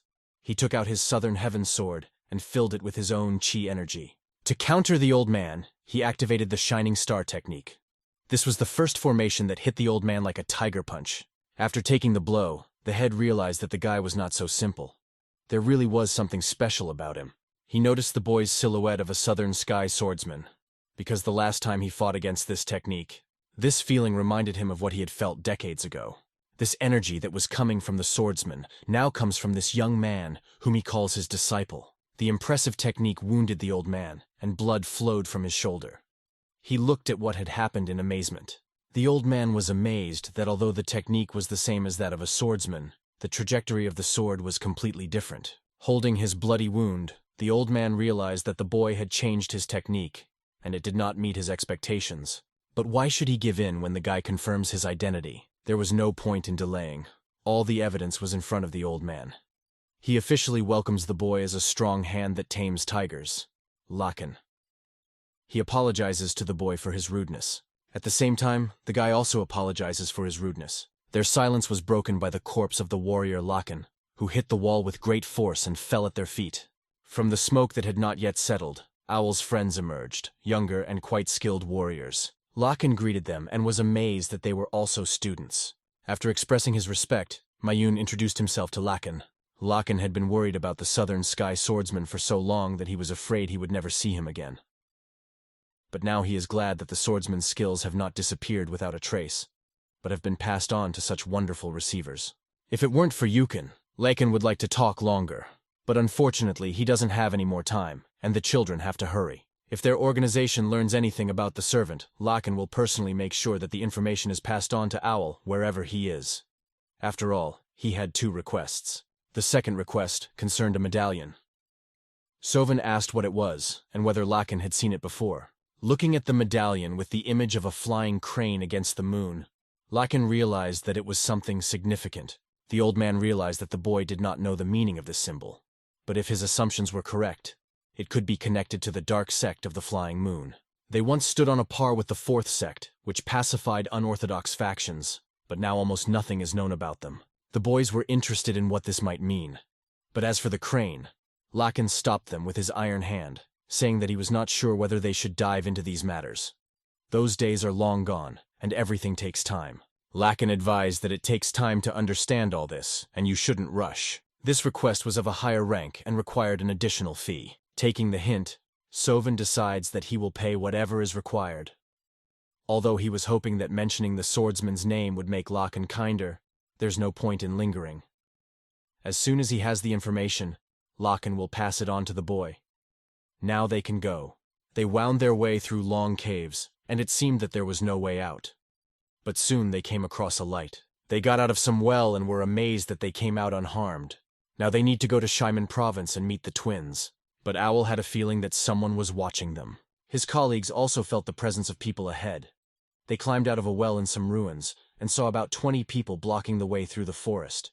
These people had no swords, and our hero could not sense their approach. They were too skilled in concealment. The question arose whether they would be able to defeat all the opponents, but this had to be put on the back burner, because there was no point in wasting time on unnecessary fights. Soon, one man came out of hiding, loudly expressing his thoughts. Since the House sect decided to secretly bring these people out, they are definitely their disciples, he said. Our hero did not know what to do, because he was a very dangerous man with red chi energy. He was wearing an eye patch, and his eyes were coldly glowing with blood. He was only interested in one thing. Where was Ho Jongdai? Seeing this man, Sowen decided that he needed to talk to him first. Perhaps he has a grudge against the Southern Sky Swordsman, and he should try to soften it. The guy introduced himself, and after greeting me, apologized for the misunderstanding between them. But before he could finish, the man started attacking him, and Soven had to defend himself. The amount of chi energy this rascal attacked with was incredible. A little more, and he would have torn his arm off. The man was holding a whip, which he used to attack. He didn't need someone as young as Soven. If he was really the swordsman's student, they were not on the same path, because their energy was different. Our hero's friends wanted to help him repel the attack, but the guy ordered them to stay behind. Looking around, we could see that hundreds of soldiers were no longer hiding and were ready to fight. It was clear that the outcome depended on how quickly they dealt with the enemies. Soven ordered his friends to take on the warriors. He decided to take on the strongest opponent. The man began to laugh at them, believing that even if the 3 of them attacked, they would have a hard time blocking him.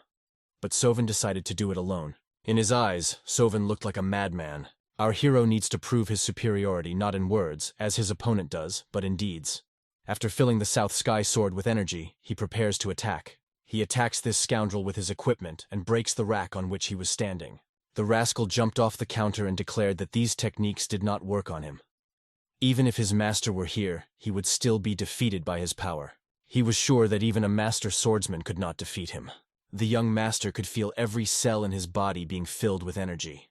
His power was so powerful that there was no doubt of victory. Mayan took up his sword, realizing that there was no time to lose. The vice commander was right. It would be foolish to focus on just one enemy. Even if they can defeat him, they will not have the strength to take on the others. It is better to distribute your forces to these enemies, and then help the vice commander. The soldiers considered Mayun a fool, because he rushed to attack without knowing who they were. They decided to quickly deal with him with their whips, not expecting any serious resistance from the boy. But the moment Mayun drew his sword and showed his superiority, he cut the scoundrel. He did not even realize what had happened, and in an instant he lost his life, going straight to hell. The warriors, who had just been confident in their abilities, were worried because the first disciple of the Pan clan died in a second. They saw the way their colleague looked at the situation during their sparring sessions. He certainly knew techniques aimed at killing his enemies, but for them to be so effective was impressive. From the perspective of the other soldiers, even a punch in the eye was a joke compared to this. But Mayun stopped, wondering why he froze. The vice commander was in danger, and they had to deal with these fools and rush to the rescue. As he watched her scatter everyone, he realized that she would one day take him to the grave. But he rushed to her aid. Meanwhile, let's move on to the battle, where Sovan fights an incredibly strong man.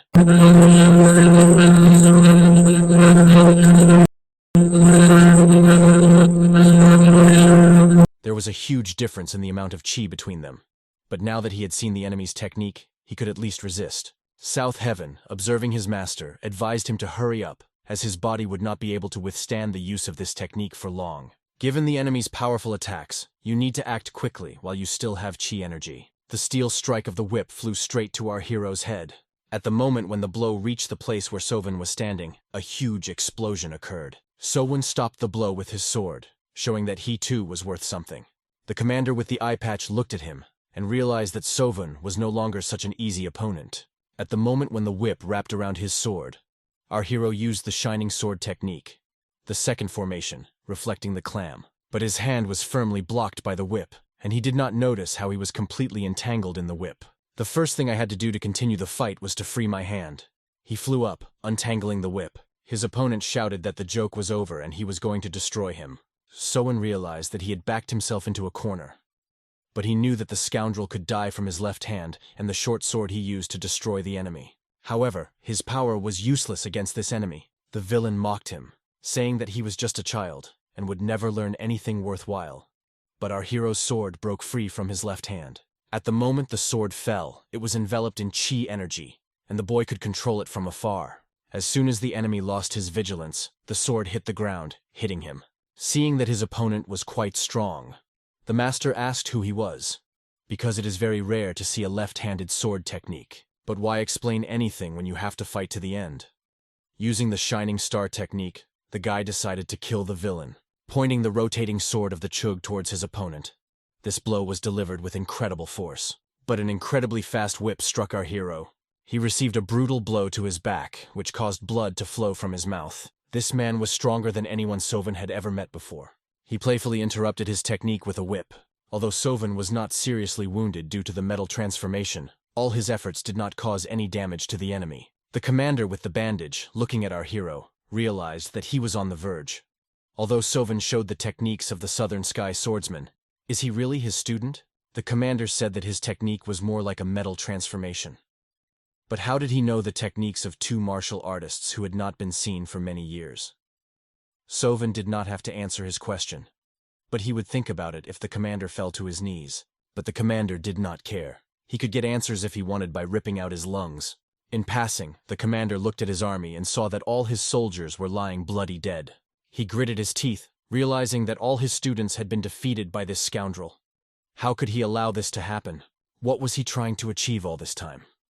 Just think. Some boy forced an incredibly strong man to use his secret technique. A huge amount of chi filled the entire space. Our hero sees an incredible amount of chi flying in the sky. The flame of the whip spins a tremendous amount of energy, which develops at an incredible pace. This man becomes so strong that you can't even see him. As soon as he touches Owl, he tears him to pieces. It is so dangerous for our hero that he will die if something goes wrong. He holds the bloody sword in his hand tightly. At the moment when the attack comes at him with incredible force, which threatens to kill him, the guy decides to use everything he has to repel the blow. Filling himself with chi energy, he begins to see in this chaos. His hand holding the sword feels something incredible, and this energy has a completely different nature. The Southern Sky Swordsman made contact with the boy using the third star ability, which would last for a moment. At that moment, Owl's pupil narrowed, and he felt this energy bring back memories. He seized the moment when the Southern Sky Swordsman fought this warrior. Pushing off the ground, he was able to hit the scoundrel right in the eye. It was a vision of a swordsman who had died long ago, but this vision of his technique could help Owl at this moment. Our hero realizes that this vision was extremely strong and that he needs to focus on it. The man shouted that he would kill the boy right there, even if he was an apprentice of the Southern Heaven Swordsman. But all the Southern Sky Swordsman wanted to say was that you need to stay focused and hold on to the end. So one can analyze every move in his head at every moment. He has to keep looking for a way to deal with the attacks until Yukyun gets close, with a database of movements and analysis of previous events. The guy is doing something that will allow his opponent to shut his mouth forever and fear him like a terrible wolf. The man looked at him with a hint of disbelief, but it was really happening. Even in the chaos of the raging stream, this guy was going to destroy his secret technique. Just like the scoundrel he fought, the damned swordsman. But he didn't care, because over the years he had patched up all the holes in his technique, and it wouldn't affect him. The man continued to wave his whip, but the chi energy enveloped him. She tied his hands so tightly that he could not move. Our hero used his left arm, and with the help of chi energy, was able to wrap it like a thread. At this point, he ran to strike. At that moment, something incredible opened up between them. Sovan realized that he needed to close the distance. The steps of the Shining Star are good for evasion, but not for close combat with the enemy. The accent movement technique is good for use on difficult terrain, but not for speed. To get closer to this scoundrel, our hero needs to use a technique he saw several years ago. Then Heian gave him this technique with one condition. He must use it only when he is ready to die. Recalling this technique, he realizes that he has never used it over the years. Thanks to the young hostess, he is confident that he will use this technique to kill the villain. And in an instant, his sword, like an arrow, hits the enemy's weakest point. Although our hero wanted to pierce his head, the sword did not go deep enough, and the enemy grabbed him. He could not forgive Sovan for such mockery. He whipped him and shouted, "You bastard!" Tying him up, his eyes glowed with hatred. He could not accept such a defeat. "If you don't die here and now, it will be with the disciple of the Southern Sky," he said as he prepared for the final blow. With a wave of his hand, he was aiming directly at our hero's head, and it seemed that nothing would help. But his friend Mayun, like lightning, would rush into the battle and neutralize the enemy with her sword. The enemy falls down, neutralized by this blow, and Mayun stands behind him, hinting that she was able to do it. Sovan, looking at her, feels relieved on her part. She would have been late, but she showed up just in time. When the enemy was defeated, and his army was lying on the ground, also defeated, it was necessary to bring our hero to his senses. He was good at it, and there was nothing to hide. His friend adjusted his shoulder, as expected of an heir who knew the dragon palm technique. Looking once again at the fallen Yonghang of the Pan clan, the boy realized that this news would spread around the world instantly. Sovan only survived against him by luck, but his friend pointed out that such an opponent is not defeated by luck alone. Our hero realized that this was true. The enormous amount of energy of the enemy was completely out of his reach. He was greatly helped by the third star ability, but looking at his hand, he thought for a few minutes. Mayun wondered why he was looking at her like that. "Maybe it hurts? Do you need help?" she asked. But somehow everything was fine. And if it wasn't for his friend, he would have been dead. She had saved his life, and he was immensely grateful to her. She came at the right time. These words made the girl happy. She said that she would kill 100 more of these enemies, if only her brother would order her to. His assistant coughed, because he had also participated in the battle and, of course, wanted recognition from the master. All of them were severely exhausted from this battle. As expected, there were no less than 20 masters against them, and they were all now lying on the ground, completely immobilized and forever gone. The guy realized that he had some incredible associates. Analyzing the situation, he saw that they had stayed here too long, and there was little time left. They had to take care of the corpses and restore the chi energy a bit. But as soon as the guy decided to get up, he felt the side effect of the metal transformation, which began to make itself felt. The girl picked him up as he was falling. She looked at him and saw that he had fallen to the ground. She wanted to help, but she couldn't. So she told the commander to rest, and they would take care of the bodies themselves. Sovan realized that they could handle it themselves, and he was an elder to the girl, so they didn't need to ask for help. In their relationship, it was a matter of course that they support each other. The assistant from the poor clan also said that his leg hurt and he needed to rest. But the girl ignored him, saying that if he didn't work, she would bury him with the corpses, and then he could rest forever. Looking at them, Sovan didn't quite understand what kind of relationship they had within the team, but they amused him. After sitting in the lotus position, I had to quickly put the circulation of chi energy in order and leave. But he felt something unusual, as if his core had strengthened. Given that every fight he participated in and came close to death gave him the opportunity to improve his core and store up chi energy, he realized that this was an amazing ability. Sitting still, he began to feel light vibrations. At the moment when their team was covering up the traces and burying unnecessary bodies, Sovan realized that he could feel the swords and there might be more people around. Soon after, Mayun ran to the vice commander to warn him of the impending attack. At that moment, Sovan didn't even realize the danger he was in. Mayun skillfully deflected the whip that was flying toward Owl. She was only interested in how the commander was feeling, but she was grateful that he was alive. The boy from the poor clan did not realize where they were. They didn't give them a break at all on this hike. It looks like there were two separate groups, and these were obviously watching the other area. Looking at them, he realized that they had no choice. No one said that enemies would appear when they were in good shape. The guy who came with his army could not understand how they could harm their master. He promised that he and his army would take revenge for the master and tear these scoundrels to pieces. But something incredibly large jumped from the sky to the ground, and the ground beneath it cracked, saying, "Not so fast." This giant, smiling, said, "You have done so many things, especially problems. How did you manage to kill the rascal of the Pan clan?" Looking at this giant, our hero realized that he had heard this laugh somewhere before. One of the squad started shouting, "You rascal! Get out of our way!" The boy called the giant a pig and threw his whip at him, trying to neutralize him. But the giant quickly grabbed the whip with his huge hand and smiled, realizing that they were not his level. He pulled the whip so that the weapon flew out of the enemy's hands. The amazed enemy looked at the scoundrel and did not understand where he got his strength from. This huge, pumped-up man began to take off his mask, shouting, "How dare you!" "To bite on my student's life," said AK Jong.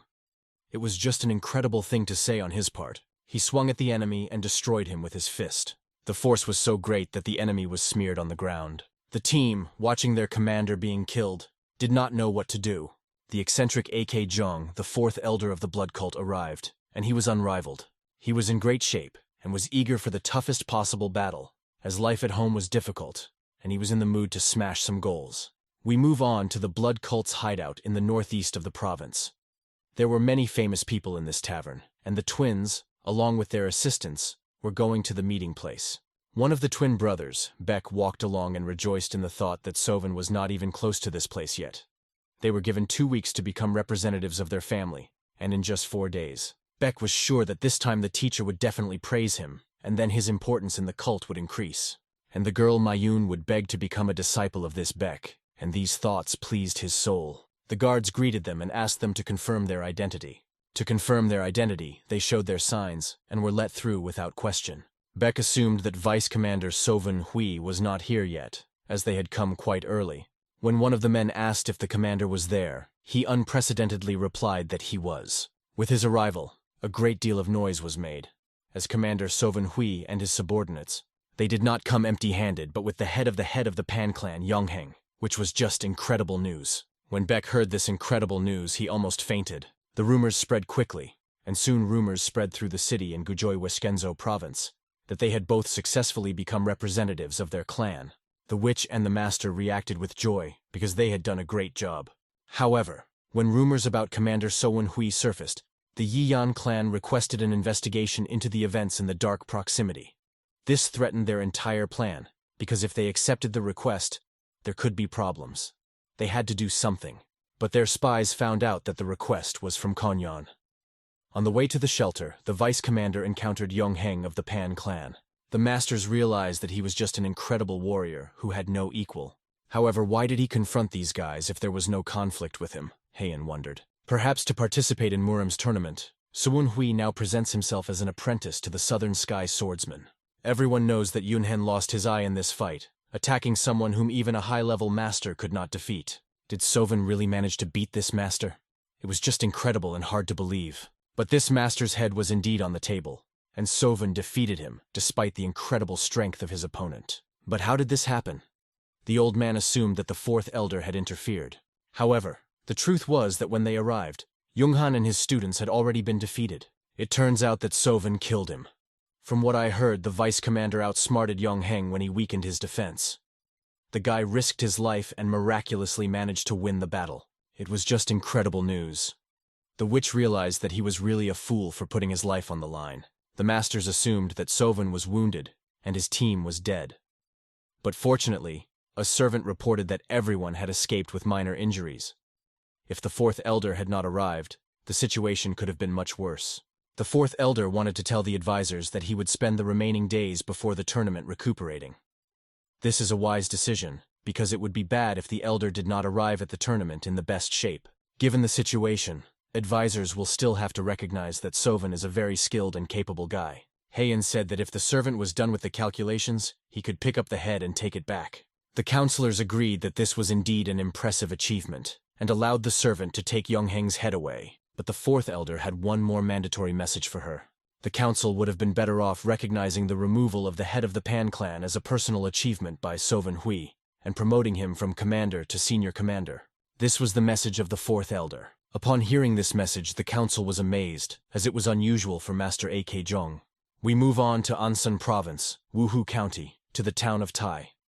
There was complete chaos there. Some ninja had slaughtered all the soldiers who were lying on the stairs at the entrance to the temple. The red-haired girl looked at the moon, which was unusually bright tonight. She smiled, telling her opponents that today was a great day to die, and asked if they agreed with her. However, she realized that this man, being tied up, could not talk to her, but she did not want to deprive him of this opportunity. She took him by the head and asked him again. "You're obviously strong enough to conquer even me. I want you to accomplish a feat for me," she said. The last time he saw her, she asked him to do it for her. Using her demonic energy, she punctured his left side. "You should have agreed earlier. Then you wouldn't have suffered so much," she said. When she left, she gave him 3 more days to fulfill her order. Soon, her warrior approached her, and the red-haired woman asked if the mission was completed. He replied that all 5 had been successfully destroyed. Looking ahead, the red-haired craftswoman wondered how many Ren had brought, but the warrior was sure it was much less than she had. Even if she could take control of a few strong men, they would never defeat her warriors, her aide assured her. He convinced her not to worry, promising that he would personally take responsibility for ensuring that the sword went to her. After 35 days of training, Sovan felt much better, and his recovery was almost complete. He returned to the city where he had lived before his rebirth. For 8 long years of espionage, accompanied by daily fear of being discovered. This was the holy of holies of the Murim Orthodox factions. He arrived in Hebei Province, Wuhan. Sodom, hearing the boy's thoughts, asked what makes this province so special. This place is guarded by 2 of the 8 great masters of the Central Plain. Because of this, there is no trace of unorthodox factions here. The head of the Emperor's Sword Strike sect, and the head of the Murima Alliance, the Eternal Supreme Sword, he explained.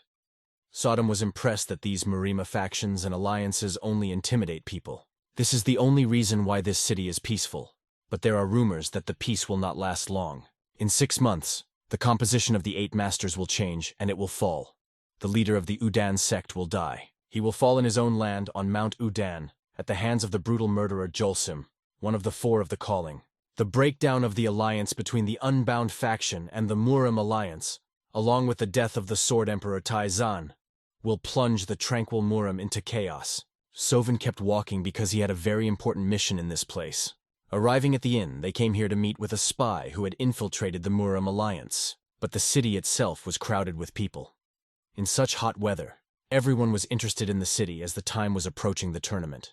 Once inside, they realized that they would have to stand around until a table and seat became available. The master was wearing a mask the whole time, and of course he managed to take a seat, accusing Owl of not having a seat because he dragged his feet too long.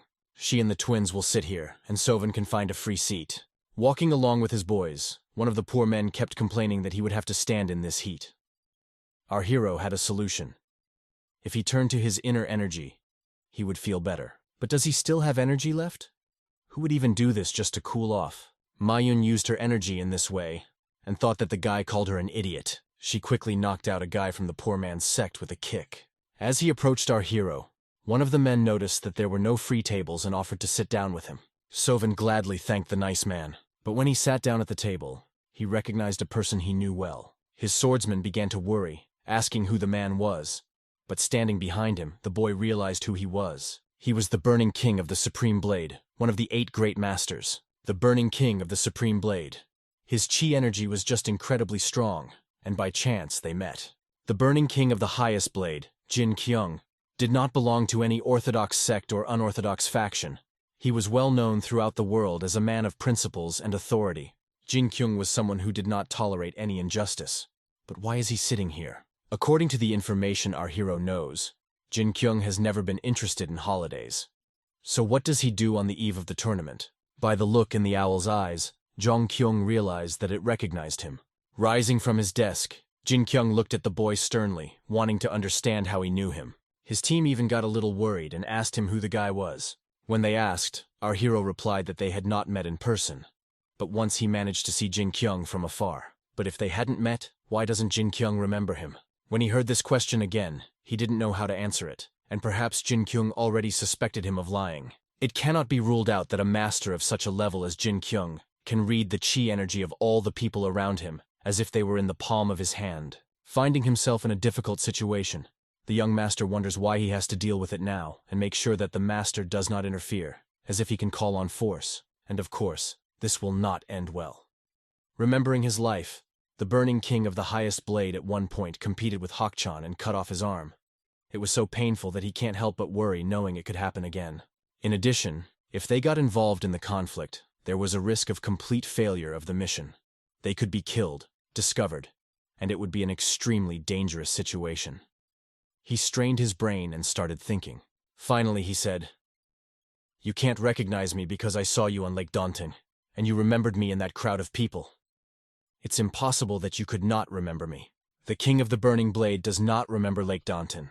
But if you recall, the young owner said that about 5 years ago Jin Kyung was with his family at the lake, where he taught a lesson to the unorthodox freaks who tried to kill his family. He was also there with his father and witnessed their battle.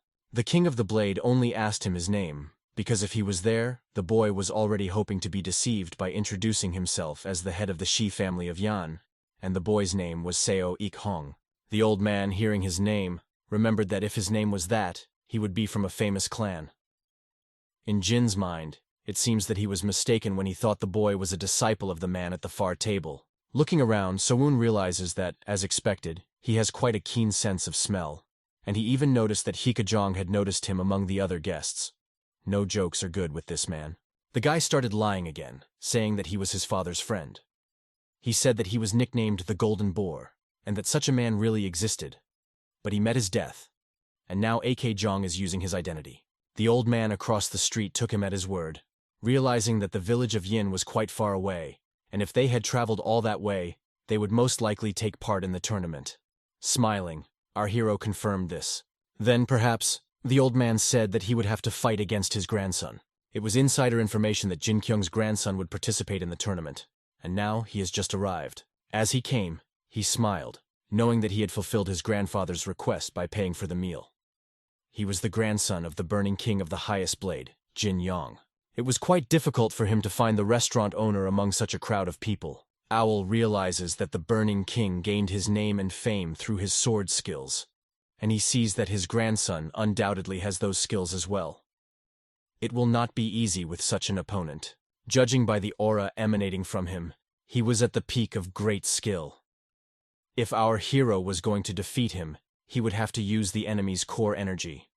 But he expected nothing less from someone who inherited the blood of one of the 8 strongest masters. Sitting down at the table, the grandson asks the old man who these guys are next to him.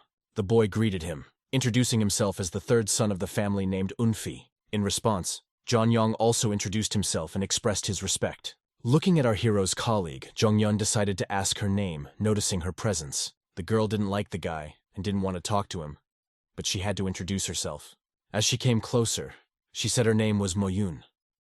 Our beauty replied in the same manner and turned away. addressing another person. After exchanging a few words, Jongyun decided that her manners were simply awful.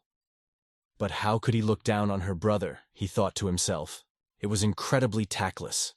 They didn't even look at each other, and now they turned their backs. The guy wished she had at least a little bit of an understanding of the atmosphere.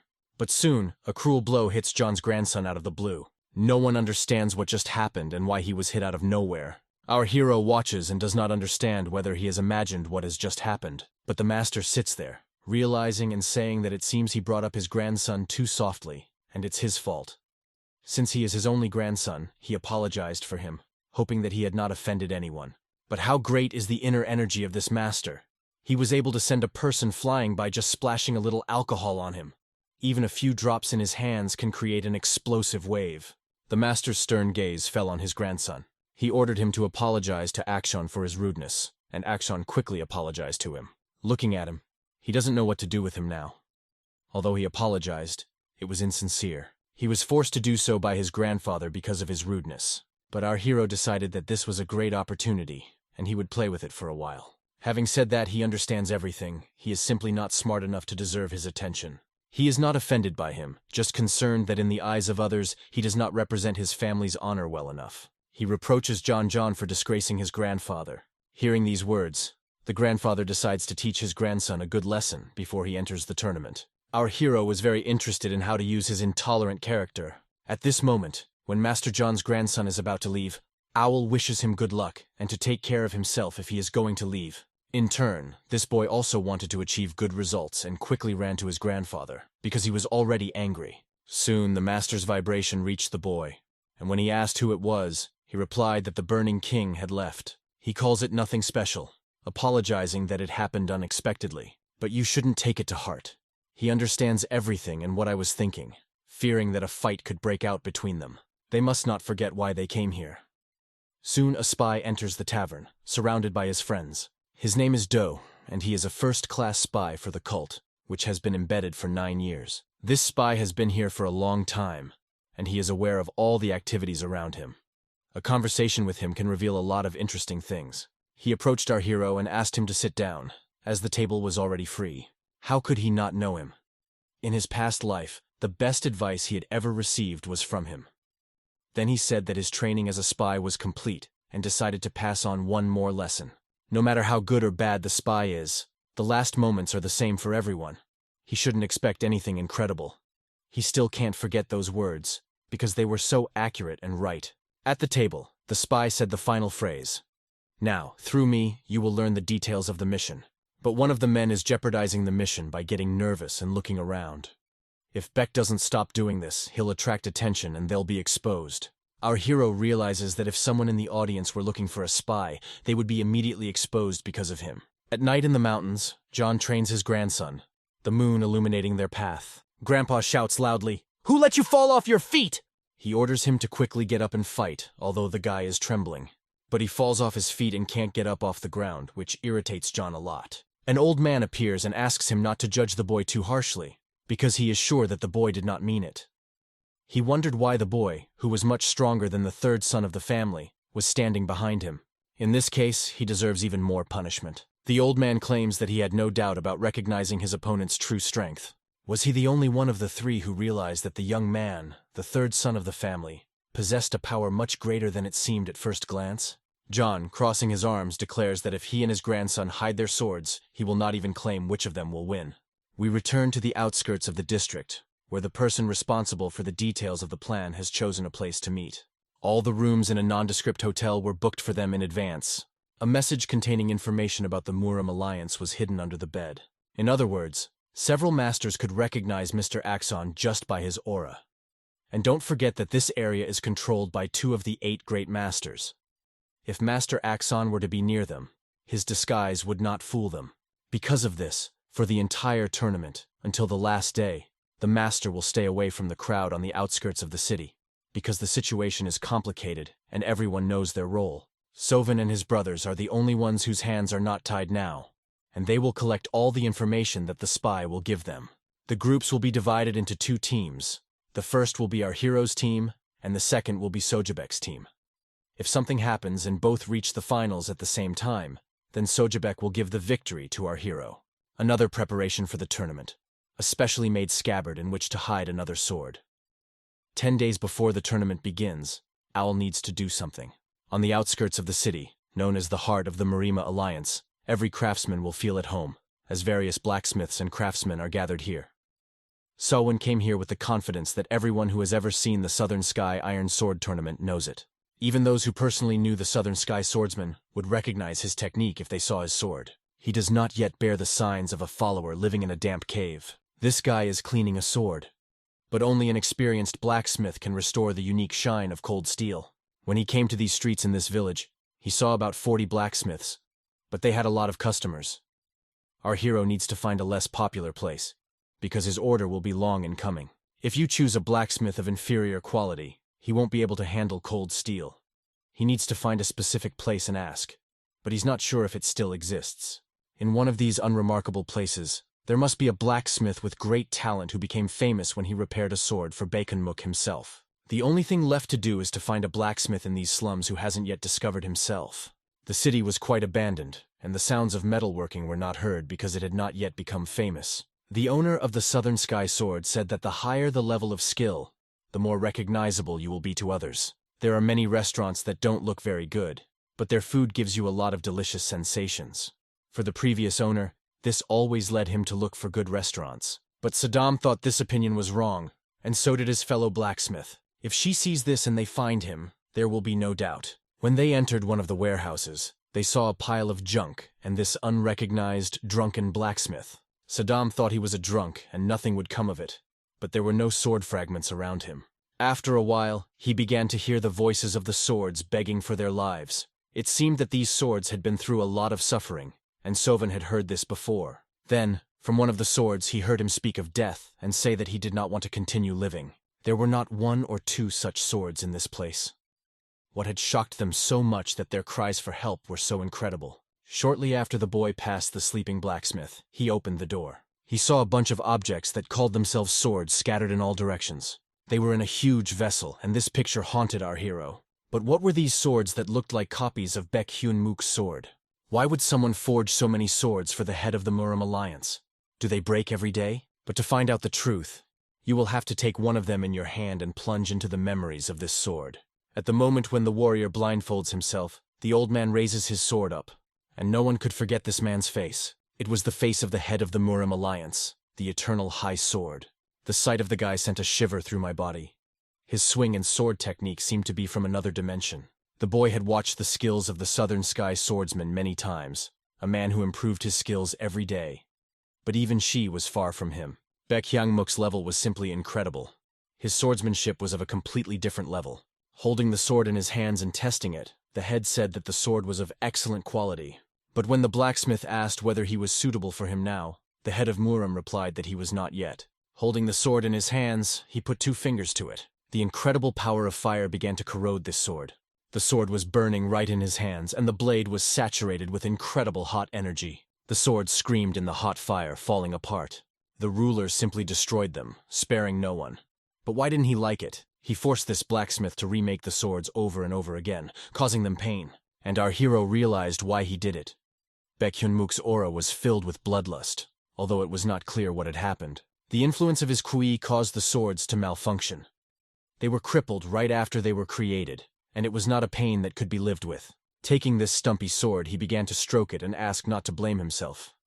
It was not his fault. This stump, a sword handle, thanked him for his understanding. Saddam could not understand what was happening, but suddenly the sword turned to dust. Soon Soven felt that a blacksmith was standing behind him. The guy turned sharply to the blacksmith, aggressively reacting to his appearance, and said in defense, "I did not want to break your sword, but taking the dust of this sword, the blacksmith said he would pay him. He asked me to do the same with all these swords," pointing to a large, bulky trash container full of swords. The blacksmith poured his heart and soul into these swords, but now they are unusable. He wants the boy to give death to his creations, because he simply cannot do it himself. Now it is clear why this makeshift incense burner is used to purify the souls of the broken swords he created with love. Looking at the blacksmith, Soven noticed that he looked like a swordsman, and perhaps it was time to work on his sword as payment. Pulling out his sword, he showed it to the blacksmith, who appreciated the cold steel. It was a fine piece of work. though a bit complicated, and the blacksmith said it would take 5 days because the scabbard was not too big for this sword. Such a beautiful sword, and in this condition it looks as if it had been lying in a damp place for decades. But there were reasons for that. Leaving the sword to the blacksmith, the boy went about his business, glad that everything went well, although he did not expect the blacksmith to notice the trick with the scabbard. But he had a great opportunity to see the martial art of Baekhyun Mech. He had been dreaming about this for a long time and could not even hope for it. You can't miss the chance to learn one of the 4 greatest sword techniques in Marima. Who knows about it? Most likely, there will be no other opportunity.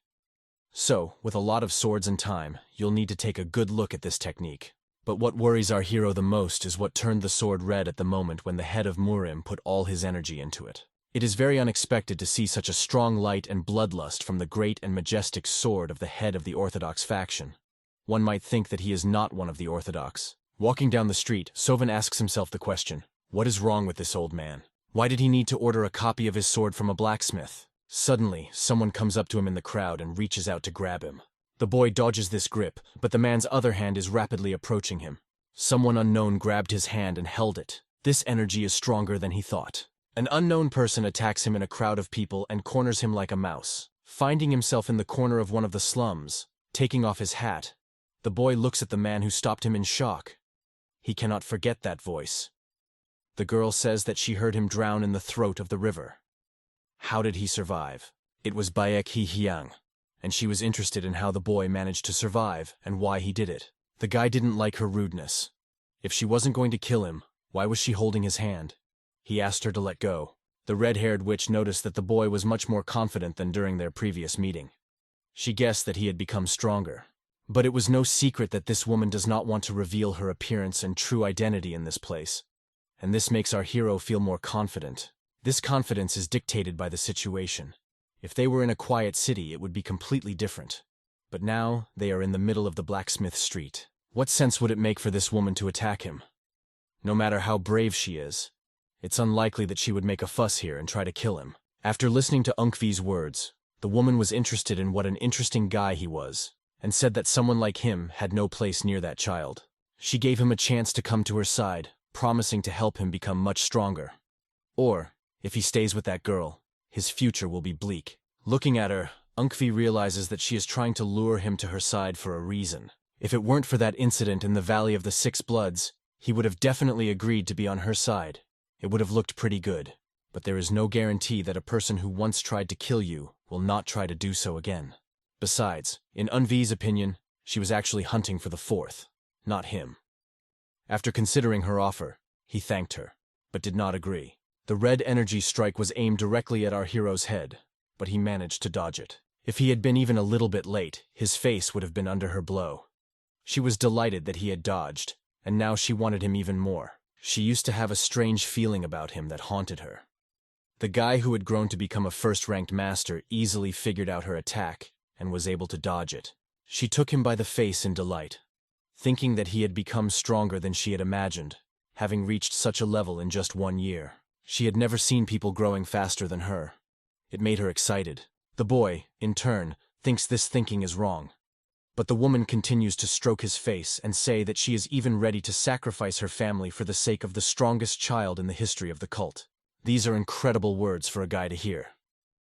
The woman continues that she used to think he was a failure, and thought he would never make it as a warrior or a guard. But now she sees him as a great husband. She took him by the hand and told him that it was a good thing. He would become the second most respected man in the cult if he married her. Looking her straight in the eye, the guy realizes that no matter what she says, she has forgotten something. She is now in disguise, and doesn't really want to reveal her true intentions. So he has nothing to fear or worry about.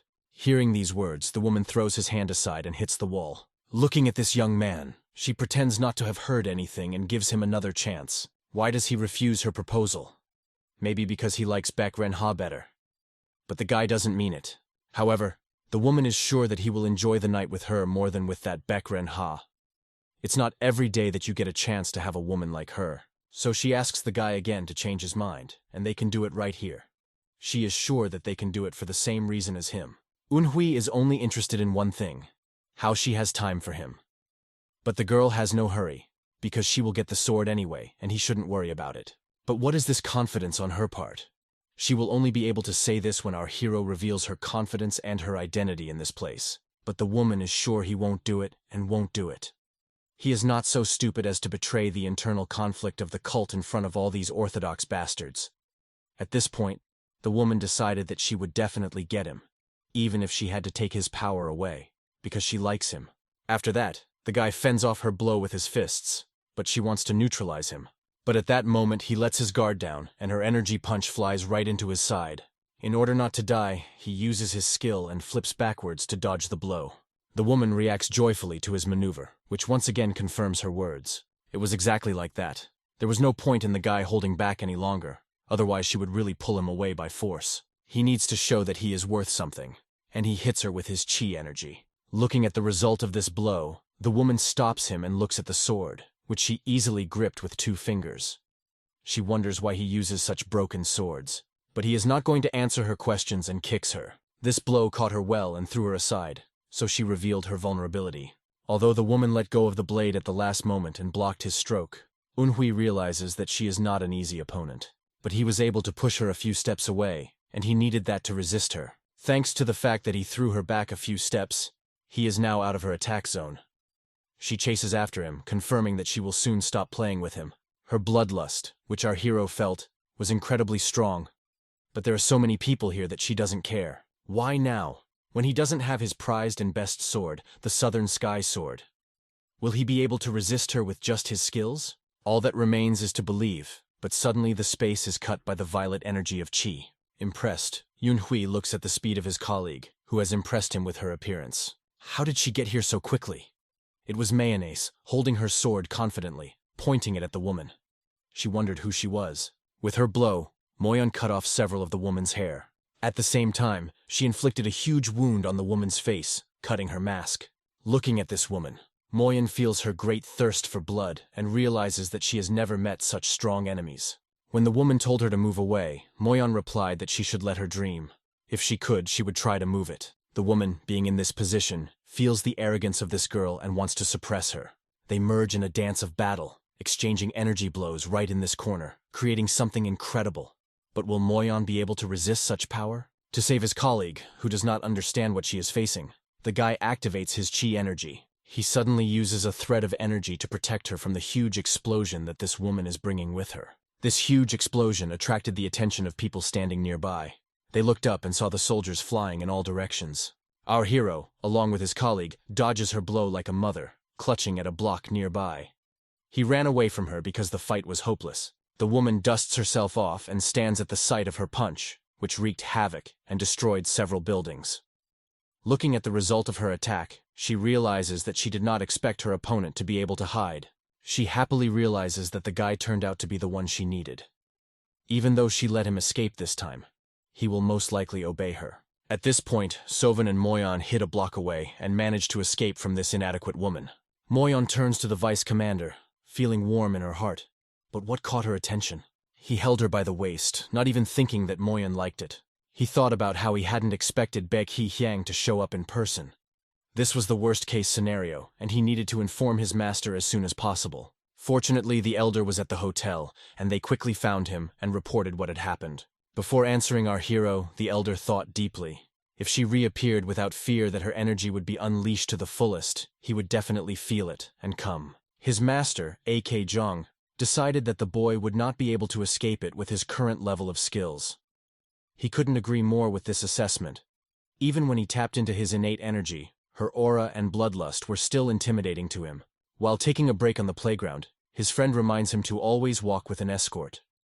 Although the elder said these words, the friend thinks he is being overly dramatic, because nothing has happened in 4 days. His friends were sitting on the benches, and the boy was walking around thinking. They were very hot in the sun, and one of them wondered what they would be fed today. When I asked Moyon what she thought about it, she was deep in thought. She couldn't get out of her head how our hero hugged her and touched her. She was mesmerized and thought only about it. All this time, the guy was liberating swords. This was the 75th sword he was using to gain experience. Using this sword, he realizes that he now has a huge database of information to try to apply the Baek Hyang Mook technique. Sodam, his faithful sword, congratulates him, because now one of the great techniques is completely his. But Unhui realizes that it is not completely his yet. It's nothing more than an imitation, and he doesn't know how to use his inner energy for this technique. Not only did he test the sword, but he also meditated, running it through his mind. He thought he was one step closer to a higher level of enlightenment. He turned to Moyen, who was sitting on the swords that needed to be put to rest, asking her to step aside. It's time to try a trick. Calmly circulating the QE energy, he slowly activated his Shining Star Sword technique. His body was filled with powerful energy that was simply incredible. The guy stood and breathed as if there was darkness in front of him, holding his breath. As he exhaled, he could feel the energy flowing through his body. But soon, when he tried to activate this technique, nothing happened. Unfortunately, it didn't work, and nothing happened. But this was expected. Our hero hoped for at least some effect, but it seems he was wrong. He looked at the jug. The boy sees that the jug has split and realizes that it happened because of his energy directed by his fingers. But not only the jug, the tree began to fall, cut by his technique. His colleagues looked at him and did not understand what he had just done. But the guy realizes that he has just reached the 6th level of mastery of the Shining Star technique, and it was just incredible. The signature dish at Den Fen is incomparable pork and chicken breast cooked according to a unique recipe. Finally, they will be able to taste this delicacy. This is the famous stewed pork from this restaurant, a real heavenly dish. The team was afraid to faint from the incredible taste. They had a wonderful lunch, forgetting about the many problems that surrounded them on all sides. Our hero's iron sword of the southern sky should be ready tomorrow morning, and he will come to the blacksmith to pick it up. When he receives his sword, they will immediately go to the castle, so eating now is the best solution, because there will be no time later. Although they had come to this region a long time ago, every table in the restaurant was reserved every day. Finally, they were able to get to this place. The guy tried to relax and enjoy his meal. However, he failed because he was noticed. 5 or 6 masters entered the restaurant, and they were stronger than everyone else there. 2 of them had very respectable swords, and he heard their distinctive voices. When the boy discovered the 3rd star, his ability to hear swords increased. Now he could determine the strength and voice of the sword. Looking at them, the boy realizes that he has seen these sword owners before. It turned out that he was familiar with them, and had seen them in Muram's alliance in a previous life. They were not bad guys who, as a family, faithfully followed orthodox principles and ways. Judging by the way the voices of their swords stand out, they are probably representing their families in the tournament. That's why they were entrusted with the family swords. But what are such nice people doing in this place? Walking around the restaurant, they discussed something with each other, but also noticed a familiar face. The green-haired scoundrel laughed when he saw the so-called donkey from Luoyang. He was from Hainan province, the heir to a family that was part of the Muram alliance. They remembered a story one of them had recently told about a guy who had been kicked out of the So clan. It was him. However, Seoan had expected this reaction when he listened, and they greeted each other. The boy had gotten their names right, and they were amazed that he knew them. It would be strange if he didn't know them, especially since they used to laugh at our hero. But now, he will not give them that joy. In Ching Cheng's opinion, this young man went overboard with his compliments, but our hero realized that praise can be a powerful weapon in the right hands. These guys are essentially kind, and their emotions are easy to read. Sungun also greeted his colleagues, introducing himself from his clan, and was sincerely happy to meet old friends. All the boys reciprocated by introducing themselves and telling us who they were. When asked how he knew them, he put his hand on the shoulder of his fat colleague and said that they hadn't seen each other for a long time. But the moment the boy put his hand on the man's shoulder, the man got angry, indignant at why he considered them old friends. However, Seowan continued to enjoy meeting someone familiar in a distant place, and began to smile. Holding the man's shoulder, he quietly whispered to him, using a vibration technique, to smile too, or he would participate in the tournament with a broken neck. His friend, a green-haired guy, asked him why he suddenly stopped talking, if he had swallowed his tongue, which was very strange on his part. Suddenly, a vibrating sound from Seo Woon pierces the green-haired boy, causing him to fall silent. When asked who he was, there was a clear answer from his mind. If he dared to make a scene, there would be consequences. It was just a warning, and the guy continued to say firmly that participating in the tournament gave him a chance to meet such famous people. And his brothers are not feeling well, so he will represent his clan at the tournament. When his friends asked him what was wrong with his brothers, he assured them not to worry about them, and that they could visit his sister if they wanted to. My sister is a shame for the So clan, and it is clear that she cannot represent them. Even though his brothers could do well in the tournament, this girl had her doubts about Seo Un. but there was laughter at the table next to us. Mo Yun couldn't help but laugh. When asked why she was doing it, Mo Yun just said that it was funny to hear a stranger judge her older brother without even seeing his skills. His sister, Kang Hyun, who was still quite young, behaved like a child, her emotions easily clouding her judgment. She was angry with Mo Yun and asked her brother from the Murim Association to teach the brat a lesson, although she was behaving perfectly. But her husband, Jin Moon, stood by and did not want to get involved. He told her through his vibration that she better calm down, as this guy was not someone they should mess with. However, his wife began to incite him, saying that he did not mind his fiancée being humiliated in public. Although he did not want to say it, he did not know how to explain it. Like a cat and a dog, they quarreled with each other, and our hero was annoyed with these children. Looking at them again, he thinks about whether he should teach them a lesson. Soon after, a student named Jong Jong-un arrives, not expecting to see Seo-un in this place.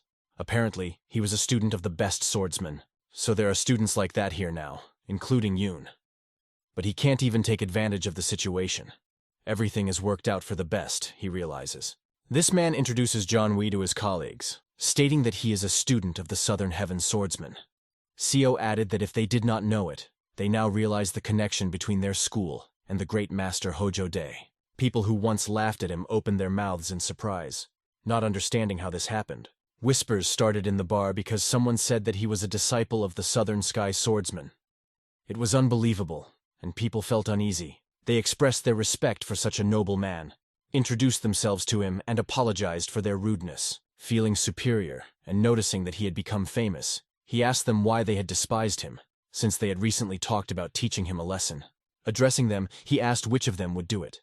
They were completely terrified and did not know what to say. One of the men, Jack, said that people were waiting for him and he had to run, but they would talk later. Seo-un asked to say hello to any of their squad and was also leaving the establishment with his well-fed team. But his friends asked for takeout because they just wanted to have more. Of course, Seo-un allowed them to do so and told them to take food for the teacher and the twins as well. Soon his friends were galloping off, as they really enjoyed eating at this place.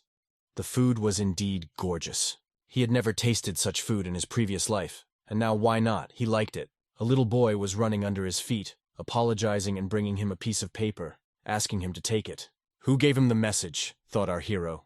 Maybe it's about our mission? But when he calmed down, he opened it and realized that it was not. The note read, "If you don't want to lose your sword, come to Forge number 1 tonight." That night, Seo-un hurried to a dark forge where a fire was burning. The oven was preheated for work. But why at this particular moment? Tools were scattered on the ground, and the guy realized that there had been a fight. Soon, ninjas in red kimonos appeared in the darkness. One of them confirmed that it was a beautiful sword, the very sword of the southern sky. Behind him in the corner was a blacksmith who had been cut down. Seo-un tensed at the sight. Who could it be? But a stranger came to deliver a message from a young lady demanding that he refuse to participate in the upcoming tournament. He was also to tell the young lady Bakrina that she had better surrender if she wanted mercy. If Seo-un understood him, then he had better think again, lest he lose more. With one hand, the guy distracts the opponent, showing that he has nothing, and asks him to calm down so that he doesn't do anything stupid. But at this moment, using energy, he wraps his sword around. He snatches it from the hands of the scoundrel, who did not even realize what had happened. Seo-un picks up the sword and realizes that the message is not from Baek Hai, and that the man's initiative is quite correct. With the sword back in his hand, Seo-un feels confident. He offers to return and continue the conversation on the question of what he said about the sword. Having wrested his sword back under his control, their dialogue acquired a new contrast. Yoon-hui looks at this guy and assumes that he can't see her because he uses a secret technique and wears a mask. His opponent kept his sword ready, preparing for battle. He wanted to convey to our hero that he should refuse to participate in the tournament. If he doesn't, the guy will make him pay right now for ignoring the warning. As soon as the guy showed his aggression, a huge energy force burst into his red aura and grabbed his face. Our hero easily nailed him to the ground and neutralized him right there. By hitting the acupuncture points, he blocked its energy. How can such a weakling who didn't even have to open the central core tell him such nonsense? His opponent was already on the ground and asked to unblock his acupuncture points, promising that he would be sorry if he thought he came alone, because his people were everywhere. And then Seo-un's team comes down from the building and asks the employee if he was talking about these people. Since they had already dealt with everyone in the vicinity and reported to their vice commander, they realized that these were high-ranking soldiers. The enemy had nothing more to say. He was lying there with a frustrated face. To make him talk better, we had to torture the scoundrel. After much torture, this boy introduced himself, saying that his name was Yo and he was the second disciple of the fifth blood star. Based on the situation, he is ready to answer all questions. He asked me to stop tearing his legs off because Mo Yun knew how to do it. Hearing these words, Mo Yun did not stop. She loved this activity. But Seo Un, listening to his opponent, analyzed the information. He didn't think that this person was involved in the plan, because she had previously said that she wasn't her opponent in the tournament, and had even offered to become her husband. Why did she suddenly change her mind and ask him to withdraw? Someone else is behind all of this. Someone who sees him as a threat and will benefit if Seo Un surrenders. Analyzing the situation, he sternly asked the boy if Bai Qihyang had sent him, and he replied that she had. He was ordered to do this by the elder, who told him to do it in secret from the young mistress, because she was only watching and did not want to harm him. Hearing these words, Mo Yun began to rage. How could he even come for the vice commander for such a pathetic reason, and began to tear him apart? Saddam also began to analyze the situation, because they had never even heard the name of this elder before. It turns out that on the orders of the elder, this guy went against the direct order of the mistress. And there was a reason why the first disciple sent him away. You know what's going on. Using a simple method, they forced him to answer, because he still had a few nails left. The boy told them that the guarantor, when he heard that Seo-un was going to become the young lady's husband, was terribly frightened. Our hero, listening to this, realized that the elder had decided to do this, thinking that they would get married. But the young mistress would rather die than get involved with someone who was not her type. They found themselves a madman, and after these words, Mo Yun rips off another nail from his hand. It was incredibly painful for her to hear this, and she was furious that the vice commander had not told her anything about it. But he didn't, because it was a fiction and complete nonsense. A sword was held to this guy's head. Was this the reason why they were so interested in him? Mo Yun couldn't bear it, because someone was after her goal, and she offered to die. But Seo-un saw that something was wrong with her and decided to calm her down. The Sword of the Southern Sky believed that women are simply charmed when they hear this. The guy stopped her from killing anyone, because it was not necessary. If they kill him, it will give the senior Blood Star disciple a good excuse to come after them. That's why he sent them here. Seo-un decides to let them go, as there is no need to get his hands dirty. If their assumptions are correct, the four will die very soon. But Mo Yun asks why he is so sure. Judging by the young lady's character, he had already realized her nature. They will be punished for such an act. This is quite obvious, given her abilities and willingness to act. When they returned, these soldiers appeared before their mistress and begged for forgiveness on their knees. The elder, seeing them, was amazed that these stupid jerks had returned, even though they should have died at the hands of the fourth elder. When they returned, they ruined his plan. Everything would have gone very well if they had died. He would have had an excuse to persuade Haihiken to punish the young man, and perhaps the elder would not have been able to kill him. The mistress thought for a long time what to do with them. In her eyes, they were complete idiots. She simply ordered them to watch him, and that was all. The soldiers tried for a long time to beg for her forgiveness. One of them contacted the elder by vibration, as he promised to settle the consequences. He asked the elder to do something, but the elder told him to sit and be quiet, so as not to anger her even more. The lady approached them and asked what they did with the dogs that disobeyed the order. And of course, there is only one solution: to destroy them. And in an instant, their heads are off.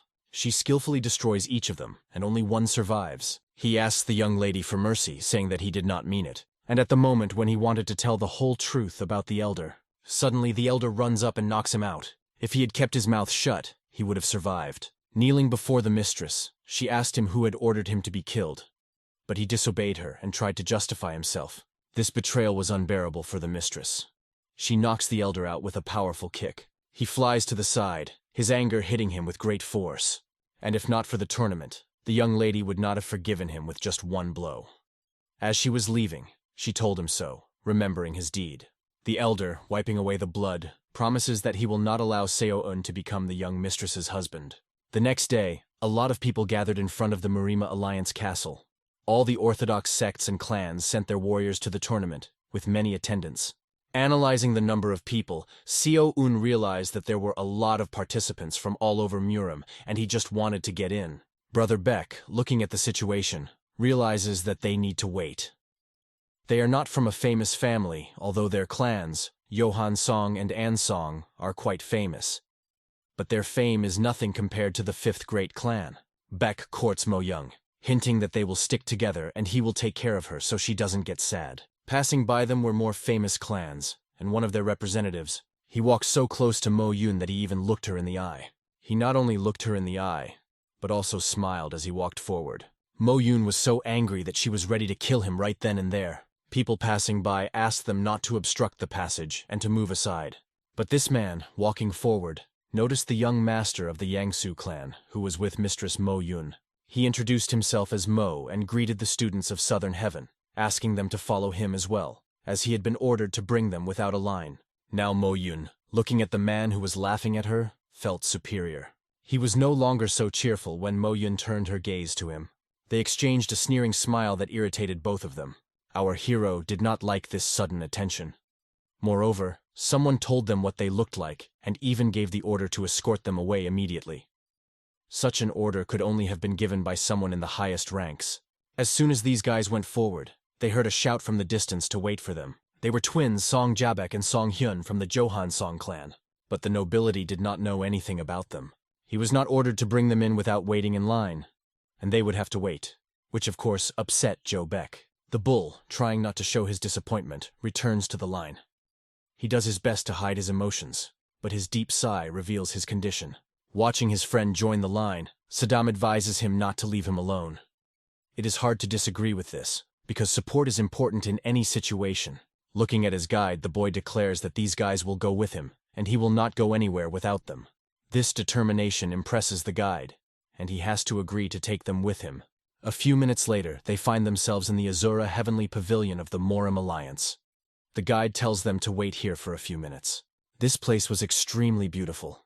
No matter how many times Sowen came here, he was always drawn to this beauty. At that moment, Peng Unjin of the Habuk Peng clan approached them and greeted them, asking how they were doing. Soundwee also introduced himself with his name, which many people had heard of.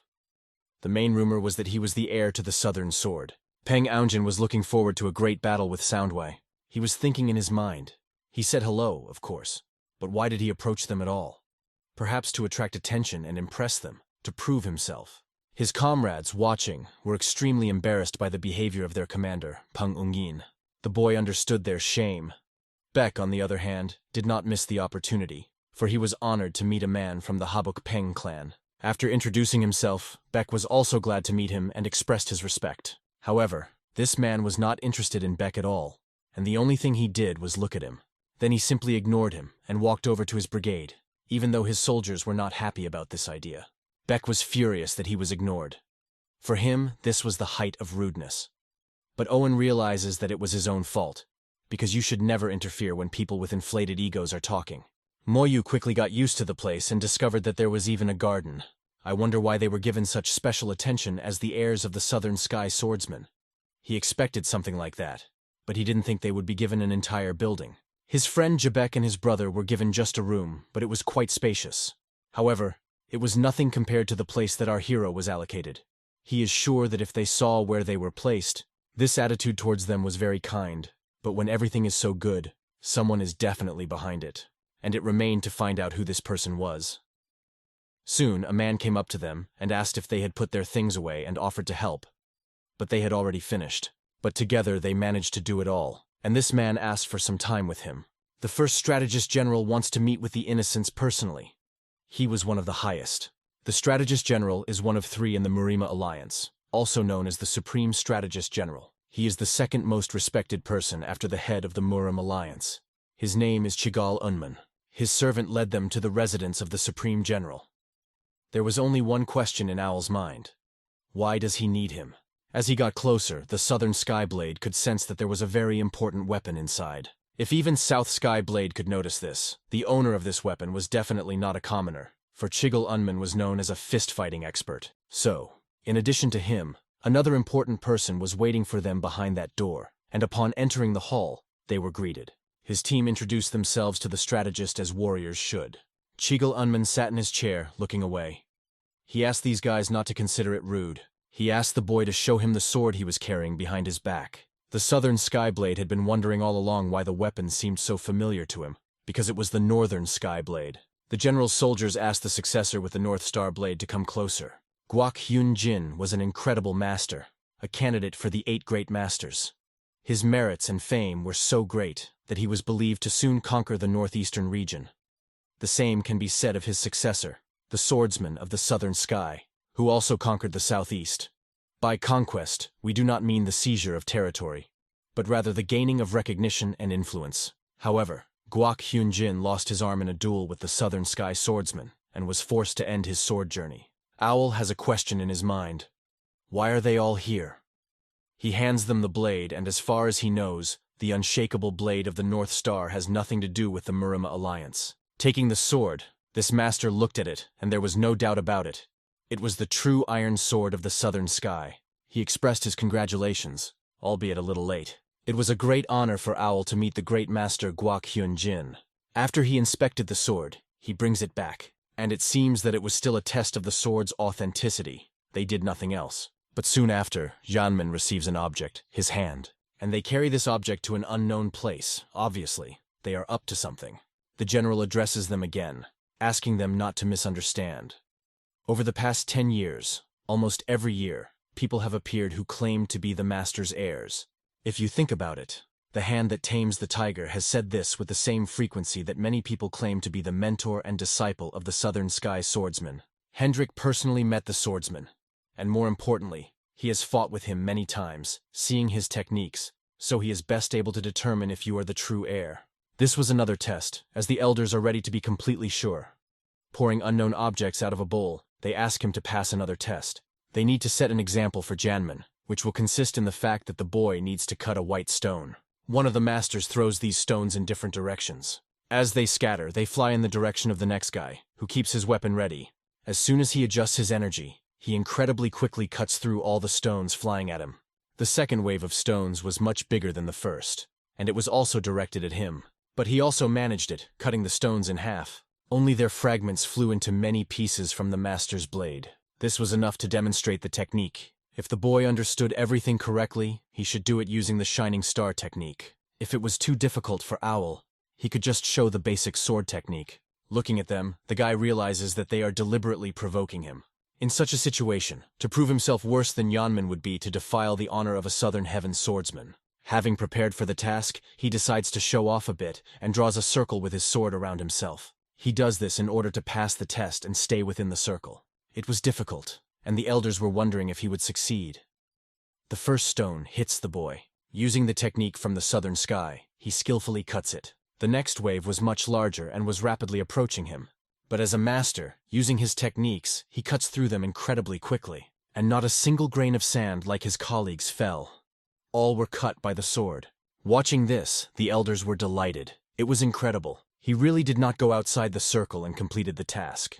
The successor also wanted the teacher to let him try, but his student did not understand. The boy throws the stones back instead of cutting them. Owl catches all the stones in his hand and cuts all the black stones at the same time. The master asked Owl if he could control his left hand in the skill. The answer was yes. He smiled. But it was a great regret for him that he had always hoped he would be a little better at teaching him than the swordsman of the Southern Sky.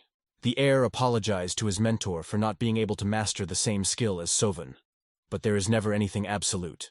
There is always someone stronger, and this is the lesson he wants to pass on to his student. Sovan believes that this is exactly how the relationship between a student and a mentor should be. Not as rigid as he has with his mentor, who wants to destroy him every time he does something wrong.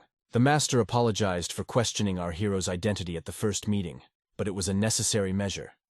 Just in case the guy has accepted it, he has no right to judge and blame a person who knows his master. And this master notices that he speaks exactly like his teacher. It was nice to hear. Soon the general enters the room. He was informed that the guy had not been at home for a year. The idea that a man with a damaged core would disappear and then return as a disciple of the Southern Heaven swordsman sounded incredible, and the general did not believe in this nonsense. But then, the best sword of Mount Hen trusts his words, but wanted to personally make sure that the guy was not lying. Listening to his words, Sowen realizes that even the best sword of Mount Hen was getting information from the general. In turn, the general also apologizes to the boy because he was unnecessarily rude. But, based on this situation, the boy is glad that he did not embarrass himself and did not disgrace his teacher. And it was great, in the general's opinion, that it all worked out that way. They can laugh about this situation over a cup of tea. The boy thinks that now he is no longer suspected. In the general's office, he asked how he became a student of his colleague, Mayun. Mayun responds with a prepared lie. He met him by chance while collecting medicines in the mountains. He tried to help him, despite the fact that he himself was feeling unwell. The master was touched by his sincerity and accepted Mayun. But the general was interested in how the swordsman of the southern sky was feeling. The answer was prepared. He is feeling much better. You don't have to worry. Soon, the general and the master began to communicate using qi techniques, telling the soldiers to leave for a few minutes because they had an important conversation. Watching the soldiers leave the room, they felt uneasy. Manhua assumed that they wanted to talk about something secret. No one else should hear this, the general declares. The guy tries to contact Manhua through qi, sure that if the problem with their mission is closely related to them, there will be problems. But then, what do they need to discuss in this room? The general had a strict point of view. If they failed, it was his teacher's fault.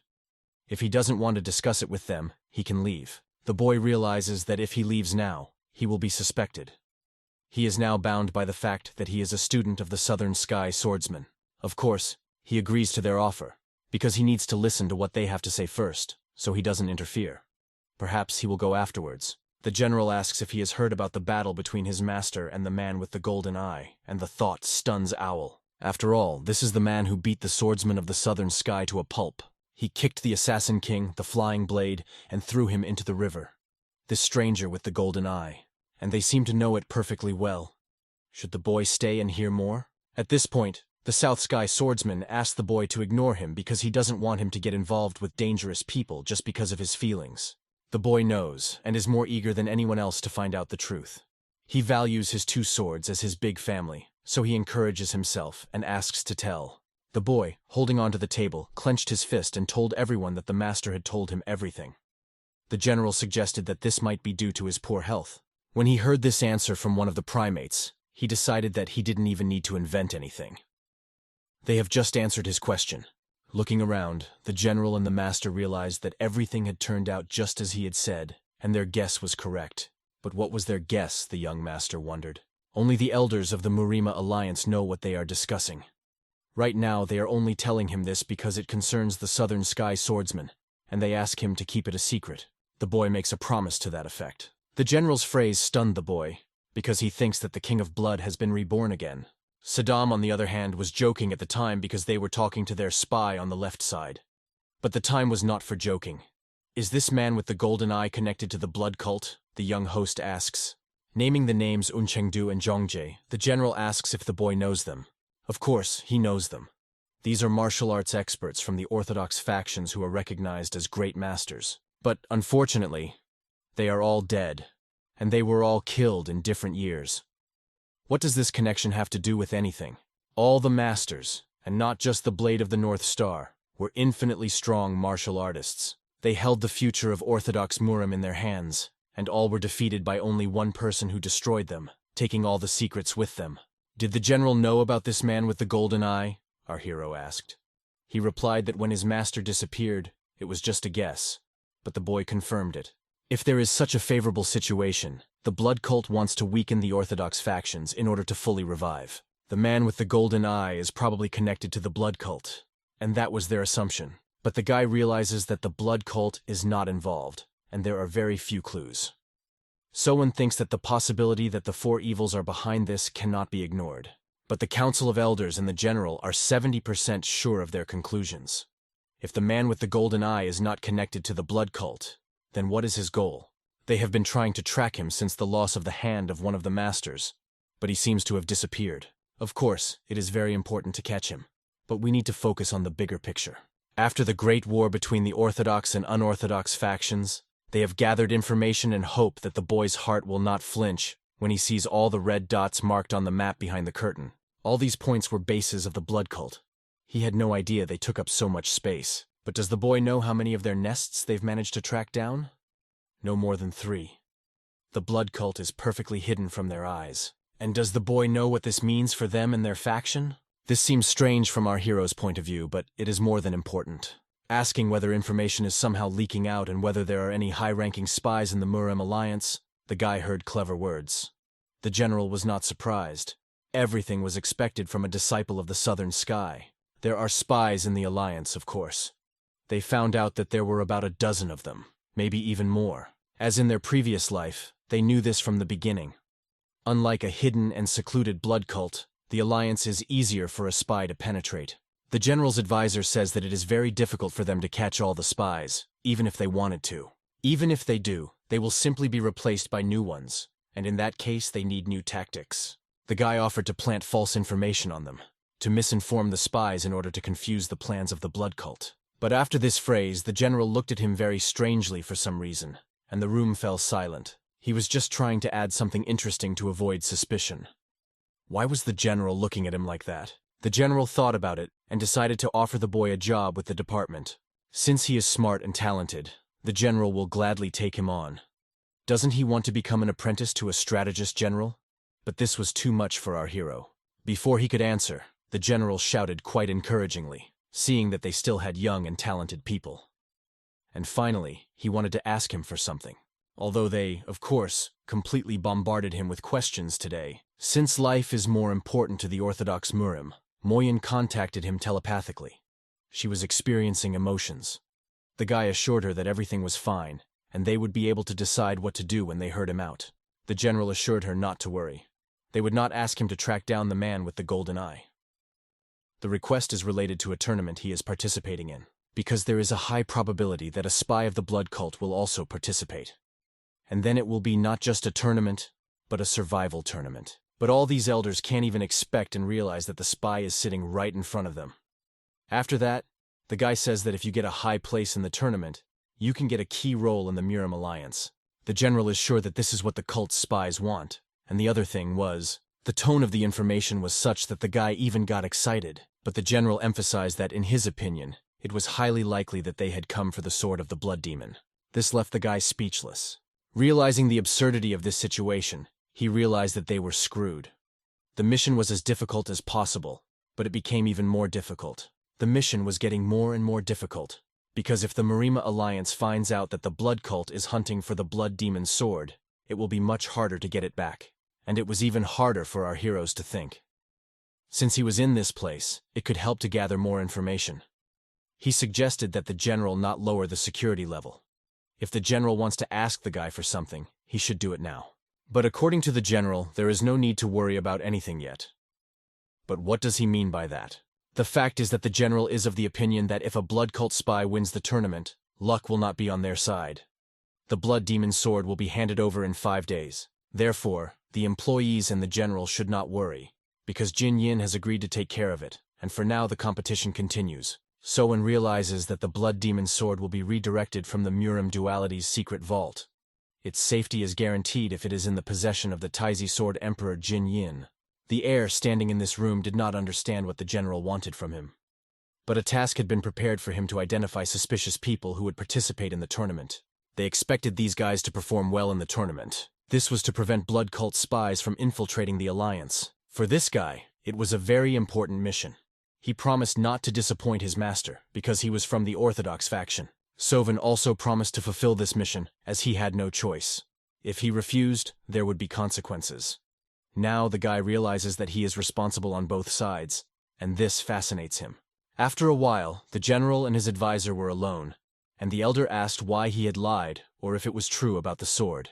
After all, the General had said earlier that the blood demon's sword would be moved to Mount Udan, although this had not been said before. The strategist general laughed because it was a complete lie. Although his advisor had identified this young man and he naturally believed him, he was 90% sure that he was indeed the heir to the Southern Sky swordsman. However, there is still 10% that is doubtful, because other children who disappeared a year ago and returned except for him came with him. Based on this thought, they should test them together. But this was the general's way of testing this guy. He has a plan. If the blood cult goes to Mount Wudang to get the blood demon's sword, then they will realize who the spy is. It was false information. Now he understands why he didn't pursue all these spies. And everyone was amazed by this. The heir, watching the general, realizes what a terrible person he is. He excelled not only in martial arts but also in strategy. The general pins all his hopes on him and believes that he will succeed. Soon the heir turns around and looks at the place where our hero was sitting and notices an object. He sees that the dagger belongs to Song Hui, and soon As soon as the dagger is returned to him, the lady who is actively listening to their conversation pays attention to it. She reports it to our hero. He had left the sword behind just in case, and in the end, this strategy saved his life. A few more minutes and he would have been trapped. Jigan Wan, as expected, turned out to be very smart and was a real strategist for the Murim alliance. And even if he is a genius, he did not expect that the sword could listen to his conversation. It was a trick up the guy's sleeve. It was all good, but it would have been faster if he had used fakes. The southern sky is dawning, and that's what the guy will be doing from now on. The Gardens did not like this phrase. She believes that he is spoiling her image and is going to repay him for his services. Soon, an interesting dialogue took place in the guest house where our heroes were staying. Given the whole situation, his friend recommended reporting everything to the Fourth Supreme and changing the plan, as it was a trap. And it all seems quite strange that they would tell him such an important thing and such information, when we are not even part of the Murim alliance. Judging by this, Moyun thinks the guy is directly correct. There was no need to reveal the location of the sword if they just wanted us to find the spies. And judging by this, they think so. They realize that perhaps the alliance has accidentally leaked information that they are hiding. Given the information network of the first strategist general, he noticed that there were a lot of suspicious people, and this also applies to Baek Hee-hyang and her group. Perhaps this was one of the ways to throw out the bait. But in Saddam's mind, it was a great way to defeat her, because he could unite the blood cult even without the blood demon sword if that thing was defeated. South Sky, although opposed by Suda, noticed that she had become smarter. She was right, but there was more to consider. If Baek Hee-hyang falls into this trap, the Murim alliance can use it to further unite the Orthodox faction, and the blood demon sword, which is just a trophy, will no longer be a trophy. It can be easily destroyed. In the worst-case scenario, if many supporters try to save it, the blood cult will be dealt a blow before they regain their influence in Zhong. On the other hand, Baek Hee-hyang and Baek Renha are essentially the same thing. They simply have an internal conflict going on, and it must be resolved without too many losses for both sides, so that the blood cult can be revived. So they risk it all to get back the sword of the blood demon. From the looks of it, the vice commander wants to contact this girl, Baek Hee-hyang. But his team was shocked by this because it was crazy. How are they even going to find her in such a huge place? It's very difficult. Looking at him, he smiles, because why should he have to search himself when he has such a great friend? He gives him just 5 days to find her. The task was to carry the medicine he could find. And Moyun was walking around all this time and couldn't find a place. And after a few hours, she turned to Owl because she thought this guy was late. She still had to go to the blacksmith. But she had one more question she wanted to ask our hero personally. She wanted to know what kind of women he likes the most. Perhaps he likes passionate girls. But Sovan was not embarrassed and did not understand why she was asking this. The girl, who had taken off her headscarf, was interested in this because she needed to know. His swordsman smiled at the situation. They understood. But the boy excused himself by saying that he had never thought about it and did not know what to say. He thinks he prefers calm and noble women. So please stay away from me. But Moyun smiles at his answer, because she is very happy. Her behavior is quite strange, and what will she say now after this question? Fixing her hair, she turns her gaze away and hints to the boy. You wouldn't like it if your father-in-law was someone scary. But when he thinks of her father, he realizes that there is no one more terrible. Saddam advises him not to push himself into a dead end, but the boy tells her to shut up because she doesn't understand anything. He knew from the beginning that she liked him, because it was hard not to notice by her reactions. And she's been doing it for a long time. South Sky advises the boy that if he's afraid of her father, he shouldn't do it. His former owner told a student who had to enter into a difficult marriage that even if his father-in-law really hated his son-in-law, he would not kill him out of respect for his daughter. After listening to these words, the guy realizes that they did not make him feel better. Moyun, in turn, wonders why the boy has turned so pale and if he is all right. She wants to express her concern. At this moment, the evil spy they were waiting for is watching them. But Sovan never answered, feeling that whatever he said would be bad for him. Soon their colleague returns, and our hero suggests that on the way out of the smithy they should stop by to order some meat dishes. And it was just a great idea. As soon as he approaches the guys, Moyun brutally steps on his foot so that his fingers almost break. The boy falls down, and Moyun says that he's going to get him, and they can go to the smithy now. As the two of them walk through the night streets, our hero's friend asks why Moyun has been mocking him like this all this time. But Sovan wasn't going to answer him. because the big problem was that all the fires were out, even though they worked during the day, not at night. The guy felt uncomfortable. He did not feel any energy inside, and they could only examine the place. Once inside, they saw a terrible picture. All the equipment and weapons hanging on the walls were stolen, as if someone had suddenly closed and hid. The only things left were copies of the swords, which had also disappeared without a trace. But where could they have gone? Strangely, the clothes had also disappeared, as if the blacksmith had left in a hurry. When the guy was looking around the corner, someone suddenly pointed 2 fingers directly at his forehead, and activating the energy, affected him in such a way that our hero's partner fell down and lost consciousness. This hidden ninja in a beret approached Sovan from behind, who was not even aware of the danger. Owl looked into the jug, realizing that all the inscriptions on the sword remained, and only 5 copies were taken. He had a hunch that the head of the Murima Alliance had taken them. But why would he do that? If he wanted to keep everything a secret, he would not have hired a blacksmith here. The boy feels the presence of someone behind him. He turns around and sees his partner lying on the ground. But when this happened, he didn't hear or feel anything. A voice behind him tells him not to turn around. Given the fact that the person is standing behind him, but he doesn't even feel him, what is such a talented master doing here? This man with his face covered was looking around. The guy realizes that he will die instantly if the man wants to kill him. But he told him not to turn around, and this makes him stand. The owl could escape by opening his central core, but he doesn't know what will happen to his partner if he runs away. So the guy decides it's all or nothing and swings his sword. But his enemy moves to the other side the moment he turns. The enemy says that he has noticed that Sovan does not value his life at all. Sovan in turn decides to strike again, but the enemy is so fast that Sovan can't even see him. He spins the guy around like a spinning top, and this enemy kept saying that, given his level, he couldn't even see his face. But using a clever trick, Sovan saw the silhouette of this warrior in the reflection of his sword. His opponent, when he looked at the sword, was amazed. Where did he get it? But soon everything is disrupted by an incredibly strong energy, and the guy thinks that he has succeeded.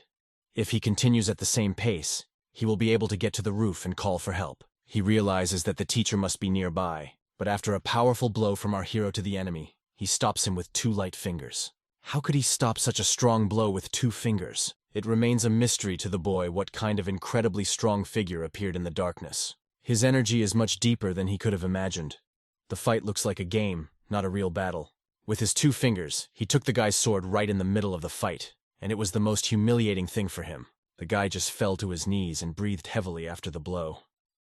The man looked at his sword and saw that he was a disciple of the Southern Heaven. When asked how he knew him, the boy was surprised. But this man wanted to see him in person and threw his sword back to him. Despite the way the sword shook, the ground did not crack, and it was clear that this man was extremely strong. Just by how easily he controls the situation, you can tell that this man is a level above his mentor. The man orders the boy to take a sword and attack to try his hand. But in our hero's mind, thoughts of 12 other people who are so strong pop up. Looking at him, he does not understand his intentions. Does he just want to test him? Compared to him, he is just a child with an open central core. He has no chance to attack. Will it be possible to use the golden body and silver thread together? But there shouldn't be such a scenario. He had no idea how far things could go. This man uses his technique to pick up a board from the ground and cut it into a rhombic stick. He makes a sword out of it and takes it in his hands, making it look like a confrontation. He's actually going to fight Owl with this wood chip, and the guy better give it his all. This man may be an expert, but the South Sky Iron Sword is made of cold steel.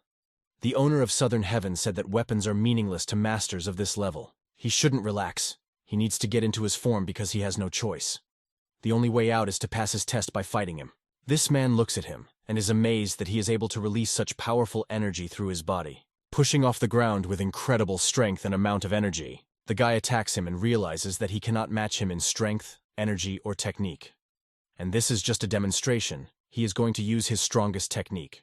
With incredible strength, Sovan rushes at his opponent, an attack capable of demolishing anyone, except for this man who is just going to confront him with a wooden stick. His energy envelops everything around him, including our hero's sword. He stops, frozen in front of the wooden stick, and realizes that the opponent has changed the direction of the tornado's energy with just one sliver. If this continues, his arm will turn the wrong way and fall off. But he will lose if it continues. Suddenly, a second direction of attack appears. The enemy turns his attack around.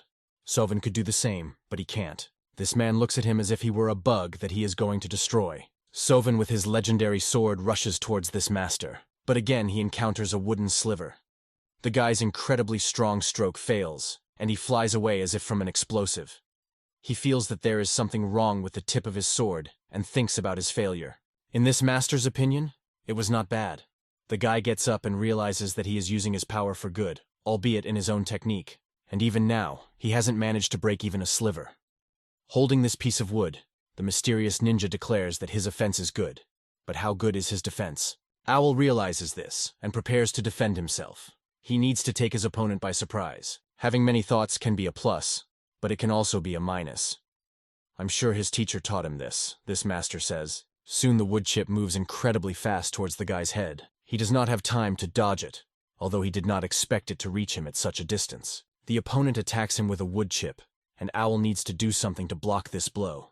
He gathers all his strength and energy to repel the attack, but realizes that it will be extremely difficult to stop such a master. But soon the guy felt the incredible blows. He had seen them somewhere before. It was the shining star technique, but an improved version of his technique. He found the weak point and instantly stopped him with just 3 blows, now holding the wooden stick near his neck. From the very beginning, this master did not intend to kill him. All he wanted from the boy was for him to show his abilities.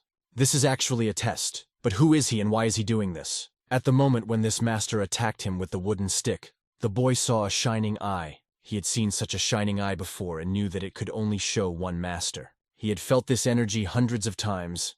This is the great Way of the Sword of Silence, his technique was called. And only one person can master this technique, which incredibly destroys everything in its path. This is the great legendary warrior, the eternal supreme sword Baek Hyang-mook. But why did he come here? A skilled enough master is able to use any sword technique without even using his feet, leaving 2 blade paths in place. This is called a natural sword, and at the moment the guy is confronting it, he has deliberately omitted the most memorable parts of the technique so that this child does not realize who he is. This is how this master confidently thinks about himself. The boy thinks that the fact that he has seen the technique many times is enough to understand it. Soen understands exactly where the sword is going and where he needs to strike at that moment. But you can't make it seem like he knows its movements. This is his only advantage. But what is the best way to use it? This master says that working with your head is very useful, no doubt.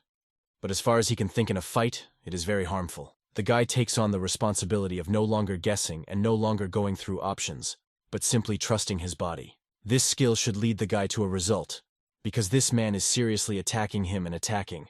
But let him not regret it. Having dodged his blow, the guy runs forward, heading for the target. His actions and movements were precise and completely unwavering.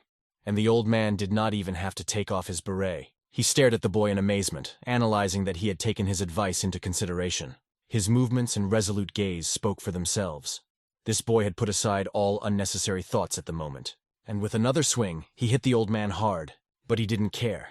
He caught the blow again with 2 fingers. As an additional move and cherry on top, the guy kicks him from the side. The old man had to strain and let go of his hand with the stick to deflect the kick. Like a spinning top, the boy dodges him, spinning in the air. His skill is off the charts, but the old man didn't care. The next punch was planned to be much stronger, because it was going to hit the cap. Soen uses the true Shining Star sword technique, and delivers an incredible blow to the old man. The 5th formation of this sword, the Falling Meteor Sword, is capable of splitting even incredibly strong stone. But when he opened his eyes, the boy did not believe them. The old man was holding the sword again with his 2 fingers. It seemed absurd, because this was the best formation he could show. But with simple movements of his 2 fingers, the old man managed to stop his stroke. After that, the old man made the guy lose consciousness. He was happy that South Sky had trained such a good student. After the fight, he goes outside, where the moon illuminates everything around him. His men approach him and tell him that the blacksmith Shim has disappeared. The man orders his soldiers to find out who did this, but one of his warriors turns to him because he noticed something strange on the head of the alliance. He had a sword wound on his arm that was bleeding. His warriors were amazed at what their master had faced. They were ready to kill him instantly, if only he would order it. But as he looked at his wound, the old man realized that he didn't have to do that, as he had simply shown the boy his place, but had actually taught him a valuable lesson by turning this experience into an advantage. Telling the warriors not to worry, he remarked that, at this rate, the winner of the tournament was not obvious. The warriors had already guessed this, but now the elder said that seeing the strength of this warrior made it even less obvious, and I'm afraid they would have to try their best. Soon after, Chuwen approaches the vice commander and asks what happened here. Looking around and holding his head, the guy has just regained consciousness and rushes to clean up. Sodom informs him that he was unconscious for about half an hour. Given the fact that his colleague had also regained consciousness safely, Baek Hyun-muk did not intend to harm them. But when asked by his friend, So-won warned that he would tell him later, as he might faint again. The head of the Murim Alliance, the Supreme Sword, Baek Hyun-muk, tested them. Come to think of it, he was also looking around the forge, so he doesn't know what happened here either.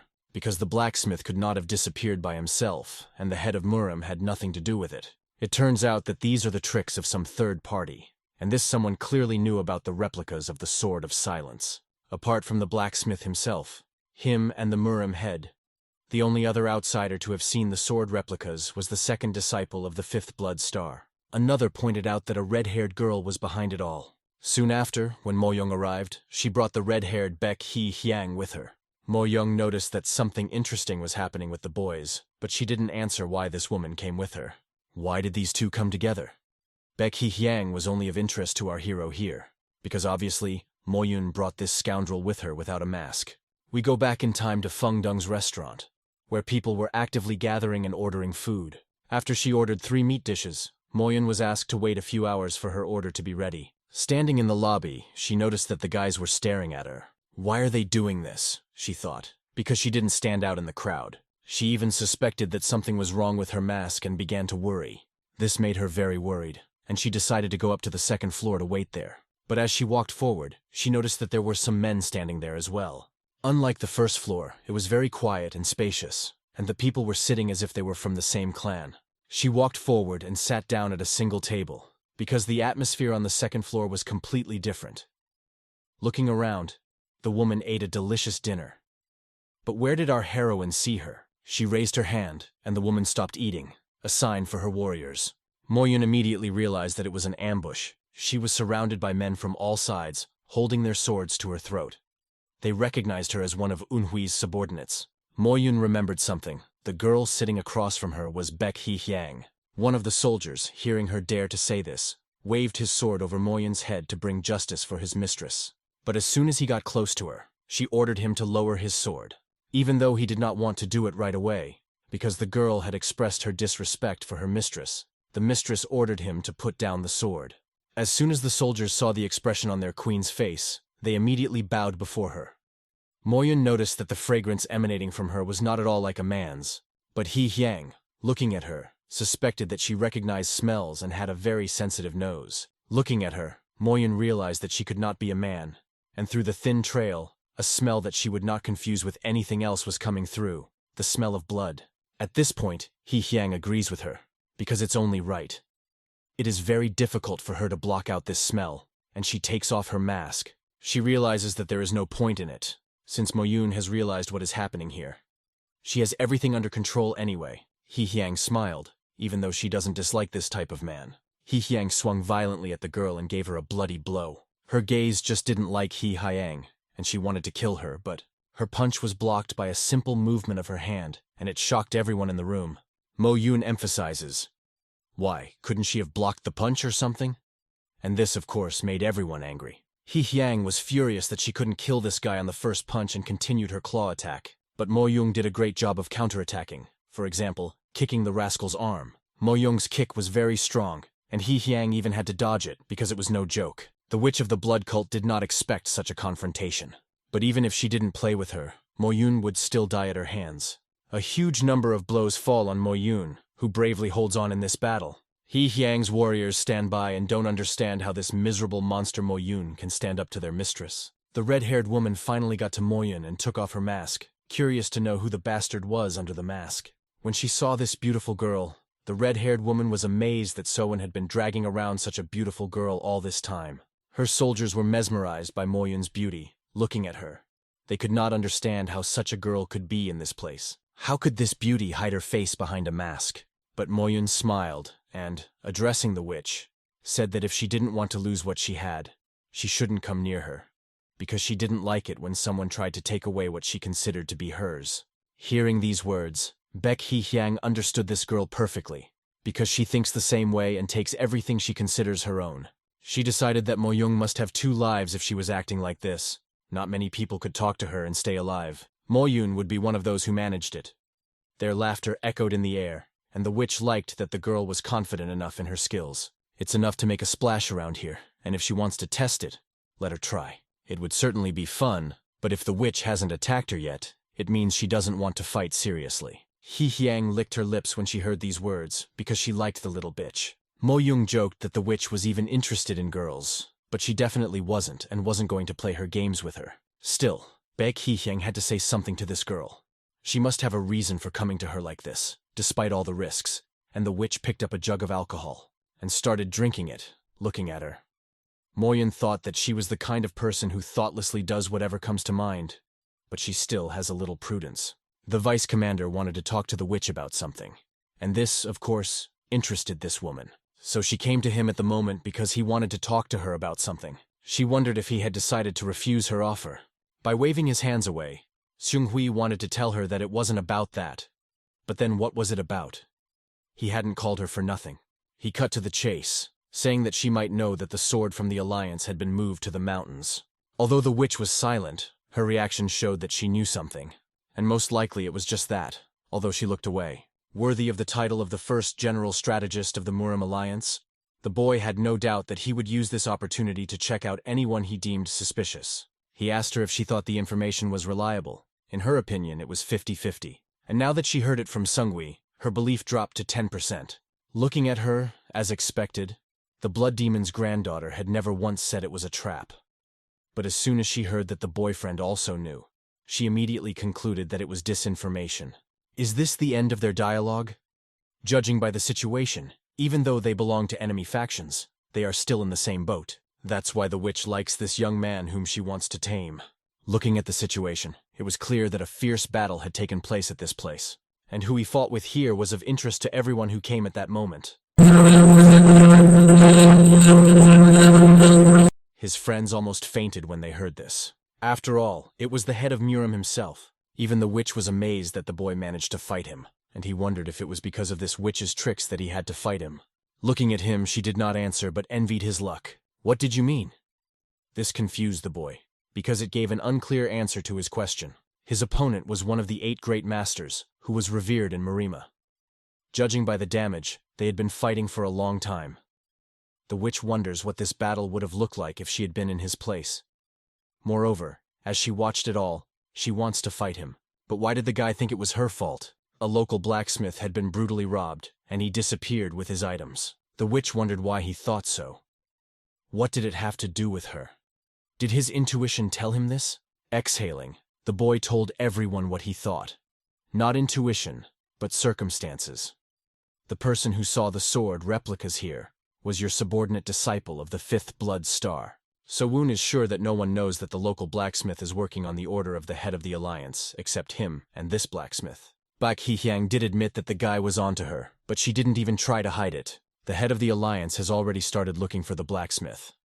He won't be able to look for him openly, and she doesn't need to know anymore. The boy hoped to hear some details from her, however, even though he had a hunch. He peered at the sword memories and saw the ominous aura that had destroyed those swords.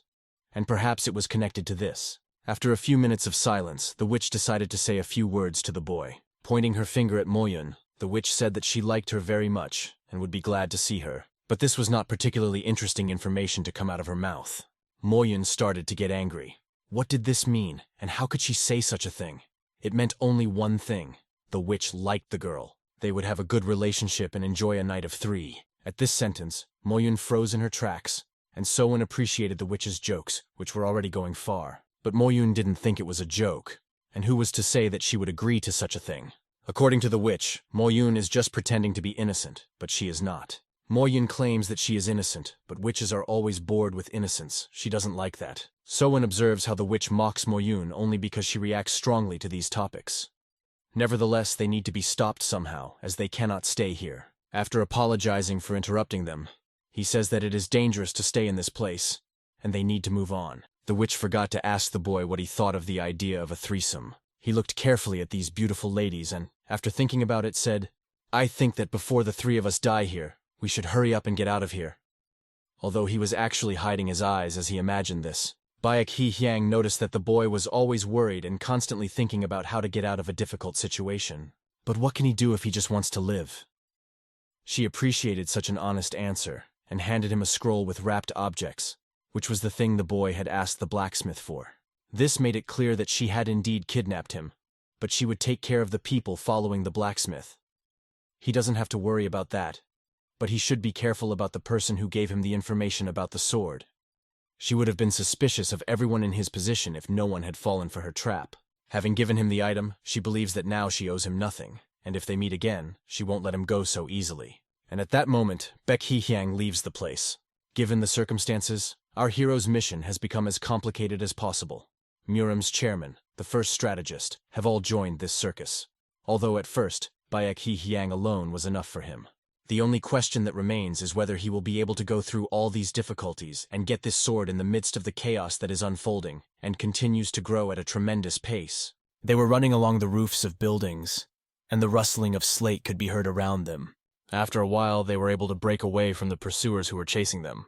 However, when they jumped off the roof, they stepped on the ground, where they were surrounded and warned that they should forget about winning.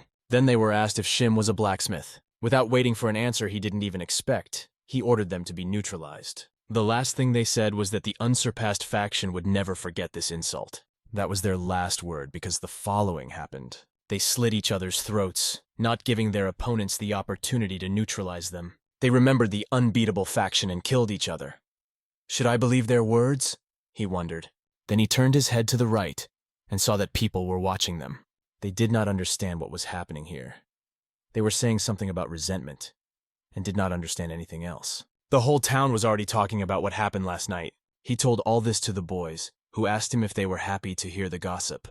Suddenly he took them to eat in a crowded restaurant, even though they usually eat here. He explained that where there are people, there is fresh information. In his hands he held a sword that Kuznets had forged from the blade of a short sword. She was finally, after 77 chapters, ready to cry with happiness because she was finally fixed. Even without an order, he had thought of gathering information first thing in the morning, which showed his intelligence. But her methods, just think about it. He'd been wondering how she was going to get rid of the Alliance's unnecessary attention, but he hadn't expected it to be this way. Although it was exactly Beck's style, her goal wasn't for the Alliance to believe it. She wanted to make them doubt it, to divert attention from the people sent after Kuznets to a third party to the conflict. Even if the Alliance doesn't believe it, the small chance that it's true will lead to confusion and need to be scrutinized. He knows this technique well. This is a tactic often used by spies when they are threatened with exposure, and it works well as long as there is no evidence. The Alliance can't know for sure who is behind Kuznets' kidnapping, and because of this, they are forced to check all options. But to throw this bait, she sacrificed the lives of her subordinates, using her people as toys and not hesitating to break them. What a terrible woman. During her escape from the Valley of the Six Bloods, she just as easily sacrificed the lives of people to lead their pursuers away from them. This is exactly what was expected of a blood cult or any unorthodox faction. No matter how he feels in her shoes, he realizes that he may not have a choice. He would definitely have to sacrifice someone. So, he decides to go to the general strategist. Just as Beck said, he needs to remove suspicion from himself. That's why he's already on the steps of the residence of the Alliance's top strategist general, Murim. The general immediately said that the tournament was very short, and that there was a lot to do before it started. He was very busy, so he suggested that we get right down to business. Then he remembered what he had told them the other day and thought about it. He had asked them to help him find out if any blood cult members would be participating in the tournament. After that, the strategist looked up at him. He said that he was worried whether he was even allowed to say such a thing, because he was not a member of the Murim Alliance. He said this because he realized that he must sound insecure right now. "It's okay, go ahead, don't be afraid," the strategist said. The general explained that he was attentive to the opinion of the person who would become part of the future Orthodox faction. Seo asked if he had already mentioned that they had come for the sword. The strategist replied that yes, he had mentioned it, but he was wary and looked at Seo as if he could see right through him. What a dangerous situation. He is filled with wisdom, vigilant and perceptive. The slightest mistake in words and he will understand everything. After that, the guy said that he had an idea how to expose the spies. He voiced his idea. Find someone suspicious and give him information about the sword. For example, to make it clear where and when the sword will be transported. But the time and place will be fake, which will lead them into a trap. There is no need to risk the sword, If the cult's spies are told that the sword is being transported somewhere, they will not be able to ignore it and will send someone to check. They can be caught, and if they are lucky, they can catch them all together. Everything Seo said was a strategist's plan. Laughter came from the gate after hearing this. He laughed even harder and said it was a great idea, adding that he was always jealous of Master Hojong Dae. Then he mentioned that he had the same idea. Seo bowed his head and apologized, saying that he was ashamed that he hadn't realized that the strategist had thought of the same thing. But the general said that it was okay, and that the future of the Orthodox faction would be better with people like Seo. Leaving the strategist, Seo realized that he could not confidently call him a spy now, even if no one had fallen into the trap. And he could not even imagine that the sword could have overheard the conversation. The strategist then noted that he needed to rebuild the entire security system at his residence. He realized that Seo's plan was exactly the same as his own, but he couldn't believe in such coincidences. He had a suspicion that perhaps it was all about information leakage. He also could not rule out the possibility that it was one of their own people, so he ordered the entire staff to be replaced, except for the security and management.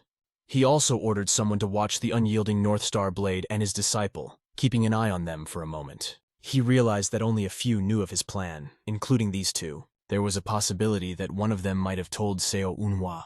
He then ordered someone to be assigned to Seo Unhui. When asked if he doubted him, the strategist replied that he was worried about his naivete, although it was unlikely if he had thought of it himself and it was all a coincidence. The strategist then said that if Seo Unhui was really on their side, they would have to consider him as a candidate to succeed the head of the alliance, as such a talent should not be missed. Later at Unhui's guest house, he arrived and Yoon Young was already waiting for her brother there. "Why are you here?" he asked her, but she was outraged by this question because she barely managed to get here, and he had such a reaction. She said that she still had somewhere to go and suggested that he take her for a walk if he wasn't busy. She added that he was one of her 3 favorites. This word favorite was unexpected for him, and he asked what she meant. She explained that he was one of the 3 most talked about contenders to win the tournament. The other 2 are the grandson of the king of the Supreme Blade, Jin Yon, and the disciple of the North Star's unyielding blade, Jang Myung-yoon. And Seo Un-hui is the apprentice of the Southern Sky Swordsman. But she came to tell him something else important. The rules of the second qualifying round have changed. This had never happened in Seo's previous life. He asked what had changed and was told that it was a bit absurd. The next morning at the main arena of the Alliance, Morim, he had a bad headache because of all the voices of swords. Although he expected this, because 70 masters use the sword, he is still recognized as the king of battles. But it was So's first time in such a crowd, and he didn't expect it to be so bad. And then someone approached So, asking if he was here to settle down. The guy asked him not to be embarrassed by losing in the first round. The second elder of the Murim Alliance, the white sword of the blossoming plum from Mount Hua Ho Yan, the first qualifying round of the Rising Star tournament was announced. The audience went wild, raising their hands and shouting loudly, "Let the Rising Star tournament begin!" The tournament, which can be considered the most famous in the world 100 years ago, when the line between orthodox and unorthodox factions was not so sharp, is called the Clash of Swords of Mount Hua. To determine which of them was the strongest, martial artists would gather on Mount Hua for the Clash of Swords. These were the days when the sword was considered the true symbol and personification of martial arts. Because of this, the competition of our ancestors was called the Clash of Swords, and martial arts was understood to mean the skill of swordplay. But nowadays, this is no longer the case. We do not elevate any weapon above others. Because of this, it is now just a martial arts tournament. And how much they care about the details, Sodam explained to him. Well, they are such orthodox factions, and the tournament itself is not the same anymore now they use it as a means of uniting the orthodox forces. It can no longer be called a tournament. What kind of competition is it if the winner is determined in advance? The announcement of the first qualifying round began. It was explained that the participants had to climb into the arena and strike a stone, leaving a visible mark on it. They will be judged based on the depth and nature of the marks left. This year there are more than 4,000 participants, but only 500 will be able to move on. One participant swung his sword so fast that no one even noticed. Everyone thought he was just getting ready, but he turned around and started walking in the other direction. They shouted at him that he still had time and could try again. But when they turned their heads back to the stone, they saw that the stone had been cut into 2 pieces. This guy's name is Li Zhonggam. He is a candidate to succeed 2 of the 8 great masters, the Tai Chi Sword Emperor, head of the Wudang sect, and the Eternal Supreme Sword. head of the Murim Alliance. It is expected that this tournament will be his grand debut and will glorify his name throughout the world. It is not an exaggeration to say that he is at the level of a grandmaster. If Seo wants to win the tournament, he will definitely have to fight him. But the boy's thoughts were interrupted by a muscular man who came up behind him, called him a donkey from Luoyang, and said that he had heard how lucky he was to be the apprentice of a Southern Heaven swordsman. This big man didn't even try to be polite, and asked him if he wasn't ashamed to take advantage of his teacher's merits. Then he asked him why he was silent, when his friends from the Hanan Association insulted him. But in front of him, Huangbo Hyun from the great Huangbo clan, he immediately tucked his tail. There they go again, Seo thought. But he couldn't even imagine how rotten these people were to still be trying to hurt him. But he could not shut him up by force in front of everyone. The big man got angry and tried to hit the guy, waving his hand at him. Being smarter, Seo ducked under his sword and got behind him. Thanks to this, he avoided a conflict. Because of this incident, Dong was disqualified, and Seo was announced and told to go up to the arena. Yoon believed in her brother with all her heart. They sat next to each other and were ready to support Seo together. And Yoon also wanted to ask him something. At that time, Seo was coming out and was thinking about something. He turned his head and noticed the boy. As expected from the ever-flowing sword of the Moyeon clan, the Moyeon clan representative at the tournament, Mo Yeonsu, had cut the stone into 2 pieces. Mo Yeonsu pointed at Seo and challenged him. This competition between 2 promising contenders was announced over the loudspeaker, one of the 2 faces Seo saw before he died in his past life, when he, laughing, destroyed his hopes and broke him in 2. The man who once killed him now wants to use his name to show off in front of the public. Seo was ready to give him a show and accepted the challenge. Yoon Young yelled at him to tear this son apart, but the kid asked, "Son, do you know him?" She explained that she had often seen him at the Dragon and Phoenix tournament, where he was constantly insulting and hurting her brother. "He should be gutted and quartered," came from the kid after these words. He jumped up and started shouting that he needed to show this piece of shit his place. Given the peculiarities of the second stage, which Yun Yun had described, it was not profitable to do his best in the first qualifying round. Besides, as an apprentice of a Southern Heaven swordsman, Seo didn't need to show off. People already had an idea of his level of strength. In order to gain more trust from the Murim Alliance and the Orthodox forces, he could not cheat and show only the passing minimum. Besides, there was no way he was going to lose to that bastard Mo Yan. Approaching the giant stone, Seo touched it with the tip of his sword. Sticking a sword into a stone is not that difficult. Even a low-ranked master could do it, his opponent thought, as he watched Seo's movement. But at that moment, Seo began to radiate incredible energy, and his body began to glow blue. There was a powerful explosion, and the energy cut through the stone. This attack pierced through the stone and left a clear hole in it. "It's incredibly difficult to create a huge hole in a stone," the commentators added. Supporting So, the boys just shouted. The South Sky Sword Spirit asked him if it was a sword dance, but he explained that it was the so-called sword essence. He was able to use the rotating Chu-Ga sword without making any movements. Seo recalled the many training sessions during which he saw Bak Hyang-mook use his technique. After experiencing it in a real fight, he was finally able to learn it. Although he can't currently use it in real combat against a stationary target, this technique is perfect for demonstrating his superiority. However, Seo realized that he and his opponent were on completely different levels, both in sword skills and chi control, not to mention martial arts. He would like to take revenge, but now he had to think about the task at hand, he realized. The next opponent came out and also cut the stone. He would be a strong opponent, though not as strong as Li Jian, but not far behind him. People in the stands were discussing the guy, saying that they knew there were still such talents in the Wind Sect.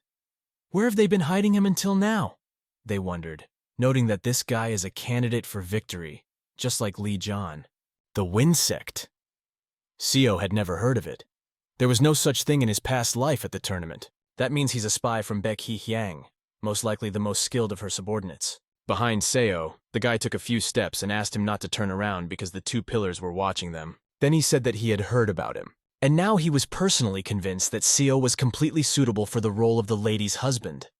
However, Seo was wondering why no one was asking his opinion and why the guy had even brought it up. Kwon Yun-ha, Baek's follower, recalled a conversation with Baek herself, where he asked if it was true that he had once been able to block her own attack. She told him that Seo was probably hiding his true abilities, and that his true strength could match her own. He had already heard of Seo and knew that he was the 4th Elder's disciple who had defeated both of the 2nd Elder's disciples. Quan asked Baek what would happen when they got the sword back and united the cult. She replied that she would make him her husband and accept his seed. Quan even spat out his drink when he heard this, but Baek didn't understand what was wrong and asked what he didn't like. Quan replied that everything was fine, he was just surprised. Quan watched Seo closely to find out what made him special and why Baek chose him.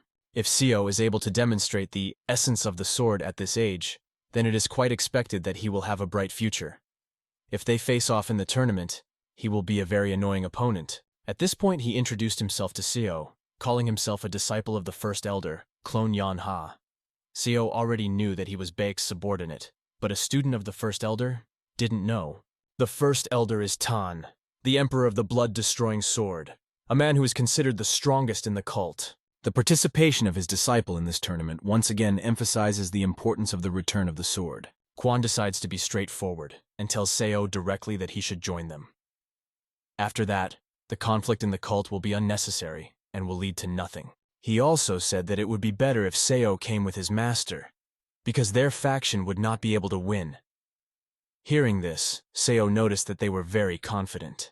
Quan confirmed this once again, saying that they would definitely have the sword. However, Seo realized that it would not be easy to offend Anhui with just a few words. He turned around, wished him luck, and walked in the other direction. The audience continued to watch the next contestant's performance. It was a representative of the inferior sect, Hongol Gye, who used the 18 hands subduing the dragon technique. Seo was waiting for him. When he approached, Seo asked him if he had found anyone like him. He replied that there was one here and was ready to show him. But suddenly his foot caught on a bump in the asphalt and he stumbled. He fell right on top of Seo, who asked him to be more careful, noting that he wasn't looking at the asphalt at all.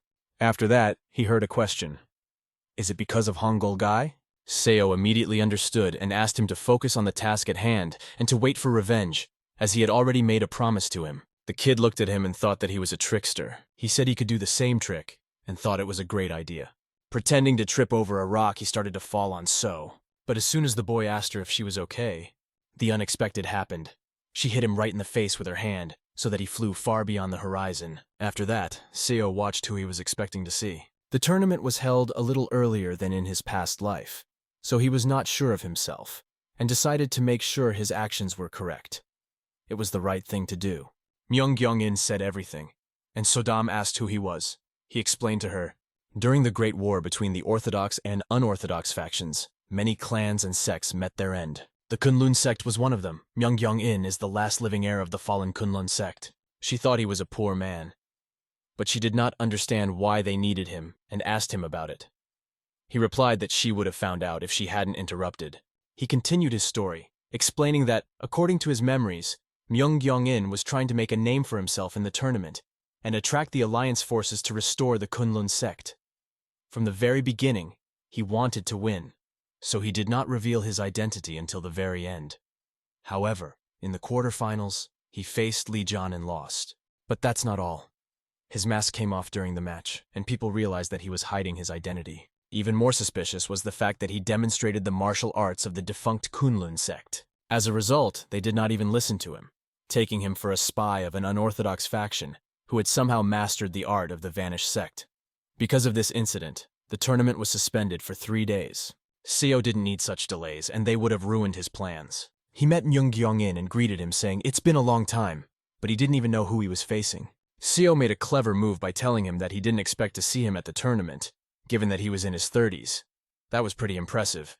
Myung-Gyong-in. After that, Myung-Gyong-in hugged Seo and exclaimed, "Long time no see!" But this was done for the audience. As he approached Seo's ear, he asked, "Who are you, and what do you know?" Seo replied that he knew there was one on the wall. "2 are on the wall. 2 are among the participants," Seo said. "And another one is standing behind them right now. The 4 of them are keeping their eyes on us." Myung-Gyong-in began to realize something, and Seo asked him to act naturally. He explained that he was being watched, although it wasn't really him who was being watched, but Seo. Myung asked why he was telling him this, emphasizing that he had no reason to help a stranger. Seo apologized for his late introduction and identified himself as a student of the Southern Sky Swordsman, Seo Eunhui. He added that the situation was not the best, so he would be brief. Seo explained that if Myung hoped to restore Kunlun through the tournament, he should reconsider his intentions. Myung didn't understand what Seo meant, but he continued to explain, and told him not to be so short-sighted.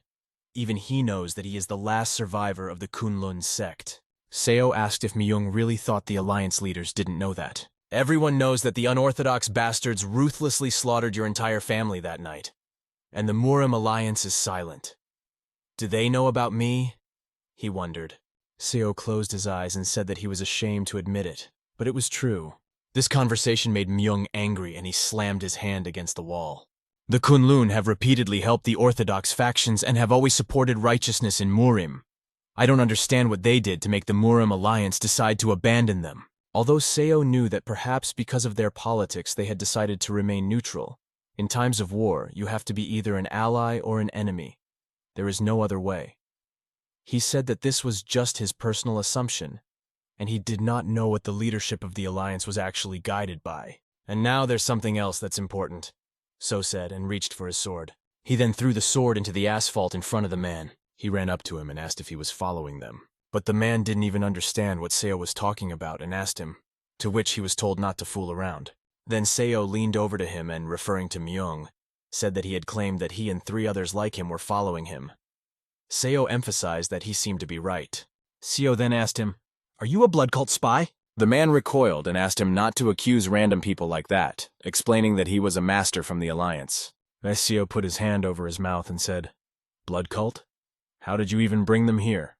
So Seo asked why he was following him and how he would prove that he was indeed from the Alliance.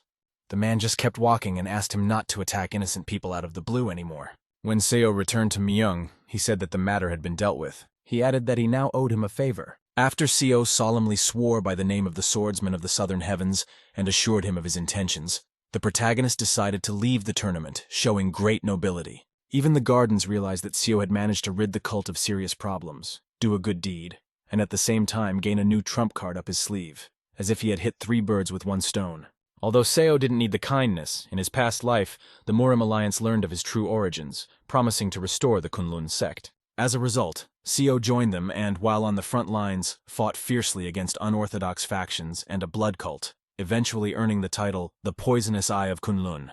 He was ahead of the Murim Alliance by being the first to offer his help, which allowed him to retain his honor and dignity. Sword asked him not to be so modest because without Seo's intervention, the Kunlun sect might have retreated from its ideology of non-interference. She also noted that Seo always acts for profit, although it is clear that he respects other people and values their feelings. Meanwhile, at the residence of the Alliance's first strategist General Murim, he laughed out loud and admitted that he did not even expect to be so easily outplayed. However, he claimed that everything was fine, and did not consider it necessary to follow Seo any further, as he realized that they had been played for a fool. The blood cult spies were watching, and if Seo had seen anyone spying, he would have reported it to the strategist immediately. The strategist realized that Seo would have come immediately to report, or he would have caught the spies himself. So the young man asked the strategist if he believed that Seo had figured out who had been watching him. Yes, but he did not expect it at all. That's why the strategist realized that this guy was smart and brave. The strategist was then asked if he still suspected Seo. He replied that it was too early to draw conclusions. However, he noted that it would be possible to determine during the second stage of the selection process. The next morning came, and the second stage of the selection began. As many as 16 platforms were now set up in the arena. The rules changed slightly. The participants were divided into 16 groups, each of which would fight each other. The last person to remain standing on each platform moves on. Those who showed the best results in the previous stage will be the first to take the platforms. This means that the strongest will not escape the battle and will again defend their positions by fighting with everyone else. The explanation of the rules that the boy heard sounded tedious. He asked what would happen if someone united. He was told that the rules forbid forming teams of more than 2 people. So it became clear that it was allowed to pair up and attack each other. These rules limit the strength of the stronger and give the weaker participants a chance. Those who intend to advance in the tournament must prove that they are able to remain the best even in such unfavorable conditions. At the same time, newcomers will be able to use this chance to prove themselves in battles and possibly gain fame. That's what the tournament is all about.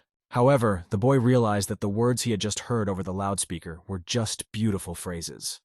In fact, it was an attempt to create obstacles for the stronger participants. After that, the loudspeaker announced, "Those who have received plaques, please stand by your platform." Seo's card had the symbol of fire on it, so the platforms were divided into 4 groups according to the heavenly elements. To his right, Seo noticed a trio that had passed him. The first place in the first stage was taken by Li Jian, a student and heir to 2 of the 8 great masters. The second place went to Quan, a representative of the Wind Sect. The third place went to the grandson of the Burning King of the Supreme Blade, Jin Yong. The fourth place in the first stage went to the apprentice of the Southern Sky swordsman Seo Unhui, who realized that no matter how hard he tried to avoid fatigue, he would not be able to defeat 30 soldiers in a row without a break. Recalling the rules, the organizers noted that, as previously announced, when the round begins, the remaining participants will enter the platform in order of strength. The second qualifying round begins, and all participants are asked to go up to their platforms. The host announced that it was the MANHUA sect, the White Sword of the Blossoming Plum, and the second elder of the Murim Alliance. They addressed So. Here you are, the disciple of the Southern Heaven Swordsman, or perhaps I should call you the disciple of the fourth elder, Seo Unhui. It was another member of the fire platform, Dobiul. He immediately asked Seo if he was on Beck's side. Seo thought that this was for the best, because he could immediately throw all of her followers out of the tournament. The third participant of the fire platform, Song Jabek of the Johan Song clan, a disciple of the fourth elder of the blood cult, did not expect to see Seo here, because he had ruined all their plans. It seemed that most of the people on this platform were their spies, and those whom he and Cho Seong-won thought were Beck's spies. Could this be a coincidence? Seo wondered, but then he heard the following from one of the participants. The participant told Seo that there were many of their spies in his group. This made it clear that most of the spies were focused on the fire and wood platforms. This is not a coincidence. Someone deliberately worked on the lists, and only one person could have done it. It was the first strategist general, Siegel Unman. If Seo is lenient with someone in his group, he risks more than he seems. In such a situation, nothing can be done at all, even if he knew in advance the lists of participants on the platform. In any case, he will have to eliminate all the spies and other suspicious people himself, leaving only 2 participants in the tournament. Seo had to admit that this plan was brilliant. He was sure that the strategist general would have loved to have pitted, but the rules limit the number of participants in groups. Then an announcement was made that all participants should take their seats. This could be a blow to the hostess, but the young man considered it not his problem. His main goal now was to eliminate this impudent guy in front of him to take the place of the young hostess's husband, and that was it. He also realized that he couldn't openly try to kill him, as the other participants would be on guard. He decided to kill him using only 10 blows, just 10 blows. And so it began. He rushed at Seo with a contorted face, pushing off the ground as much as possible. But he had another very interesting plan. He wanted to attack Seo first, and then strike him 10 times. But Seo was standing so confidently that it was hard to move him. The enemy immediately noticed this. And when he saw Seo's true strength, he didn't know what to do with his 10 punches. At that moment, he realized that his opponent was not at the beginning stage of his skill. The other participants also watched this scene, which seemed to be painted in blue hues before their eyes. And then they realized that Seo was hiding his true skills. Without even attempting to complete his 10 punches, the opponent heard the next contestant enter the ring. He began to boil with anger and warned Seo not to get his hopes up after one successful punch. He promised that they would meet again, but Seo simply asked him to look down. The opponent did not expect that there was no longer a platform under his feet, and thus he was eliminated from the tournament. Without using all his strength and with only one punch, Seo won the first of 30 to be overcome. He knew he had to act quickly because he couldn't let another opponent get on the platform, as they could cause problems when paired together. The next competitor was already on the platform.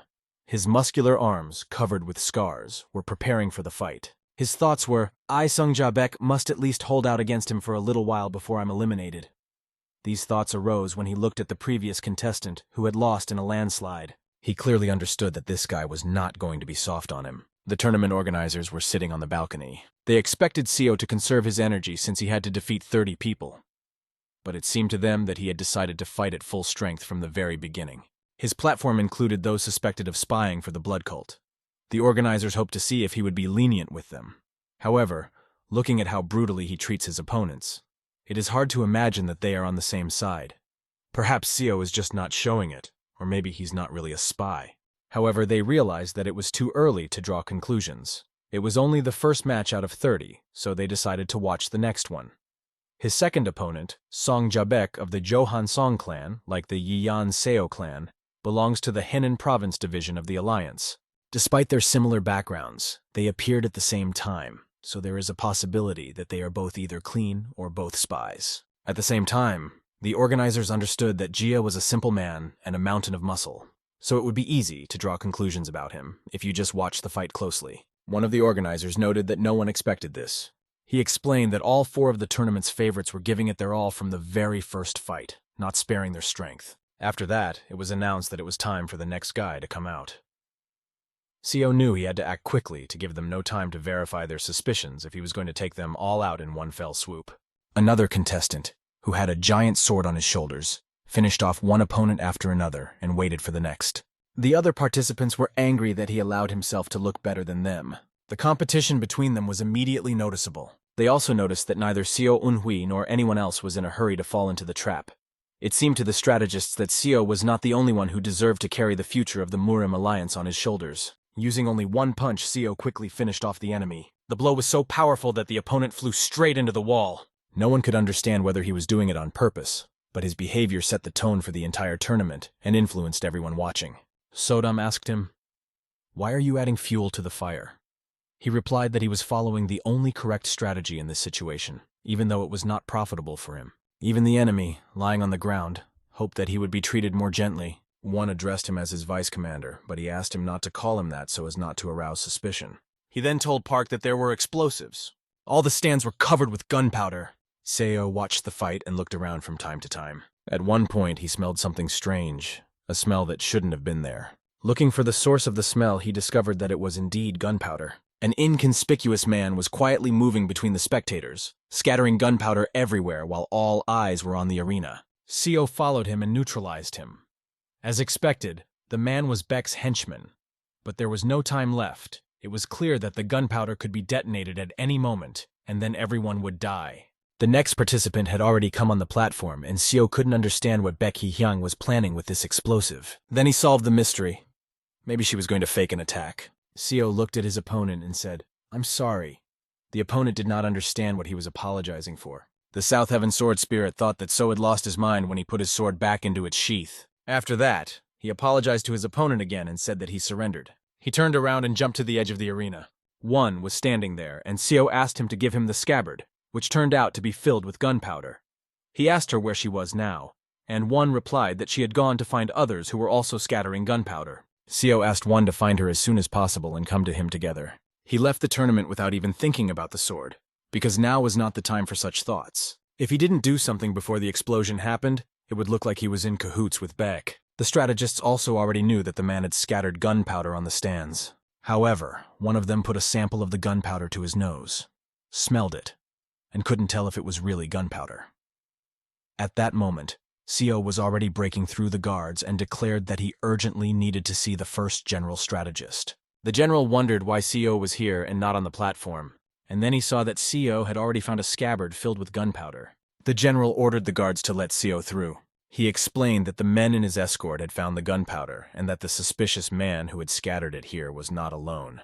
It seems that someone had brought the gunpowder to the stands, hiding it in their scabbards. The general patted the boy on the shoulder and said he was glad he had not disappointed him. He added that it was more important now that Seo remembered how much he wanted to see his student perform.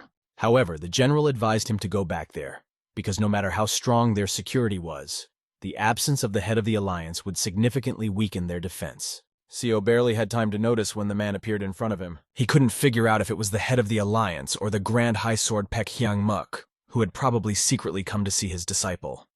Wait, this means that the strongest master of the Murim Alliance is not at the sword right now. Now it became clear what Beck was counting on.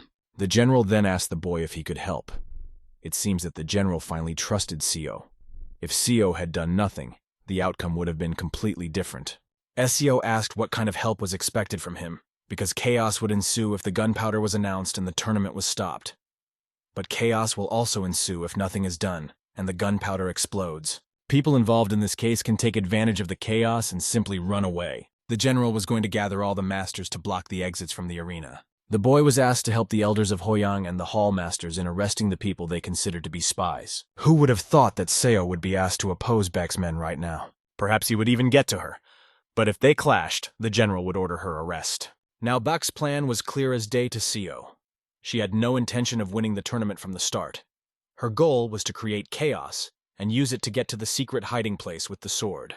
She wanted to confuse not only the alliance, but also her allies, and she succeeded, even using the first elder's apprentice. There were shouts in the crowd. "He has something strange on his belt! What's going on?" Seo watched and saw a terrifying scene. Spybeck was wearing a belt filled with gunpowder. People tried to stop him, but with shouts. The unrivaled faction will never forget its insult. He pushed the button. A red glow appeared on people's faces. It was the reflection of the fire mushroom that had appeared after the explosion. People with explosives were also standing in the stands. It seemed like real madness. The unrivaled faction will never forget the insult, and you will pay with your blood, they shouted. Explosion after explosion, everything was enveloped in the colors of fire. The stage was set. The moment had arrived. In the secret vault of the Murim Alliance, she stood in front of a giant door. She didn't care about the tournament at all, because she hated playing by anyone else's rules. Touching the door, she used her power, and it shattered into pieces. After all, it's better to take the prize right away than to fight for the opportunity to get it as a reward. She went inside, and there were bloodied people lying there. It was a very interesting sight for her. All these people had died because of the traps that had been set on the way. To avoid the traps, they had prepared many fake swords. There was a man standing behind her who suggested that the seals on the scabbard were designed to suppress the ominous aura of the real sword so that it would not stand out among the fakes. He noted that there was not enough time to check each sword, but he did not believe that their little trick would prevent him from recognizing the real one. A much stronger aura appeared around her, saturated in red. She used the art of the blood demon and spread the crimson light throughout the hall, causing the sword to resonate. Jumping up to the wall, she grabbed hold of one of the swords. Dropping to the ground, she proclaimed that she had finally found it. She realized that they were still too late to escape. They could feel someone rushing toward them from the arena. It was the head of the Murim Alliance, Baek Hyangmook. One of the wounded could barely stand up, feeling his body, and said that he shouldn't worry because he had an idea to avoid meeting the head of the alliance. The girl's foot stepped right on his neck, forcing him to lie down again. At that moment, she realized that all these fakes and wounded people could be used. The ability to use what is lying on the floor to her advantage is her strong suit. Before entering the secret hideout, everyone who could was fleeing from the poison. The poison was everywhere, and they could not enter. Behind the second strategist general, the head of the alliance appeared and asked about the situation. He then heard that the enemies were using poison. Elder Tang Wujun went inside and is now neutralizing the poison. The Tang clan is the best in poison matters, so we immediately turned to them, the general explained to the head. When asked if the perpetrators had been apprehended, the general replied that the elders and hall masters had gone in pursuit and were doing their best. However, the enemies were prepared, as they came with a well-thought-out plan. They were informed that dozens of people had run away from the area in different directions, each carrying a sword covered with yellow seals. They were rushing at full speed, who knows where. Moreover, among them were not only the kidnappers, but also the defenders of the storage facility. This complicated the situation, but the strategists did not think they were in cahoots. Probably they were forced to take swords in order to flee the vault without looking back. One of the assumptions was that the kidnappers told them that this was their only chance to save their lives, and those who refused would be killed. When asked how many there were, the answer was, at least 40. The head realized that the situation was critical, and the real offender was probably among them. And all this happened during the tournament. If it was announced in front of all the important guests of the Orthodox factions that the vault had been hacked, and that the symbol of victory was stolen from under our noses, the Alliance's reputation will be trampled. We need to get the sword back at all costs. From the marks on the door, it was clear that it was an explosion. The head ordered an emergency order to be issued immediately, although the strategist warned that this could negatively affect the image. The theft of the greatest symbol of the Orthodox faction's great victory would certainly undermine the Alliance's reputation. However, there was no choice, so he ordered orders to be issued, and all people to be sent to the arena. The strategist did not ask any questions and immediately went to execute the order. The head of the Alliance said to himself that this was not the time to pursue military prowess. Meanwhile, in the northwest of the Alliance Murim, it was ordered to take the bodies of all those killed by poison out of the vault, and also to burn all the things touched by the poison. The successor to the head of the Tang clan realized that they still had a lot of work to do. It was not an easy task to burn people in a furnace. At one point, they thought that one of the people lying down coughed. At the same moment, long blue braids sprinkled with blood flew in the air as their owner suddenly jumped up. People immediately ran up to him, asking, "How do you feel?" But before he could say, "Are you alive?" his life was cut short. He was able to kill a man with just one hand. The thought flashed through his mind that he never wanted to use the turtle breathing technique again. This technique allows you to temporarily pretend to be dead by stopping breathing and body movements. He got up, and there were people standing in front of him with swords in their hands. He pretended to be dead, but no one understood how he did it, because all the bodies had been checked before. Judging by her voice, it was a girl wearing a mask. She took off the mask herself. After that, she was holding that particular sword in her hands. The girl was not alone. Another man was resurrected before their eyes. She was ready to expose the blade, but he shouted at her that it was a fake. However, he noticed that the talismans on the scabbard were still intact. Could it be that someone who had cleaned the place was also a spy and had switched the sword? He ordered everyone to grab it as quickly as possible, because he could not let her expose that blade. But they didn't have time. In a moment, her blade was exposed, and they didn't even get halfway to her. The experience of using this sword was amazing. She held the sword and looked like she was one with it. This man had seen the blood demon blade with his own eyes during the Great War, and remembered what it looked like. It could not be confused with any other sword because that blade was flaming bright red. However, he said that she was holding an ordinary sword. From the scabbard lying on the ground, he was told the following. He does not know something. In fact, the demon's sword is not red. He could not believe it when he saw the aura that surrounded it. From this radiance, pieces of people who tried to object to it flew apart. They were blown to pieces. The beam of this energy reached straight into the sky. It was easy to see it from a mansion nearby. In this mansion was Seo, who could feel this energy behind him. Kill! Kill everyone! Kill! I will kill everyone and everything here! This voice was echoing in the boy's head. It was the voice of the sword, which made him break into a cold sweat. Seo immediately realized when he heard this voice that it was the sword. It could only be the blood demon's sword. He needed to go there immediately because his mission now was to retrieve it. The atmosphere in the evening pavilion of the Alliance by the Sea was tense. The hero didn't expect anyone to know about this place, but the news that a sword with a seal had escaped from here came as a surprise. The strategist ordered everyone to listen carefully and said he would go downstairs. He emphasized that no one but him should go inside until he returned. Everyone was ordered to stay put and be on guard. The strategist personally hid the real blade in a place where no one would guess to look for it. He was the only one who knew about this room. While going down there, he hoped that it was just a misunderstanding, and that all the escaped spies had fakes from the vault.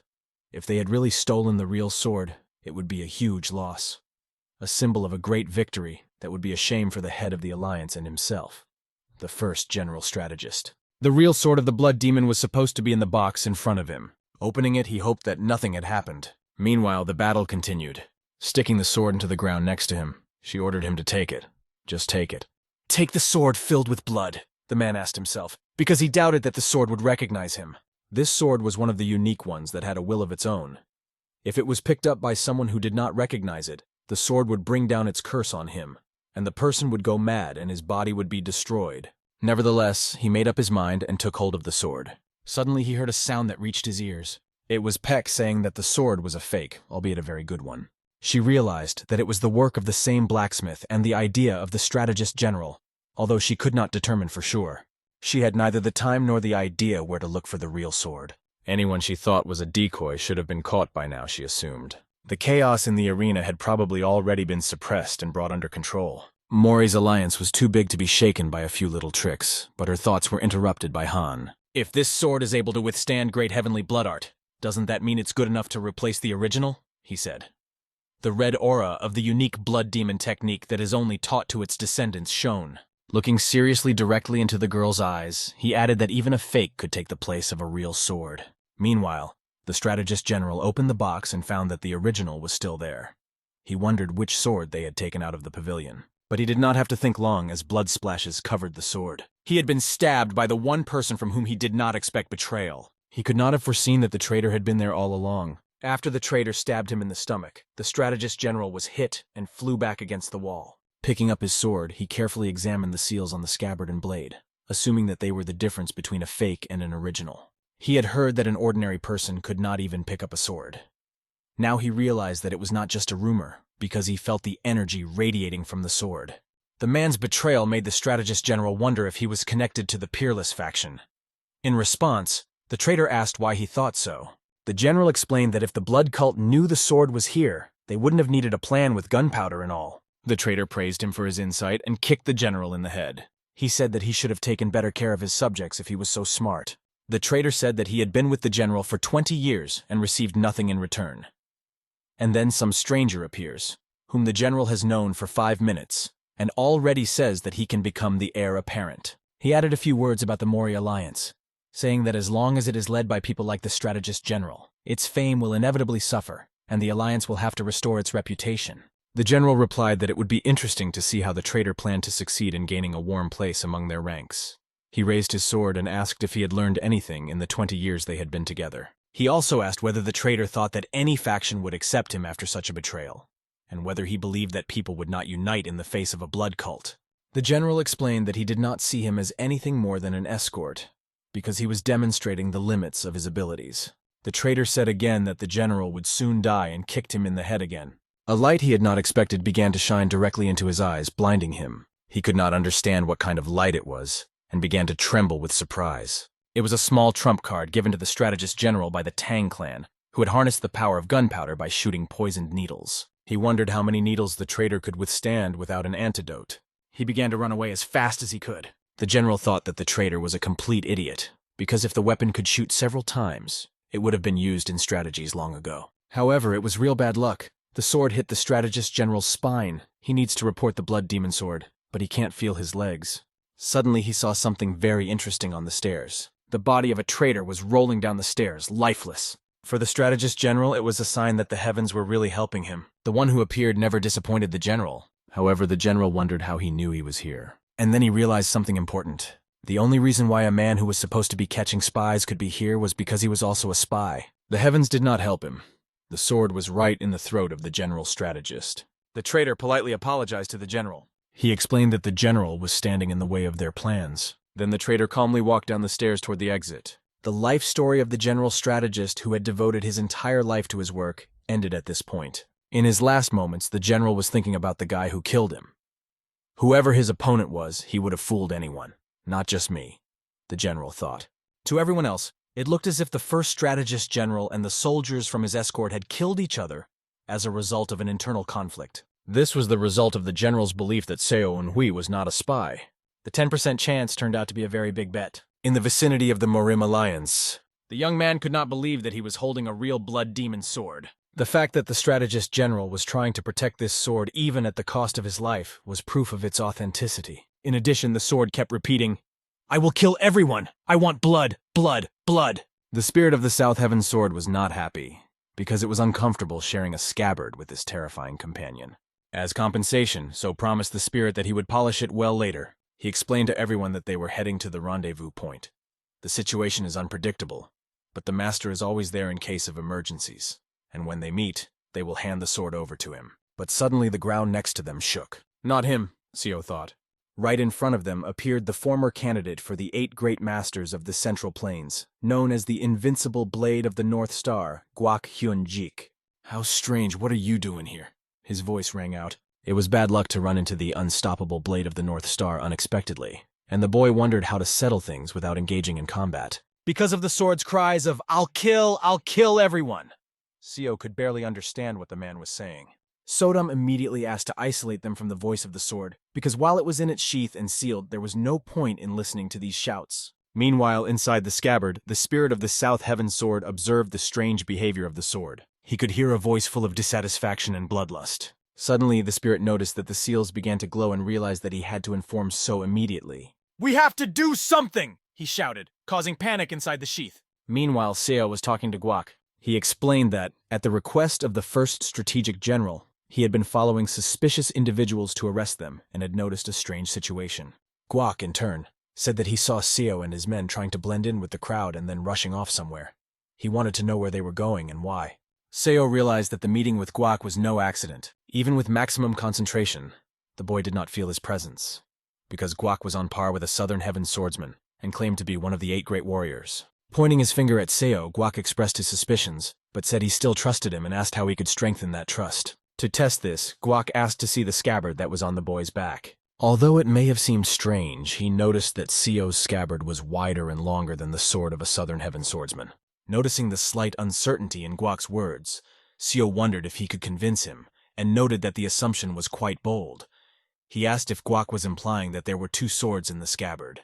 Guak replied that it was not just a guess, and demonstrated that his own scabbard was arranged in the same way. He then asked again if he could let Seo inspect the scabbard.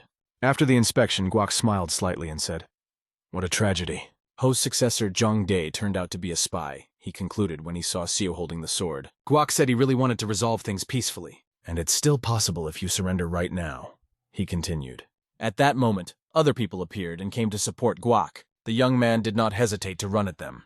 Even though they were outnumbered and physically stronger, he quickly showed them their place. Guak continued to talk to Seo, noting that he could not ignore those who went against the orthodox path. He took up his sword and, as the elder, allowed Seo to strike first. Seo decided not to refuse this offer. He realized that he would be able to leave only after defeating Guak. A fierce sword fight broke out between them. It was incredible. Seo couldn't help but notice how well his opponent kept his balance. It seemed that the absence of his arm did not hinder him at all, and perhaps even made him even stronger. The feeling that everything could end up worse than it did with the Pan clan did not leave Seo. At one point, he did not have time to dodge another blow that was aimed at him. Redness appeared on his face. It was a metal transformation technique. If not for it, his skull would have already split in two. Now it became clear why the blade has such an unusual shape. It allows you to control it with your foot. It's difficult to control two swords at the same time, but doing it with your foot and hand expands the radius of attack. When Seo blocks the sword in his hand, the blade on his foot inevitably hits the target. Once again, Guak asked Seo why he shouldn't return to the Orthodox faction. Guak said he would not ask how Seo was connected to the Orthodox faction. He explained that he did not believe that a person like Seo would remain in their ranks without a good reason, and expressed his understanding that a serious motive was required. But it's not too late, he added, emphasizing that there is still an opportunity to leave the unorthodox path. Guak was in no hurry to turn his back on Seo, even after he was exposed as a spy. He did not doubt that Seo was a disciple of the Southern Heaven Swordsman, and he was willing to accept that there was an explanation for his actions. If Seo had opened up to Guak in his past life instead of others, he would have undoubtedly given him a helping hand. Guak was different from the likes of Mo or Elder Beck, truly following the precepts of the orthodox path. Because of this, Seo did not want to fight him or kill him. But if Guak survived, he would report him, and then Seo would be immediately branded a traitor to the orthodox faction, which would affect his sister as well. Guak swore on his honor to protect Seo and his other friends, offering to go with him. He asked if Seo trusted him, and Seo replied that he did. However, Seo added that he did not trust the others, those who hid behind the name of the orthodox faction and used the same criminal methods as the evil factions they condemned in the name of a friend. Seo explained his reasons, noting that there are many thieves in the orthodox factions, just as there are many good people in the unorthodox factions. He said there was no difference, and so he decided to stay where he was. Guak replied that he understood his motives for staying with the unorthodox faction. Guak acknowledged that Seo was right. The world is not black and white, it's shades of gray. However, in Morima, people are judged by their membership in the good or evil factions. That's how our society works, he summarized. Guak asked us to understand that he was also limited by these conditions. That's why this battle could not just end, they had to continue. They again engaged in a fierce sword fight. Seo was able to repel Choiga's revolving sword. However, the fight was very difficult because the opponent was also spinning his sword on his leg. After all, this was the same Guak who had fought the swordsman of the southern sky on equal terms. It seemed that each attack only made Guak more energized, and he wanted more. As he flew closer, Guak said, "I see you had it after all," referring to the blood demon sword. He hit the guy so hard that the scabbard with the sword inside flew off his back. In flight, Seo managed to do a backflip and stay on his feet. Standing 10 meters away, Seo looked at what Guak was holding. Guak, holding the scabbard with the sword inside, said that Seo would not have a chance to get it back because he could not let the blood cult take possession of the blood demon sword. Seo also had a technique for his left hand. He used a thread to grab the sword and pull it toward him. Unbelievable, but not the time to get carried away, Guak said to himself and rushed toward the sword. As he flew, his foot hit the sword itself, which slipped out of its scabbard. "Oh shit," Seo whispered. He spun his body around and kicked the sword toward his men and shouted that it was a blood demon sword, calling for them to grab it. At this time, the boy was fighting with Guak's men, and the question arose as to who would grab the sword first, him or Guak's men. Seo also rushed to the sword, realizing that if he lost it, everything would be over. But Seo shouted at him, "One, don't touch the sword, don't touch it!" However, Guak's disciple was the first to grab the sword, stepping on Wan's face with his foot, ahead of him. The talismans, which were supposed to restrain the sword and were in the form of stickers, disappeared. The disciple took the sword in vain and immediately felt it. The energy inside the sword began to suppress him, leaving him no chance to escape. His hand felt as if it were tied to the hilt, and the veins on it began to protrude strongly. The sword was unsealed, and the madness it carried inside became uncontrollable. The stupid big guy standing behind Zhang asked a stupid question. "Is he okay?" The student's body was surrounded by red energy. As soon as the big man said, "Hey," the disciple's body began to split into two. Everyone who was standing next to him said goodbye to his life. One looked at him and could not understand what was happening and what kind of energy it was. Seo understood the rules associated with this sword. If an unprepared person picks up a blood demon sword, the spirit of the sword will suppress their mind, and they will lose control of their body. Guak realized that he was in no position to ask for help, but he decided to ask the boy for help anyway. Seo wanted to offer help himself because he understood the situation perfectly. Yoon was the first to be in danger because the student immediately attacked her. She wasn't going to run away, because her first thought was how to get the sword back. She considered various solutions to this problem, and the first option was to simply cut off the hand of the opponent holding the sword. However, the opponent was too strong and Yoon was forced to put up a block. Seo helped her by standing on her back because she was disguised as a boy. "He's a monster. How can I fight him?" thought Seo, as the opponent repelled every attack. He had just broken the blade filled with the inner energy of a candidate for the 8 great masters with his bare hands. It's all or nothing, Vaughn decided, deciding to hit his opponent's acupuncture points to make his fist unclench. Is he really made of iron? He thought after the attack. The sword ended up right next to his neck as it only enraged the opponent. Luckily, Guak appeared behind Wan and kicked his opponent's legs, forcing him to fall on his back. This gave Wan a chance to get behind his opponent. Guak felt guilty for putting Zhang Meng in this situation. However, he asked him to be patient for a while, swinging his sword at him. Guak believed that he had caused this madness himself and had to save Meng from it. Guak's strokes were of incredible power and aura, which for a moment brought him back to his memories. The moment when he asked me, "What is your dream?" This question confused me, but he told me about his dream of becoming one of the 8 great masters of the Central Plains. Although Guak constantly reminded him that power and fame should not be his goals, Meng only outwardly agreed. Meng said he was motivated by other thoughts, though he couldn't explain them exactly, adding, "You are the best martial artist in Marima. I think your sword techniques are the best in Marima." That's why he wanted everyone who came to Zhongheng to know about these techniques. These words flashed through Guak's mind during this battle. The sword fell from his hand because he could not resist his own student. Meng was ready to strike the last blow. All he had to do was complete the attack, and for a person subject to the sword of a blood demon, this was not a difficult task, because he loses control of himself. However, at the last moment, blue energy appeared and prevented Meng from killing his teacher. Unhui appeared at the right time and saved Guak. For a moment, Seo forgot that not only the teacher's life was at stake, but also the lives of these children. The teacher apologized, saying that he could only make a decision now, and threw his sword up in the air. As the sword fell, incredible energy began to appear around his body. Guak kicked at the sword, pointing it directly at Meng. The force with which he kicked was reflected in the flight of the sword. The sword slammed right into Meng's stomach, but failed to pierce the flesh. It seemed that Guak did not want it to. "It's expected from one of the strongest masters in Morim," Wan said, and he and the girl rejoiced. Guak used the penetrating palm technique, in which internal energy penetrates the opponent's body and interferes with the circulation of their internal energy, causing internal injuries. Now, Meng's internal energy circulation is disrupted, and the sword will not be able to control his body as well as before for some time. Guak asked to cut off Meng's arm until he regained consciousness, warning Seo that this would be the end of his life as a martial artist. But Seo replied that he himself had lost his arm, but was able to continue his sword training and reached a high level. He believed that his student would be able to do the same. Guak apologized to Seo again and asked him to help him again. He wanted at least his student to survive. Seo said that there was no need to cut off the arm because there was another way. He asked him to try his plan, and if it didn't work, then cut off the arm. Guak was very curious to know what Seo had come up with in such a short time. He immediately agreed to trust his plan. Seo had only one condition. If everything worked out, Guak would owe him a favor. After that, Seo explained that he would open up an opportunity, and all Guak had to do was take advantage of it and subdue Zhang Meng. Seo added that his 2 comrades would also be involved. The flow of chi energy in Meng's body has long since gone insane, but the blood demon sword keeps him moving.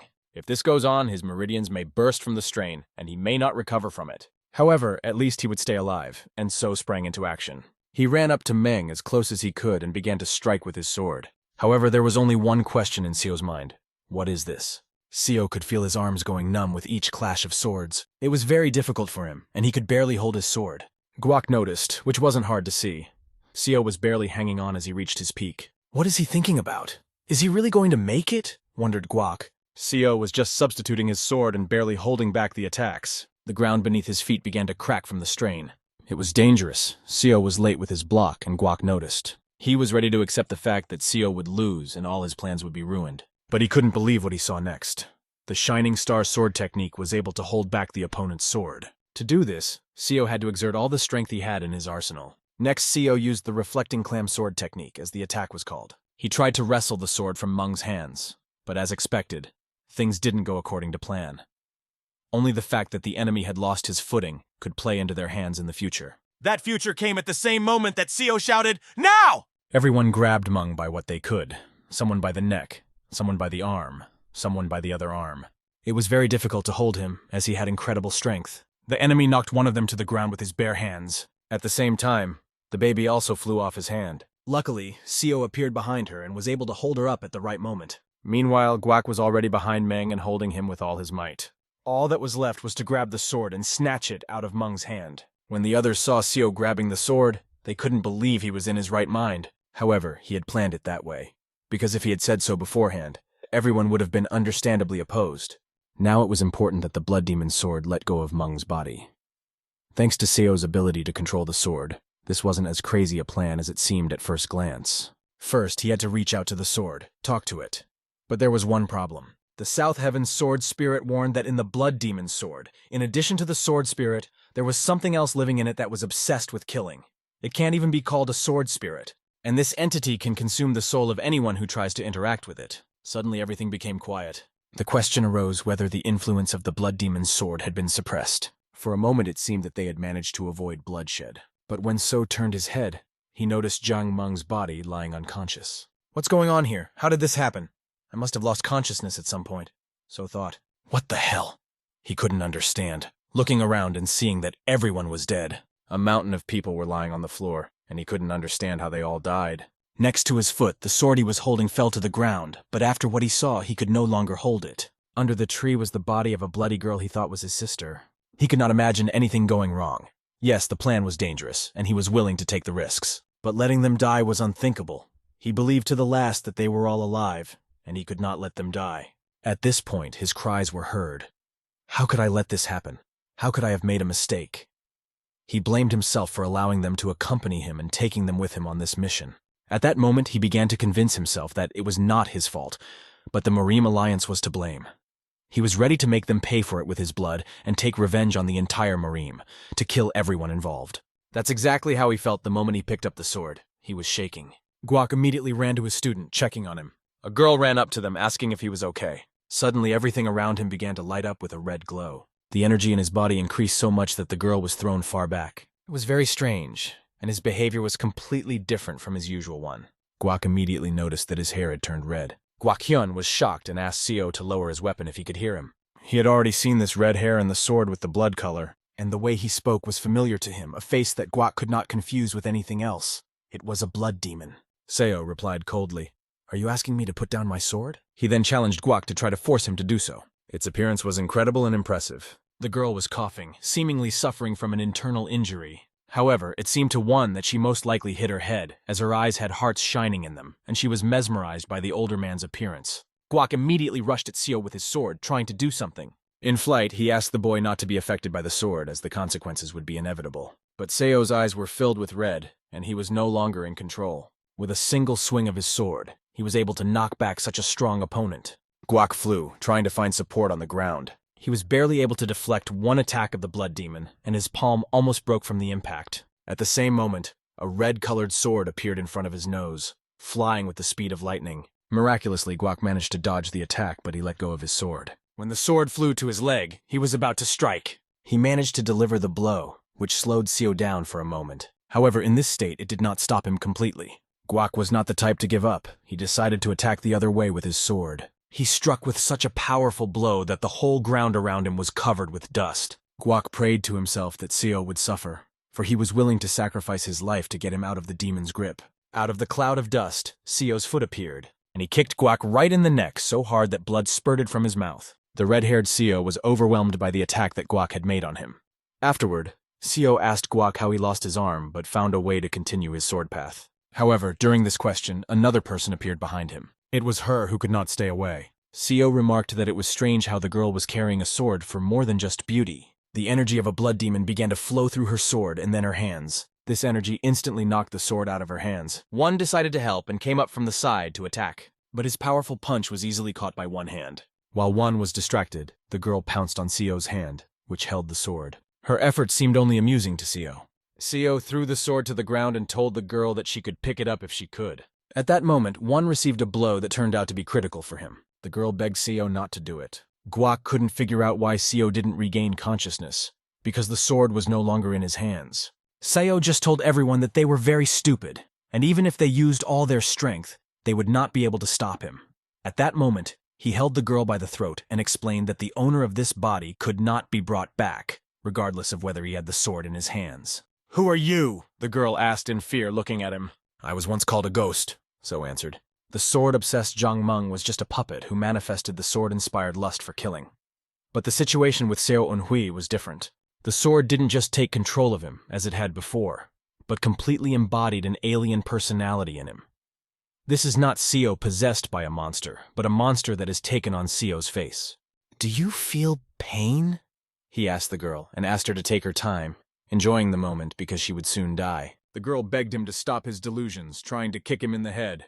Seo did not like her behavior, so he reached for his sword. Watching this, Guak shouted, "Don't do that!" However, the sword was getting closer and closer to her body. Suddenly, a large hand grabbed the girl's leg. Action appeared in front of the boy, standing between him and the girl. Guak asked him where he was from, and in his mind he wondered if Seo could be related to the fourth elder of the blood cult. The children who were with Akcheon came up to him and started helping him up. They were twins. Seo, now as the blood demon, told Akcheon that he seemed very helpful. He noticed that Akcheon's face looked familiar and asked him to identify himself, asking who he was. Akcheon got down on one knee and introduced himself as Hai Akcheon, the fourth elder of the blood cult, adding that the girl Seo was strangling was also a member of the cult. Hearing these words, Seo threw the girl into the hands of one of the twins. When asked if he had anything else to say, Akjong replied that the young man whose body was now being controlled by Seo was his disciple. He said that it was a great honor for him to have such a beautiful body. He also addressed the fourth elder, saying that he could be proud of his disciple. But Akchong asked him to let the young man go because they might soon be in danger. Now they are in the heart of the Marim Alliance, and the enemies are already on their way here, tens of thousands of them. Seo said with disdain that tens of thousands was nothing to him. On the contrary, he considered it a good opportunity to make those who had condemned him to 20 years in prison pay for it with their blood. When Akjong called him the ghost, Seo became enraged and said that he would no longer tolerate such insolence. However, Akjong replied that he obeys only the blood demon of his era and is not going to obey the ghost. He added that he may have once been a blood demon, but now he doesn't even care about the welfare of his own people. Akjong repeated his request to the ghost to let his student go, but the ghost accepted this challenge and immediately jumped up. He shouted loudly, "Try to make me do it," and swung his sword directly at Akcheon's head. Luckily, he put up a block in time to prevent the sword from reaching its target. The ghost realized that he couldn't pierce the block with his sword, so he spun in the air to kick. The brothers wanted to help and told their master, but he held out his hand, asking them to stand still, and explained that they should not interfere. He asked them to stay put and watch carefully. He was ready to show them the pinnacle to which they should aspire, the highest form of the accelerated circulation technique. It was a complete metallic body transformation called the Blood Diamond Body. The long story of when Baekmuang and Hekacheon met at the same table begins. It was so long ago that their meeting is already surrounded by legends. Baekmuang poured a glass of alcohol for the young Hakakcheon and asked him to drink, as they often did at such meetings. Jong joked, asking if he was really afraid of offending him with his eccentricity. In front of him sat the 15th head of the blood cult, Baekmuang. Jong wondered why Baek was interested in such exciting things. Today, they were sitting at the table just like old friends, even though circumstances had changed. After drinking another glass, Akjong couldn't help but agree with his companion's words. One day in the mountains, they were discussing a battle in which the head of the cult was to participate. Chan wondered if he was really going to fight that guy. Hadn't he always been the loudest against retreat? But this situation was completely different. Now it was not just a factional war at stake. Given the circumstances, the faction could have become dangerous, and Hek had to realize that he would one day defeat the Flying Moon Shadow Sect. Looking at Baekmuang, Hek pleaded with him to step aside while he was still alive, with the hope that they would eventually unite the blood cult again. He considered himself the face and backbone of the blood cult, and he was convinced that those who held the power should take responsibility. Despite the hopelessness of the battle, he decided to put his safety first as a member of the cult. He must believe even when hope fades. Young Hek tried to convince him, but the leader would not listen and went to get a sword to borrow his power, knowing that this could have great consequences. The head of the blood cult realized that he would have to pay a high price for this power, but he knew he had to use everything at his disposal. Akchong warned him that he would still be a vengeful ghost, and no matter how much blood he shed, he did not need such glory. However, the spirit of the clan leader and his teacher is hidden in this sword. and he is ready to pay even with his life for the sake of the cult. Raising his finger to the sky, he believed that his sacrificial death would take his soul to heaven. But how can the soul of the first blood demon be called pure when this creature is woven from hatred? He does not care about the fate of the cult because a true ancestor would never kill his descendants. The head of the blood cult disobeyed, grabbed a sword, and shouted that the one living in the sword was not a blood demon, but only a ghost. His laughter sounded ominous. We return to the battlefield where Seo and Hui, obsessed with the sword, fights with his mentor. After exchanging blows, they moved away to a sufficient distance and stood looking into each other's eyes. It seemed to the students that the strengths of both were equal, but something was wrong.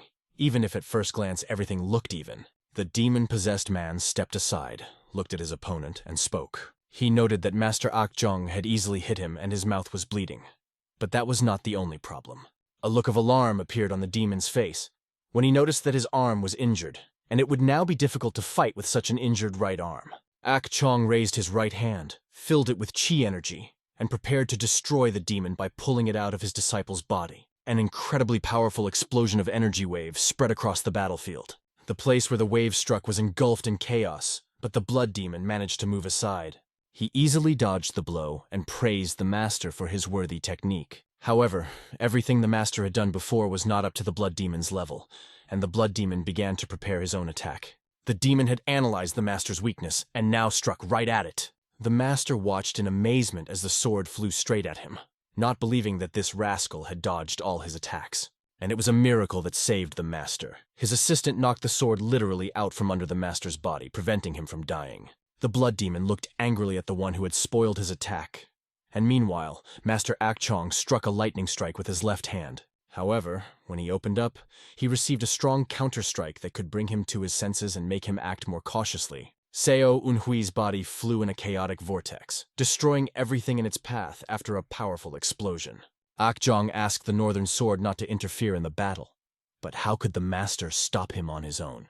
Everything Northern Sword said seemed like nonsense, because he was in the grip of delusion, thinking that Master Akcheon was not helping him, when in fact the situation was different. The fact is that the master had long ago made an obligation to his student and was planning to repay his debt right now. The whole situation looked quite funny from the outside. And even if the disciple lets go of the sword, the Northern Sword will still join this plan, freeing itself from his control. If there is any way to bring it back to its previous state, one must act immediately. Seo Unhui, with a crazed look possessed by the blood demon, watched the battlefield. Pointing his incredibly powerful sword, he raised a whirlwind and chaos, preparing to deliver a powerful blow towards his enemies. Akchong saw the red demon sword on the horizon, but he had a trick up his sleeve. The moment the master caught the sword with his hand, the demon pierced through it, and it was unclear why he decided to do so. All that could be seen was that he was using his injured hand to absorb the blows, while the rascal used the great blood demon technique, the Heavenly Blood Network. He put himself in a position as if begging to be killed. The rascal's blows fell upon the master, but they did not cause him any harm, although they struck him directly in the muscles. At this point, the demonic sword realizes that his muscles are strong enough to withstand such blows. He keeps the sword under his control even though it is in his hand, looking at the master, and declaring that he is just an ordinary ghost without a sword. These words made the sword-obsessed student extremely angry, and he promised that he would definitely destroy his offender. But suddenly, the North Star Sword appears on the horizon and immediately attacks the villain. Akjong reminds his ally that they must strike at the same time, aiming for 2 important points on the head. The master's hand goes to the point of the heavenly blood and touches it. At the same time, the North Star Sword strikes the other point, known as the brain blood point. They acted incredibly fast, and these powerful strikes had to work. Given his strength, he wouldn't allow himself to be hit a second time, but they struck from both sides, targeting the 2 points simultaneously. They couldn't make a mistake. If they miscalculated the strength of the point, Seo Unhui's student could die. Between the impact and their strength, both parties froze, as well as the student, who was anxious. His face changed dramatically, his tongue sticking out in an uncontrollable movement. When he stopped, the masters stood around him, waiting for the result. They didn't know for sure if the method had worked, because the Blood Demon cult had created this method to defeat those possessed by the power of the Blood Demon's sword. But they weren't sure if it would succeed. After that, a demonic sound was heard coming from the disciple. The possessed man shouted furiously that they dared to oppose him, and promised to kill them all. The master realized that nothing had worked, and it was time for everyone to leave the place immediately. Incredible power began to flow from this young man, blinding everything around him. The blood demon in all its majesty manifested, and everything around him was filled with red and black lightning energy.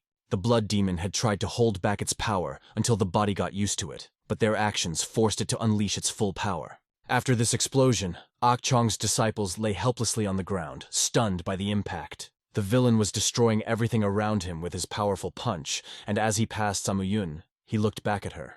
He called her a beautiful girl who would be the first on his list to be destroyed.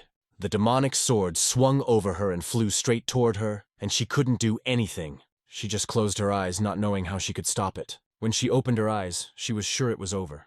But she saw the vice commander standing over her, holding a sword in his hands. Something incredible had happened, something she could not see, but felt acutely. Inside, Ah Chong was fighting this demonic creature. The sword could not understand how this happened, because its body and soul should have been absorbed. But young Master Ah Chong fought for his body, which belonged to him, and demanded that the cursed ghost leave him forever. For a long time, Seo and Hui saw nothing but a huge amount of blood, like a sea, and did not understand where he was. He was floating in this bloody sea, not remembering anything from his past, but suddenly a bright light began to break through the bloody haze. Looking at the light, he did not understand what was happening, but he directed his gaze there, looking for answers. He saw someone approaching him. He didn't know who it was, but those silhouettes seemed familiar. Suddenly, Saddam appeared from the void, and with a fist, shouted at him to wake up, calling him an idiot. South Sky just watched this tense situation while Saddam shouted that the guy who once defeated death was now losing to some ghost. Seo Unhui looked at Saddam, who was ordering him to come to his senses and quickly regain control of himself. He realized that a rogue ghost was controlling his body and harming others, but he didn't know how to stop it. Suddenly, a piece of glass flashed past his eye, and he began to see what was really happening. He felt a tremendous amount of anger controlling his body, allowing it to act at will. He could feel the power of his will moving his body, and this power was something other than internal or innate energy. The only question that remained was whether everything really depended on his will. He decided to throw up his hands and try to regain control. Couldn't he undo what this cursed ghost had done and get his body back? This will was different from the inner energy of the lower energy core, and was not like the innate or inner energy of the central core. Rather, it was the power of thought or mind, which belongs to the energy of the upper part of the body, the so-called area of the awakening consciousness. Thanks to the strikes on the heavenly blood and brain blood points, now he often and clearly felt their flows enveloping him with the will of others, filling his body. This meant that he could disrupt them and interfere with the ghost's desire flows. When this happened, the ghost ordered him to retreat, claiming that his body now belonged to him. At this point, Seo Unhui began to feel fear, as if sinister demonic hands were wrapping around his body from all sides. But he began to resist their desires. When the demonic arms began to envelop him from all sides, Seo Unhui felt that it was useless, because their power no longer worked on him. Even the strongest oppressive will can be overcome if one's mind is full of determination and heavenly power is open to him. His soul was filled with incredible power pouring from the top, and with his light he broke the shackles, forcing the rascal out of his body. It was a mighty force that fell upon the demon, who asked him in vain to stop. The demon's spell merged with the energy of the young master, who began to control the demonic power. The red sun that blazed above them seemed to belong to the demon contemplating it. It was a blood demon from the past that had re-emerged. No one understood what was happening inside him, but from the outside, everyone could see that the blood demon had stopped. The masters noticed that it had stopped moving and thought they could attack it, but Master Ah Chong stopped them. From his gaze, it was unclear whether it was still the ghost controlling him, or whether the disciple had returned. One could assume that he was struggling with himself, and was ready to sacrifice himself for his salvation, which was confirmed by the condition of his hand. Soon the young master's face began to return to normal, and he smiled, saying that he had regained control of himself. His master rushed over to him, hugging the apprentice and calling him idiot, affectionately. At the same time, he was angry with him for saying something when he came to, instead of standing there like a pillar. Everything was fine, of course, but the consequences of this fight were very serious. The master of the North Star checked one of the warriors who was lying smashed against a stone. His condition was very bad. The meridians throughout his body were torn due to excessive stress. After such injuries, even moving would be difficult, let alone martial arts. When Seo Eunhui approached the North Star Master, he asked him to go and not to worry, assuring him that he would do his best. The boy heard these words and added that he would not hide his future meetings with them.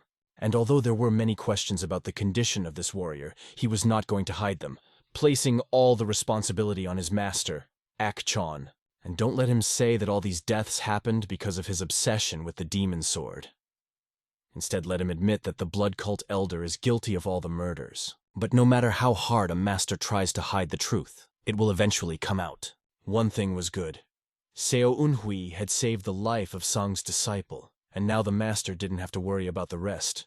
There was no point in concealing their meeting, because he would not have been able to stop the demon alone. There was no need to lie. But the regret of losing the sword was obvious. The boy tensed, not fully understanding him. He took the master's hand and began to reach for his palm. He put a sign in his hand and asked him to come to his side immediately, assuring him that he was ready to accept his circumstances and tell others about it.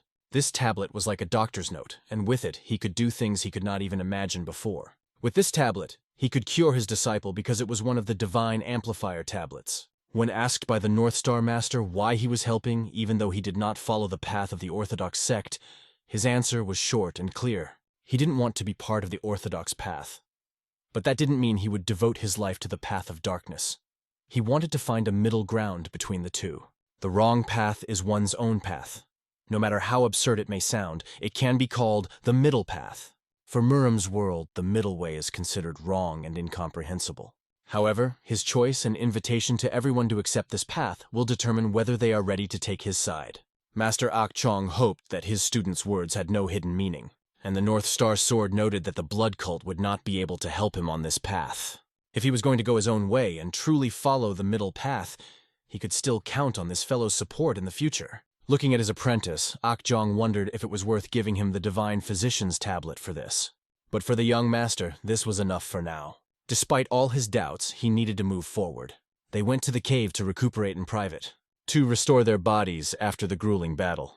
The young master felt that his condition had become unstable, and Saddam noticed that something was wrong with him. He was worried about Jiang Ming's condition, fearing that his body had suffered from overexertion. But surprisingly, his physical condition even improved. Moreover, his innate internal energy reserve and central dantian had increased by almost a third. South Sky realized that the power of desire was truly amazing. Even his appearance was changing, with his eyes and hair turning red. This happens when one reaches the 5th level of the Blood Demon Great Art. But the young master finds himself wondering how he knows this.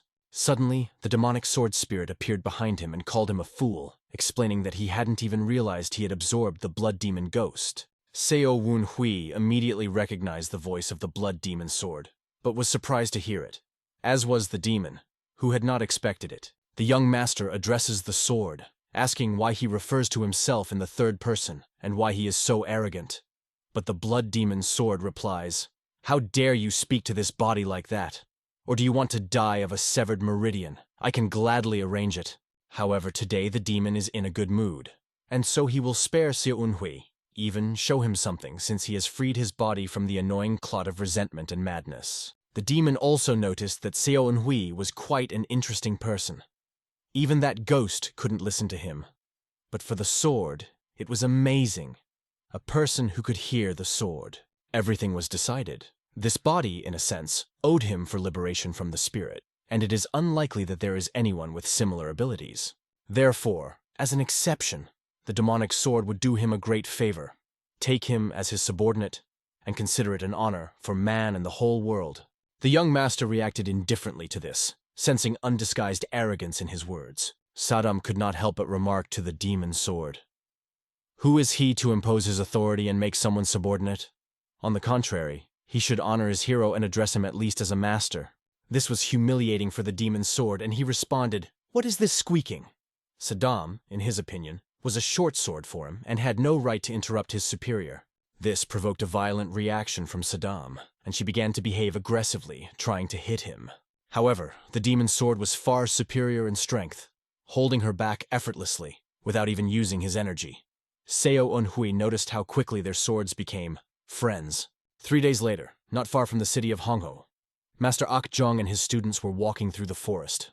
They had been sleeping in the saddles of horses for more than 3 days, and one of them, Songjabek, felt that his butt was about to become dead. The teacher heard his complaints and paid attention to him, asking if he heard anything. During all this time, the master was walking, because no horse could bear his weight, and he ran as well as a horse. The master grabbed him by the face so that snot flew out, for he knew exactly what the rascal was thinking, and promised to ride him if he did not stop making up stories. Young Master Seoun looked at his colleague and realized that he was always running into trouble. Behind him, Miss Samayun was riding on a horse, holding on tightly to the young master. He asked her if she was comfortable sitting behind him, and she replied that she was very happy and really comfortable. She was surprised that the young man hadn't even objected during all this time, because he usually tried to keep his hands off her. Seoun explained his position by saying that he could no longer pretend to be heartless. In his mind, our hero realizes that he has become kinder because he was deeply shaken by the death of Ms. Samayun in the illusion created by the blood demon spirit. This made him softer towards her, and now he is increasingly concerned about her words and actions. The only thing he can't understand is why he saw this particular illusion. He decides to tell her that, no matter how you slice it, she would not be able to ride a horse alone because her internal injuries have not yet healed. After saying this, Samayun hugged her young master even tighter, which made him tense. He was worried about her and insisted that she hold on to him so that she wouldn't fall off. Yoon herself, on the other hand, was happy, as it felt good to hold on to the young master, and she tried not to fall, enjoying the moment. Watching all this, Saddam wanted to honestly tell the hero that he was enjoying it too, but Seoun just wanted her to not say too much. After a while, in the evening, they reached their destination. The owner came out to meet them and greeted the fourth elder, but the elder was only interested in whether the ship was ready. He was told that it was not yet, because by nightfall the river was covered with thick fog, and it became very dangerous to go down to the water. In addition, the river is not friendly during the day, and it is even more dangerous to sail at night. The master advised him to wait until the morning, when it would be safer to set out.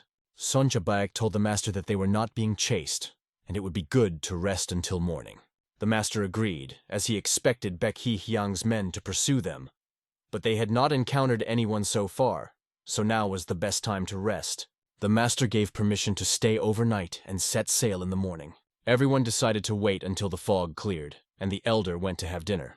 However, he was more interested in drinking than eating, so he asked if they had anything stronger. How could there not be alcohol in the world of the seas?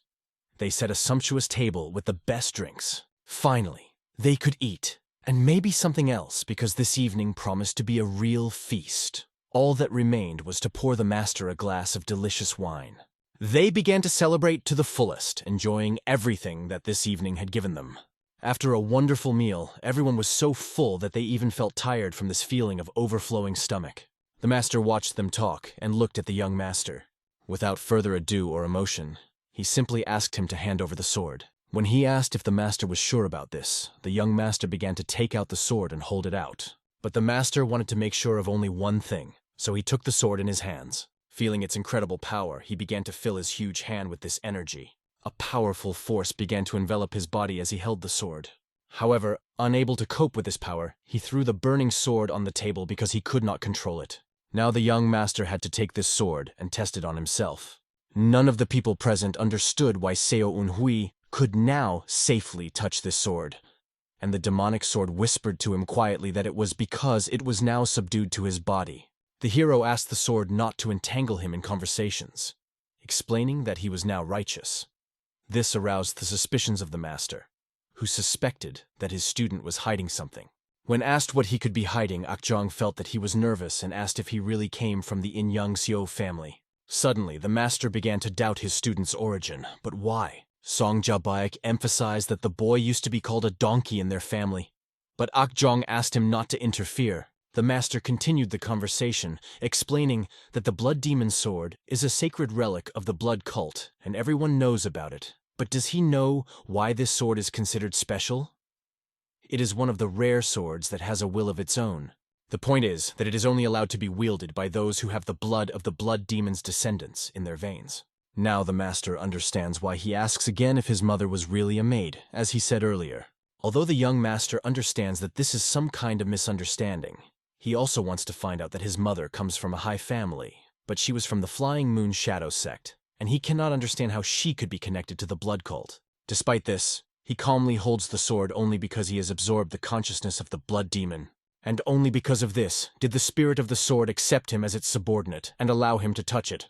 But the demonic sword began to laugh at this situation, considering it a misunderstanding. The fact is that no random body would have accepted this sword if it was just an ordinary passerby. He looked the guy in the eye, laughed, and pointed his finger and said that he was a funny man who didn't even know his own blood. The boy could not understand this in his mind and wondered how the hell to interpret it. But they were interrupted by a servant who came to talk to the master. He started shouting about Dantian's inner energy, and no one could understand anything. The boy began to feel something inexplicable inside of him, some change in his inner energy. The other boys around him also noticed that their internal energy had stopped accumulating, which caused concern. They had obviously been poisoned, and it was a poisonous poison that disperses Qi, temporarily preventing them from manipulating internal energy. It seems that they relaxed too soon and fell into a trap that was too insidious. However, young Miss Song calmly declared that she was fine. When asked why she was not hurt, she picked up the glass of alcohol and explained that she had not touched it because it had a strange smell. The master realized that the poison was not in the food, but in the alcohol, and asked who else was drinking. The boys turned pale because they were all heavy drinkers, and the master's question only made the situation worse than it already was. Seo Unhui began to hear the voices of swords echoing and told the master that they needed to get out of here as soon as possible. By their count, there were already about 20 people with swords approaching them, but it seemed that there were many more attackers. Ms. Samayun felt that it was probably too late. They were surrounded on all sides. The soldiers surrounded the building, and it was obvious that they weren't going to just take a walk in the evening. The guys started to get nervous, calling them damn bastards from the Umarim Alliance. But our hero realized that this was not the Alliance. If they had the chance, they would have used the strongest poison, so there was only one question left. Their intriguing negotiations were interrupted when the door was abruptly opened. It was clear who was behind it. A young man came inside and apologized to the fourth elder, explaining that Ms. Baek Hee-hyung had ordered them to bring them to her. Obviously, they weren't going to just give them up, so they had to resort to such methods. The young man identified himself as Un Bu Sen, the leader of the Mad Demon Squad, and greeted the elder nobly. Hearing this name, the boy mentioned that he knew about this Mad Demon, although Saddam wondered how. Perhaps he had heard of him in a previous life. In addition to the elders and bloodstars, this commander was known to many masters, as Yun Busen earned his nickname when he fought against the Jungnam sect. He was able to defeat 20 swordsmen single-handedly, and it can be safely said that his abilities far exceeded the level of an ordinary commander. Without wasting any time, he asked directly which one of them was Seo Unhui. He carefully examined Master Ak Jong's students, picking out the one who stood out. Our hero realized that he was wanted again. But why was he always the center of attention? Yun Bu-sung's face grew gloomy as no one responded to his questions, and he decided to capture everyone, regardless of which one was Seo Unhui. He ordered his soldiers to act immediately, emphasizing that the main thing was to deliver the boy unharmed. Everything around them began to fly apart. Tables were raised into the air, collapsed, and thrown in different directions. Elder Akchon grabbed a table and pinned several soldiers who tried to attack him to the ground. They could not understand why the poison did not work on him and how he had such strength. But the old man was angry with these scoundrels and made the soldiers run away. He turned to Miss Samayun, instructing her to stay in charge and pave the way while he held back the enemies. Hearing this, the master suggested that she leave him, considering it foolish. The soldiers from different sides shouted that they had nowhere to run and that they were all surrounded. The master could not hold off all the attackers by himself. So his disciple Seong Jabaek decided to stay and help, and Sung Hung was also preparing to join. He asked Ms. Samayun and young Master Seo Unhui to leave quickly. If they didn't get to Seo Unhui, it would be the end of them, because he was the one who possessed the blood demon sword, and that made the situation even more dangerous. One of the enemies heard them talking, saw Seo Unhui, and began to approach him. He was rushing at an incredible speed right at the young master, who didn't seem to do anything in response. The master looked at this and thought that Seo Unhui was a real fool. But what happened next amazed him. The boy pulled out his sword, and with an incredibly powerful stroke, created a whirlwind, spinning everything around. The enemy soldiers could not understand how this was possible, because Seo Unhui had to drink the poison. Or perhaps he was resisting it with some dark art. In his thoughts, the young master hoped that if he was special, it would help him, but he too had drunk the poison and could not use the lower energy core. However, this did not mean that the central energy core was inaccessible to him. He stood in front of the leader of the enemies, who was horrified to realize who he was. The master looked at his student and was glad that he always kept a trick up his sleeve. The soldiers flew out of the bar like toys when they were thrown by the whirlwind of blows. When the master asked him if he could cope with all these enemies, the boy did not give any answer.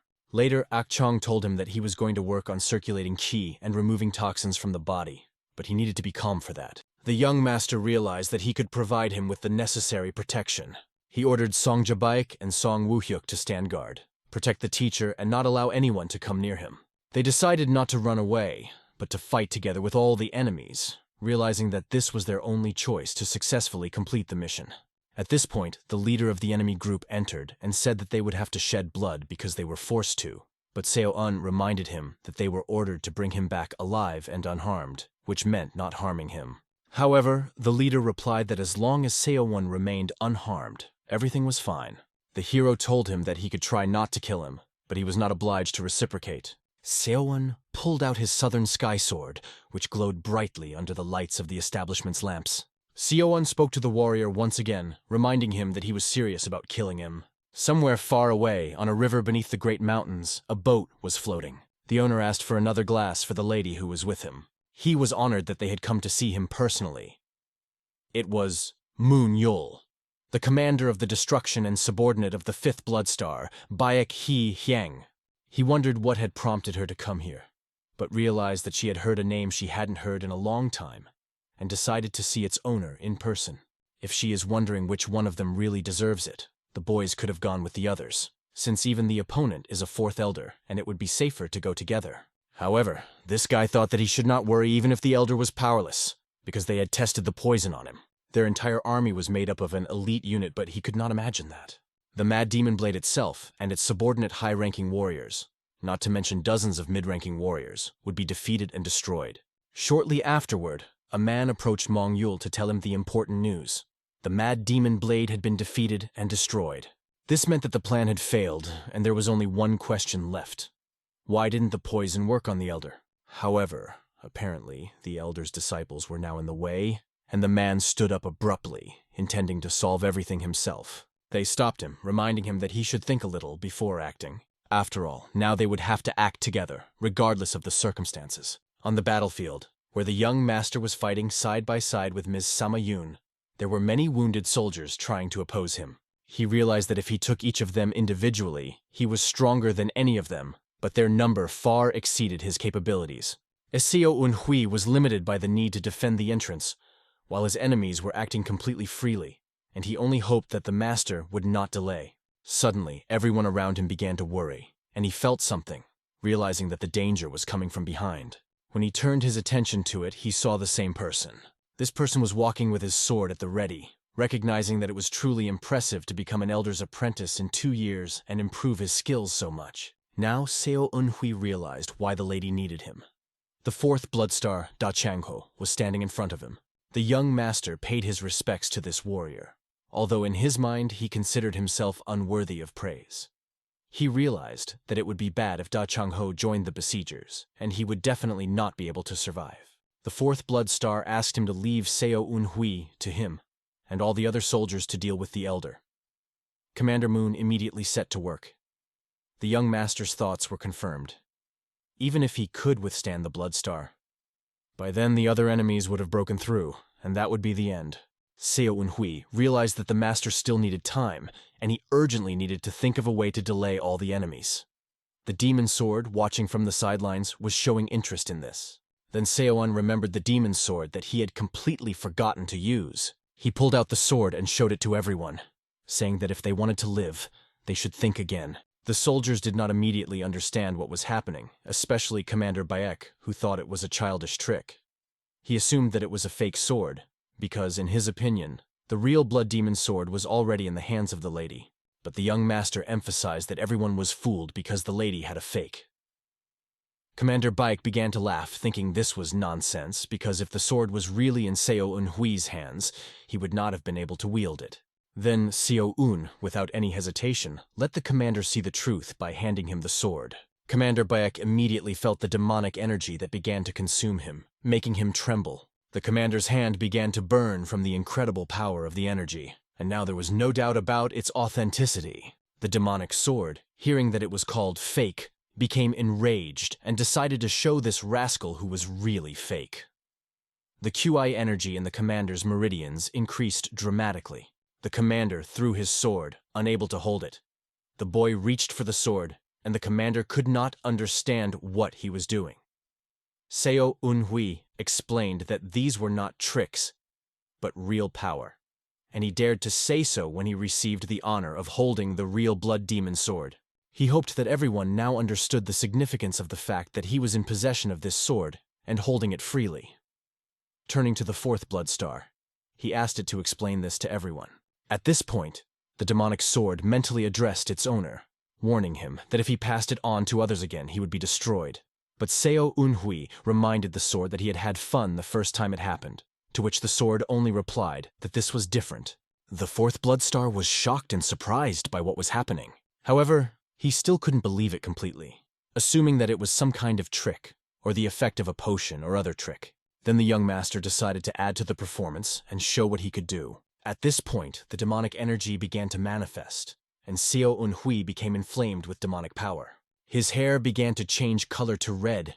He turned into a true descendant of the blood demon, and his sword glowed, showing that he had inherited it along with his blood.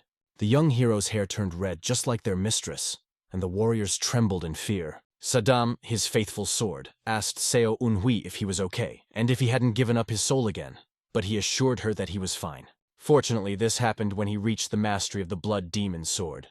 Perhaps it was because he had absorbed the power of the blood demon. Everyone was stunned and embarrassed, but who cares? The result was obvious. He can't use the demon sword all the time, especially when the fourth blood star is in front of him. But the young master only used it to impress. More important is how Da Changho, the fourth blood star, looks now, able to control them all. The young master noticed that Changho's trembling gaze betrayed his excitement, and decided to emphasize that perhaps Changho knew what this meant. Commander Bayek ordered his soldiers not to be influenced, saying that the only one who had inherited this sword was their mistress, Baek Reng. But how can he be sure that this is true, and is Commander Bayek even sure of his words? Does he not see the effect of this sword?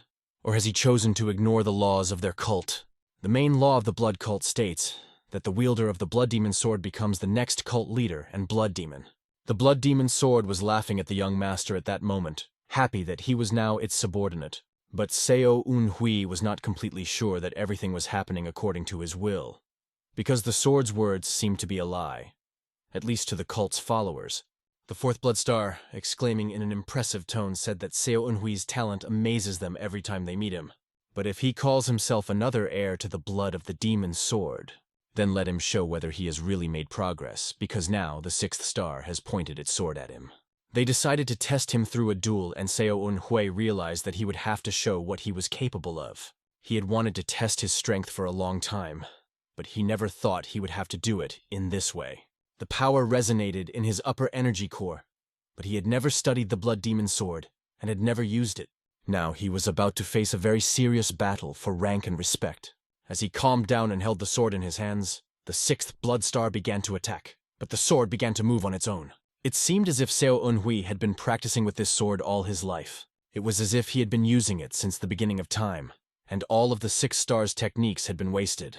The sixth star saw the boy very easily deflect his attack. Incredibly quickly, the sword was near his eyes, a little more, and if the sixth star had not retreated in time, he would have died right in front of the soldiers. He jumped back to a safe distance, which gave him a chance to think about the situation. The warriors, seeing this maneuver, were amazed that Seo Eunhui had thrown the fourth star away so easily. It was clear that he had coped with the task flawlessly, even inflicting a wound on the enemy's shoulder. At that moment, the fourth star received another blow that sailed past his sword. Although he was glad he stopped the attack in time, it was still a serious challenge. But no force can break through this defense except this sword. In front of him was the third form of the blood demon sword wielding skill formation. Seo Eunhui used a bloodless point attack against this rascal. However, the fourth star was not going to give up so easily. He pointed his sword, about to perform another trick. When the sword blade touched the ground, it began to accumulate energy within itself. A powerful explosion from the sword was directed toward the young master, who was not expecting such an attack. The eyes of the sixth star blazed with demonic energy, and he swung his sword over his head. Streams of energy swiftly flew towards Seo Eunhui's back at an incredible speed. Watching this, the warriors began to believe that the fourth star would defeat the young master.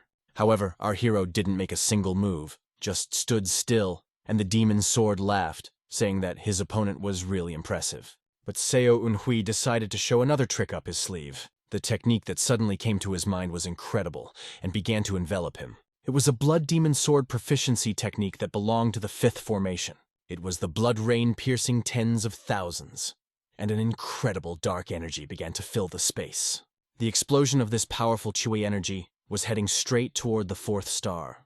It filled everything around it so much that the smell of this demonic energy seemed to be felt everywhere. The entire perimeter was colored red and black, shattering the space around it. After that, the smoke rose, and devastation reigned over the battlefield, leaving traces of this incredible power. The fourth blood star looked on, not understanding what had happened. The young master listened to the voice of the demonic sword, saying that it was not enough, but he knew this very well, because he had never fully honed this technique, so he had to quickly improvise.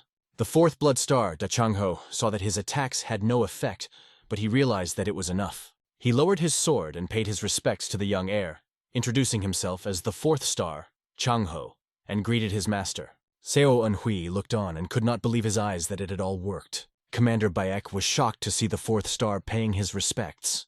He shouted, "How is this even possible? But surely this guy wields the blood demon sword, which means he is a true descendant of the blood clan." But Commander Peck couldn't understand, even if that was the case. What about their oath to their mistress?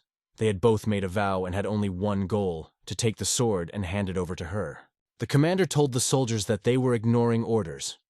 He reminded them that they were serving Madame Bayek He Hyang, and if this was the real blood demon sword, then everything would change. Seo Eunhui realized that the atmosphere had begun to divide the soldiers, and he needed to hold them together even more. He emphasized whether the soldiers were willing to go against the laws of the cult. He held up a shiny sword that glinted in the sun and reminded them that if it was the real blood demon sword, then he was now the cult's new blood demon.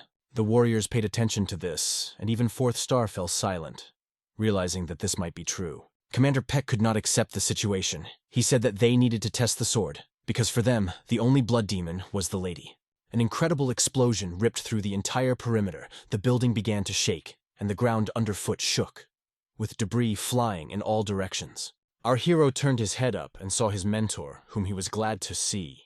The fourth elder had freed himself from the poison and arrived right after he regained consciousness, frightening all the soldiers around him. Commander Peck looked at the elder and could not say a word. The boy only told him that things had been difficult, but now it was time for the master to take care of the situation. Master Akchong turned to his student, saying that he understood his intentions. He took a deep breath of air, swung his sword, and turned his back on his enemies. Then he shouted loudly, ordering the soldiers to kneel down because they dared to raise their heads against the true leader. He announced that the great blood demon was this man, their true leader. Seo Eunhui was surprised by his master's unbelievable behavior and asked him not to do so. But even though he understood what his mentor meant, he was confused. Commander Peck, seeing how the soldiers had unquestionably changed their allegiance and were kneeling, ordered them to stand up immediately, saying that their legs would rest, but no one listened to him. The fourth star approached the elder and greeted him. He was glad to see the old man after so many years, and Akjong admitted that a lot of time had passed. However, he asked why the fourth star was not going to kneel. The fourth star replied that he hoped his judgment was correct, and perhaps it was fate. But what exactly was he talking about? Approaching Commander Beck, fourth star asked if he was going to serve Seo Eunhui as the new blood demon. Commander Beck reacted furiously, asking how they could betray Beck He Hyang. But at that moment, fourth star cut him off from his inflammatory speech. Akjong, along with the new head of the blood demon, looked on in amazement, trying not to show their surprise. The squad leader fell down, no longer trying to interfere with them, and the fourth star asked to give orders. She promised to eliminate any problems that the young master wished. The warriors, seeing the fourth star's decision, were amazed and completely sided with the young master. At that moment, the young man felt responsible, because he had just been given power over the lives of these people. He even felt embarrassed for a moment, because now his word and will controlled the fates of about 40 people. As he looked at them, he remembered one important moment, the look he had once seen. A smile appeared on his face as he recalled that look. It was a heavy, piercing gaze that he had never experienced before. and it seemed to be testing whether he had the qualities necessary to become the leader of the blood cult. The demon sword immediately whispered to the young master, joking that he was now pretending to be a good guy after having enjoyed killing them with his own hands. But the boy admitted that he was not the kind of person who enjoyed killing. He did it only because of terrible circumstances and necessity, not by choice. But whether it was really necessary remains to be seen. He felt that these people had shown loyalty to him, but the sword reminded him that he had to kill them all to put any doubt about their loyalty to rest. But since he didn't, the demonic sword asked him if he was willing to follow the path of blood because it was indeed a bloody path. Conquering fear and gaining loyalty is the true path, the sword said. Seo Eunhui only replied to him to finally shut the sword up, calling him a real madman.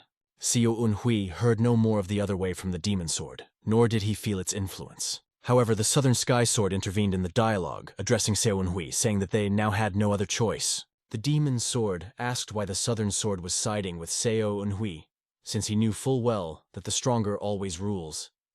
The history of past generations has proven this, as all leaders have done so. To South Heaven, Demon Sword's opinion sounded rather limited. He explained that the young master standing before them was not a simple man. He was much more complex than they could imagine. Seo Eunhui turned to the soldiers who had come over to his side, thanking them for their support. He promised to give them a chance, which caused a stir among the soldiers as they discussed this important point. As Seo Eunhui approached one of the soldiers, looked him in the eye, and asked him if he was a follower of the blood cult and if he supported Ms. Baek Hee-hyung. The soldier replied that he was indeed a follower of the cult, but Seo Eunhui asked, "Why don't you follow your leader? Maybe you would like your mistress to be the leader?" asked Seo Eunhui, looking at the warrior with a penetrating gaze. Seo Eunhui walked up to each warrior, placing his hand on the shoulder of one of them, and asked, "What is a blood demon?" The warrior answered with a trembling voice, "According to the law, it is the core of a cult." The guy went on to say that he was now the cult, and if they didn't support him, they would refuse to be followers of the cult. He heard an unequivocal no, and realized that these people, having been in high positions for a long time, could not simply abandon their loyalty to the cult. Their entire lives had been devoted to serving the cult, and one of the soldiers asked if they were really ready to give it all up for a lady. The other soldiers had the same thoughts. They realized that those who would abandon their lord would be doomed to death. And what would happen to the cult if all the followers began to express their doubts about the leadership? But Seo Eunhui asked the soldiers again, "Are you ready to lay down your heads to remain faithful to the lady?" He emphasized that he would not want them to lose their lives. He reminded them that each of them was part of a cult, and together they formed the blood cult. Seo Eunhui also started from the bottom, like all of them, so he understands them perfectly. He felt the same pressure that they are feeling now, realizing that they could become a bargaining chip and die at any moment. As sad as it may sound, Seo Eunhui understood all the consequences, remembering moments from his previous life. He realized how hard it was to live with such a burden, and how others had to cope with this reality. After all, he had once been just like them, and like them, he had been part of a cult. When his speech was over, most of the masked soldiers knelt down and pledged their allegiance. Those who stood to the very end were given a chance by Seo Eunhui to defend their honor. He announced that as a sign of respect for their loyalty, even if they did not recognize him, their bodies would be buried with honors. At this point, the gazes of those hiding under the masks softened a bit. After all, the blood demon was a cult. But the new blood demon said that the cult was not just him, but all of them. For those who thought they were expendable or had no power over their own lives, a new era had begun. Seo Eunhui turned to the fourth blood star, explaining that this was his way. It was the answer to her question. According to the laws of the cult, fourth star Da Changho knelt before Seo Eunhui, recognizing him as the new blood demon. A young man passing by said that if Changho really planned to serve him as a blood demon, he should never test his power again. These words sounded like a bolt from the blue, and fourth star replied, "Yes, elder." But suddenly, Master Akchong's fist flew by and it hit fourth star right in the face, causing him to fly off to the side. Changho felt the full force of the blow, realizing that even for him it was dangerous to remain defenseless against an elder who was still striking with incredible power. The elder angrily shouted at fourth star, ordering him to shut up, because this guy had been his disciple before he became a blood demon. And who allowed him to test him in the first place? The fourth star apologized, but added that if Seo Eunhui had become a blood demon, shouldn't he be tested? He asked if the elder really thought that if he had ambitions to become a blood demon, he wouldn't have declared it from the beginning. The elder, surprised, asked what Fourth Star had learned from this test. Fourth Star was trying to determine whether or not it was worth it based on the answers, but he hadn't expected Seo Eunhui to be able to convince him. The guy really reached the top thanks to his knowledge and speaking skills. Both ladies, in this situation, came to the same conclusion. The purge would solve all internal conflicts. They would simply kill everyone who disobeyed them. But the young master Seo Eunhui chose a different approach. If he had shown pity for anyone, he would have looked indecisive. He forced those who could have been a threat to remove themselves, and thus even won the favor of other cult members. This was not done by accident, and perhaps this is how a completely different kind of blood demon will emerge, different from the previous ones. This new blood demon will be different from the others in that it will have a soul. We move to Hebei Province, Yabei County, where an incredible explosion occurred in a lady's residence. She saw who came to visit her. This man did not know that the reign of the blood demon was still ongoing.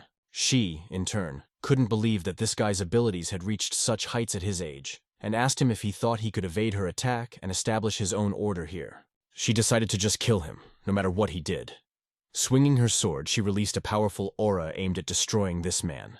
But he flawlessly dodged all the blows, as if he were involuntarily slipping between them. The lady had never seen anyone avoid absolutely all of her blows and attacks. This man came so close that he was able to direct the chakra with his hand directly towards the woman's head. He literally destroyed her and sent her into a crumbling heap that now showed her the way as he reached the other owner. The owner, astonished, asked who the rascal was and how he had done it, but in the end decided it didn't matter. He showed the poster. It depicted a guy with an incomprehensible appearance. The man came with only one purpose. He wanted to know if the owner had seen the same guy. Without waiting for morning, they raised the sails and the ship took them where they wanted to go. Seo Eunhui realized that life is not always something that goes according to plan. It seemed to him that everything had gone wrong because of one rat, and now it was harder to predict what would happen next. Using his inner strength, learned from the secret records of the immortal sword, he defeated the invincible Ivefeuer and resolved the whole situation by proclaiming himself the Blood Demon. Holding his head, he wondered if he had lost his mind.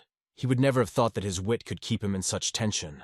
Saddam didn't understand what he was thinking, but he knew that he had a plan at first. He wanted to pass the Blood Demon's sword to Baekhyun-ha, making her the next leader of the cult, and through her merits, strengthen his position and achieve the power he wanted. And when the time came to leave the cult to become independent, he even received an indulgence for this. But it was all in vain. Thus, he incurred the wrath of not only Ms. Baekhy Hyang, but also Baekhyun-ha, which seemed unbelievable.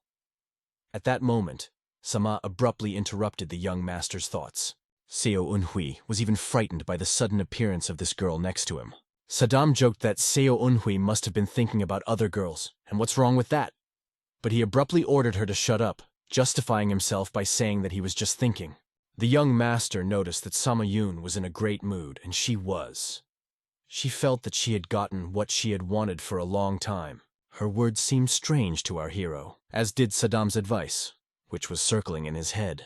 Saddam was sure that this girl was trying to charm him and take advantage of him, but Seo Eunhui asked her not to interfere. Sama Yun asked the young master if he was nervous, and he began to make excuses, assuring her that he was never nervous, never even had such a thought. Sama Yun looked into his eyes with a smile and noticed that this was a lie.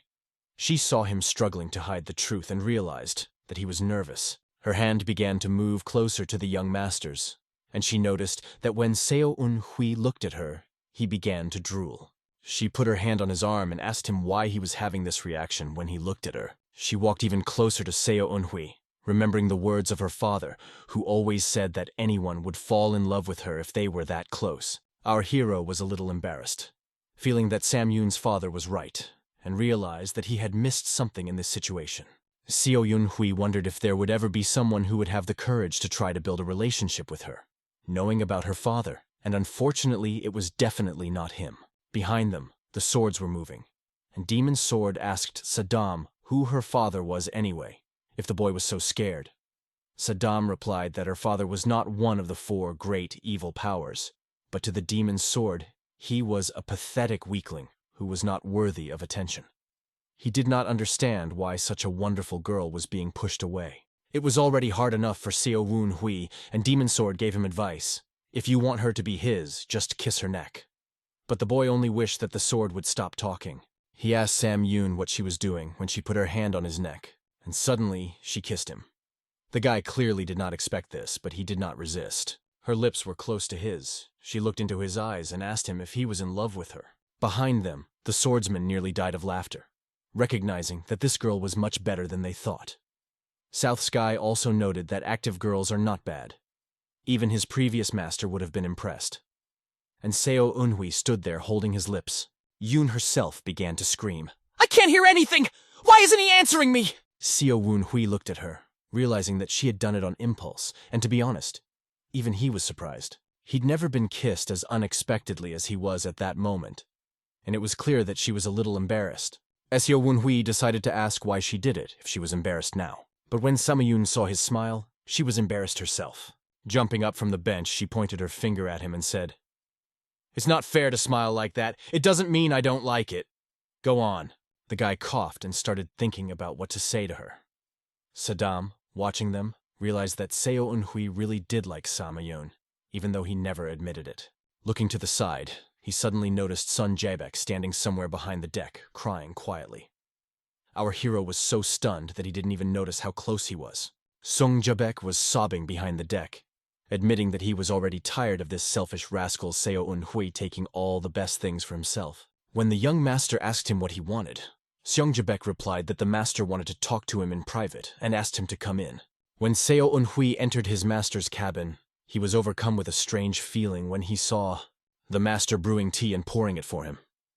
Seo Eunhui had never seen anything like it before. Master Akjong invited his apprentice to sit down, saying, "Please." Our hero had never felt so embarrassed by the respect with which his mentor now treated him. Akjong admitted that he had been very rude to his student. However, in those moments when the boy was just training, he could not even call it real rudeness. Saddam remembered all those moments and jokingly offered him revenge, to hang the master on a rock, dismantle him into pieces, and then ask him to finish him off with venison. But Seo Eunhui thought about it. Since when am I going to take revenge? I'm not even sure if I have the blood of the Demon King in me. The young master asked the master to treat him as he had before, but Akjong replied that he could not take it so lightly when it came to the future blood demon. He doesn't want his student to feel uncomfortable about it. But for Seo Eunhui, it's really awkward and embarrassing, so he asked to talk to him like before when they were alone. As he watched his master's expression, he realized that he still had to treat him as a student. The master, without hesitation, raised his glass and decided to say directly that he would not beat around the bush and wanted to ask him straight out which of his parents was associated with the Shadow of the Flying Moon sect. The young master did not expect this turn of events. He thought that the master was going to talk about the blood demon, but he suddenly heard the sect mentioned. Was it related to the blood cult?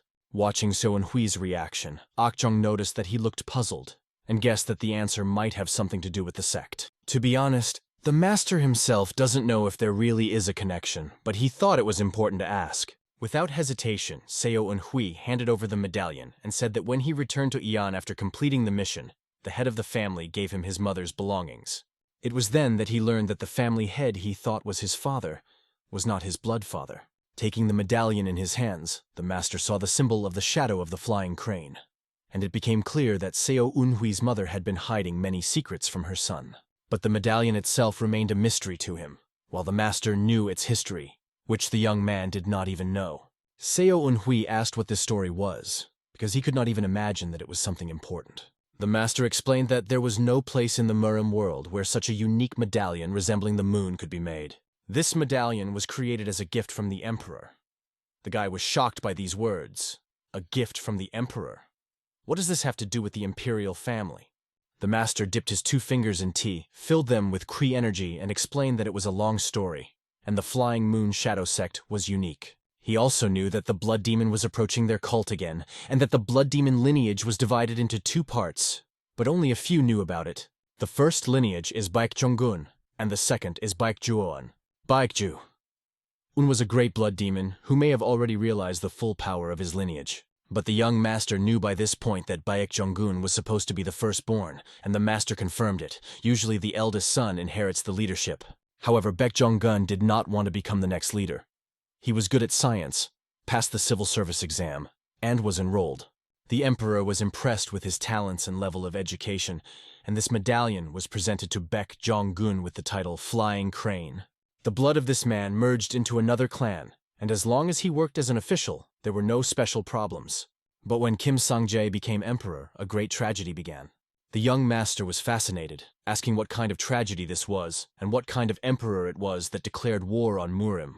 The master confirmed that this was true, and eventually persecution fell upon everyone, even the people of the shadow of the flying crane, who also fell that night. Kim Sang-jae tried to destroy them, and when his warriors surrounded the clan, their cult couldn't bear to see others who came from the same family suffer. So the sect did everything they could to help these people escape from Kim Sang-jae's hands. Seo Eun-hui asked, "Did the flying cranes return to the cult then?" But it was not that easy because they chose a different path. They did not join a faction but took a neutral path, which left them outside the cult's direct influence. This startling discovery caused Saddam to whisper in his ear, "It's strange that they share the same blood, but why didn't they join the cult? Their return could only strengthen their influence."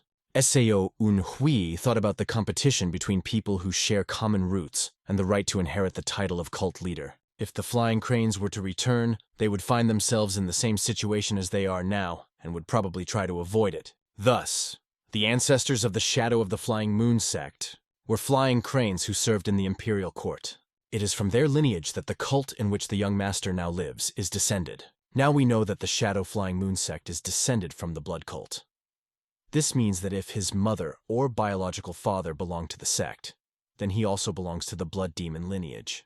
Ah-jung recognized that because of this, Seo Eun-hui's blood can now be passed on, and he will meet the previous cult leader in the other world without hesitation.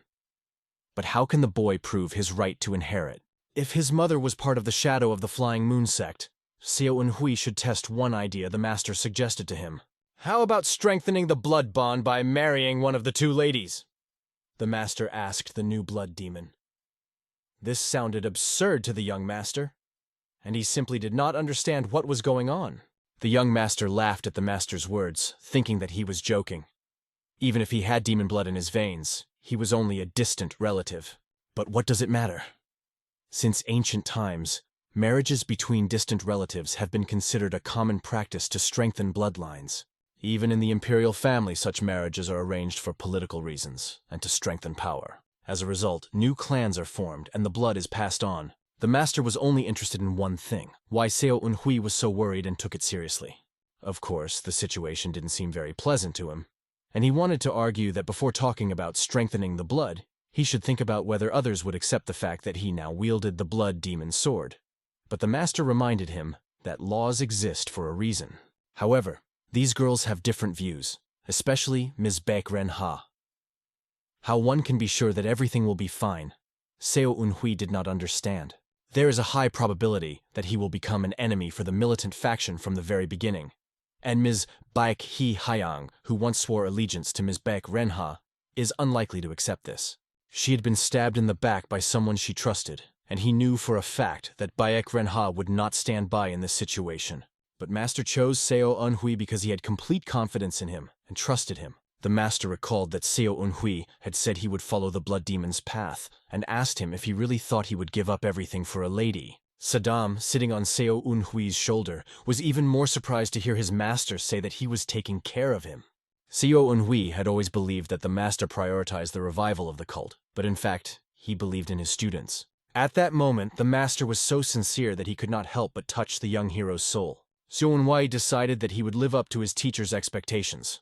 Meanwhile, the master clutched a bottle of alcohol in his hand and began to discuss the issue of his marriage, not only to strengthen the bloodline. There are forces in their environment that have been serving them for a long time, and despite the existing laws, everything can change. If that happens, they will be at a disadvantage. Under Ms. Baek Hee-hyang's leadership, the 1st and 5th stars are there to support her. The 3rd and 6th stars are under the leadership of Ms. Baek Ren-ha. They currently have only the 4th elder with them, i.e., only he and the 4th star, that's all. Thus, at the current strategic pace, they may lose all power, as most of the forces are already concentrated on the side of Baek Ren-ha, and thus they need to start adjusting the power structure. The master realized that in the current situation, it seemed necessary to act cautiously. The 3rd elder, Blood Serpent King Gujiyang, and Yubei, the 2nd Blood Star, should meet with him. Since they themselves said that they would follow the one who wields the blood demon's sword, there is only one question. how to get them on your side without major changes. Perhaps when everything falls into place, the current confusion will disappear. But the master said that everything would soon become clear, and there would be more news in the future. He meant that it would not become a struggle between three parties. If the cult can unite without bloodshed, it will be a signal to unite around the young master and their group. That's the only way he can gain an advantage over everyone else. If he doesn't have a better idea than the masters, maybe he should just give up and marry Miss Beck Renha. The guy hit himself on the head, thinking, how does it all come down to this stupid idea of marriage? Beck Renha was the only blood relative of the former cult leader and the rightful heir, so in a difficult situation, this was the most favorable option for them. But Seo Eunhui asked what was so profitable about it, because he felt something wrong. The master noticed that the boy was hiding his true intentions. Perhaps the desire to kill, as he thought, was hidden deep inside.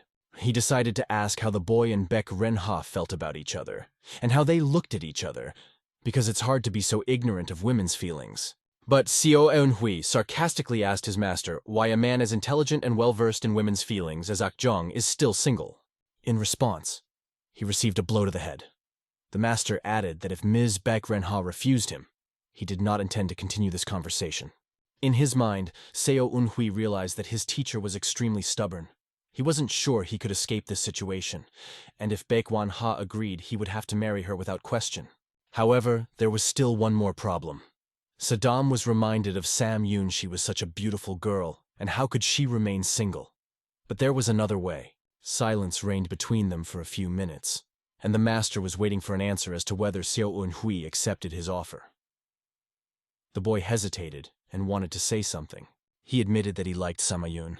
Hearing this, the master replied that if this relationship was important to him, he could take Samayun as a concubine, because it was very simple and not a problem.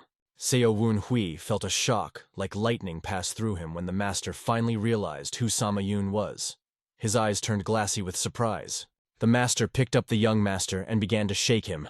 "Are you crazy? Are you out of your mind? This is the daughter of one of the four evils," he shouted, emphasizing that this was a very serious situation. The master looked around to make sure that Samayun hadn't overheard them and wasn't following them. Holding Seo Eunhui's collar, he began to whisper in his ear, "She's the daughter of one of the four evils. If you harm her in any way, you'll be in huge trouble. Stay away from her." The master could not understand why she was showing him any sympathy at all, and Seo Eunhui did not know what to say either. How could he know?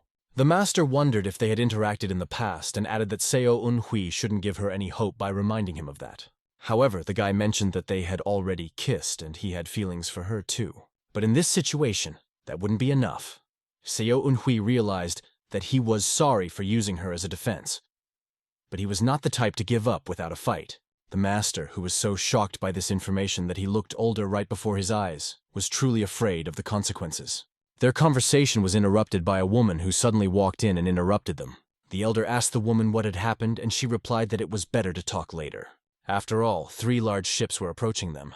Looking at these huge and dangerous vessels, one might have thought that they might be Surosh, the masters of the Yangtze River waterway. This is a martial arts organization that has one of the largest forces in the region, along with the Nokrim.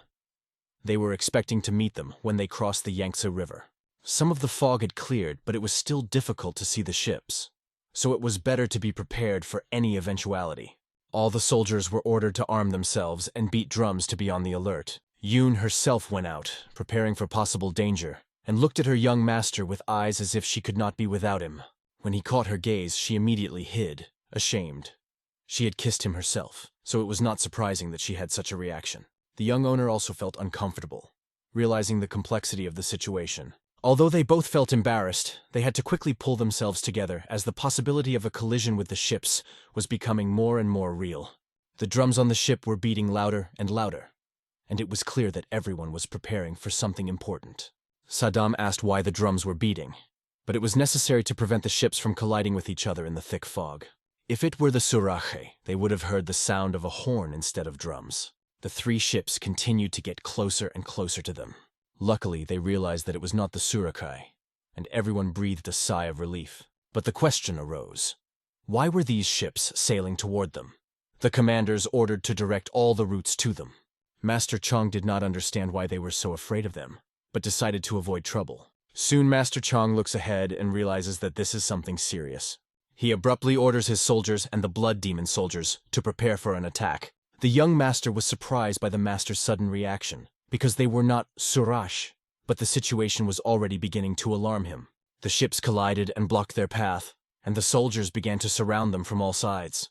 It is unclear why they were boarding their ship. What did they want? It was their ship, and these strangers seemed to want to fight. The situation turned from boredom to trouble, and the young master realized that he had no choice but to resolve it by force. And then on the horizon, he noticed a familiar face approaching him. It was Ms. Baek Ren-ha, and it was clear from her expression that she had changed considerably. She looked younger, fresher. It was Ms. Baek Ren-ha with her witch teacher, and her stern gaze made me feel that something was wrong. We return again to the ship, where interesting events unfold, delving into past events. Baek Ren-ha hopes that she is not too late, and that her sister has not beaten her to the punch. She wants to get a chance to see the sword that will bring her power. The Witchmaster reassures her, reminding her that everything will be fine. The witch assured the young mistress that Seo Eunhui was wise despite all the difficulties, and the fourth elder was with them, so there was no reason to worry. However, this did not mean that they were not in danger. Soon they saw a ship on the horizon and decided to make sure it wasn't pirates. The witch advised them not to worry, because the stronghold always travels in a group with more than 2 ships. They could be recognized by the characteristic loud sound of a trumpet, which this ship did not have, so they were probably ordinary ships. But when the witch got closer, she saw a strange picture. Not only was Seo Eunhui on board with his teacher, but also the 6th star. This surprised her, and she felt that something was going on. Baek Ren-ha noticed that Mr. Sun Dali was also on the ship, and there were too many people there for it to be an ordinary situation. When Ms. Baek saw the 6th star, her anxiety increased. After all, the 6th star never acted on its own, and did not obey for no reason. She asked the witch why her uncle was with them. She thought he had always served her sister. What was the reason for this influential fighter Marima and his large group to be with Master Song? The witch tried to calm Lady Beck down, advising her to prepare for a possible deterioration of the situation that could manifest itself at any moment. She explained that there was a possibility that the 4th star had sided with them, which was a real surprise. The witch ordered her warriors to board the ship, bring Uncle and Mr. Sun, and ordered everyone to prepare for battle. We return to the present moment where these events have already unfolded. Ms. Bayek asks her uncle what's going on and if he can explain what the 4th star is doing with them. The elder apologizes and says that it will be hard for her to believe. But the girl insisted that everyone knows that the 6th star serves her sister. What could have happened to make him go over to their side? The 4th star smiled back, thinking it was ridiculous that they thought something had happened because of him. He wanted to explain and show them everything, but the master stopped him. The master stopped him, explaining that there was now a blood demon on the ship. But what could this mean? The elders were furious, suspecting that they were trying to betray Lady Baek Hee-hyun and go over to the other side. However, the young master stepped forward, pulling out the clan's blood sword, and stated that they would never do that because it was against their clan's rules. When the elder saw this legendary artifact in his hands, he was stunned. Everyone was surprised with him, including the young lady and her entourage, because this sword was real. It was the same blood demon blood sword that now belonged to the young master. Everyone was astonished. How could this young man be holding this sword? It seemed impossible, because whoever took this sword should have been killed by its power. However, Master A.K. Jung began to laugh, saying that everyone would be shocked because this young man was now the new blood demon. But how could this be? No one could believe it, because it was against the rules of the clan. However, according to legend, the one chosen by the sword becomes the blood demon. Baek Ren-ha steps forward, feeling that this is some kind of misunderstanding. After all, only one person can claim the title of blood demon, and it has already been decided who it will be. What will happen to Murim if things change? The witch suggested that perhaps the sword in the boy's hands was a fake, if she was not mistaken. After this phrase, the young master does not hesitate to throw the sword directly into Lady Beck's hands. She sharply grabs it, holding it tightly, and declares that they have done a good job on this copy. The master asks the young master what happened, and why her hand does not burn from the sword. What if the lady could really hold it? However, our hero calmly replies that this will not happen, and there is no need to worry. After a few seconds, the witch abruptly throws the sword out of her hands because it started to burn her palms. It was a real sword, and she couldn't believe it. The 6th star seemed to know more than she was showing. The witch warns the young mistress that this sword is indeed the very legendary blood sword. The girl realizes that if this is true, then there is something they have not yet understood, some unknown power. Soon, the elder falls to his knees before the young master, recognizing his power. He asks the young lady to take the sword to test its power for herself. Our hero also encourages her. Try it, everything will be fine. I won't be offended. The elder asked what he was doing, but the young master calmly replied that everything would be fine. Just let him trust her. Beck picked up the sword filled with demonic energy that she had been waiting for. She was sure that as soon as she picked it up, it would become her property. But suddenly she threw the sword out of her hands in horror, and it fell to the ground, and the girl grabbed her hand. Feeling a burning pain, the elder looked at the young lady and asked her how she felt, not believing his eyes. Beck could not believe that she was no longer the leader of the cult. She looked at the demon sword and tried to pick it up again, but the young master instantly bound it with strands of his chi energy. He calmly reached out his hand, took the sword, and it easily obeyed his will. Beck screamed, "Why?" She was sure that she was the true owner of this sword and that it should be hers. However, the demonic sword quickly filled its new owner with energy, showing everyone that he had indeed chosen it. The young master's hair turned blood red, and it was clear that he and the sword were now one. The demon's sword flying nearby whispered in the young master's ear that he liked the girl as well. But he liked Xionghui better. He even thanked her for delivering her to his hand. The boy knew what it was like to interact with swords, but he would not allow something so outrageous to happen. The witch approached Mr. So, saying that this was impossible, because he was not a son of their clan. But the boy replied that she knew very well how he chose this sword. He showed everyone the medallion of the clan patriarch, and explained that his father was not his biological father, and his mother joined the clan already pregnant with him. She belonged to the Flying Shadow Moon sect. When the elders saw this medallion, they were amazed. It seemed unbelievable. How could such a turn of events happen to the blood cult? The witch, still surprised, wanted to ask him about it. She asked if he thought his mother or father deserved to be part of the Flying Moon Shadow sect. The young master realized that she was planning to investigate his lineage. However, he turned to her and asked her if it really mattered, because the main thing was that the sword had chosen him. Does his lineage matter more than the fact that he is now the owner of the sword? The young master also pointed out that Lady Beck had claimed to be the leader of a cult, but had failed to obtain the blood demon's sword. His bloodline may not be completely pure, but the fact that he possesses the sword makes him the rightful leader. He turned to the fourth star, asking if he knew that Lady Beck had a legitimate bloodline. He confirmed that he did. The young master then asked why the fourth star did not choose Lady Beck's side. The fourth star explained that he believed in Lady Beck's qualifications as a potential blood demon. He chose her side because it seemed more suitable to him. But, in his opinion, young master is much more talented than Lady Beck He-hyang. But the old man can't believe it. He seems completely confused. How can he possibly compare Lady Beck He-hyang and his own strength? He doesn't even realize that the young master is hiding his true abilities and strength. The master starts laughing, saying that the blood demon always supports the strongest. He invites everyone to test the boy themselves if they don't believe him. But why does she have to fight him to claim the title of Demon Queen? The witch tried to stop it all, but Lady Beck announced that she accepts the challenge. She wants nothing more than to fight for the position of Blood Demon Queen. In fact, she doesn't want the leadership between them to be decided by war. However, it so happens that their duel will decide who will become the Blood Demon. If he wins, she, like everyone else, will join his side. The young master realizes what is at stake if he loses. It is more important than just a personal victory, because the outcome will determine whether they will come to his side. Lady Beck offers him this bet, and the young master agrees. Striking a fighting stance, the girl tenses up, preparing for battle. She looks him in the eye and says, "If he thinks he is stronger, let him fight her. There will be no giving in or pity. She will use all her energy to fight to the fullest against him."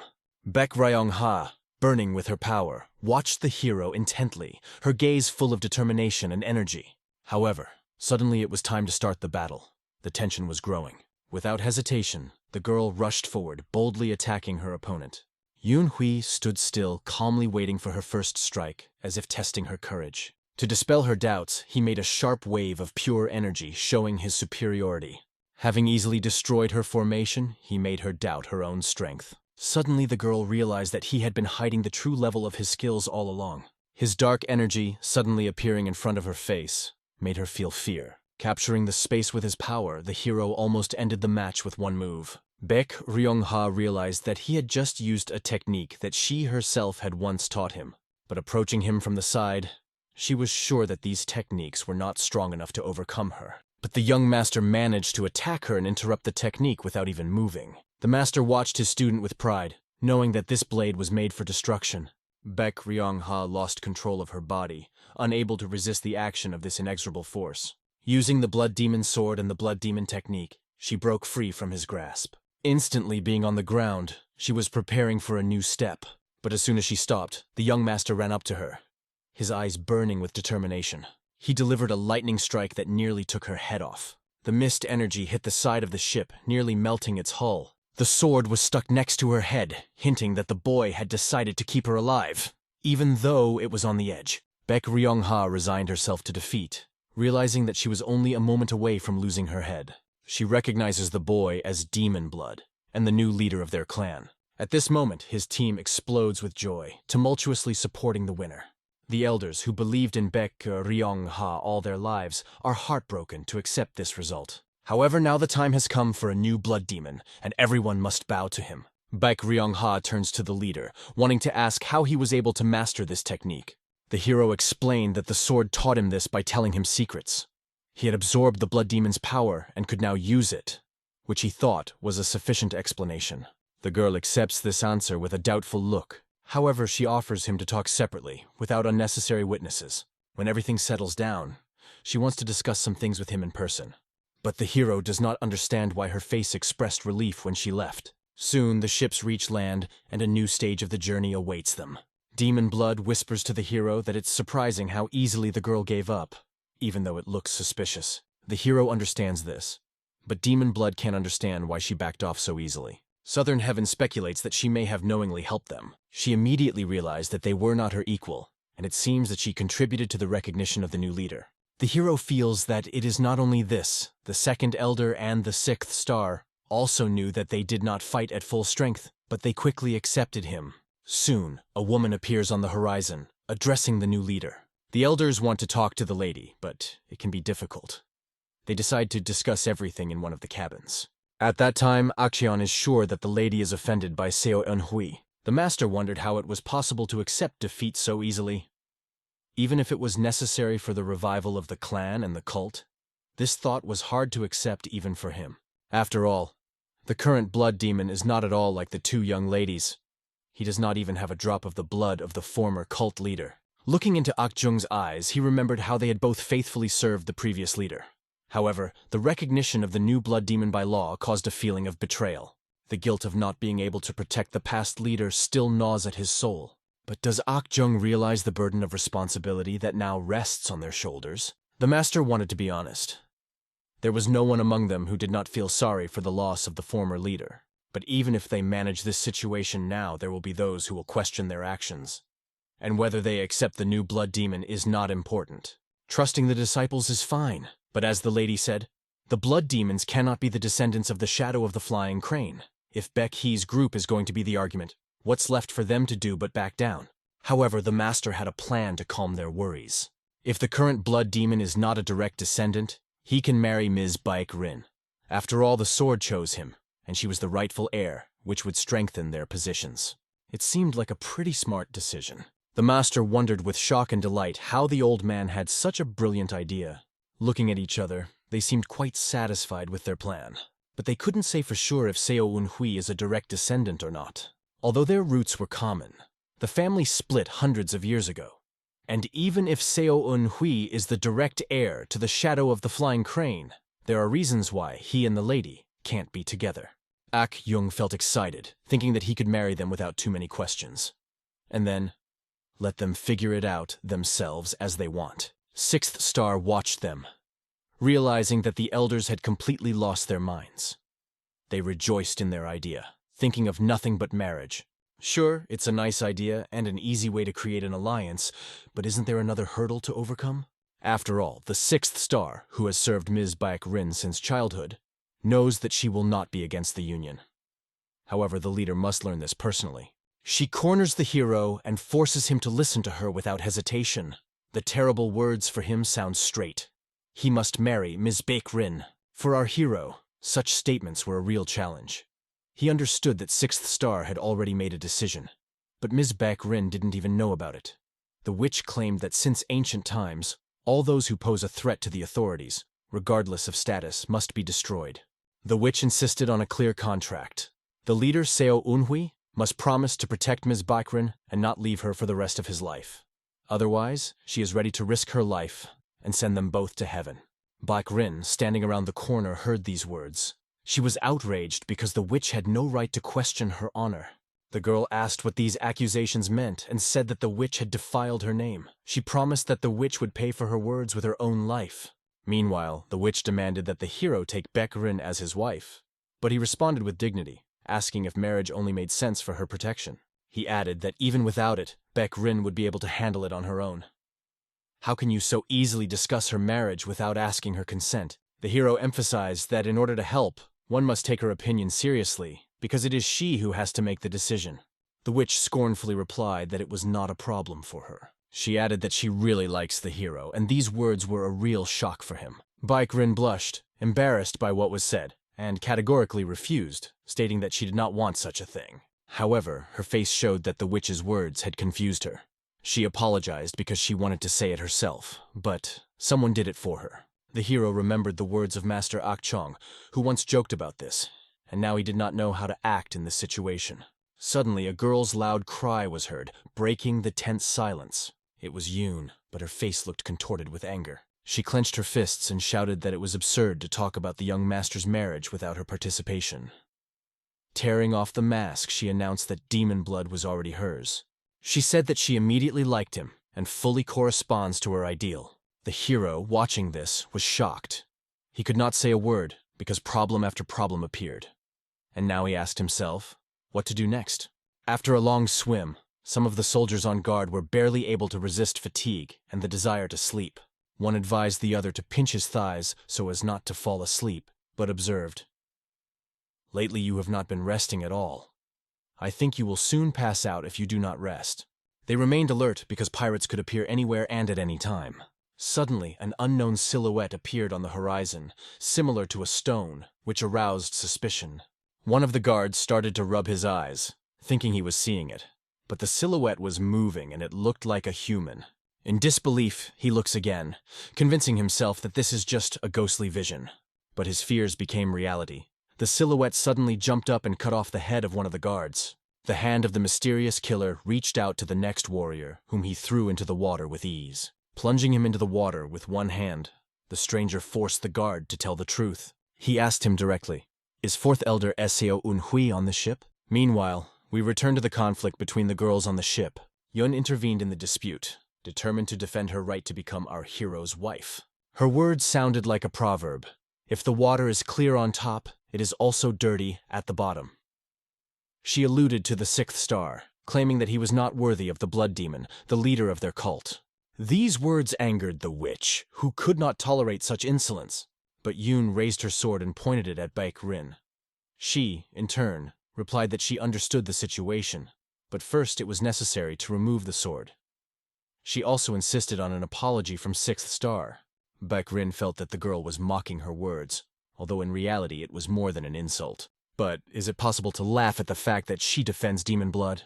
Unable to stand the insolence, Baek-rin decided to punish her impudent opponent. This was the last straw for her, and she decided to put Yoon in her place by taking decisive action. Yoon held her sword tightly, showing neither fear nor doubt. Her posture said, "I am ready for any challenge." During the fierce confrontation, the young lady dodged a powerful blow from Baek-rin.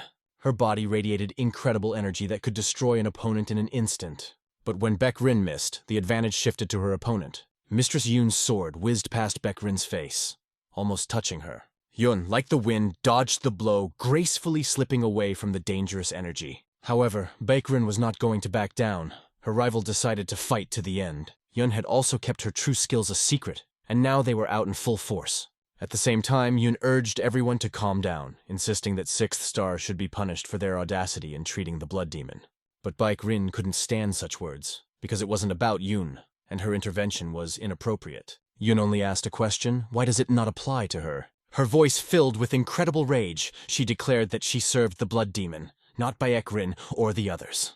For Baek Rin, this was the last straw. She felt that her rival had crossed all permissible limits. Furious, Baek Rin vowed to destroy Yoon for her audacity and disrespect to the blood heiress. An incredible aura, like a storm, filled the space of the ship, creating a tense atmosphere. The witch stopped the young master's hand as he tried to use his sword to stop this chaos. She urged him to restrain himself, saying that his actions could harm the mistress's devotion. The hero noticed that Baek Rin looked at him with pride, although he still did not recognize her as a blood demon. He warned that if she backed down now and pretended nothing had happened, she could avoid punishment. To the witch, those words meant one thing. He would never accept Baek Rin as his wife, and the incident would never be spoken of again. But the witch assured that she would not go anywhere from him, even if she had to fight to the end. In response to her insistence, the hero activated the power of his sword, directing it against this old, defiant rival. The hero's blow lands on the witch with such force that it literally forces her to get out of the way. She falls, hitting the cabin wall, and as painful as it is, it's clear that she's still incredibly strong. The witch steps aside, but stops Yoon and Baek Rin at the same time, making it clear that the hero is not going to get married, even if one of them has feelings for him. Although he realizes that marriage could strengthen his position as a blood demon, he sees no need for it. Yoon does not understand why they forced the young master to marry. She believes that it is wrong if it is a matter of trust and morality. She states that marriage should be a personal affair between two people, without the intervention of others dictating what to do. Baek Rin thoughtfully asks Yoon if she really likes demon blood. Yoon is embarrassed by this question, breaking out of the rut, and does not know how to answer. Both begin to laugh at her confusion, realizing that her arrogance was only a facade. For the witch, it looks even more ridiculous, because she can't imagine that someone like Yoon could become the wife of demon blood. But suddenly, an incredibly strong aura is felt behind her, and a voice coldly asks, "Someone like her?" Everyone freezes, realizing who exactly has appeared on their territory. Baek Rin recognizes the legendary warrior of legend. Yoon realizes with horror that her own father is standing before her. The witch, full of anger, waves her hand, trying to stop him, but does not understand how this man ended up here. But at that moment, as she swung, her hand is suddenly thrown from her shoulder. The witch falls to the ground, screaming in pain, and the man holds her severed arm as if it were an ordinary object. Ak-young looks at the stranger in horror, trying to understand who would dare to disfigure Sixth Star so cruelly. The man just looks at the situation coldly, making sure that everything is going as he expected. He appeared at exactly the right time and place, completely in control of the situation. Ak-young looks at the newcomer and realizes how cruel this uninvited guest can be. The master also realizes who exactly is in front of them, and this confirms their fears. This is Sama Chak, one of the 4 legendary evil swords of Moon Mountain, standing here in all its glory. Baek Rin turns his gaze to the witch, who is shaking in pain, unable to contain her fear. Chak herself approaches Baek Rin and coldly asks why she took the witch from his hands. Baek Rin doesn't understand why this man is behaving like this, but calmly asks him to calm down. However, his attack is already aimed directly at her. To protect Ms. Beck, our hero uses his swords to block a dangerous blow. He marvels at how strong and sharp his opponent's sword is. Chuck herself, looking at the hero, does not understand why he interferes at all. Chuck herself despises cowards and people of the lower class, and now Demon Bloody appears before him. He ponders what he would think of the hero if he just watched without interfering. The hero hails Sam Chuck as a great mentor, and declares that, being a blood demon, he is ready to help him if he needs anything. Chuck herself stares intently at the new blood demon, appraising him from head to toe. He had heard about him, but in reality the hero looked different than he imagined. With hatred in Sama's eyes, Chuck realizes that this young man has not only confused his daughter, but also seems to be planning to marry another woman. The hero tries to explain that it is a misunderstanding, but Sama Chuck sharply directs her technique at him, forcing him to remain silent. A purple ball of energy explodes in flames, destroying everything in its path. Ak-young rushes forward and stops the blow with his hand, saving the hero from danger. He speaks sternly to Sam Chuck, saying that such rudeness to the new blood demon is unacceptable. Suggests to first calm down and discuss everything without resorting to extreme measures. Yoon pleads with her father, asking him to stop immediately. She tries to convince him to at least refrain from killing on the spot. However, the father hugs his daughter to him and declares that he has come to take her back home, to her small, cozy room. The girl objects, explaining that he kept her captive, and that's why she ran away. Hero and Master Ak-jung are surprised to realize that she has not only escaped, but also stolen her father's sword. Yoon communicates with the young master using the vibration technique, begging him not to interfere. She asks to be allowed to try to convince her father and resolve the situation herself. The girl explains to her father that she wants to introduce him to some people. First of all, she introduces Demon Blood, who helped her. She says that she took up martial arts and the environment made her happy because now she does not feel lonely. But the father categorically declares that there will be no acquaintances because everyone here will soon die. His words imply that he is going to kill everyone, including her, if she chooses to stay with Demon Blood. Before Taeyun can finish, her father blocks her acupuncture points, taking away her ability to move. Holding his helpless daughter in his arms, he declares that he has known everything for a long time and came here fully prepared. Baekrin looks around, observing the expressions on everyone's faces. The hero's team looks at all this with visible fear and confusion in their eyes. Xiao Eunhui realizes that the situation is really critical and needs an immediate solution. Yoon's father loudly declares that there is no one here that he cannot kill. A fierce battle between the strongest masters of martial arts begins. The warriors watch the confrontation, thinking only of how to save at least their own heads. The technique of this warrior is reminiscent of the shots of cannonballs. Its power amazes everyone present.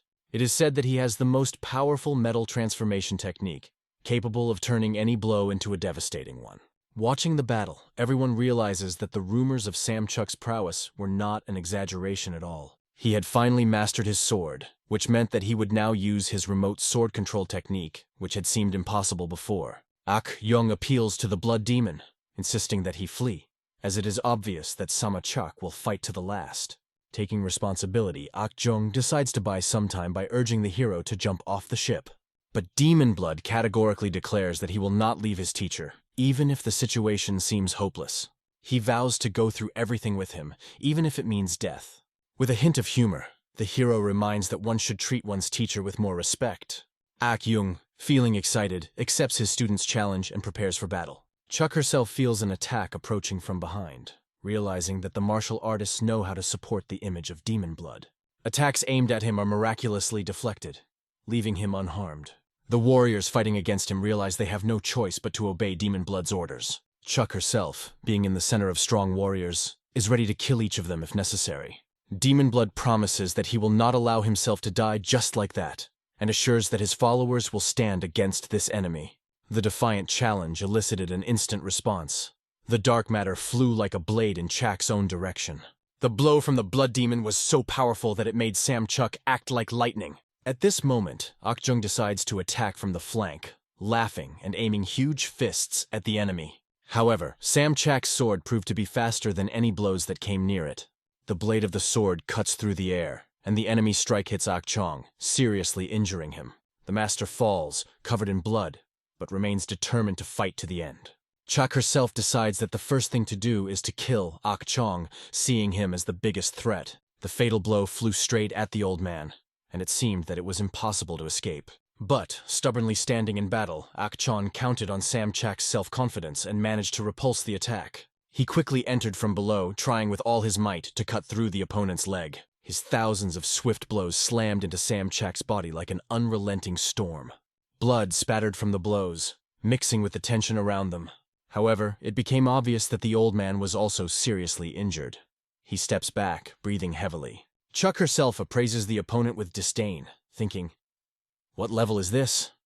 What a ridiculous attempt to resist my power." His sword mercilessly destroys the old man, but from behind another fighter rushes like the wind. In the novice's hands, the sword is burning with blue key energy, and he is eager to inflict even the slightest blow on the enemy. The hero, attacking from above, tries to catch Samchak by surprise. But the opponent's purple chakra hits the ground next to his feet, destroying the balance of the attack. Chuck herself, like chaos, breaks all the boards in front of her and rapidly advances towards the enemy. He disappears downwards, as if sinking into the ground, and when the hero thinks he has won, he notices him behind him.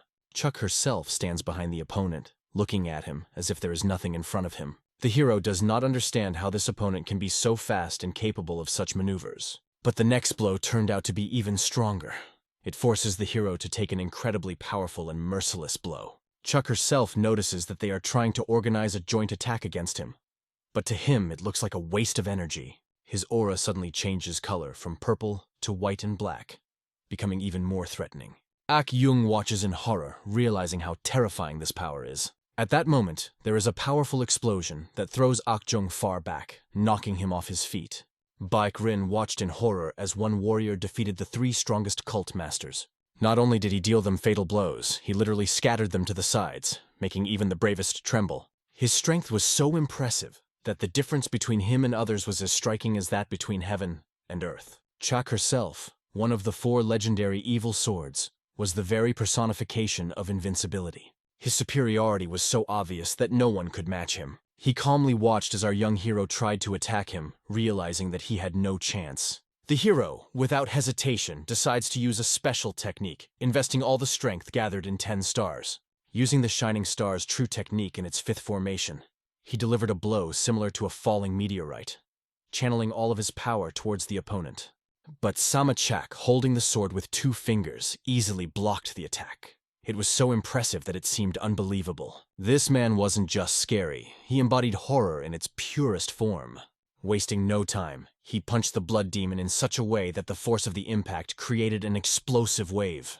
The blow threw the hero to the side with such force that it seemed that his chances of victory were finally gone. Saddam, realizing the inevitability, begs him to escape if he wants to save his life.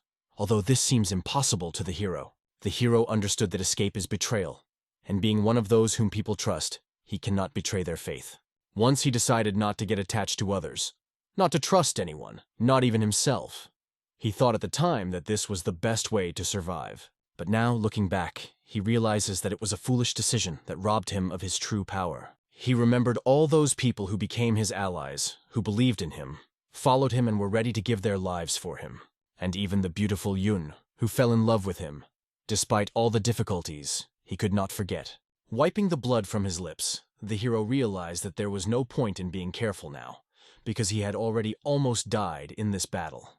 At least in this life, he decided to act as he saw fit, regardless of the consequences. Chuck herself, full of cold confidence, turns to Demon Blood. "Do you want to say something before you die?" The hero raises his head, looks him straight in the eyes, and with a smile answers, "You know, I like your daughter." From this audacity, Samachuk literally freezes, almost losing his temper. His face fills with shock and rage boils inside. Hearing these daring words from the hero, Samachak gathered such incredible strength that even the wood under his feet began to melt.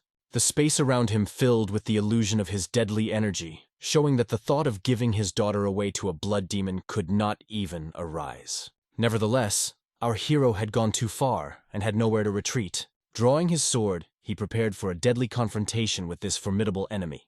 Retreating from the deadly force that surrounded Chuck himself, the hero showed determination to fight to the last. Clenching his teeth as if thousands of needles were piercing his body, he continued to stand on his feet.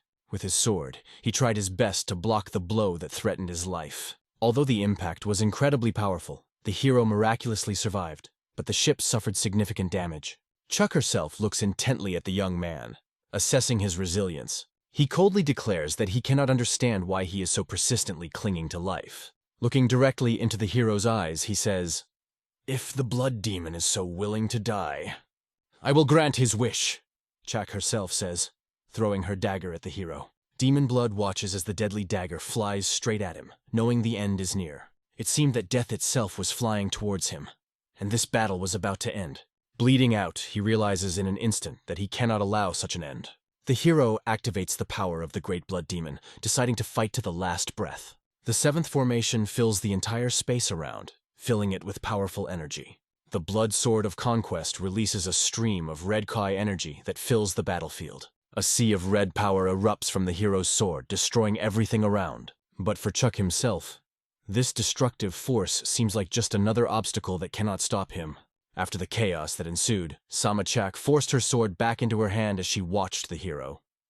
He understood that this was not the limit of his powers, and the young man achieved enlightenment before his death. This moment, although beautiful, will only be a memory for Chuck himself, as he still intends to kill Demon Blood.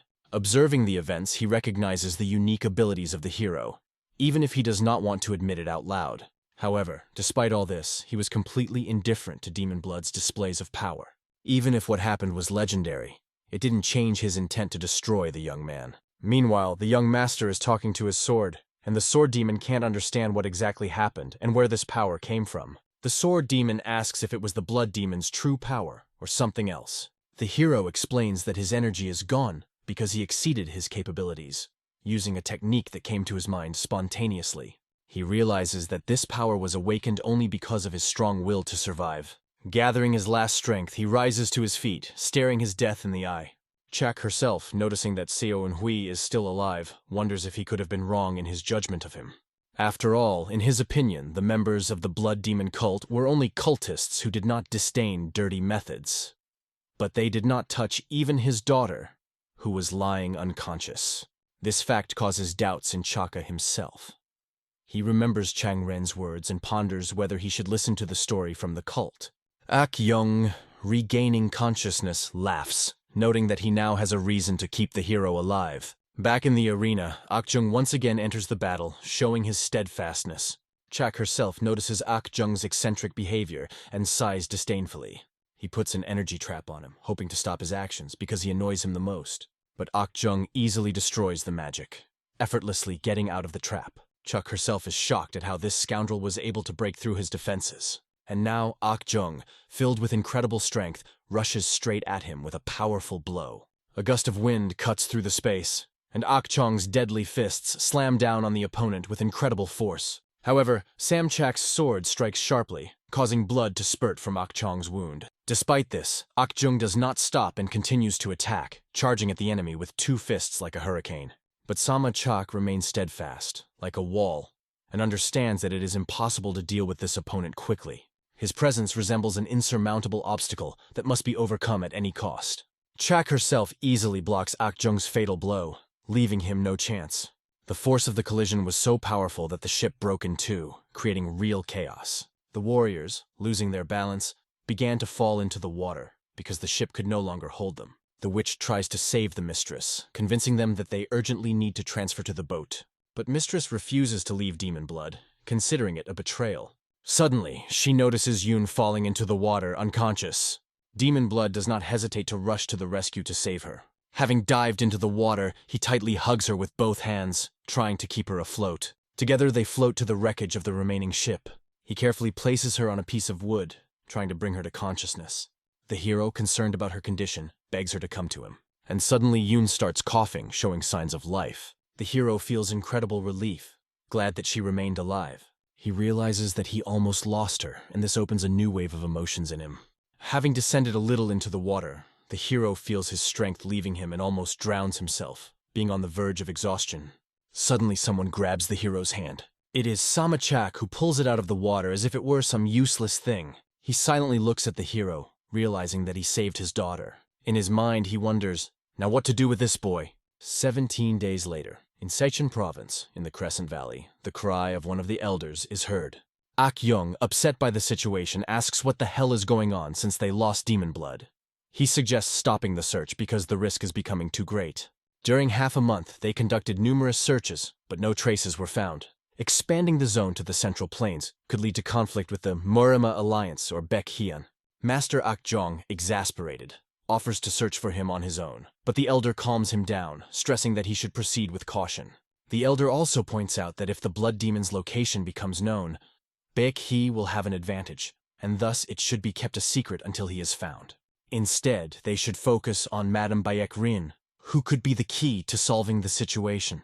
Baek Rin, confident in her actions, insists that the most important thing now is to win over the third elder and the second star to her side. She accepts the situation as it is, and doesn't plan on making drastic changes until they find demon blood.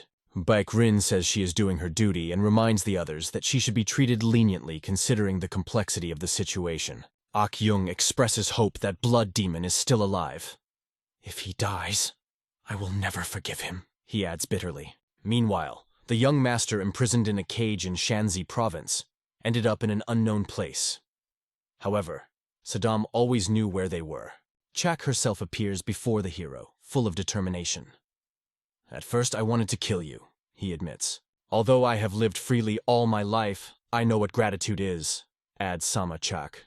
He saw how the hero risked his life to save his daughter. Because of this, he gives the hero a chance to be with his daughter. Chuk herself asks, will you take it? His words, so unusual from someone who once wanted to kill everyone, seemed completely strange to the hero. Holding a wanted poster in hand, Yun and her companion headed through the canyon between the Guangdong provinces. This place witnessed an attack on the Murima Alliance. Their path led to this place, where the sheriff turned out to be much simpler than they expected.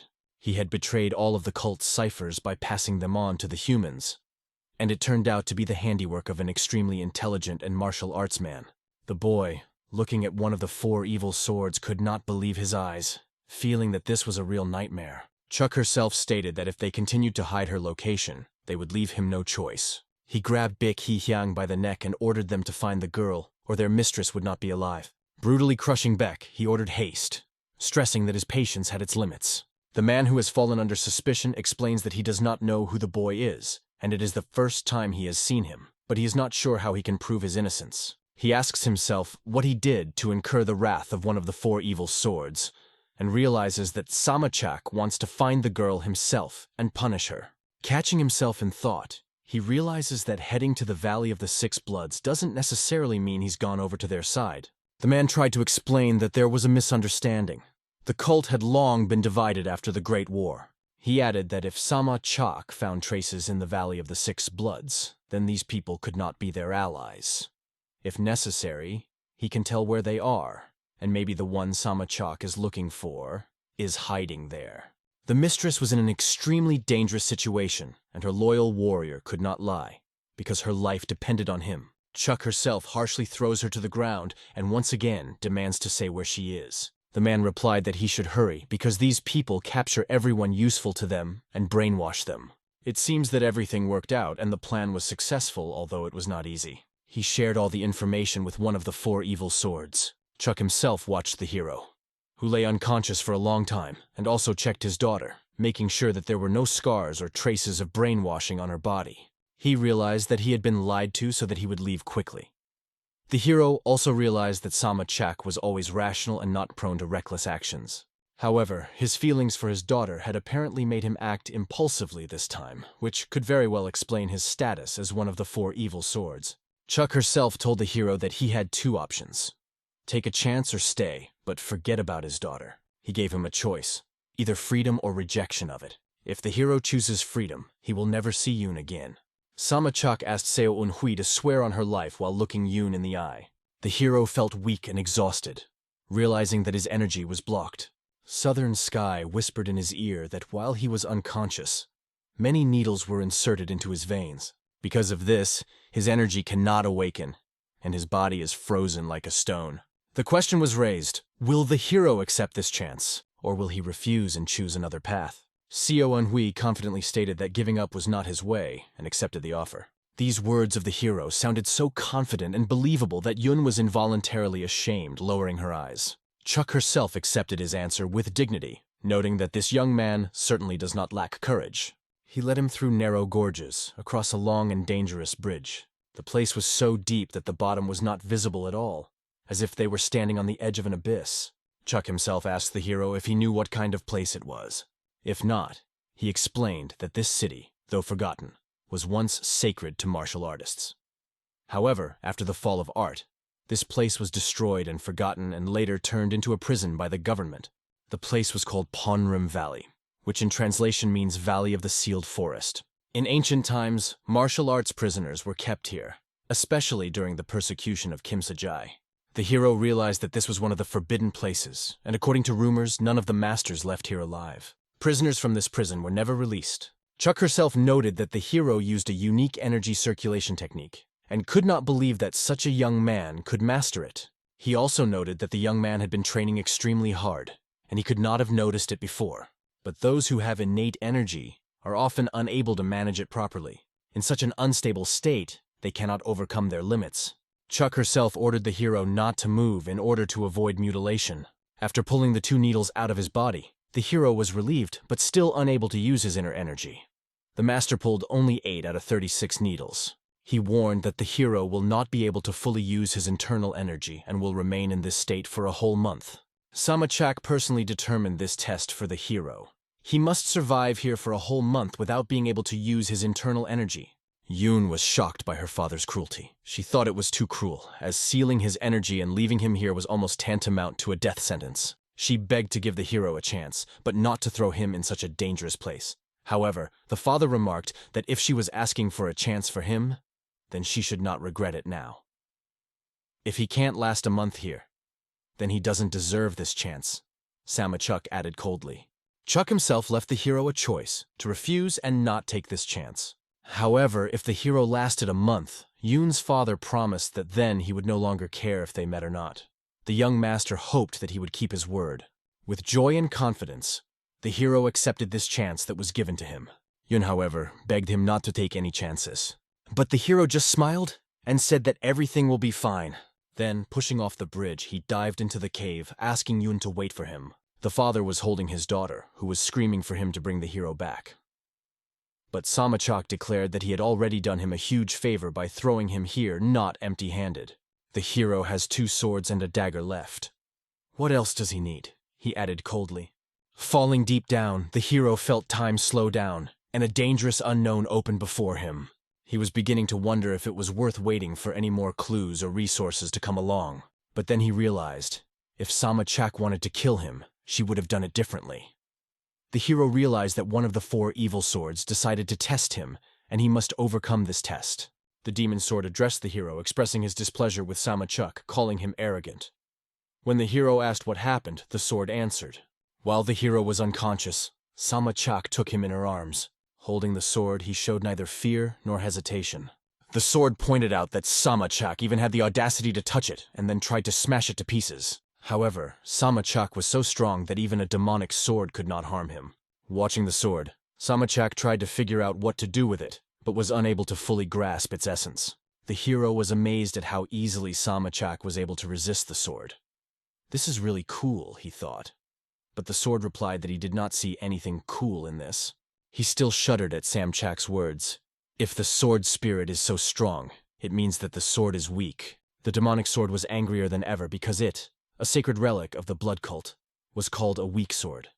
Such contempt was unbearable for him. The southern sky informs the hero that they will soon reach the bottom of this mysterious valley. The darkness was so thick that nothing could be seen, and the hero could not enhance his vision with energy. After a long fall, he suddenly falls into the water. Having reached the surface, the hero tries to climb ashore. Completely soaked and exhausted, he barely finds the strength to climb onto solid ground. The demon sword, observing the situation, sighs, realizing that the hero has met the worst fate of all the blood demons. However, it is too late to change anything now. Suddenly, voices begin to echo in the darkness. The soldiers shout, "Here comes the newbie! New clothes, new weapons, newbie!" Rude, poor-looking masters and prisoners surrounded the hero from below, watching him closely. Holding spears, stone axes, and other cold weapons, they declared, "You better lay down your weapons if you don't want to die and leave." The hero looks at their primitive weapons, a spear, a stone axe, and begins to understand. He realizes why Chuck left him the swords and dropped him here. It was a test. Even if Chuck didn't like something, he wasn't reckless. If he wanted to kill the hero, he would not have given him a weapon. This meant that there was still a chance. Energy flares up in the hero's head. He clutches his sword and says, "I'd rather die than undress in such a cold weather." He had a core of lower central energy left, and that was his last resource. After lighting a fire in the dark cave, the hero finally felt some warmth in this gloomy place. After he beat everyone who chose to attack him, it became clear that this space now belonged to him alone. The hero asked Saddam how he looks now. "Like a wet puppy," she replied, smiling. However, the hero did not mean this, and not even the color of his hair. She noted that it looked strange that he was using energy, but his hair didn't turn red, even though he definitely activated his powers. The demonic sword remarked that a weak person could not fully utilize the blood demon's energy. This energy only adjusts to the strength of the user's body. The sword warned the hero. Now this is all his available power, and it must be protected. Because the sword itself does not want to stay in this place. It was a smart thought, as the hero needed to conserve energy. In his current state, it was the only way to survive. His task is to last a month here, just a month in this dangerous environment. The young owner approaches one of the cave bastards and puts a sword in front of his face. He demands that the man get up, because the hero has many questions for him. The man, poorly dressed, seems to have come to terms with the situation and obeyed the hero. He explained to Seo Un-hui that everyone here is divided into two categories. Most of them were forcibly evicted from Musa province. The rest got here voluntarily, but there are not many of them, about 44 people in total. Almost half of those who got here died due to the strong current and dangerous conditions. The survivors are forced to eat the roots of snakes and mice to survive. This is how they support life. The hero, realizing this, realizes that there is probably not much to eat in this place. However, the man said that there is one way to get food. There is a place where you can catch fish, and this information seemed very valuable and interesting to the hero. The hero's stomach grumbles unbearably, and thoughts about food become a priority for him. The cave bum, smiling slyly, offers to show him a place where you can get fish. He says with a smile that the local fish tastes amazing. They reach a gorge, and the hero sees that it is indeed a potentially rich place. Watching him, the hero notices that there may be something valuable in the gorge. However, he doesn't understand why he should go first when this cunning bum is around. "Why should I risk it when you're here?" he asks, eyeing him suspiciously. Suspicion grows when he notices that the man looks scared. The hero points a sword at him, forcing him to tell that there are many poisonous insects living in the gorge. If at least one of them bites, there will be big trouble, he admits. The hero notes that this man only listens when a sword is drawn over him. Having entered the gorge, the hero notices that there are no dangers at the moment. Inside, the space turns out to be wider than he expected, and he orders the man to join, as this is the only place where fish can be caught. Suddenly, a fish jumps out of the water, and the hero sees it on the horizon. He feels joy at the thought that he can cook this fish, and it will make survival easier. The problem with food and water seems to be solved, and he already has fire. But at the bottom of the river, he notices bones. Taking a closer look, he realizes that these are possibly human bones. A closer look confirms the worst suspicions. They are indeed human remains. Suddenly, the cave dweller rushes away, as if he saw something terrible.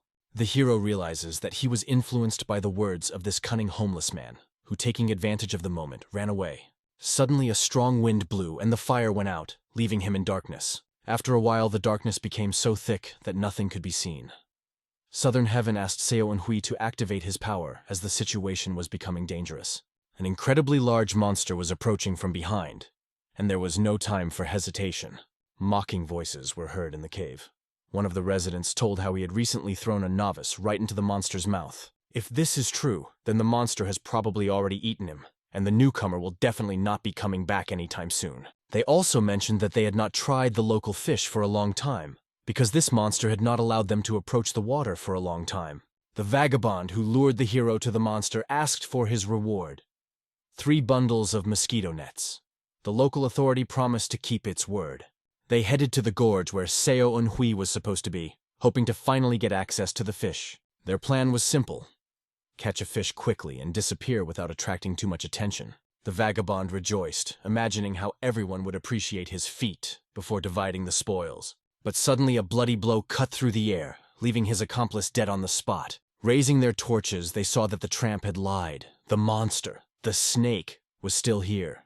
They immediately ran away when they saw her. However, being confused, they lost their orientation and could not find a way out of the cave. When they tried to run out, their path was unexpectedly blocked. The vagabond huddled in a corner saw Seo Un-hui in front of him. He was shocked because he never expected to meet him alive. The hero stood against the background of a huge snake which now did not attack, but lay silently. The hero survived. He calmly ran his hand over her scales, asking if the tramp really thought the monster was going to eat him. Going back a bit, we learn that Southern Heaven advised to watch the monster instead of fighting, because it suddenly fell. In the dark, the hero begins to get used to the situation, noticing that the monster is lying motionless. He seems to have guessed. The snake recognized the one who had once killed a creature similar to it, and did not want to fight. It looked like real sorcery when the hero carefully placed his hand on the snake's head. As if taming it, the hero notices that the monster has acknowledged him, obeying his presence. Suddenly, the snake rises sharply, twisting in the air, which scared the hero for a moment. But after looking closely, he realized that this creature really accepted him as its master. Moreover, the monster began to listen to his orders, which looked completely unusual and strange. Meanwhile, the tramp, trembling, begged the hero to listen to him and give him life. He assured that everyone here is just trying to survive and promised to tell everything he knows. The tramp even agreed to serve the hero, calling him his master. However, he added that there are many other hungry people in the cave who are also fighting for survival. The hero, showing no compassion, calmly ordered the monster to devour those who stood against him. Drops of blood flew all over the cave, echoing off the walls as the monster obeyed the order. Looking at the last of those who remained, the hero coldly asks if he is ready to calm down, because his turn to die is near. The monster, still feeling hunger, makes the hero think about establishing honest cooperation with all the survivors in this cursed cave. The ranks of the soldiers and their leader were stunned by the incredible news. They did not understand where the fish they brought had come from, and who this fellow was who appeared with the vagabond. The young master approached the silhouette in the darkness, assuming it was the leader of this group. One of the warriors began to resent whether this newcomer knew where he had ended up. However, a fish thrown directly in his face quickly closed his mouth. Xiao Unhui came here with a specific purpose, to make a deal. He needed roots that would last for a month, and the leader realized that the hero was offering to trade fish for these roots. The leader set his price, 1 bundle of fish for 10 roots. If this condition is not satisfactory, the hero can go and look for another place. Wang Hui felt that this was too high a price, and began to consider the situation. Only 3 of the strongest bandits remained in the valley, who seized all the roots of a single tree. This gave them an advantage and forced the rest of the inhabitants to obey. The leader of this gang was an external martial artist named Ping Yun, who effectively controlled the entire valley. One of his subordinates was indignant that the newcomer dared to speak to their master on an equal footing. However, Unhui suddenly silenced him by putting his sword to his throat. The hero showed that he was ready to act, and the dagger in his hands quickly changed this warrior's perspective. Peng Un, watching this, realized that the hero was a threat to his clan. He also couldn't understand how Xiao Unhui was able to use internal energy in such a state. However, the hero ignored this question, considering it unimportant. Peng Un stated that if Unhui can use internal energy, then he must be able to remove the needles from his body. The condition of the deal was that the hero must remove all the needles from Peng Un's body, and in exchange, Peng Un will give as many roots as Unhui wants. Peng Un declared that he is the king of the Hidden Forest Valley, and if the hero wants to survive, he must obey all his orders. After hearing these threats, Unhui threw his sword at Peng Un, ending his speech forever. Peng Un's warriors were shocked at what had happened, and shuddered to see how easily the hero had overpowered their leader. Immediately after the hero killed Peng Un, it became clear that he was the new king of the valley. If one of the warriors had a different opinion, he offered to contest it in a duel. The hero waited with interest to see if there would be at least one willing to die at the hands of the new king. His words carried weight, and now he was officially the head of the valley. Suddenly, all the warriors began to bow before the new master, shouting, "Long live the new king!" Many of them admitted that they did not like Peng Un from the beginning. The demonic sword watched this scene, and seeing how quickly everyone obeyed the new leader, he expressed his disdain for these people, calling them pitiful. The hero could not but agree. Rumors about Xiao Unhui's new master quickly spread around the cave. People have long dreamed of dethroning Peng Un. It was said that the new leader does not just live in a cave, but in a hole with a pond, and is so strong that he can handle a snake monster. It seemed incredible, but at the same time it gave people new hope.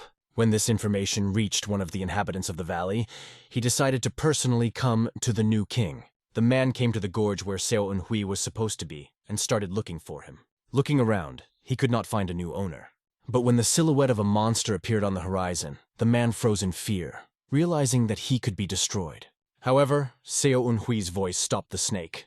Out of the darkness came Xiao Unhui's master himself, causing the man to hold his breath. The man could not understand how the hero controls this monster, but he gathered himself and told what brought him here. He explained that the person he was serving was getting weaker and worse every day. She needs nutritious food, not rats or insects. If the owner has a fish, it could save him. The man also remarked that he had heard that only a few people were behind Xiao Unhui, but that was enough to keep everyone at bay. The hero handed him a bag of fish, noting that this should be enough. The man was impressed by the generosity of the new owner, but did not understand what he could do in return. The hero only reassured him, saying that everything would be fine, and let him go. Disappearing into the darkness, the hero makes it clear that he does not demand any payment from someone who acts for the good of others, not for his own sake. He advises that if someone asks about the fish, say that it was bought at a high price. The hero also conveys the words of wishes for a speedy recovery for the host. The man was amazed at King Xiao Unhui's mercy. He couldn't find the words of gratitude until he bowed before him, thanking him sincerely for his help. 5 days have passed since the hero was here. All this time, he did not stop training. Perhaps even Samachak did not imagine how everything would turn out. The hero not only survived, but also keeps the entire gorge in fear. Having passed numerous tests in the Valley of Six Bloods, the hero understands that now his days are filled with completely different challenges. After killing the local king, the question of survival is solved. But now he faces a new problem: how not to die of boredom for the next 25 days. Soon, another guest appears on the horizon looking for King So-eun-hui. The hero asks if he has come to ask for more fish, but the man explains that Mr. Volno seems to be on his deathbed and wants to meet the benefactor in person. The guide leads the hero to the host so they can talk. The people around look at King So-eun-hui with respect, but their condition is alarming. They look sick and tired, with fresh wounds. It was obvious that they had recently suffered serious injuries, and those wounds were still bleeding. Approaching the owner, the hero sees him lying down, trying to get up to greet him. The host expresses his respect and apologizes for not doing so earlier. The old man explains that due to weakness, his body did not allow him to meet the hero in person. He felt sorry for making the young king walk such a long way to this dirty place. Volno, despite everything, thanks the hero for his help, although he understands that his days are coming to an end. King So-eun-hui notes that gratitude is unnecessary. If people need food, he cannot refuse them. Soon, Volno begins to cough up blood, and the hero notices that his condition is critical. His body is weakened and affected by the disease. Lying on the cold stone, the hero asks if Volno wants to convey a message to his family, but he sadly replies that it is pointless because no one will get out of here. He freely admits with bitterness that his family died a long time ago, and there is no one to take revenge. However, he had a daughter named Haren, and her fate remained unknown to him. If there was even the slightest chance that his words would reach her, he would like to give her a message. He expresses regret for what she had to go through because of his choices and circumstances. If she is still alive, he promises to become her guardian spirit after death. Southern Sky addresses the hero, assuming that he is familiar with this person, or at least has heard of him before. Looking at the gray hair, tired voice, and pale skin of the old man, the hero begins to guess that he is the main swordsman of the Shadow of the Flying Moon sect. The old man notices the change in the hero's expression and asks what happened. Taking a deep breath, the hero says that Volno's daughter has a unique feature. The middle and ring fingers on one hand are the same length, and a double eyelid is on her left eye. The old man understands that the hero is talking about his daughter, and asks how he knows her. In response, the hero takes out the medallion and shows it to the old man. The old man is shocked to recognize the medallion, which he is very familiar with. The hero explains that the locket once belonged to his mother.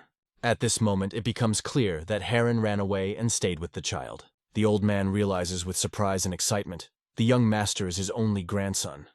He can't even imagine how cruel was the fate that led to this meeting. Overwhelmed with emotions, he hugs the hero tightly, regretting that their meeting took place in such a gloomy place. With tears in his eyes, the old man asks if Haren is okay. He wants to know how his daughter is feeling now, but the young master cannot find the words to answer. Peng-un, with a glimmer of hope in his eyes, asks if his mother is still alive. So-eun-hui replies that everything was fine when he left the house. He remembers how they exchanged letters and hopes that she is not too sad because she always minded her own business and grumbled a bit. Saddam does not understand why the hero lies, because his mother has long since died. However, he admits that this is the best solution in the situation. At such a tragic moment, telling the truth could kill the old man who is already on the edge of life. The hero cannot help him meet his mother, but he wants to relieve him of the guilt at least a little. This meeting in a gloomy place confirms their family connection. The hero realizes that he is really the grandson of this man. Peng-un, hearing this news, begins to calm down. He even smiles, thinking that there are no more problems. But suddenly his health deteriorates sharply, and he falls into the arms of his grandson. So-eun-hui tries to bring the old man to his senses, but to no avail. He can no longer feel his pulse. The hero understands that he cannot lose his grandfather right now. He uses all the energy available to him, but the old man's heart does not resume its rhythm. So-eun-hui realizes that if his inner energy was at full power, he could do something. But now, as soon as he finds a relative, he immediately loses him. Suddenly, a voice is heard from the darkness. "Put the sword on the old man's chest, quickly!" The hero does not understand what is happening at first, but still draws his sword. People around him look at him in surprise, not understanding what he is going to do. However, when they see what follows, they silently cover their mouths, stunned by what happened. The hero places the sword on the grandfather's chest, and something begins to happen. Suunhui starts the circulation of blood through the old man's body with the heavenly sword energy. Grandfather's heart begins to beat, albeit weakly. The hero understands that this is a temporary measure. As soon as he stops maintaining energy, the grandfather will immediately die. This situation amazes him. Such a cruel fate allowed them to meet only to be immediately separated. But even before he died, Pengun was able to reunite with his family, and that brief moment became the most precious to him. The young master sadly declares that if they had found the four-flowered grass, Volna could have been saved. This healing herb can heal, but it only grows in the depths of the valley, where going down is tantamount to voluntary death. After hearing about this, the hero insists that he be shown the way to the place where the grass grows. People say that many tried to reach her, but lacked strength, and all suffered serious injuries due to the dangers on the way. The greatest challenge is the encounter with the monster, a creature as terrifying and dangerous as the serpent that guards the valley. People advise the hero to abandon this idea and accept the death of his grandfather. They are sure that no one would take the risk in his place, but one of them lights a torch and promises to accompany the hero to show the way. He explains that without a guide, the hero will get lost in the confusing passages, and he himself does not know what this plant looks like. Volno was like a father to the conductor, so he cannot leave this case. On the way, he tells how earlier they were looking for a way across the river, hoping to get out of the valley, because at the end of the river, logically, there should be an exit. They went to the cave and reached its end, but behind the wall something incredible was waiting for them. It was an artificial wall, as if built of clay, which closed the natural passage. They decided that there might be a river behind it. After dismantling the wall, they discovered something that no one expected. The cave was filled with traces of an ancient civilization that had long since disappeared. Inside the cave were dozens of rooms separated by walls, and in one of them grew the same grass that emitted continuous light. The guide mentions that Samachak himself used to tell about this place, which was once sacred, although now forgotten. Perhaps these are the remains of an ancient civilization. The man takes out a luminous stone from his pocket and gives it to the hero. This is a gem that he once found in a cave. He explains that by swimming across stagnant water with this stone, you can reach the same cave. The light of the gem will help you not to go astray. The hero and the guide dive into the cold water, realizing that there are trials ahead of them that need to be endured. The darkness around was frightening, but the brilliance of the gem illuminated the path, adding confidence. The tension grew with each dive, but they kept moving forward, knowing it was their only chance. Diving deeper into the water, the hero follows the light of the gem that shows the way. It seems to him that this place is familiar, as if he had already sailed this way before. Judging by the appearance of the tunnel, they are already close to the goal. The hero clearly follows his guide, remaining attentive to the environment. Suddenly, he notices how the guide's blood colors the water in front of him. The terrible monster seized the guide and pierced him with his sharp sword. It was the same monster that had been warned about, and the guide, in a dying cry, begs the hero to run. But the young owner had no intention of running away. With one swift movement of his sword, he strikes the monster. Having forced the monster to release the guide, the hero pushes him to the ground and asks him not to pay attention to him, but to look ahead. The monster turned out to be a human, although without internal energy. His fighting skills were impressive, and it was understandable why others couldn't defeat him. It seemed that even those who were stronger, including his grandfather, could not defeat this creature. The monster screamed, full of rage, trying to destroy anyone who dared to enter its territory. Seo Eunhui realized that the reason for this rage was not only natural aggression. With one precise movement of his sword, the hero delivers the final blow, depriving the monster of its life. During this battle, he notices how different this creature is from anyone he has seen before. Only one question was running through his mind. What kind of creature is this? The hero takes the gem to get a closer look at the monster's face. Having come closer, he notices that it emits an unbearable smell of decomposition, which literally hits his nose. It was a truly gruesome sight, an inhuman with a rotting body that fully corresponded to the tales of the monster. The creature's eyes glowed with a bright yellow energy that resembled a demonic flame. At this moment, the hero did not expect that the monster, even after being defeated, would try to strike his body with its claws. The hero tried to dodge the monster's blow, but still took damage, even though he plunged his sword into the creature. The monster did not die. Saddam, looking at the hero, began to worry about his condition, but the wounds turned out to be only scratches. To reach the healing herb, the hero will have to finally defeat this monster. The problem was that the creature refused to die even after severe head wounds, and it was necessary to find its weak point. The hero tried to attack different parts of the body: head, shoulders, solar plexus, heart. He even tried to hit the monster in the neck, but it didn't work either. Every attack was useless. The monster blocked or withstood all the blows. When the hero switched to other places, the monster did not even think to defend himself, which only added to the mystery. Most likely, the weak point is still in the neck, and the hero decides to focus on this area. He realized that even the strongest creature would not be able to survive after having its throat cut. Filling his sword with blood demon energy, the hero concentrated all his power. He aimed the sword like an arrow charged with powerful and sharp energy. The bloody storm, collected in a single point, flies straight to the key area, the weak point of the monster. The ugly creature received a powerful blow to the neck, but even this was not enough to finish off the monster. The blow should have been a little deeper. The power of this creature was incredible. Even a blade could not completely penetrate its body. The monster pushes the sword away with its claws, demonstrating its strength. Suddenly, a person appears on the horizon who decided to help the hero. Despite his exhausted state, this act was an act of gratitude. It was only the first aid. He could barely stay on his feet, but he still came back. As a result, the creature was killed, and the guide noted that the young master mastered martial arts. He never thought he would see victory over this monster. At the same time, no one knew exactly what kind of creature it was. One of the dead comrades once mentioned that it could be a zombie. The hero listens carefully, thinking about the possibility of the existence of a sect capable of controlling the dead. He remembered how his previous mentor had mentioned such creatures during the conversation. If he remembers correctly, it might be related to the Musana clan. But if it really is them, then the clan was destroyed long ago. The Musana clan had once sided with the Emperor during the last wars, but were completely exterminated after the defeat. However, there is a possibility that it was not their handiwork at all, as these monsters are usually controlled by seals, and there were no marks on this creature. The guide is sure that the hero is too deep in thought, although there is no time for that now. They need to move on. The hero wonders if there are any other monsters in this place. The guide assures that it is unlikely, because only one was chasing them. But suddenly, many voices come out of the darkness. A whole horde of fresh monsters appears on the horizon, rapidly approaching. Their number was impressive, and the hero with the guide had no other choice.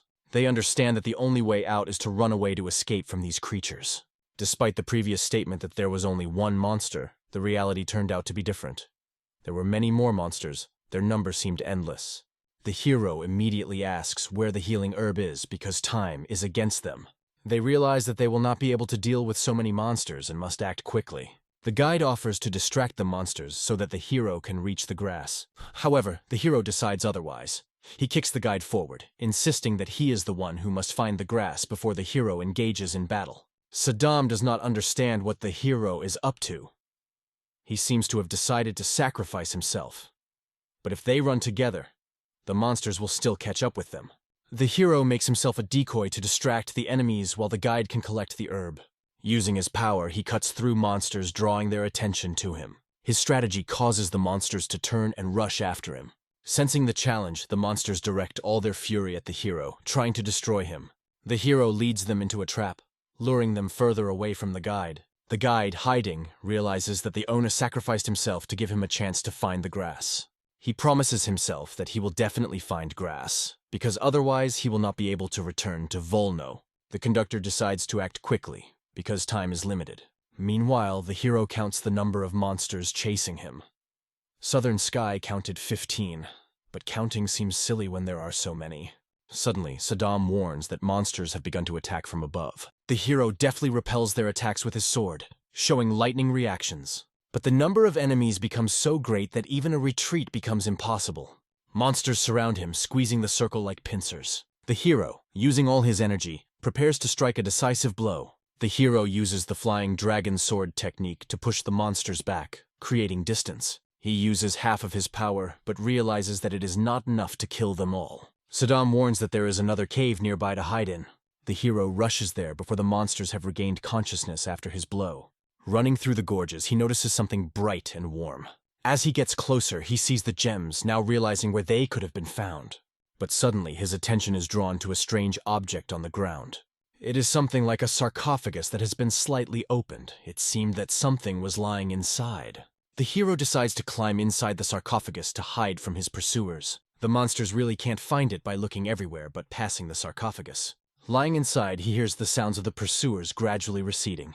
The hero sighs with relief, realizing that he managed to avoid danger. However, he soon notices that the sarcophagus does not open for some reason. He begins to panic, trying to find a way to get out. The fear grows stronger with each passing minute because it seems that he is stuck forever. In addition, the sarcophagus begins to fill with dirty water, which slowly rises. The hero realizes that there is nothing he can do, and wonders if this will be his last refuge. Mixed emotions overwhelm him. Anger at himself for his imprudence, and fear of imminent death. He swears he won't die here like a fool in this dirty and smelly place. But the water rises higher and higher, forcing him to look for any way to survive. After long attempts, the hero manages to open the sarcophagus. Water suddenly splashes out of it, causing the hero to cough and suffocate. He cannot regain consciousness for a long time, almost suffocating. It seemed to him that a little more, and he would die. But now he does not understand where he is. Suddenly, everything around is surrounded by a thick, poisonous fog. The hero wonders, what the hell is going on here? Southern Sky advises to break the wall and get out of this place immediately. The hero uses the spinning sword technique and directs a powerful blow of energy at the wall. However, not a single scratch appears on the wall. Falling to his knees, the hero drops his sword in despair, realizing his helplessness. He complains that his whole body itches, but Saddam doesn't understand what he means. Pain and itching become unbearable, covering the entire body of the hero. At this moment, the needles that were in his back begin to fall out with incredible force. They fly out of his body, hitting the walls with such force that they seem like gunshots. After that, a powerful burst of energy permeates the hero, as if he is going through the process of awakening, feeling a new power that fills him.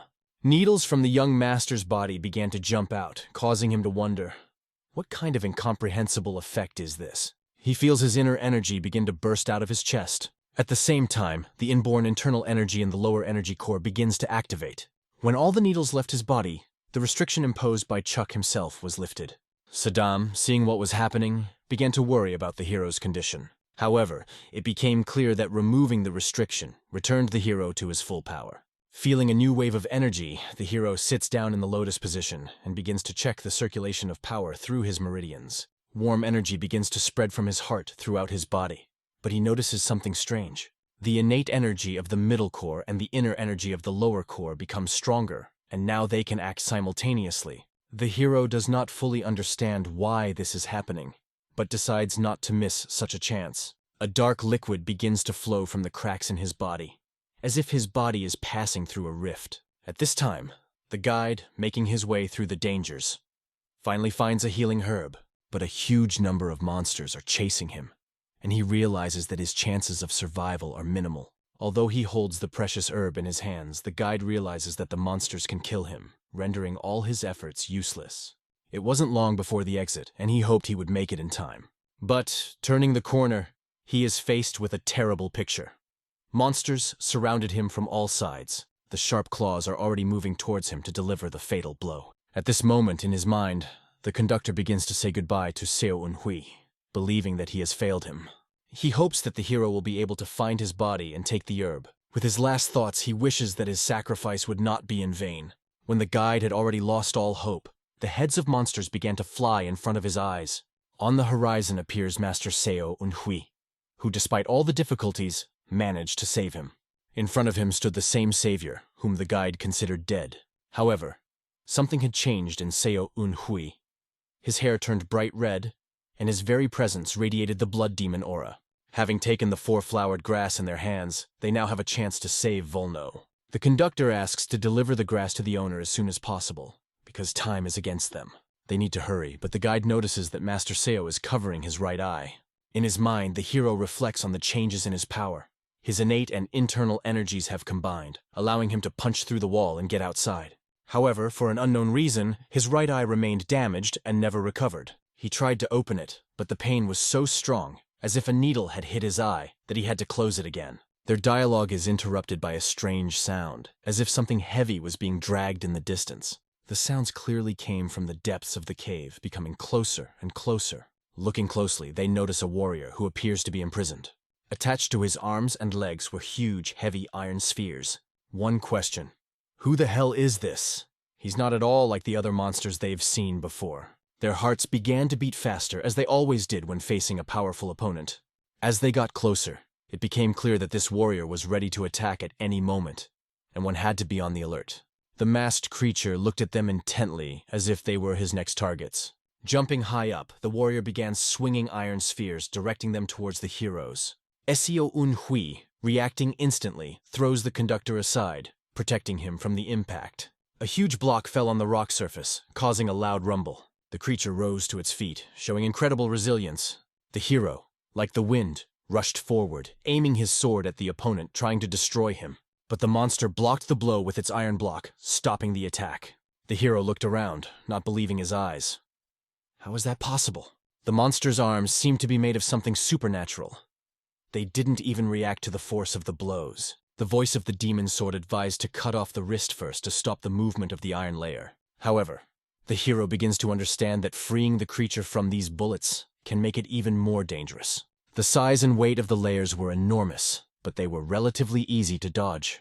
The hero decides to take a risk and cuts off the monster's wrist, making his hand free from the iron layer. The ball falls to the ground with a thud and rolls forward. At this moment, the hero's sword goes straight to the opponent's neck, but the monster suddenly stops the blow with his bare hand holding the sword. The wide-eyed hero cannot understand how this was possible. Suddenly, the monster attacks with a wave of fire using an iron ball, and the impact does not make itself wait. The hero flies to the side, receiving a strong blow, which throws him to the ground. He realizes he's confused and lost control, allowing the monster to land a powerful blow. Blood gets into the hero's eyes, and his vision becomes blurred. The creature, now free of one arm, swings at the other and begins to cut off the other wrist. The blow was accurate, and now the monster was completely free of the iron balls, preparing for another attack. The monster freed himself from the iron restraints by cutting off his hand. It was obvious that he was constantly trying to free himself from these bullets. Creepy laughter begins to sound from under the monster's mask, and he reaches out and tears it in his face. Seeing him, the young master freezes in fear. It wasn't just any ordinary creature. It had two golden eyes that radiated incredible power. The hero notices that Saddam previously mentioned a swordsman from the southern sky, but he only had one golden eye. This warrior seems even stronger. The monster unexpectedly turns to the hero, asking to lend him a sword to break the chains that still held his legs. Seo Un-hui hesitates, believing that this creature must have enough strength to break free on its own. However, the warrior calls him an idiot, explaining that even though he regenerates quickly, that doesn't mean he doesn't feel pain. The monster shows strength, but warns the hero that patience is not infinite, and he does not want to waste time on useless conversations. The hero still has no plans to give up his sword, feeling the danger that could come from the hands of this creature. But the monster reminds him that not everyone takes rejection as calmly as he does now. He bluntly states that if necessary, he will simply kill the hero and take the sword himself. The hero, feeling his look, full of determination and menace, begins to feel anxiety. This opponent is truly extremely formidable.